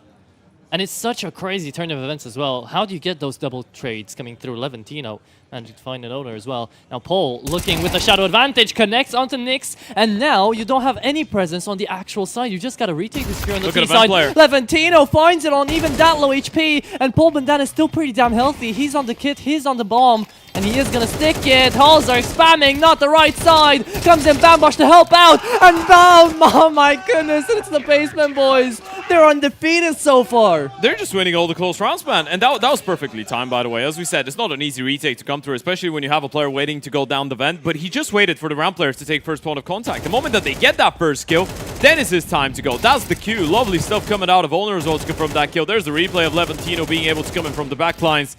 A little bit unfortunate as well for Hauser. Thought he had the lineup. Did not have a thing in the end of the day. Even going down. Your Hoop Société Générale MVP. I think it's getting better and better. Yeah. I can definitely see the progress that you're putting up. Yeah, Messi. I've been putting a lot of effort in my français. Oh, going through the smoke. Oh my god! The action out of trouble. 32 HP on this man, and he's looking for the flick on the next. He's feeling the confidence, exuding it right now. And you're not expecting that out of the Basement Boys. Crazy stuff out here. And I don't think Passion UA were expecting a start like this. You said it, right? They start off quite slowly out here, Passion. And that's a bit of an issue, right? Because at a certain point, you're going to run in a team that knows how to close maps. Yeah. And then you're going to be in a whole lot of trouble. But I guess we're just seeing repetitive tests of the resilience. I guess you're not expecting Basement Boys to be one of the teams that knows how to close maps, but you'd be surprised. I don't think it's part of either team's game plan or any team's game plan to start 0-8, for example. Yeah. Like, you know what, guys? Let's show them we can. We had that interview with Cypher in the first season where he was like, if this was our strat, this would be the worst strat, no man. They were still doing it. Somehow, yeah. Owner. He finds the first one. It's a good drop out of Levantino. This is actually a bait. They have no idea about Bambosh being the second on the bomb side, so he peeks out, connects on another, and Nyx is left in a 1v2. He's got the time, though. Could go down B, and he's finessed both of them. Paul Bandana, he was just now making his way up heaven, and they still haven't heard him drop. They have no clue he's on B. Somehow, Owner hasn't gotten the sound cue. Now they've received the memo. Now they know what's up, but Nyx, this is looking a lot more doable in comparison to both the clutches coming out of Hauser, or both the clutch attempts, may I say. He's repositioned all the way in towards Dark. It's all about the timing, though. They have a smoke. They have two of them, in fact, and they've got the kit. Nyx will have to look for the first kill prematurely. The double peek is absolutely perfect. And Paul Bandana confirms another one. Those rounds have been going down to the wire. Look at the money on the CT side. That's not the money of a CT side team that's won 6 in a row, but they're still winning them. They are definitely winning them, and it feels like they've got plot armor at this point, right? We've seen them on the stream A so many times. They're the team that we've seen the most out here, actually, so far, and they're building up that narrative because they've been winning everything. It's a 6-0 start. If someone had told me there was a realistic possibility we do 3 winner interviews with Basement Boys players before the start of the event, I'd say that this person's lost his damn mind. Yeah. But apparently we've all lost our minds because this is the reality we're living in. And just imagine the vibes. It's just the metaverse. It must be immaculate. Just the 5 players working together, bringing it in without having even a VRS ranking before this. Oh, they'll surely have one after. Oh, yeah. Okay. Back to what is going on the T side here for Passion. It's been a bit of a tough, unfortunate start with a lot of those close rounds not going their way. There's another opening kill. I think that's the 3rd or 4th opening frag that Passion have been able to get every single time so far. They haven't really been allowed to play in the 5v4 exactly. There's been an immediate response coming out of the side of the Basement Boys. This feels like the first time that they've been allowed to actually relax a bit, realize they've got the man up, and make it a double. Yeah, see, JT slowed it down a little bit there. Knew he found the first, so he just held positions waiting for the Basement Boys to repeat. And they did. So. Also, the loser of this one is going to be playing the winner of FlyQuest Gen 1. So you don't really want to lose. Or you might face off against Gen 1 tomorrow. No, I'm kidding. FlyQuest is still in this. I mean, never. Oh, Bambush? Should be dead. Yeah, should be dead. Type 1 in chat if that's happened to you. If you don't type 1, you're lying. Type F. That's definitely happened to you multiple times. Multiple times. Yeah, thank you. Oh, yeah. First round on the board here for Passion. Right, that was much needed. As we said, they've had a couple slow starts. And the T side of Nuke is not one that you can't come back into on the back of winning 4 or 5 rounds. Look at Trouble. Just saying everything's all right. Cleaning his monitor. No, he wasn't cleaning it. He was making a cross. Was he? Yeah. There's no way. He was making a cross on the monitor. That is the funniest stuff. We saw him yesterday as well give the finger, said, no, no, no, you're not taking these rounds. He is the funniest man on that team.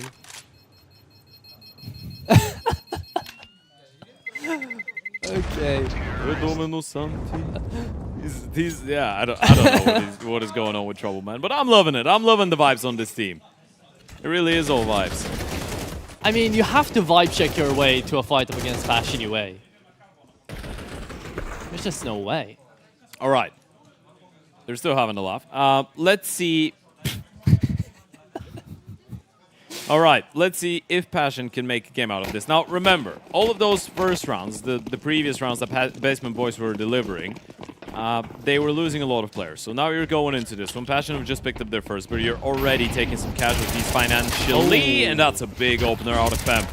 Now, we do remember the games that Basement Boys did play on this nuke. Outside was becoming a bit of a problem. There's always an owner there. Trouble brings it back, though. He's having a phenomenal game. 9-2. Pole is going to get shut down onto the entrance of Ramp, but Trouble keeps it up. He pushes them. Ooh. Fem is keeping it up as well.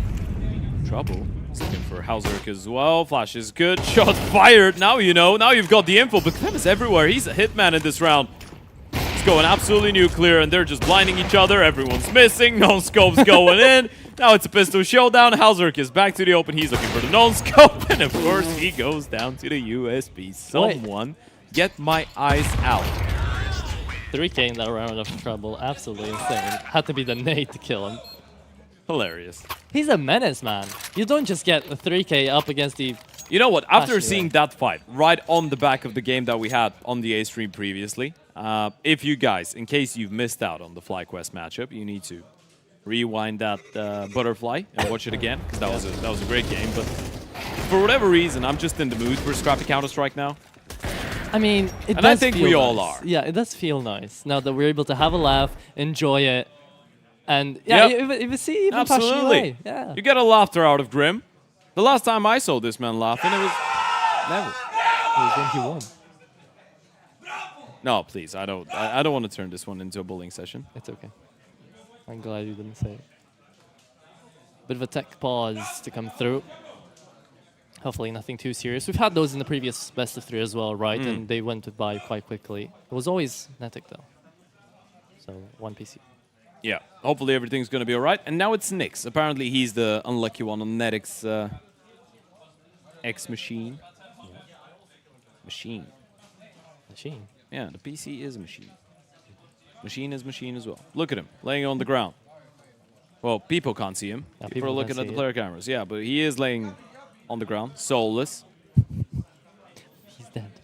Yeah, he's pretty dead. Oh, he's back. He's alive again. Oh, excuse me. Right, we should be able to jump right back at it, folks. Just to give you all a quick update onto what's going on. We're currently halfway, well, almost midway through map number 1 of our upper bracket semifinals game here over at DraculaN Season 3. 3 is coming up in November. 3 will be coming up in November, yeah. We've got Ecstatic taking on OG over on one of the other streams. Ecstatic have just won map number 1 there. That was a train at 13-11. By the way, OG nearly confirmed the comeback on the T side of train. That was a 9-3 lead, T side for Ecstatic on the T side, and they nearly let it slip. And simultaneously, we've got Zero Tenacity about to close out a 2-0 win over Nexus, so Madden is making it through to the next round potentially with the Z10 boys. Some Balkan power. And we've got FlyQuest Gen 1 that is about to start in a couple of minutes as well. Yeah, I'm sad for Nexus, but glad to give it to them. They really did fine. By the way, is it just me, or there is some resemblance, striking resemblance between Levantino and Frozen? Yeah, I've seen that yesterday too. You said that he's a combination between Frozen and someone else. Oh, I really did say that. I don't remember who the second person was. Yeah, but you did say it, I remember. Yeah. I can see it still. Yeah, it's there, right in front of our very eyes. A good opportunity for Passion UA to stabilize a little bit here on that T side. A full-on eco on the other side, and I guess this is the upside of losing all those close rounds at the start. At least you get a little bit of a reward for it the moment that you start winning. You get recompensated. Grim, do you really want to go out against Pistols? Answer is yes. He's able to get away with a double, and he is the only one to fall. So it's not too bad of an outcome for Passion. I mean, this was to be expected. I think Basement Boys were hoping for a little bit of extra damage with that 4-man setup. Trouble. There is not a world in which he finds another frag, so that is fine. 6-3. 3 rounds picked up now. Passion UA, they can get complacent over these 3 rounds, because there comes the full buy. I wouldn't say they can get complacent. I think they realize that they need a little bit more, but I think they can get away with a really decent T-side out of this, considering the slow start. And the slow start wasn't necessarily slow because there was bad calling or some mistakes being made on Passion. It was more the closing stages of the rounds, right? Yeah. And Basement Boys approaching them really well. So now we're keeping it going. Nyx, by the way, getting a double kill against the Eco. He's been a pleasant surprise, I feel like, in the last couple of weeks. Even a Star Ladder. Which obviously Passion UA did take place in. Oh my god. He was one of their more solid players. Trouble is unstoppable right now, man. With that AWP in hand, he gets them all. It's a glass cannon as well on him. Halzek finally able to shoot back. This is the first time we get to see Halzek on an AWP, and we don't get to see him anymore. I was the second. We had that fight in Tours Trophy. Right, sure. Yeah. Second. Ooh, big kill out of Owner. JT out of the equation. We talked about Nyx a little bit. Now he's going to have to partner up with Grim and clutch this up. First kill goes their way. Trouble out in no man's land. Bomb will go down as well when it's Bandana and Owner on the retake. Trouble feeling a bit too overconfident to that peak. Grim going in towards single. It's going to be Nyx onto the back of the bomb site. It's all about timing here. If Nyx doesn't look into heaven when he has to, well, that's not going to be a problem anymore. Spots at the player up on top, and the barrel scene as well. Main, yeah, Owner dead. But that is going to be Grim to help out his teammate. Beauty of a round here for Passion UA. Yeah, you can even see TC in the background uploading the play. They played it perfectly. They played it absolutely perfectly. Grim is able to get the first one. You go for the bomb plant. You spot out the heaven player. Nyx just says, well, this guy's shown himself. He's not going to make the next play. We're waiting for the main guy. He's definitely waiting for something to happen, and there's a smoke fading. So they realize it. They double up. Nyx gets that kill, and then Grim does his part to cover his teammates. So this is 4 rounds. This is how you turn around a half, right? That was a 0-6 start for Passion UA. Now they've got him 4 in a row. Another reset for the CT side economy. So I feel like it's safe to say that this one is getting out of control here for the Basement Boys, slowly but surely. Yeah. Didn't see the head. There you go. It's Halzek that has to get that kill. JT's down to 10. That's one of the conversations we couldn't really have before the start of the game. Trouble is having a really solid map, especially a couple nice multi-kill rounds towards the start. But Halzek, if you had to look at all the players on Passion UA, you'd say that he is probably the closest one to being called a tier 1 player, right? Right, yeah, of course. And I feel like in a matchup like this one, even if Passion are a little bit stagnant at the start of some of the games, even if they're struggling at times, Halzek is one of the guys that you're looking at and you're saying, well, you are a world-class Hopper. We are expecting to see some kind of a difference being made out of him. And I think he's been delivering pretty well. The ceiling there is phenomenally high. We know that Halzek can take over games. Good old Hakon. Yeah, man, I mean... That was probably the most butchered Norwegian name pronunciation I've ever done. Trying to do it all, man. French, Norwegian, Romanian. Doing it all. You don't want to know what I know in Romanian.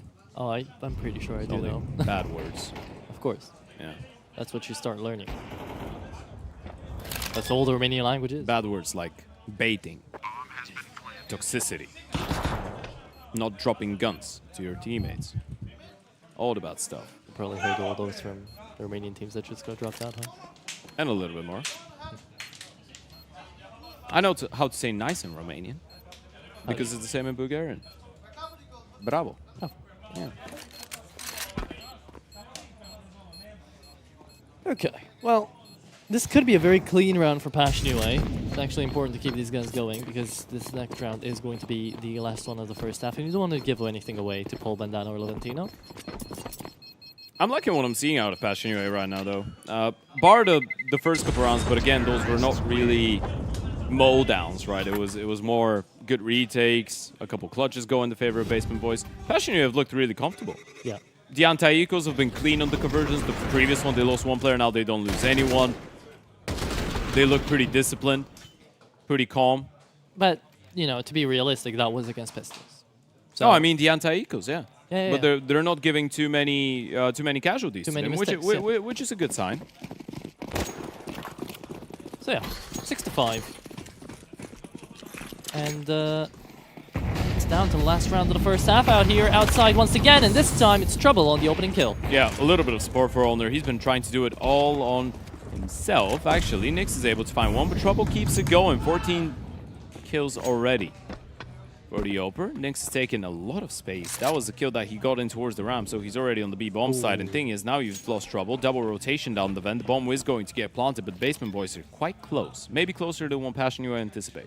This is also a timing game, because when does Owner look towards Secret to try to take down the Opper? When does he try to help out Levantino into taking Grim and Nick X down? And that is going to be Grim out of the fight. Nick X is going to stay alive, yeah, and this is going to be Bambush just waiting for the Secret player to rotate around. JT needs to make a lot of noise out here to keep Bambush there, while also is having a 1v1.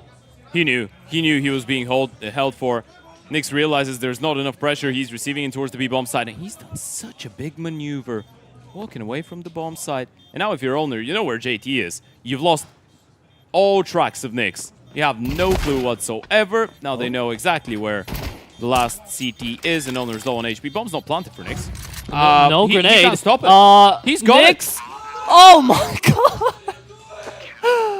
Oh, if you thought this was scrappy CS before, Passion UA had 5 almost perfect rounds back-to-back, and then that's how Basement Boys get the advantage off the CT side. That's a little bit frustrating. That should have been a tied-up game, if you ask Passion. And yeah, you can see it on the by the reaction of Nyx. Obviously, is going to be a little bit more relaxed on the side of the Basement Boys. But all in all, you could say it's a gentleman's agreement between the two teams. If you were to ask Passion, they would say we needed to have at least 7 or 8 rounds on that T side, considering how many close rounds there was. But yeah. And how well JT played it, I think he's going to be the angriest about that round. Woo! Let him know. Reactions left and right, man. You have to. I mean, look at Trouble. He's feeling it all. This is unlike any games that Basement Boys have ever played of CS in their lives. And they're doing it up against well-known world-tier level Whoppers right now. And players in general. Wow. Who's the second world-tier Oper on Passion? I was talking about complexity. They don't happen to be a thing anymore, but... Well, who was the second? Was it? Would you give it to Grim? Zigzy. He was there for all of it. Grim? He was there for all of it. An Oper? Not an Oper, man. I'm saying a player. Right. Okay. Did I say multiple Oppers? Yeah. I meant players. It's fine. Thank you. We won't tell anyone. They didn't hear me anyways. So good. Going into the CT side, this is where you're expecting to see something more exciting out of Passion. This is where we need to see what the Basement Boys' approach is going to be, right? So in general, if this is the first time you're watching those guys play, they are a pretty, I want to say, simple but efficient team in their approach on the T sides. So you're going to see a lot of set strats, a lot of calls off of spawn, a lot of group to play, a lot of supposedly on a map like Nuke, A-pops as well. This is the type of team against that you need to just be playing default, right? So there's 2 types of teams, 2 sorts of teams. Teams that have a lot of mid-round plays, that have a lot of different stuff and different ways to go around their defaults. And then there's teams that go for a lot of off-spawn calling. On a map like Nuke, if you know you're against a couple guys that have a lot of executions, that have a lot of pre-prepared stuff, you just play the defaults, you try to play normal Counter-Strike, and as players love saying in interviews, the answer that we all hate hearing is play like ourselves. Focus on our game. Right. You focus on your game, and then you try to adapt based on what they hit you with. But especially with a team like the Basement Boys, it could be pretty random at times, right? And this is the one factor. We were talking about how difficult it is to prepare for those people. It is difficult, but then in the same time it isn't, right? Because you know they're going to be playing more simplified Counter-Strike, and they know they probably don't have a bunch of stuff that they're running. The strat book is probably not as deep. Yeah. So the question just gets to become, does Passion UA even have to simplify their game? Not really, because they should be able to call a pretty good CT side. Yeah. Yeah. I feel like Sinners is one of those teams that have a lot of options to sort their default, you know? Yeah, that we just want to see. I'd agree. There's a couple teams that love pre-prepared stuff. Yeah. Zero Tenacity is a good example. Basement Boys, of course, another one.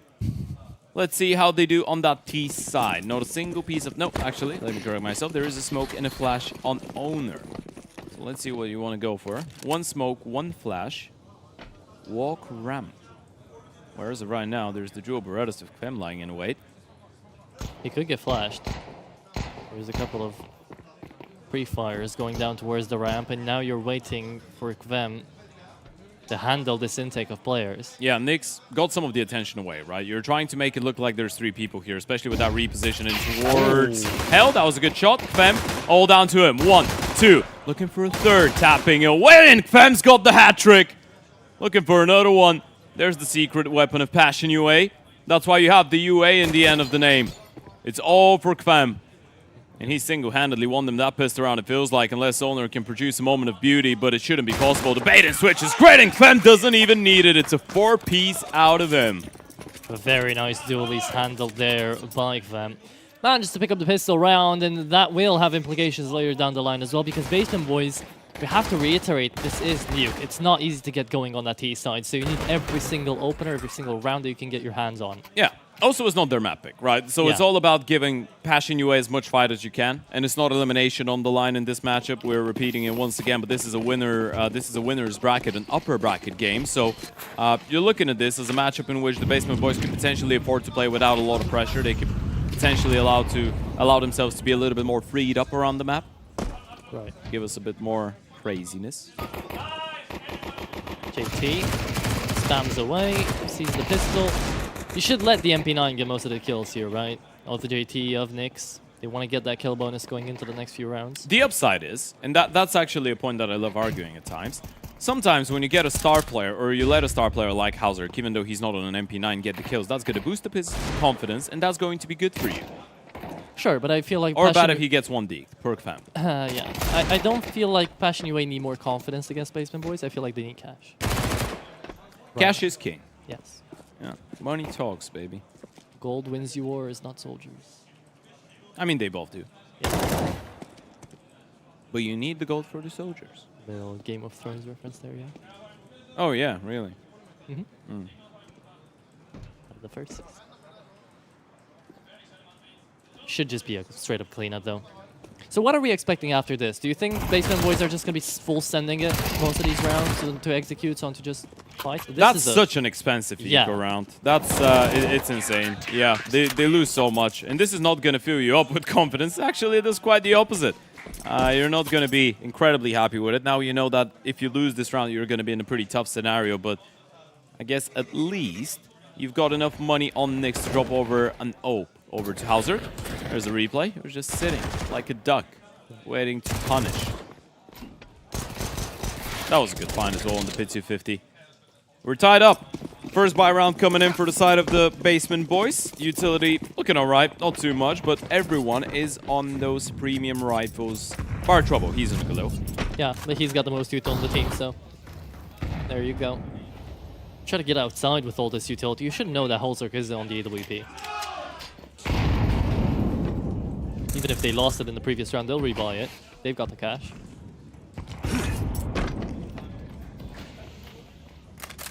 They're getting a lot of space here, and that's the opener onto JT. Yeah, those peaks out of silo are going to be a little bit problematic, especially if JT's trying to find a way to get sneaky around the smokes, right? You always know that you have that late player. This is something that you could potentially try and counter with Hauser starting in towards the warehouse later on. He's going to be there for the cover, but not really in the position now. Double gather up into our secret. Oh, bandana. Snappy on the first. Is he ready for another?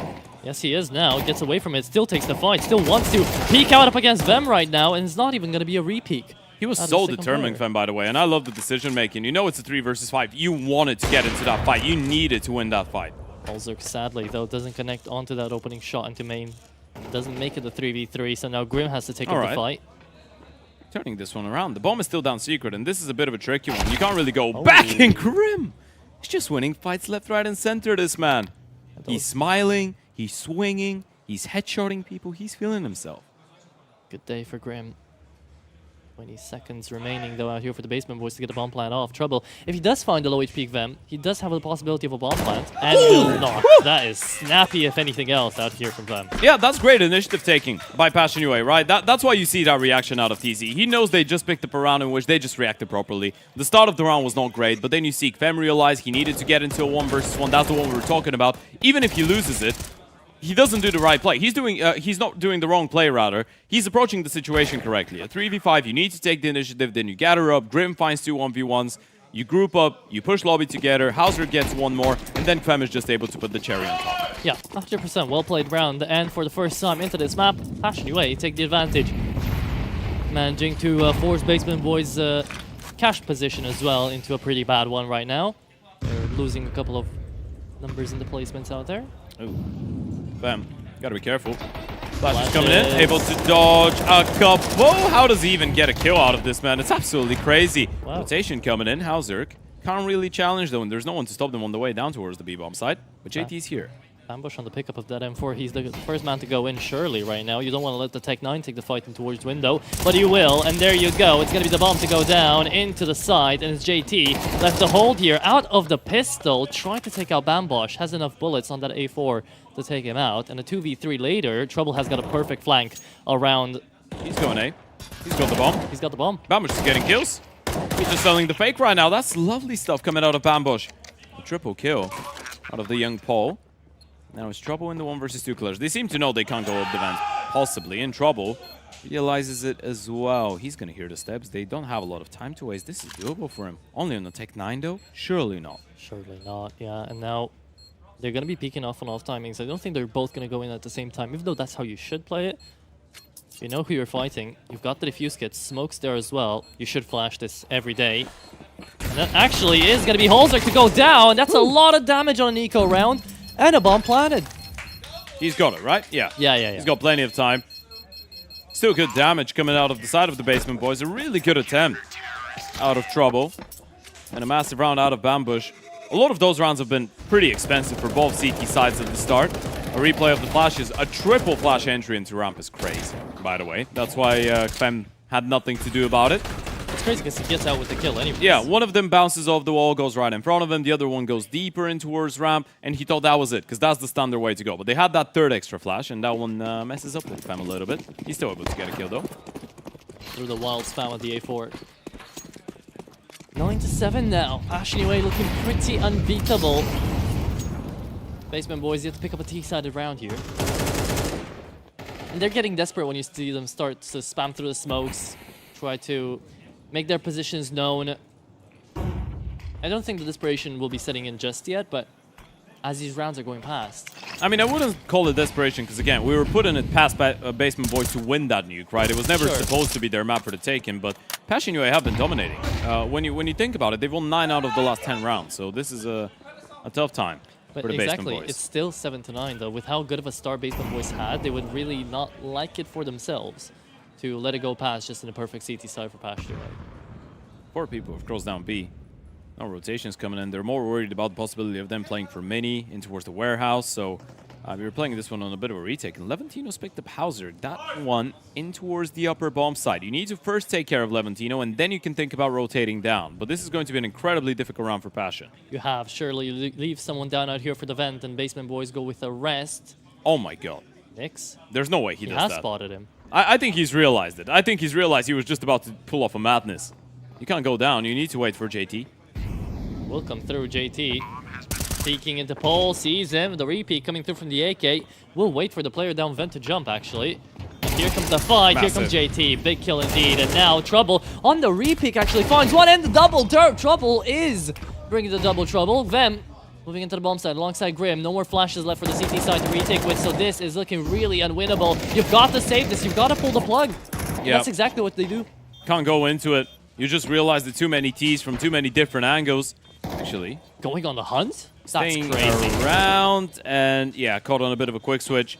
Grim will be able to drop on there, might even be able to get his AK upgraded after the bomb explosion, but this is an 8th round for the Basement Boys, and this is one that they needed desperately, right? Yeah. I feel like for the side of Passion, now you're starting to feel the consequences of the close rounds in the previous, some of the lackluster conversions against the pistol, something that we actually praised him for earlier on, but then you lose a lot, and suddenly you drop 1 round, and TC needs to come in with a second tactical timeout.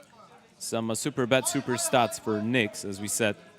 He's been really impressive in some of those anchor roles in the last couple of weeks. I think he's growing more and more as a player with every single other event. 17 and 10 right now, top of the board. 100%. Well, top of the board for Passion. Not looking over Trouble. Yeah, I forgot about Trouble for a second. How could I? Never forget about the Trouble. He is bringing the trouble to Passion UA right now. How many more times can we say the word trouble in a single troublesome sentence? Quite a lot. Will be a problem. Big trouble. I think you've broken me.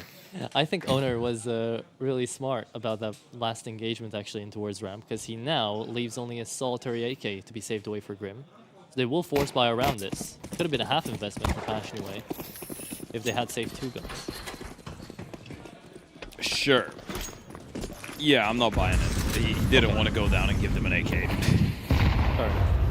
It's fine. Fem? Ooh, shut down. A bit of a heads-up play. There goes the coordination, though, and they were a little bit delayed on that push coming out of HUD, but they're still making it work up until Owner comes in from outside. That's a double. Amazing double out of Owner. JT, the last man standing, only on a Deagle. 1v3, you've got to pick up a weapon and try to figure this one out. And Owner's actually outside, connecting that flick. Owner, surgical with it, put on the gloves and is fist bumping his teammates around because it's 9-9. Yeah, that's a great reaction coming out of Owner, right? The moment that he realizes this is a lobby crunch that's coming up out of Passion UA, he's like, well, I need to do something. I need to take the space. I've probably got a 1v1 or a lot of empty space in towards outside if they're putting so much emphasis in towards that lobby area. So he gets the first one, gets into mini, make it a double. I wonder if that was an effect that Passion were after. Fem to take the first engagement and then the other pushes to come through. Or he was supposed to be the element of surprise because it felt like he took the fight a little bit before his teammates were ready. It does feel like he's very aggressive today, very explosive up against Basement Boy, so maybe that is part of the strat book today. However, these are pistols here for Passion UA. This is Basement Boys connecting easily up to double digits. And you could have told me anything you wanted before we started out this tournament that Basement Boys could go up against Passion UA and get a huge advantage into late game. It's not a huge advantage, but get an advantage anyways. They're being competitive, right? We can still say that Passion has been playing the, I want to say, more solid Counter-Strike out of the two. But the Basement Boys are still in this. They're winning a lot of post plants, a lot of close situations, doing everything they can. Individuals are insane too. Bar Trouble, he's having an amazing game, but Owner as well coming through with that big multi-frag round. You could say it's a team Levantino, effort. Yeah. Yeah, pretty decent kill distribution here for the Basement Boys. 100%. Grim would love to be able to pick up another kill with that AK, give another weapon out to the Halzerk, but it's just not going to happen. I usually do that a lot. I haven't done it yet, so I will say I really enjoy Halzerk's gloves and knife combo. It's really nice. Like the green. All these days, I think I've been the guy that's been pointing out the skins. I'm surprised that you. I am a massive skin guy. Yeah? I just try to restrain myself. I'm addicted to it. That's fair. Yeah. All right, 10 rounds on the board. The Basement Boys taking us to base 1 now with Passion. They've shown some serious intentions of winning this nuke. Let's see if they're going to be able to go to second base and actually get a 12th round. Does Halzerk do it? Does he pull through with a glass cannon? All right. You're bringing in the vibes, bringing in a little bit of screaming into the mix. How couldn't you? Let him know. How couldn't you, man? How couldn't you? Basement Boys right now never expected to make it this far. They forced all 3 tactical timeouts out of Passion. Yeah. This is the last opportunity for TC. That is in regulation, of course. If we go OT, he's going to have a couple more of these. But the Basement Boys at this point have already shown that this is not going to be an easy matchup whatsoever for the guys on the other side of the server. A quick update onto what's going on between Ecstatic and OG, by the way, in the other upper bracket game. Ecstatic did win map number 1, as I already mentioned, 13-11 on Train. And OG are 9-3 up on Enshin right now. So chances are we could be seeing a 3-mapper over there. As it should be, right? Should be one of the closest and most exciting games. Absolutely, a lot on the line. Yeah. Both those teams still on paper, still fighting for a spot in the major.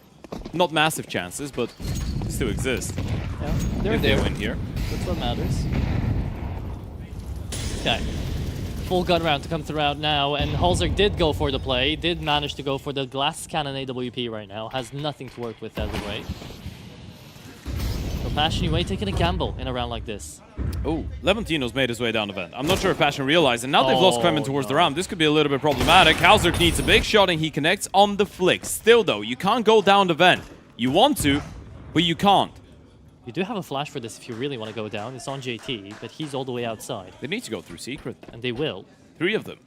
This is going to be a bit of a slower one. They will need to run eventually. Halzerk still in towards the ramp. No one here to contest, but look at how close the Basement Boys are. Owner's been looking very quick on those flicks, on the headshots. However, this time around, Grim is going to be able to take him down either way. Levantino has always been good for those trades, and he's holding down in towards Vents. Levantino on another. How is he doing this? He's killing them all! Levantino wins the round. Halzerk Han doesn't know what to do with this. Is just gonna save. It's Basement Boys on 11. They take a full gun round off of them. There's no way. He's so crisp. 11. Hauser needs to hold on to the hope. That's your only hope, and you're out of tactical timeouts as well. He's getting Suddenly, hunted. from a game in which the Basement Boys were just able to get away with a couple clutches in close situations and Passion UA regain full control, this is completely losable for Passion. It feels doable for the Basement Boys. And their map pick is not even here yet. That's new. That was supposed to be the punish pick coming out of Passion. This is insane, Ted, because if they lose this round, where they're going to be force buying into it, they've got nothing left to play with. This actually is the best chance Basement Boys have got to close. Yeah. Still not a shabby investment coming out of Passion, though. You've got the big green on Hauser. You've got 2 M4s and 2 MP9s to work with, a decent amount of veto with a fuse kit on JT, and Paul Bandana keeps on being as loud as he possibly could be. I don't know about you, man, but it looks like the Basement Boys are almost 2 rounds away from making it out of the basement. At least for map number 1 here. I mean, they are 2 rounds. Not almost. They are 2 rounds. Well, when do we say up. they've made it out of the basement? If they win the entire event, or? I'd say if they take down Passion UA here, not gonna lie, that would be Sure. their 3rd big win. Yeah. But look at how well they're playing while in the basement. Maybe they don't want to leave. Maybe they shouldn't. Maybe an Orc will pick them out of the basement. Who knows? After Maybe. a tournament like this. Look at the odds there as well. Still, they're 11-9 up and still a 2.75 odds. That just tells you how insane of a map this is. Let's see. Hauser, outside peek, doesn't get spotted. They're trying to go for an 8-ball, but Nyx is just going to greet them with bullets in the face. And he switched to a rifle. Nyx is having one of those rounds, isn't he? Missed one of the players going out, but he's done his part. He just needs his teammates to finish off what he started. Up into heaven, there's going to be one Holzig down to main. Shouldn't be too worried about that. Doesn't have any armor either, Holzerk. And JT is the one to connect. It's down to Paul Bandana, 1v3. Does he have the calmness to pull this one off? It's all about not giving chances right now. If you're Passion UA, you just want to make sure you're not giving 1v1s away. Nyx has won you this round. You don't want to return it. You want to let Paul Bandana look, want to let him give away his position, even if that means letting him get a bomb plan, but he can't even do that right now. Yeah. The bomb is down to vent. It's down on vent indeed. He is going to peek into Holzerk. This should be an easy kill. Oh, he actually finds them. I don't think there's a world in which he kills Holzerk as well, but that would be insane. He's Trying to looking do for it it. for HP. If he white peeks this, there is a chance. Oh my god. Timing. Oh my god. No way. 1v1. There's no bloody way, JT. No way you're letting him clutch this on 4 HP as well. He's holding the vent. He should have this. That's the easiest kill ever. Did he start overthinking that he's in secret though? 20 Hasn't heard him. seconds. Bo's just playing the timing game. JT, 1 bullet. 1 bullet. You've got it. That's the easiest 1v1. No, No way! No way! Paul 1v3 hat-trick with 4 HP makes the match points for Basement Boys! What? I can't believe it. My heart! I can't believe it. JT! That was the most unlosable round ever. Oh, man. And the tactical timeout as well. I mean, at least if you're TC, you can try and say something, but that was painful. What do you say? You cry. I don't know. You cry He about should it. have never won that. Never. Ever, ever, ever in a million years. This is plot armor. This is nothing else but plot armor right now. This is their homecoming story. Poe is the main character. He is. He's the main character of this entire thing. He really is. They're going for... Okay, they didn't go for double tactical timeout. I was going to lose my mind. Just really, you know, put the knife in the wound. I can't believe it. I'm gonna lose some days off my life because of that. Well, it's still going. If you wanna look for positives. Okay. A bit of a shame for Nick though. That was a great round out of him. Triple Q in towards A, felt like he did enough, and now the Basement Boys have gotten themselves in a position where they could even get that map off of Passion. This is a legendary run right now for the Basement Boys. They're gonna be going outside. No smokes at all. Owner just wants to take the fight. You know they don't have the money for an AWP, right? So you're feeling confident after the previous round, I guess. Oh yeah. All into our secret, make sure you're not getting blindsided by anyone, and They're getting ready for the swing, getting ready for the Oh. fight. Fem already receiving a bullet. Thank God it was through a wall, otherwise he would have been going right where that nuke is heading for Passion right now. That's 6 feet under. You first take down the Aussies, now you want to take down the Americans. That really was, I know we mentioned it previously, but that really was the royal choke there for Passion in the previous round. That was one of the best chokes Another of opener here for 2025. Levantino. He is insane, man. We talked about the round for Pole. Remember the round for Levantino as well, where he had the 3K. They're just going absolutely crazy. And they're 4 kills away. It's the effect of the cross trouble put on his monitor before. Yeah. It was never supposed to work for them on this map. Absolutely never. And Paul Bandana keeps it going. Hauser. Oh, no way! Assisting him to get that kill.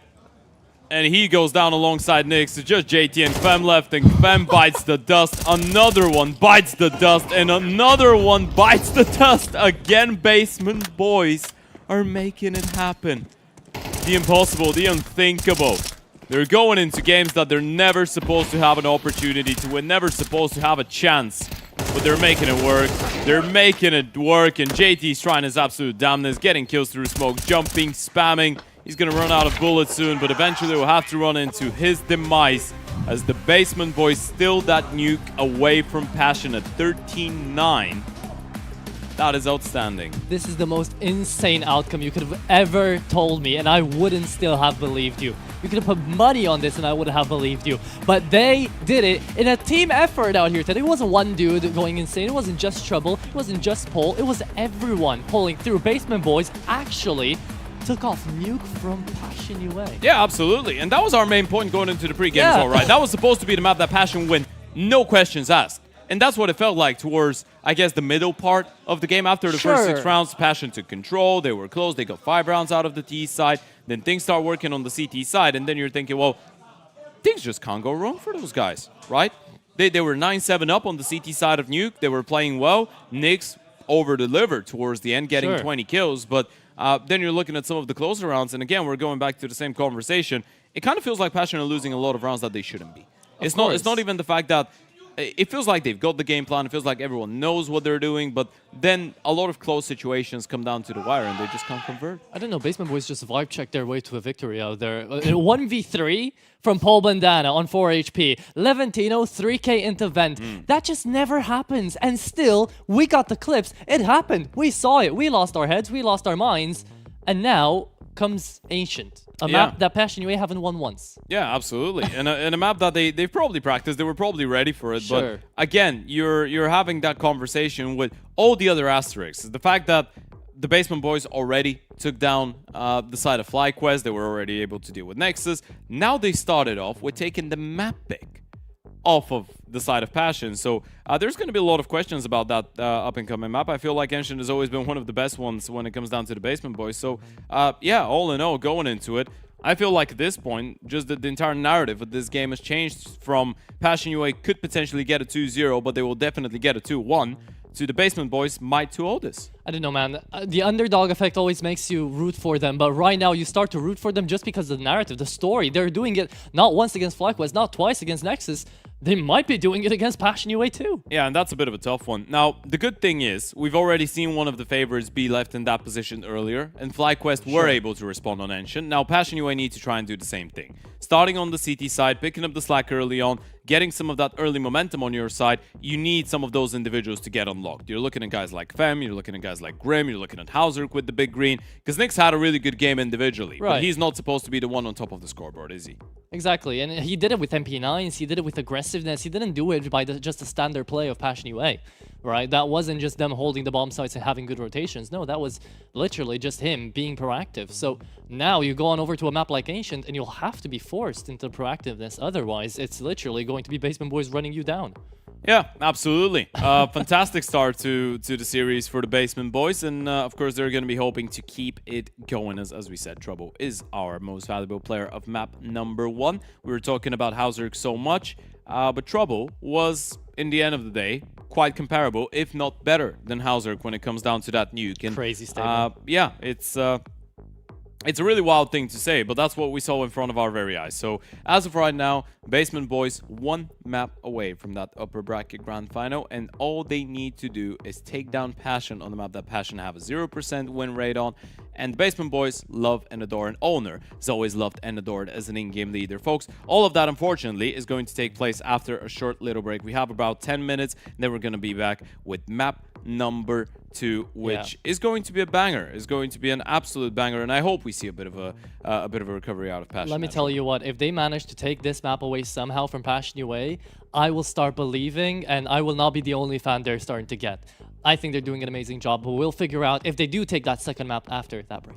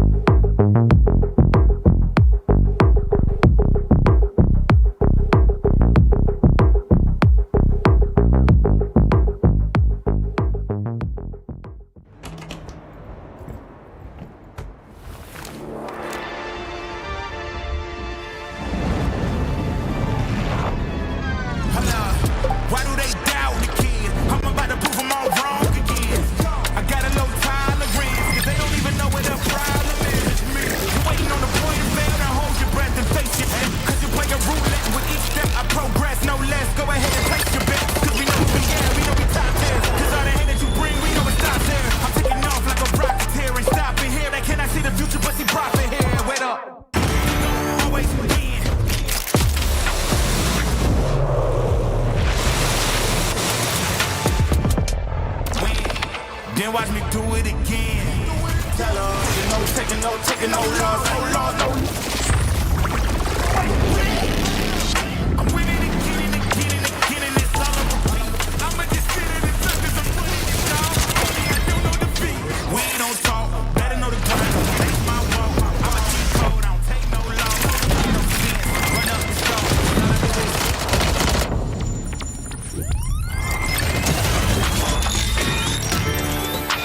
is taking no loss. I ain't taking no loss. Look, I'ma always win. I ain't taking no loss. Look, I'ma always win.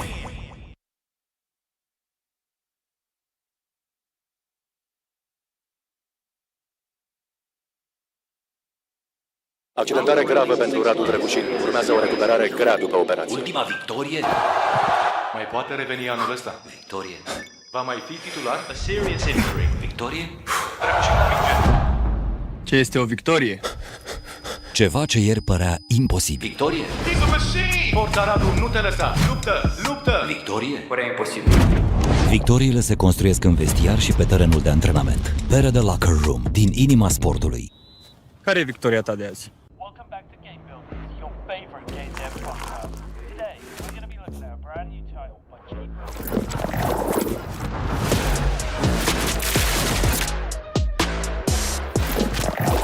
Yeah, I bet on myself. Can't be so mean that it ain't so crazy. Let out the beast, no day can't tame it. Tell them we're bringing the table. Yeah, I bet on myself. Yeah, I bet on myself.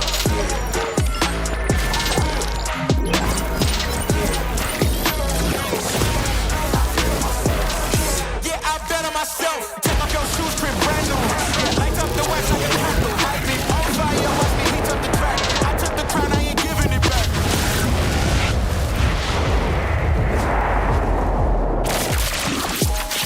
Look at my team going way off. Now we run in the game, they can't play y'all. We don't need an assist, now we counting up chips. I think it's time that they pay y'all. Let's go.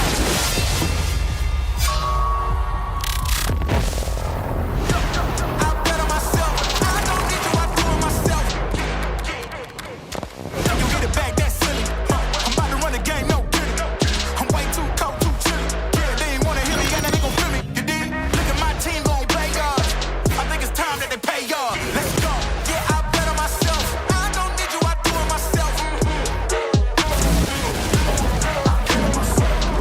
Yeah, I bet on myself.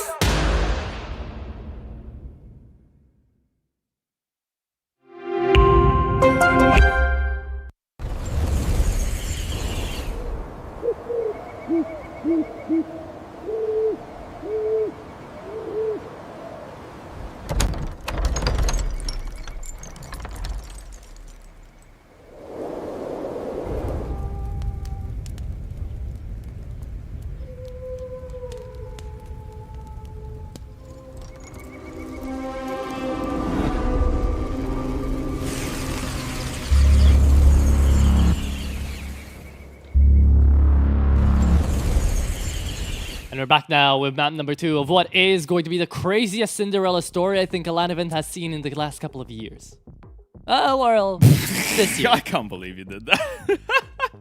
I mean, look, man. Where else are you gonna find 3 upsets of this magnitude? You know what? Screw the majors, screw Cologne, screw Kato. It's DraculaN, baby. It's Bucharest all the way. Yeah, we don't care about those events. And, the Mongos? Who are those guys?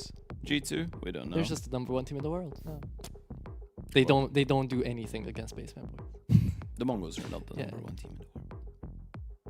They're not. It's fine. It's fine. Whoa.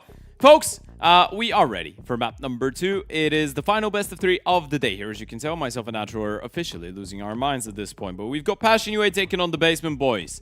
Winner bracket matchup. Winner of this one goes into the upper bracket grand final tomorrow to be playing against the winner of OG and Ecstatic, which I think has just got into a 3rd and final map. So there's an absolute banger happening there as well. An absolute banger happening here as well, considering that those guys on your screen right now keep on shocking the world. They keep on shocking all of us and surprising us pretty pleasantly. Unpleasant surprises for FlyQuest, for Nexus, and as of right now, for Passion, that lost Nuke against those guys, and that was their map pick. That was supposed to be the sure thing going into the series. Man on your screen, Nyx had a phenomenal showing individually, but it wasn't enough, sadly. Smiles still onto the side of Passion Away, though they realize, okay, that was a big fuck up, sure, but, you know, looking on over to map number 2, if the Smiles can come back, if the vibe is there, you can out-vibe Basement Boys, right? I don't think there's a team that could out-vibe the Basement Boys. Right now, I doubt it too, honestly. Yeah, I don't think it's possible. Maybe Zero Tenacity. The Balkan vibes. You think? Yeah, they're quite loud. Maybe the Frenchmen as well. There's a couple teams that could potentially be in the competition to do something like this, but yeah, it's going to be an interesting one. Speaking of FlyQuest and Gen 1, 11-10 on map 1 there, and that's an elimination game as well. FlyQuest picked into a Mirage, and it's a pretty competitive game. Just turned 12-10, so they might be able to close it out of regulation. And we're seeing a great performance out of JKS, by the way, 21-12. Hell yeah, it's been such a long day for them as well. I'm very surprised that they're still able to put up those numbers. I mean, JKS was saving up. I guess so. Good on him. Now they might win. Yeah, might be able to do so. But we're moving into an ancient here, Atro, and this is one of the maps that we were talking about before the start of the game. This is the one map that we thought could be incredibly competitive between those sides, but I guess after Nuke, we are raising the bar a little bit and saying this is the one map that the Basement Boys could potentially come into and even dominate, right? They had a 13-9 win on it against Nexus earlier today, so now we know they like the map, now we know they play the map, and on the side of Passion, there's been only 3 occurrences of them playing it, but only 1 since they've been co-Passion UA, right? For the Complexity Core, they played it in Blast Bounty against Heroic at the start of the season. They played it against Tyler and Cologne. They played it once with Passion UA. That was against 9 in DraculaN Season 1, and they lost that map 9-13. So it's all about seeing if they're going to be able to do it now. We have a 5v5 showdown on middle. What the hell is going on? 5v4, but still goes the same distance. That is going to be Grim down to half HP. Nyx takes a lot of damage as well. It's down to Trouble to bring the Trouble out here for Passion UA. It's a 1v2. That was explosive. Yeah, that was a quick start out of both teams. Grim with a big triple, and the bomb is still there. But Trouble's got plenty of time to work with. 83 seconds. Now a little bit less. Okay. And he was great on the previous map. He was the MVP of the map by far. Low HP, first player, second spotted. This one's doable. And now he knows he can reroute him towards middle. Grim towards the back of the bomb site. They should know he's let go of the bomb. There's no... Hey, yo, Trouble, this is full vibe going on. Send everything out the window. Trouble's going all around the world. And when would Grim ever expect this? Grim is going B. No. He thinks Trouble's going to pick up the bomb and go B. But the thing is, if Trouble just peeks mid... Grim is coming cave? Hey, no, what is going on? There's no way. Imagine Trouble just stays on top of shelf, waits for Grim to peek out. There's no way. I don't want to believe it. I don't want to It's believe happening. it. Grim should have this one in the bag any day of the week. He's heard Here's the the drop. drop. It should be a free kill. Should be a free kill. Oh no, he's missed him. Oh no, he's missed him. And now he can sprint for the A-bomb side. He's missed his opportunity. Trouble's still waiting for him. He's still waiting for him to face. Grim, does he realize, okay, now he's made the cross. Now he's going to commit to the bomb plan. And Grim, you've given him an opportunity, surely. No, he's going back for the fight. What is this? going on? What he is really this? is vibing. He's going again. What is he doing? Trouble. He wants to go for the fight. He's committed to this. He And now saw him. he's realized he needs to go for the bomb plan. He doesn't have the time for it anymore. And Grim, what is going on? This is such a chaotic 1v1. Bomb planted. Kit available for Grim. And Trouble's playing this one with so much confidence. He wants the fight. He really wants to go into that 1v1 against Grim. Look at him go. Look at him go. The beat comes in and Trouble's got the clutch, man. What is going on? Unthinkable vibes on this team. They can make any round winnable. This is insane.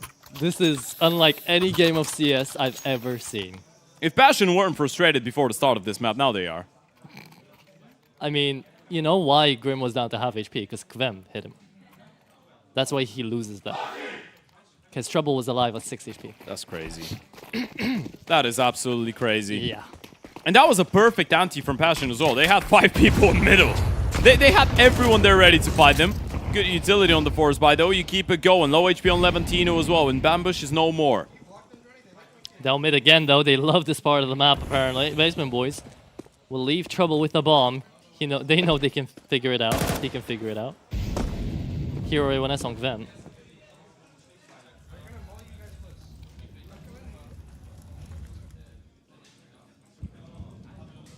And into the B site. They've got 3 people here. Should be fine, right? In theory. All of them in towards cave though. And if you're the Basement Boys, you know there's a force buy on the other side. The last place where you want to find yourselves in is cave. In towards the pistols. Might just go straight there, though. They're going with the AK heads first. Oh, yeah. Those guys don't really give a damn, do they? I mean, do they need to? Not really, no. It's been working out for them Yeah, quite well. exactly. If they manage to win a nuke like that, they're not going to think too long and hard about Ancient. There's still 3 players here, by the way. They still should They not do. be able to win it, especially with trouble going down as well. Flash comes in. Now you know where Levantino is. And bad news, he's the one with the bomb.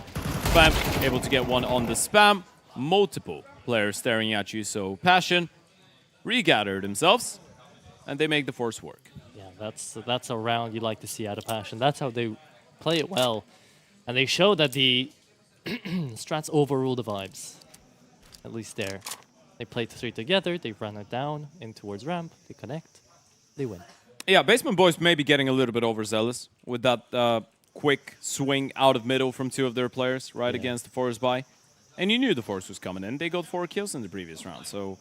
Yeah, this is the worst thing that Basement Boys could do, is get ahead of themselves in a game like this and feel like they can just run around and bully Passion, right? Because let's not lie to ourselves. On a tactical level, it felt like Passion had the upper hand. But it was all coming down to them being messy communication-wise and converting closer rounds towards the latter stages. Those are not things that you will be able to do if you're the Basement Boys unless you get to that late point. So you shouldn't just be running heads first through the util. You can't replicate the clutch as Basement Boys had on you. There's just no way. Like, Paul Bandana genuinely won them that map. Yeah. So that was a big one. The Passion could still bring this one back. Force by coming in for the T side. Nade won't actually do any damage, surprisingly. And they're lining up for a bit of an A play, so Grim will get tested. On an MP9, he'll have to pull through, but he does have good utility for this ult. This injury thrown out first, and he will throw the smoke early into this. So Basement Boys could just wait it out. Gathering up. All 5 players there lining up the util. They do have an HE in case they get re-smoked, but as of right now, there's no rotations. Passion should get a little bit more active on that B-bomb side, and that's exactly what they're doing. Double push down the ramp. You re-clear all of this, meaning you're freeing up Hauser for that rotation in towards the A-bomb side. In fact, Fem as well. We'll stay around red there for a second. And now a crouch walk down middle here. Basement Boys actually want to make it in towards Donut. Nice spam. Perfect timing. Them on 1. We'll continue the spam, I presume. Yeah. Needs to make sure they don't close out the distance, though. It's now up to Holzerk, really, to the back of the bomb site to not get 1-deeged. Same for Grim. Tech 9 1v1 in towards main. Hauser low on HP. Grim will win his fight though, and that should mean that they're right. Fem has arrived on the scene as well. Nice shot coming out of trouble, but this should be a conversion out of Passion, and there goes Hauser as well. This is looking much more like it for the Passion Boys. Yeah, see? Pretty well done. Just cool, calm, collected. They just stay back. They play around the corners. They play with their peaks. Play together, most importantly of all. Yeah. FlyQuest just closed out map number 1 against Gen 1, by the way. That was a 13-10 on Mirage. That was the map pick of FlyQuest, so now they're heading over to Overpass. And for Ecstatic and OG, map number 3 is just kicking off there. It's going to be a new to decide which one of those is going to be playing against the winner of Basement Boys and Passion. Okay. Plethora of maps out here to watch and choose from if you are on DraculaN. You've got a lot of streams going on at the same time. Fem is getting fired up. And this is terrifying for a team like the Basement Boys, by the way. Because Kvem's Ancient, and in general, Kvem on a puggy map, having a good game, could be a little bit terrifying. That is terrifying as well. Yeah. To hear the double Thankfully, ding. Grim's there. To hear the double ding cannot go down is a blessing. But was just a pistol round to begin with here for the Basement Boys. 3-1 should be the expected outcome. Passion UA. They know next round they'll have to fight a couple of AKs. Look at Paul.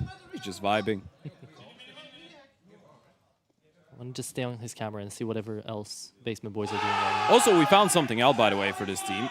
We were wondering whether Bambush could speak Ukrainian. He can't. They're communicating in English. What? Yeah. Yeah, they're communicating in English. I was standing next to them earlier on when they were playing their first best of 3, and they were speaking in English to each other. Isn't that even more insane?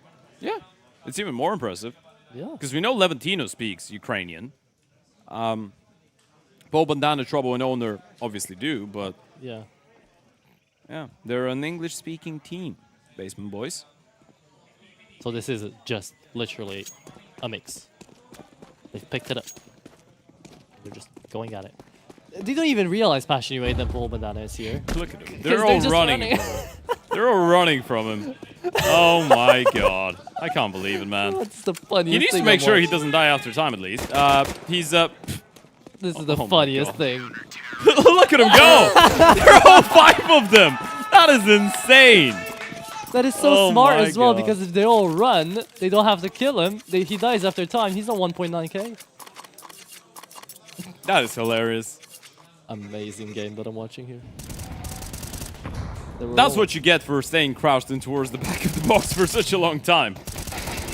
Should have just said there.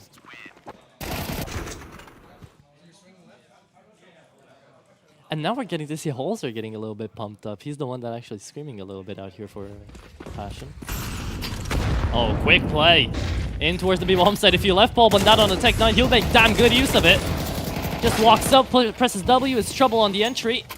AK picked up now on the upgrade. Grim, up towards Long, he's gonna lose his fight. Basement Boys just literally pug it down on B. They just run him down. Yeah.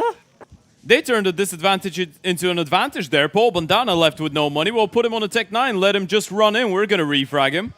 We're gonna win the round, go for the straight up B rush, and we were talking about how solid those fundamentals should be on Passion, those protocols to deal with quick plays like that. It felt like it towards middle. The B-bomb side not ready for it. Don't get me wrong, a grenade was thrown into the bomb site. It's just way too quick at a pull. He had the spawn, he had the Tech 9, he was the last guy on the money front, so he just sent it. In case you're wondering why we're talking about him, he didn't get a single kill. It's all about getting the attention away from that initial player and towards the back of default, right? You turn around towards Long, you deal with Paul, and then there's a couple rifles swinging at you. Grim needed to take the initiative and get ahead of the smoke, and he wasn't alone to do so, but they just lost their fights. 1v1s going in favor of the Basement Boys.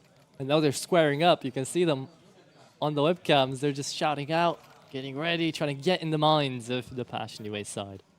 I mean, when you think about it, the Basement Boys right now could be 2 teams that will be at the major in the same event. Yeah. The Basement Boys. Put them in the major. Those guys. Oh, my lord. Might as well win it all at this point. Yeah, exactly. The VRS game would be insane. That would be like stress testing the VRS. No one saw that come. And they're going for another B-pop.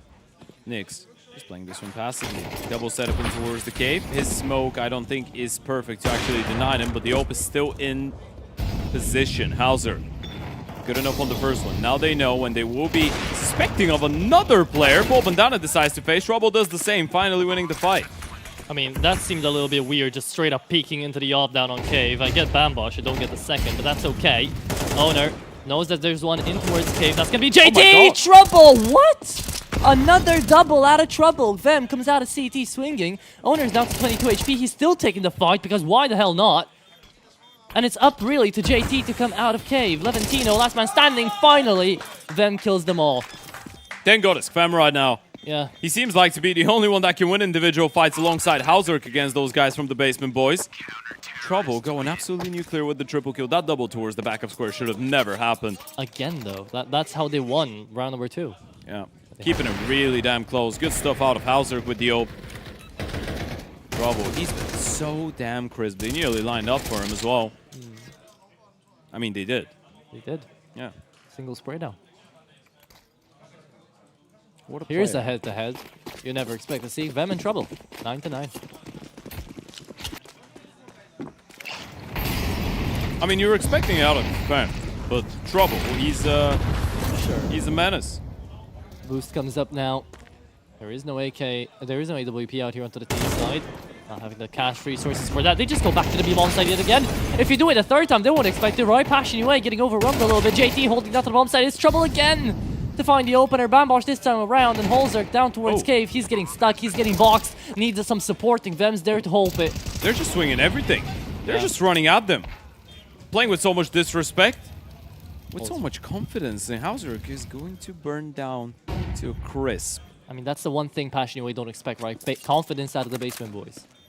So they weren't ready for it. Neither on map 1, neither here. Vem Good on the double. He's the man to do it all. And looking towards Ninja, you haven't spotted the player yet. He's still stuck inside the smoke. He might be able to win this entire round by himself. Owner's just buying time. It's Bambosh coming out of the smoke, actually being aggressive. And no one expects this.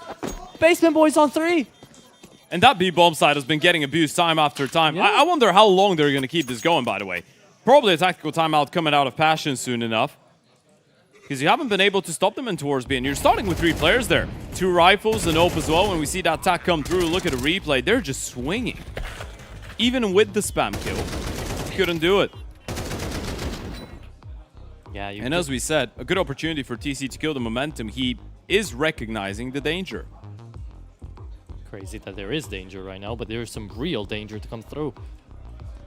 Passion UA might be losing their lead here if they lose this round. The thing is, now you're in a pretty weird predicament if you're Passion UA, right? Because you know they've been abusing B a lot. They know they've been abusing B a lot. Just around, by the way, not even going for the splits through cave. Yeah. Are they going to do it again? Yes.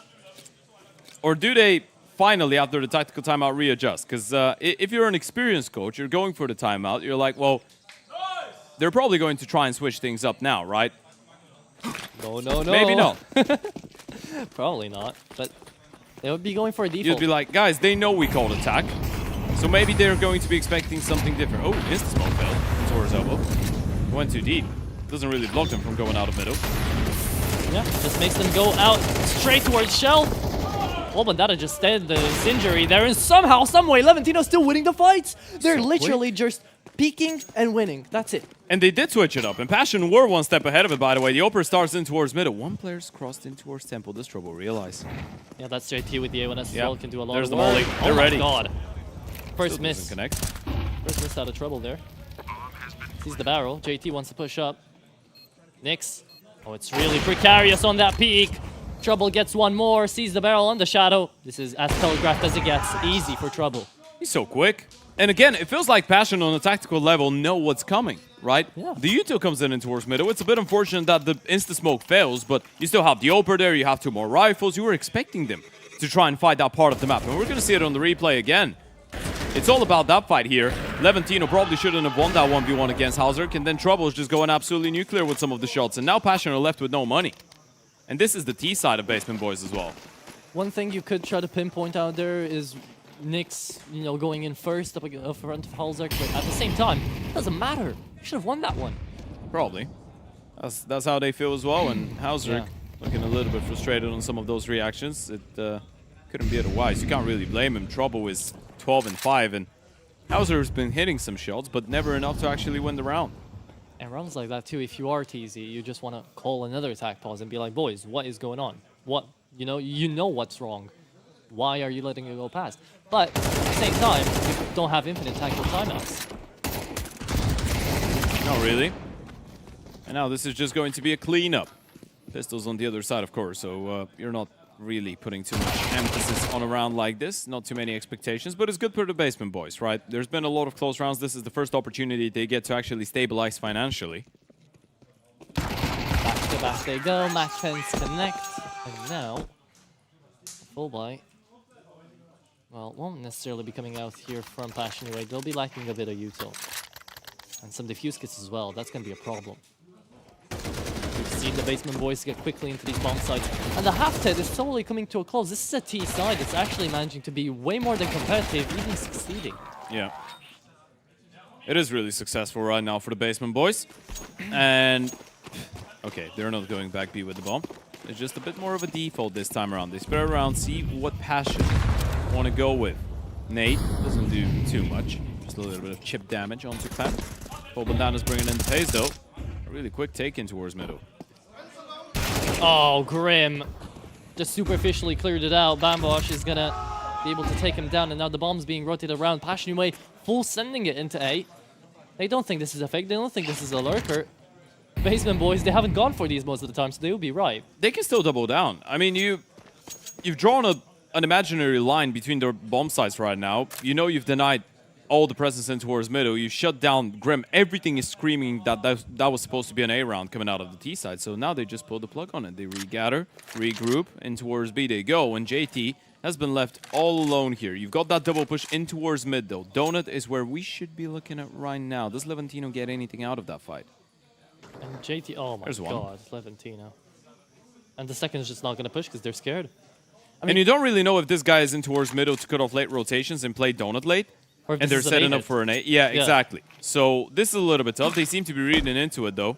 JT is pushing up in front of the long smoke. He can call them back. He sort of rotate. They can go A. No way, they're actually calling it back. This is a better call than. And he's what they've crossed done as well. against They're not Nexus. going to be ready for this. even if there's someone there supposed to cut off rotations. I mean, not speaking about being ready. They're saving. They know they've been outplayed. This is insane. Owner is running circles around JT right now, and it's not even funny. This is insane. And JT's been one of the problems, quote unquote, throughout here on Passion UA because that B-bomb site has been very approachable by the Basement Boys, and he's been there almost every single round. And it's not like he's playing bad individually. It's just he's getting overrun. Those timings that they're able to catch, man. Those plays, the way that they're reading the map, the Basement Boys, it's insane. I mean, you can't even say that Passion UA are doing something wrong right now. They're not. They're reacting properly to what they should be doing, but yeah, Basement Boys just have all the right solutions. Polbendana literally went head-to-head with JT and wins, just like that. It's not even about that. It's the fact that you push them away from mid. Grim reacts, tries to take a little bit of space in towards A, because you've been playing really hard in towards the B-bomb side, not too much emphasis on A main, so you understand why he's making the move. It's early in the round as well, so you're not thinking there's going to be a guy already in the corner, but it's also pre-planned for Basement Boys, at least that's what it feels like. Grim walks in towards main, he gets killed, you've lost middle, there's nothing else going on in towards, but you don't have any control mid, and then suddenly you're just forced to make a stack. Everything screams, okay, that was supposed to be an A play, but they've slowed it down a lot. They throw the U2 and B. Levantino's lurking in towards that elbow position, gets one kill, disengages. This might be a B play. They're lining up there. JT can see the U2. We rotate in, and then Levantino just goes out and pushes in towards CT spawn. They lock them out. He calls everyone back. It's just a perfect round by design from Basement. It is a perfect round. However, I usually do completely agree with you. Here, I don't think Basement Boys planned it more than the first 20, 30 seconds of the round. Then it was just literally mid-round calls being called in time after time again because they get the information and that's when they make the switch up. So I think it was just all off of the moment there. It's all in the moment here for the Basement Boys. That's why they're winning so much. Yep. And it's just the pistols now, so suddenly they're looking at potentially 7 or 8 rounds on that T side. Owner needs to be careful. Still alone here. The entire team in towards that A-bomb side, and Grim is in for a pretty unpleasant surprise with a 5-7. First player spotted. Pistol not really connecting, and there's a little bit of traffic jam. Flash is absolutely perfect for Kvem as well. Hoping that is staying on a 5-7 actually. He's just wanting to run this one down, get to the back of the bomb site. Throws them all out. It's a quick round here for the Basement Boys with the plant. A little bit of damage needed to be done out here by PUA. Holzer, he needs to save this. Don't know why he's giving it a look into Donut. He needs to run. Yeah, probably want to hold on. Nick's caught in an unfortunate timing there against Paul, and this is 7 rounds at least for the Basement Boys. And again, that was a good start for Passion on the CT side. You're looking at how the first couple of rounds went. This is unfortunate. Passion UA started this one with a 4-2 lead. Yeah. A 3-1 as well before that. Basement Boys had 4 rounds consecutively. Now this is the 5th. Yep, you're not holding on to the M4. It doesn't really make that big of a difference considering the loss bonus accumulated by now. So Hausberg will have that big green on his disposal regardless of the outcome of the previous round. And M4s for everybody else. Thing is, as of right now, the Basement Boys have guaranteed themselves a 7-5. On the T side of Ension, this is more than fantastic. This is incredible. It's absolutely amazing. Yeah, Basement Boys have got the real opportunity to turn this one up a notch and even go up to 8. This round is a must. And they're going in. They're going They're full in running on at that it. A-rush. Oh, Steps yeah. have been heard though. Passion UA should be able to react in time. What? He went knifed out into the fight! And somehow they've still gone onto the bomb side. Paul not on the trade back. They know about them as well. Into the donut, into the temple. There you go. Finds 2. Look for the third. They literally peek him 1 by 1, and still Trouble is able to win it out. 36 HP remaining out here, and they spot out 2 CT players. Owner left in a 1v3. Can't even make it a 1v2. 5-7 at least. Passion UA is able to close out. Yeah, that was a must win. At least you're staying in touching distance. At least you're putting yourselves in the position where you can get the pistol round and level things up. But this has been a really, really, really tough game. It's been absolutely incredible. And let me tell you what as well. Trouble is currently matching them. This is a 13-8 them, a 13-7 Trouble. You're not expecting for Trouble to be able to put up a second consecutive round to be this good. He's a monster. He's a real menace. And the problem is, he's not the only one. Bambosh has helped out on the lurks. Paul Bandana has been consistent. Levantino has helped out big time. And Owner's calling all of this. It's somehow a structure that is currently putting Passion away into the corner. Backing him up against the wall. Into the halftime here as well. There is a little bit of time for TC to call out a couple of extra strats, look at the book, and see what they can do onto this T side. But this is Basement Boys map pick. I know this is a punish pick up against Passion UA, but they have played it before. It's not like they don't have an idea of how to hold this. Oh, it's been great. It really has been great for the Basement Boys. And again, I know we sound like a broken record when we say this, but I feel like it's just true, isn't it? No matter what happens with those guys until the end of the tournament, they are legends. They've overachieved. Yeah, absolutely. Yeah. They will go down as legends in the DraculaN halls. Yeah. Tell you what, I think they'll come back to Bucharest. Gonna be some nice memories. Yeah, absolutely. Also, Paul did get a bandana from here. Yeah. So now, Bucharest has got a special place in his heart. You know, this feels like an old school story out of an old school vibe LAN. It kind of really lines up. Oh, just got a quick update onto what's going on from Ecstatic OG, by the way. OG are 9-0 up on Nuke against Ecstatic. Yikes. That's a big one. Adam B's 14-2. Nikodos 13-2. Spook is 12-3. 13-3. Yeah, the game is going. It's probably going to be a 10-0 for OG. Oh my god. They're slaying them.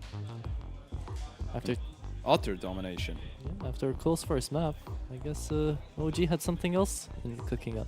Yeah, things are getting closer and closer here at DraculaN. The winner of this game is going to be playing against the winner of OG and Ecstatic, currently feeling like it's going to be OG. And then, obviously, we are potentially looking at FlyQuest Gen 1's winner to be playing against the loser of this. And then we have Zero Tenacity waiting for either Ecstatic or OG. We're narrowing it down. We've got just 8 teams left right now.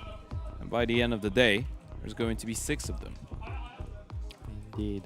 And remember, out of the prize pool out here for an extra bit of cash injection for the VRS, only the top 4 places get anything out. So you have to make it to the top 4. You do. There's a real chance right now the Basement Boys could make it.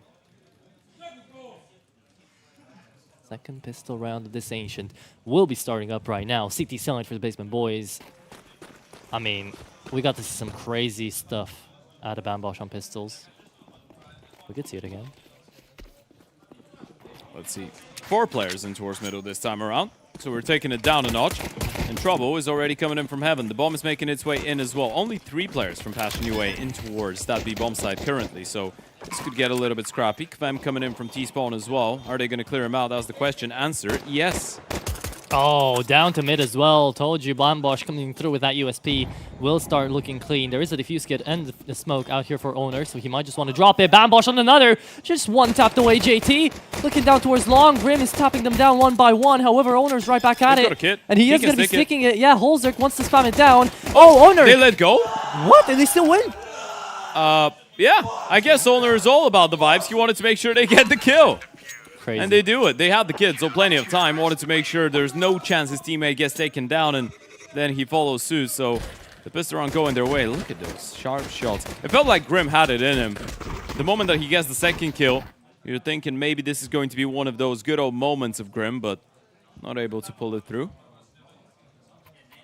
Sadly, not for him. And that's a very, very impactful pistol round. By the way, just come through. that was the first and last time I'm going to give that. Well, it's the second, actually, because we did interact with chat earlier with Sponge. But I want to say to the man that said, or the lady that said, DraculaN should host a major. I'm loving the environment. Shout out to you. Hell yeah. Shout out to you. I can say definitely with this game going on, vibes are immaculate. Yeah, they really are. walk into speed lane yet again out here. Passion UA really hell-bent onto the speed bomb site.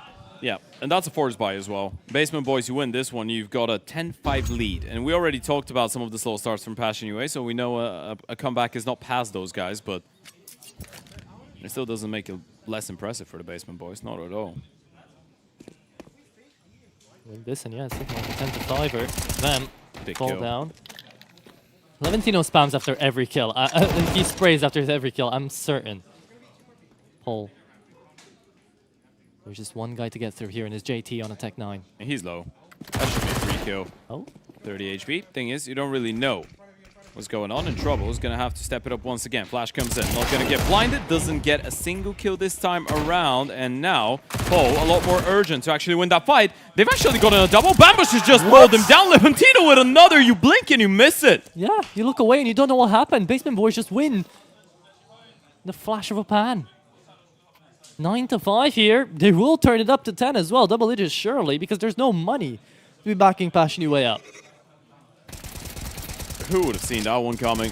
And Fem gets caught in transition as well. Rotation on a tight angle. He's able to get that double kill. Look at the kill distribution again. Owner, bottom of the board, but he's the IGL, so he doesn't really give a damn right now. Leventino on 9, Colban down at the same trouble, 14, Bambush 11. Spamming down mid. That A1S is going to deal damage. Bambush down to 1 HP, still stays alive. And it's the MP9 coming out of shelf to find another. Yeah, they're just shutting this one down before it even started. I think Passion UA right now are actually getting a bit sweaty. They're getting pretty humbled. Yeah? That's what they're getting. That's been a tough map. And as we said, it's the Basement Boys are insane. They really are. What a team. I don't really know how they're doing it, but they are.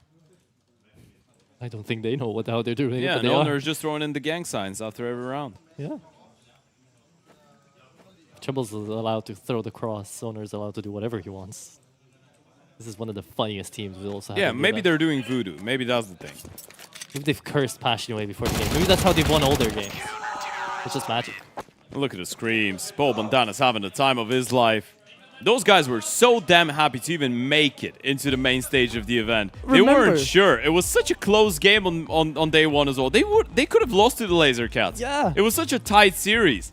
And they've made it out. And ever since, they've taken down FlyQuest. They've taken down Nexus.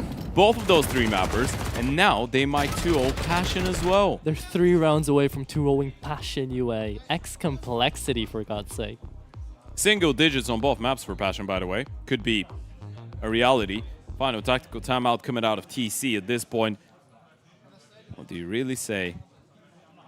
You haven't had the chance to play buy rounds on the T side, though, right? That's the only silver lining for Passion. Sure. So maybe the game plan is good enough. Maybe you can you can trust that you know what you're supposed to do in order to win this game. So it's not over till it's over, pretty much. It's the never die mentality that Passion UA need right now.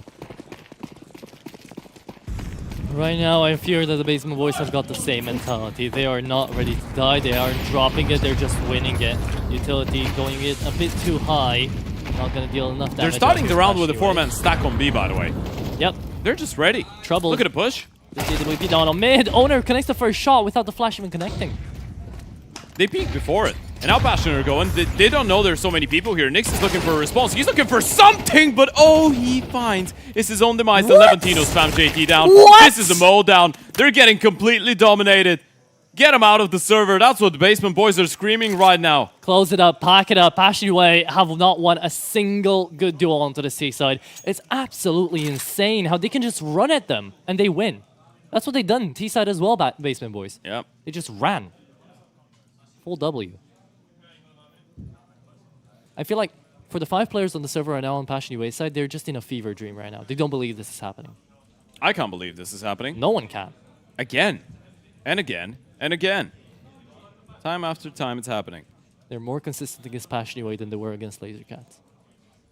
They are. Yeah. Look at that. 5 alive. First buy round for Passion. A tactical timeout before that. Doesn't really matter. You're going into a 4-man stack on B. What do you do against that?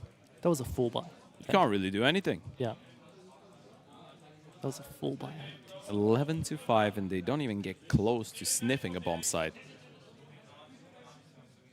And you can't even pin that only on Passion, by the way. I mean, I know it's the easy route to take, but the Basement Boys have done that to FlyQuest too. Yeah, and to Nexus. They're playing good CS. Yeah, they're winning 3 in a row now. But we can point out what they're doing. It's just they're shooting way better. There's a lot of stuff. Yeah. That's probably going through the minds of Passion right now. Why is this game that tough? Why are we losing it, first of all? Why are we losing that badly? Can we come back into it? Half buy to try and disturb the momentum. Or this could be a 12-5 lead for Basement Boys. And it's another Cohen towards that A bomb side. And again, they have the right read. They have 3 players there. And I mean, at this point, you could just say, the calling from owner and the reads that they have on all situations, this is the difference maker. Again, they have so many people here. The bait is perfect. Levantino, they're just walking into his crosshair, and Bambush gets another one through the smoke. This is a complete mow down. It's a complete whitewash. It's not even competitive. It's a 12-5 lead on Enshin, and Paul Bandana wants to make sure his screams get heard by the side of Passion. He wants to make sure they all know.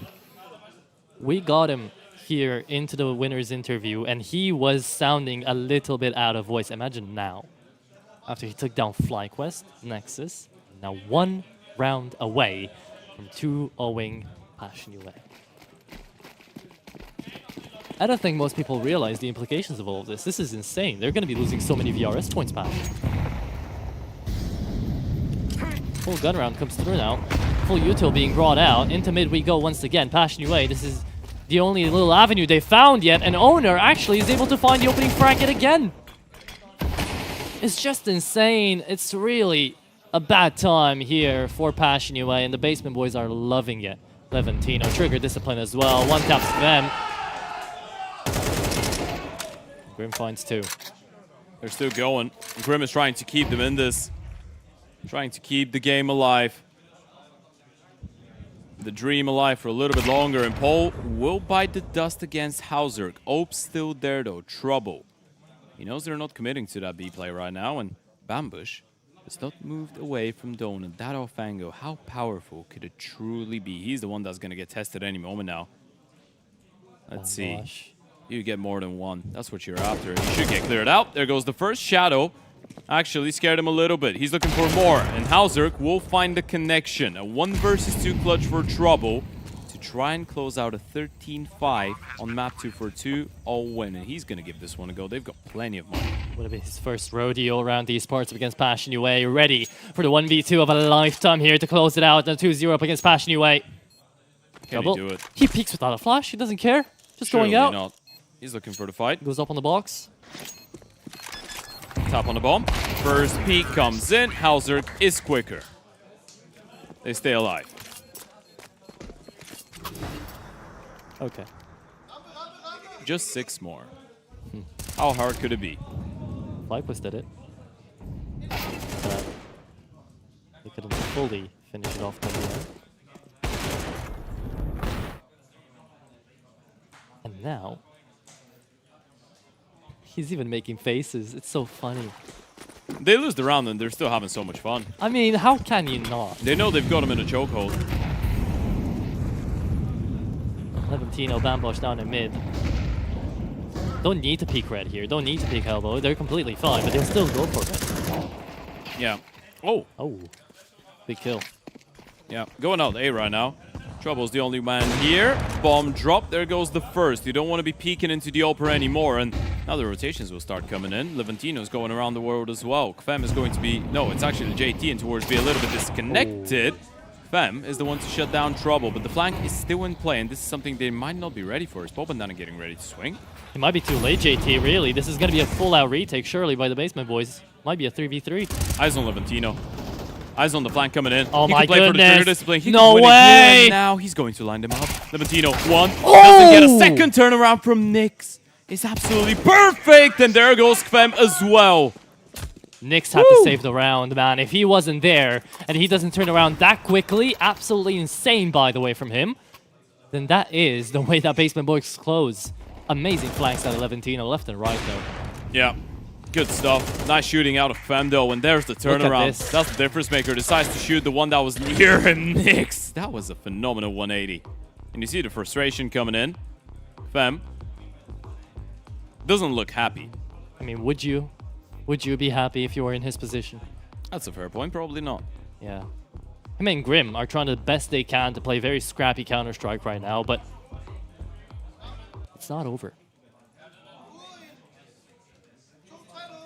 I think you put it quite well a couple rounds ago. Not anyone in Passion UA can shoot back right now against the Basement Boys, and that's a bit tough. Yep. Because you're looking at the team effort out of the CT side, and then on Passion, you're looking at Fam being able to come up with a couple plays, Grim as well, Hauser every now and then, but it's never consistent. It's the legendary comeback story to come through out here for Passion UA up against the Basement Boys. And Bambosh good for 2, man! This is why Basement Boys have been winning games. This is exactly why. Crazy How does plays he get like a that. double? He should be dead instantly. He was blinded, smoke naded. It's a perfect execution out of Passion. And he just wins both the fights, and JT's down to 33 HP. He's not ready for the player in towards blue.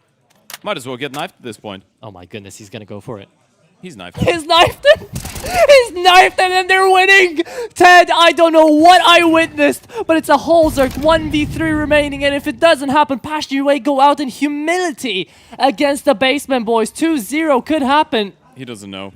Owner is no so idea. close, and Hauserk is just searching. He knows he needs a kill before he commits to the bomb plan. Thing is, he's not going to spot anyone in towards CT. Doesn't think about pushing. Doesn't matter. Owner's executed him. The Basement Boys' run keeps on going. FlyQuest, Nexus, and now Passion UA. Oh, by the dust. Cinderella story unheard of by the Basement Boys before. This is why you come to these events. This is why you tune into the stream, and this is why you can never say you know what's gonna happen in a CS game. Absolutely never. Absolutely never. I don't really know what's going on right now, but this is terrifying, man. This is scary. A bunch of guys coming in from online Counter-Strike. For some of them, this is their first LAN tournament ever. And you're going into this event, and you're not only beating teams that you could be competitive against, you're beating teams that should be way above your level. Way above everything you've even imagined to fight, and this is the golden opportunity for Basement Boys to not only show what they've got, but to win it all, really. Now they've got the opportunity to. Yeah, absolutely. Nuke should have been converted. Now you're going back, rolling back the tape to that 1 versus 3 that Paul Bandana is able to pull off on Nuke. You're rolling it back to all those close moments and close clutches where Passion UA just didn't feel like they were on the same page. Felt like they were a little bit terrified by what was going on. And Levantino is going to be our MVP of this map, but you could really give it to anyone on that team. You could, really. Everybody had an over 1 rating, which is insane to even think about against Passion UA.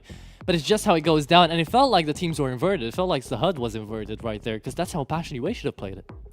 Probably yes. And you're looking at the way that they were winning a lot of those fights so cleanly. I'm not usually one to look at headshots and headshot percentage, but for Levantino, for Trouble, for Bambush, for Trouble was an oper, by the way. He had so many highlights with the rifle as well. And that's that, folks. That means that the Basement Boys will be playing against the winner of Ecstatic and OG, and somehow they've closed out this game before OG and Ecstatic have closed out theirs, and they started around an hour before. So yeah, OG might do it in the end. They're 12-6 up currently against Ecstatic on Nuke, but this is the Basement Boys guaranteeing themselves prize money as well. A top 4 finish at least at This is a top 4 finish at least. That's absolutely insane. Especially since if you think about it, now they finally actually paid for their entry into the event. So they've come out on top with a profit too, not only VRS points. They're very happy, extremely happy.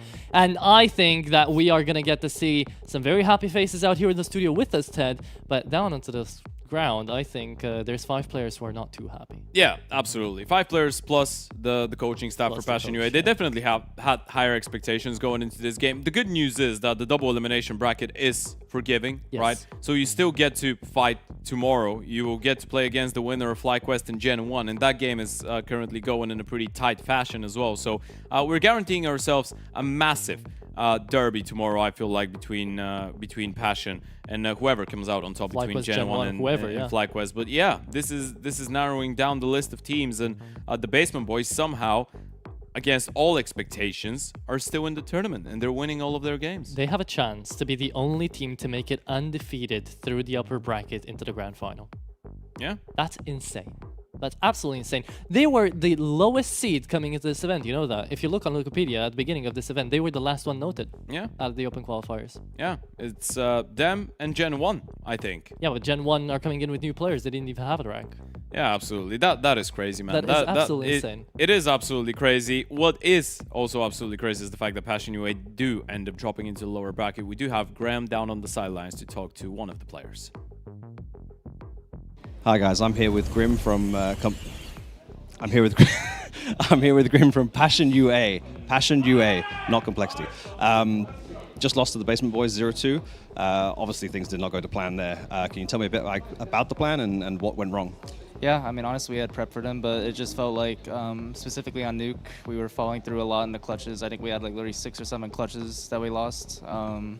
And honestly, they just played pretty good. Like, I know they're ranked 230 or whatever, but they showed some heart. And yeah, we just honestly, we got to step up a lot, like especially in the clutch. And I think if we fix that, it'll be better for next time.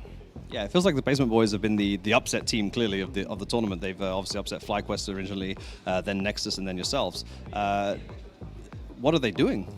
Well, they're honestly just like they shoot really hard, and then combined with that, they like play as a pack. So like they're always like running around together and just like doing. They're honestly playing pretty good. Like they're doing stuff super proactive. Like they're constantly rotating. They're constantly pushing for info, and they're like getting ahead of like these teams. And they got ahead of us today. So like you just I don't know. You just gotta like play faster against them for sure, and not let them do all their pushes. Okay, I've got one last question for you. You guys seems like you've switched up your map picks a little bit. No longer picking into Train and Overpass and favoring Nuke and some other maps. Is that like a conscious choice that you guys have made, or is that just something that's for this event and how the other teams like map pools line up? I'd say it's more specific for like the teams we play here, because yeah, I mean, against the Basement Boys just now, we picked Nuke because we saw they only had one map on Nuke and they don't really like it. But besides that, I mean, we're just playing like what we feel like our strengths are in practice recently and just going from that. Okay. Well, obviously you guys are not out of the tournament yet. You've got the lower bracket coming tomorrow. How far do you think you can go in that lower bracket? Yeah, I mean, honestly, I thought that we could take it to the finals on the upper bracket, but we just got to do it from the lowers. And I mean, we have what it takes. We all know that, but we need to actually step up, get good sleep, and show up 100% tomorrow, or else it won't be good. All right. Wishing you the most amount of sleep tonight. Back to you guys at the desk. I think Grim described it perfectly. Like we were trying to picture it with the side of the Basement Boys. They shoot incredibly hard, they move as a pack, they make a lot of stacks, they try and play proactive Counter-Strike, and with all of that accumulates to, I guess, all the individuals delivering and getting a couple clutches over the line, then that's how you win games. As simple as that. Yeah, it's not just a couple of clutches. It was a lot of important clutches as he put it into the server, because he was at least there up against them, and he knew that he felt that restlessness that, oh my god, they're all over the place. We can't really... I think we could see that on Nuke especially, right? Enshin was, I'd say, a lot more comfortable for the Basement Boys, but I feel like at a certain point, if you're Passion, you probably felt like this was just never meant to be, right? After losing so many narrow situations. But Nuke, I still feel like Passion have some things to be happy about, and I think, again, Grim explained it really well. He does realize that they had probably the better game plan on a lot of occasions. He does realize that Nuke they probably should have won, but yeah, you're just expecting maybe a little bit more composure out of Passion in those situations when it's a map that they've prepared better, when it's a map that they've picked into, and they are the players with experience. You're expecting them to be closing out those advantageous situations a little bit more convincingly. Sure, but no matter the experience, I think FlyQuest proved to us, not only them, Nexus as well, that it's so easily tiltable to get up against Basement Boys, right? Because it's a team that you prepare against, that you know how they're fighting. It should be pretty simple Counter-Strike, pretty scrappy, and yet still nothing's going your way. We literally got to see them on multiple occasions just throwing it all out there, lashing it out, because he's not understanding how they're pulling it through. Yeah, absolutely. I think that's one of the things when you're coming into a LAN event like this, and if you're one of the top dogs, you're looking obviously at the other top dogs, preparing for them. You're kind of looking past the team like the Basement Boys. Exactly. We definitely know that's not going to keep on happening from here on out. Everyone's taking them seriously, and I feel like Passion UA did take them seriously as well, which makes it even more impressive, the fact that they were able to get that win as well. So yeah, I mean, it's just one massive Cinderella story for those guys, and they keep it going. They somehow keep winning games, and I can't wait to have another interview. As I told you before the start of the event, if someone had told me we would have not one, not two, but three winner interviews with the Basement Boys, I would call them absolutely crazy. But you know what? Trouble is here, so we're not crazy. we're not dreaming. We're actually here with our first, I guess, representative of a team making it into the upper bracket grand final. Trouble, congratulations. How are you feeling? Thank you. Hello for everyone, for all for viewers, hello for production. I know it's like a little dream right now. It's happening because in online we always like play not that good and always they lose the games. And even if you will open the National TV, like you can see, just read. We lost with Swap, we lost with 1-win and some teams, and right now 0-1, 2-1, 2-0, and it's like amazing shit. Like I don't know, we just actually training so hard. A lot of discussion was during the practice day.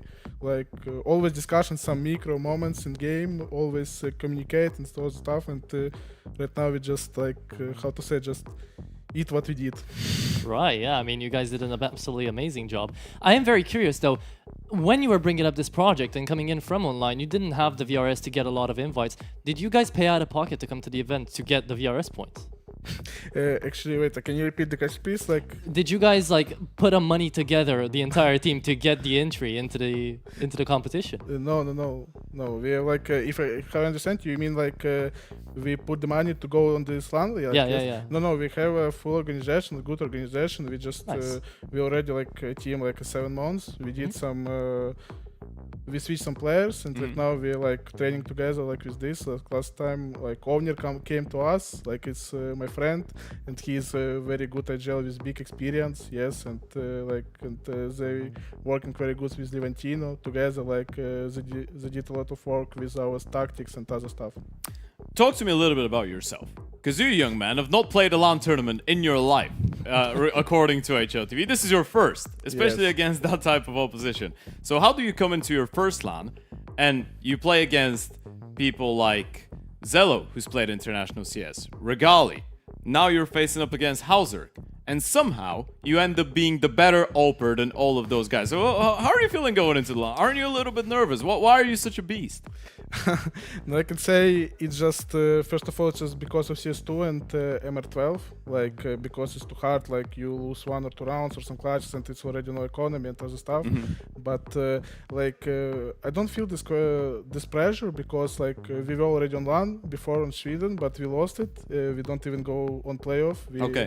We lost versus Phantom Esports and Trentau. Like I just understand it's just simple game, CS. Like it's not that much hard, and I always understand the main enemy of for me it's myself, like my overthink. So I overthink a lot of, and on first day I'm shaking a little bit because like I understand it's important one for team, for us like players, and like first day was so hard for me. Right now it's already like we achieved what we need, and right now we just play for fun, like we wanna. Like Face It Premium right now playing. Fun, doing some stuff, take fun. But I feel like now you guys believe in yourselves more than ever, because you're like, we took down FlyQuest, we took down Passion, we took down Nexus. Why not win the whole thing, right? yeah, you're actually full right. Yeah, I mean, I did have another question as well. You guys came into this one feeling the vibes. I saw the webcams. You guys were screaming, you were having fun, you were laughing, laid back, chill. Who... name me like some of the best moments that you had right now into this LAN so far, like in the game, in the server. No, actually, I guess it's happened when right now on Nuke, Paul Bandana won the clutch 1v3. Yeah, because it was like unbelievable clutch when Paul Bandana won. Like score was 11-8 or something like this. And he won the clutch. We even don't understand how he could won it. And before, like when he dropped Vent, we discussed in TeamSpeak and we said for him, sit and smoke a little bit, like break the timing. And after he said, guys, I need to gamble, left or right? I said him left, and he jumped and he left, and we all start laughing because they really trolled with us passion. I don't know. Lastly, what I want to ask you about, because obviously you said Owner is a really good IGO and a friend of yours, is he the mastermind behind all those stacks that we saw, especially now on Ancient, but on Nuke as well? Because you guys, sometimes the round just starts, and you just go in exactly where Passion are going in, and it felt like you were one step ahead of them at all times. No, we did. It's like it's even Owner good understand on macro, and he is very good agile and very good guy. But they working like together with Leventina. Leventina did very good work about tactics, about preparing and other stuff. So they're working together. It's like working like Misha speak less, but he give like the spot where we should to go like, and Leventina like calling a lot of like during the round. Before Misha, it was like before Owner, it was like my job with Leventina. We working, but right now I understand our tactics and our rounds like in good hands, so I no need to do it. I just watch on my scope and try to kill Hauser and that's all. Okay, and lastly, before we let you go, OG just closed out the other game against Ecstatic, meaning you will be playing against OG tomorrow. So, how are you feeling about that matchup? Yeah, I feel anything. It's just a fucking game. It's just CS computer game, guys. So like we already did what we want. We play for fun. We play for our like young boys who go to computer club and play like together. I don't know. Just take vibe and try to win. That's all. Okay, just take vibe, try to win. Thank you very much. We're gonna let you go and rest and get ready for tomorrow's matchup. Congratulations once again. And thank you so much, guys. Thank you so much. Maybe we'll see you here again. That was absolutely. They really are the full vibe team, aren't they? They are. The full vibe team. That's how we're gonna call them from here on out. And hopefully the vibes is gonna be enough to get them out of the basement. But in the end of the day, this is us done, folks. And OG, as we just said, closed out that matchup against Ecstatic. So OG against the Basement Boys will be that upper bracket final tomorrow. And one of those teams will be playing at the grand final here on Sunday, Championship Sunday in DraculaN Season 2.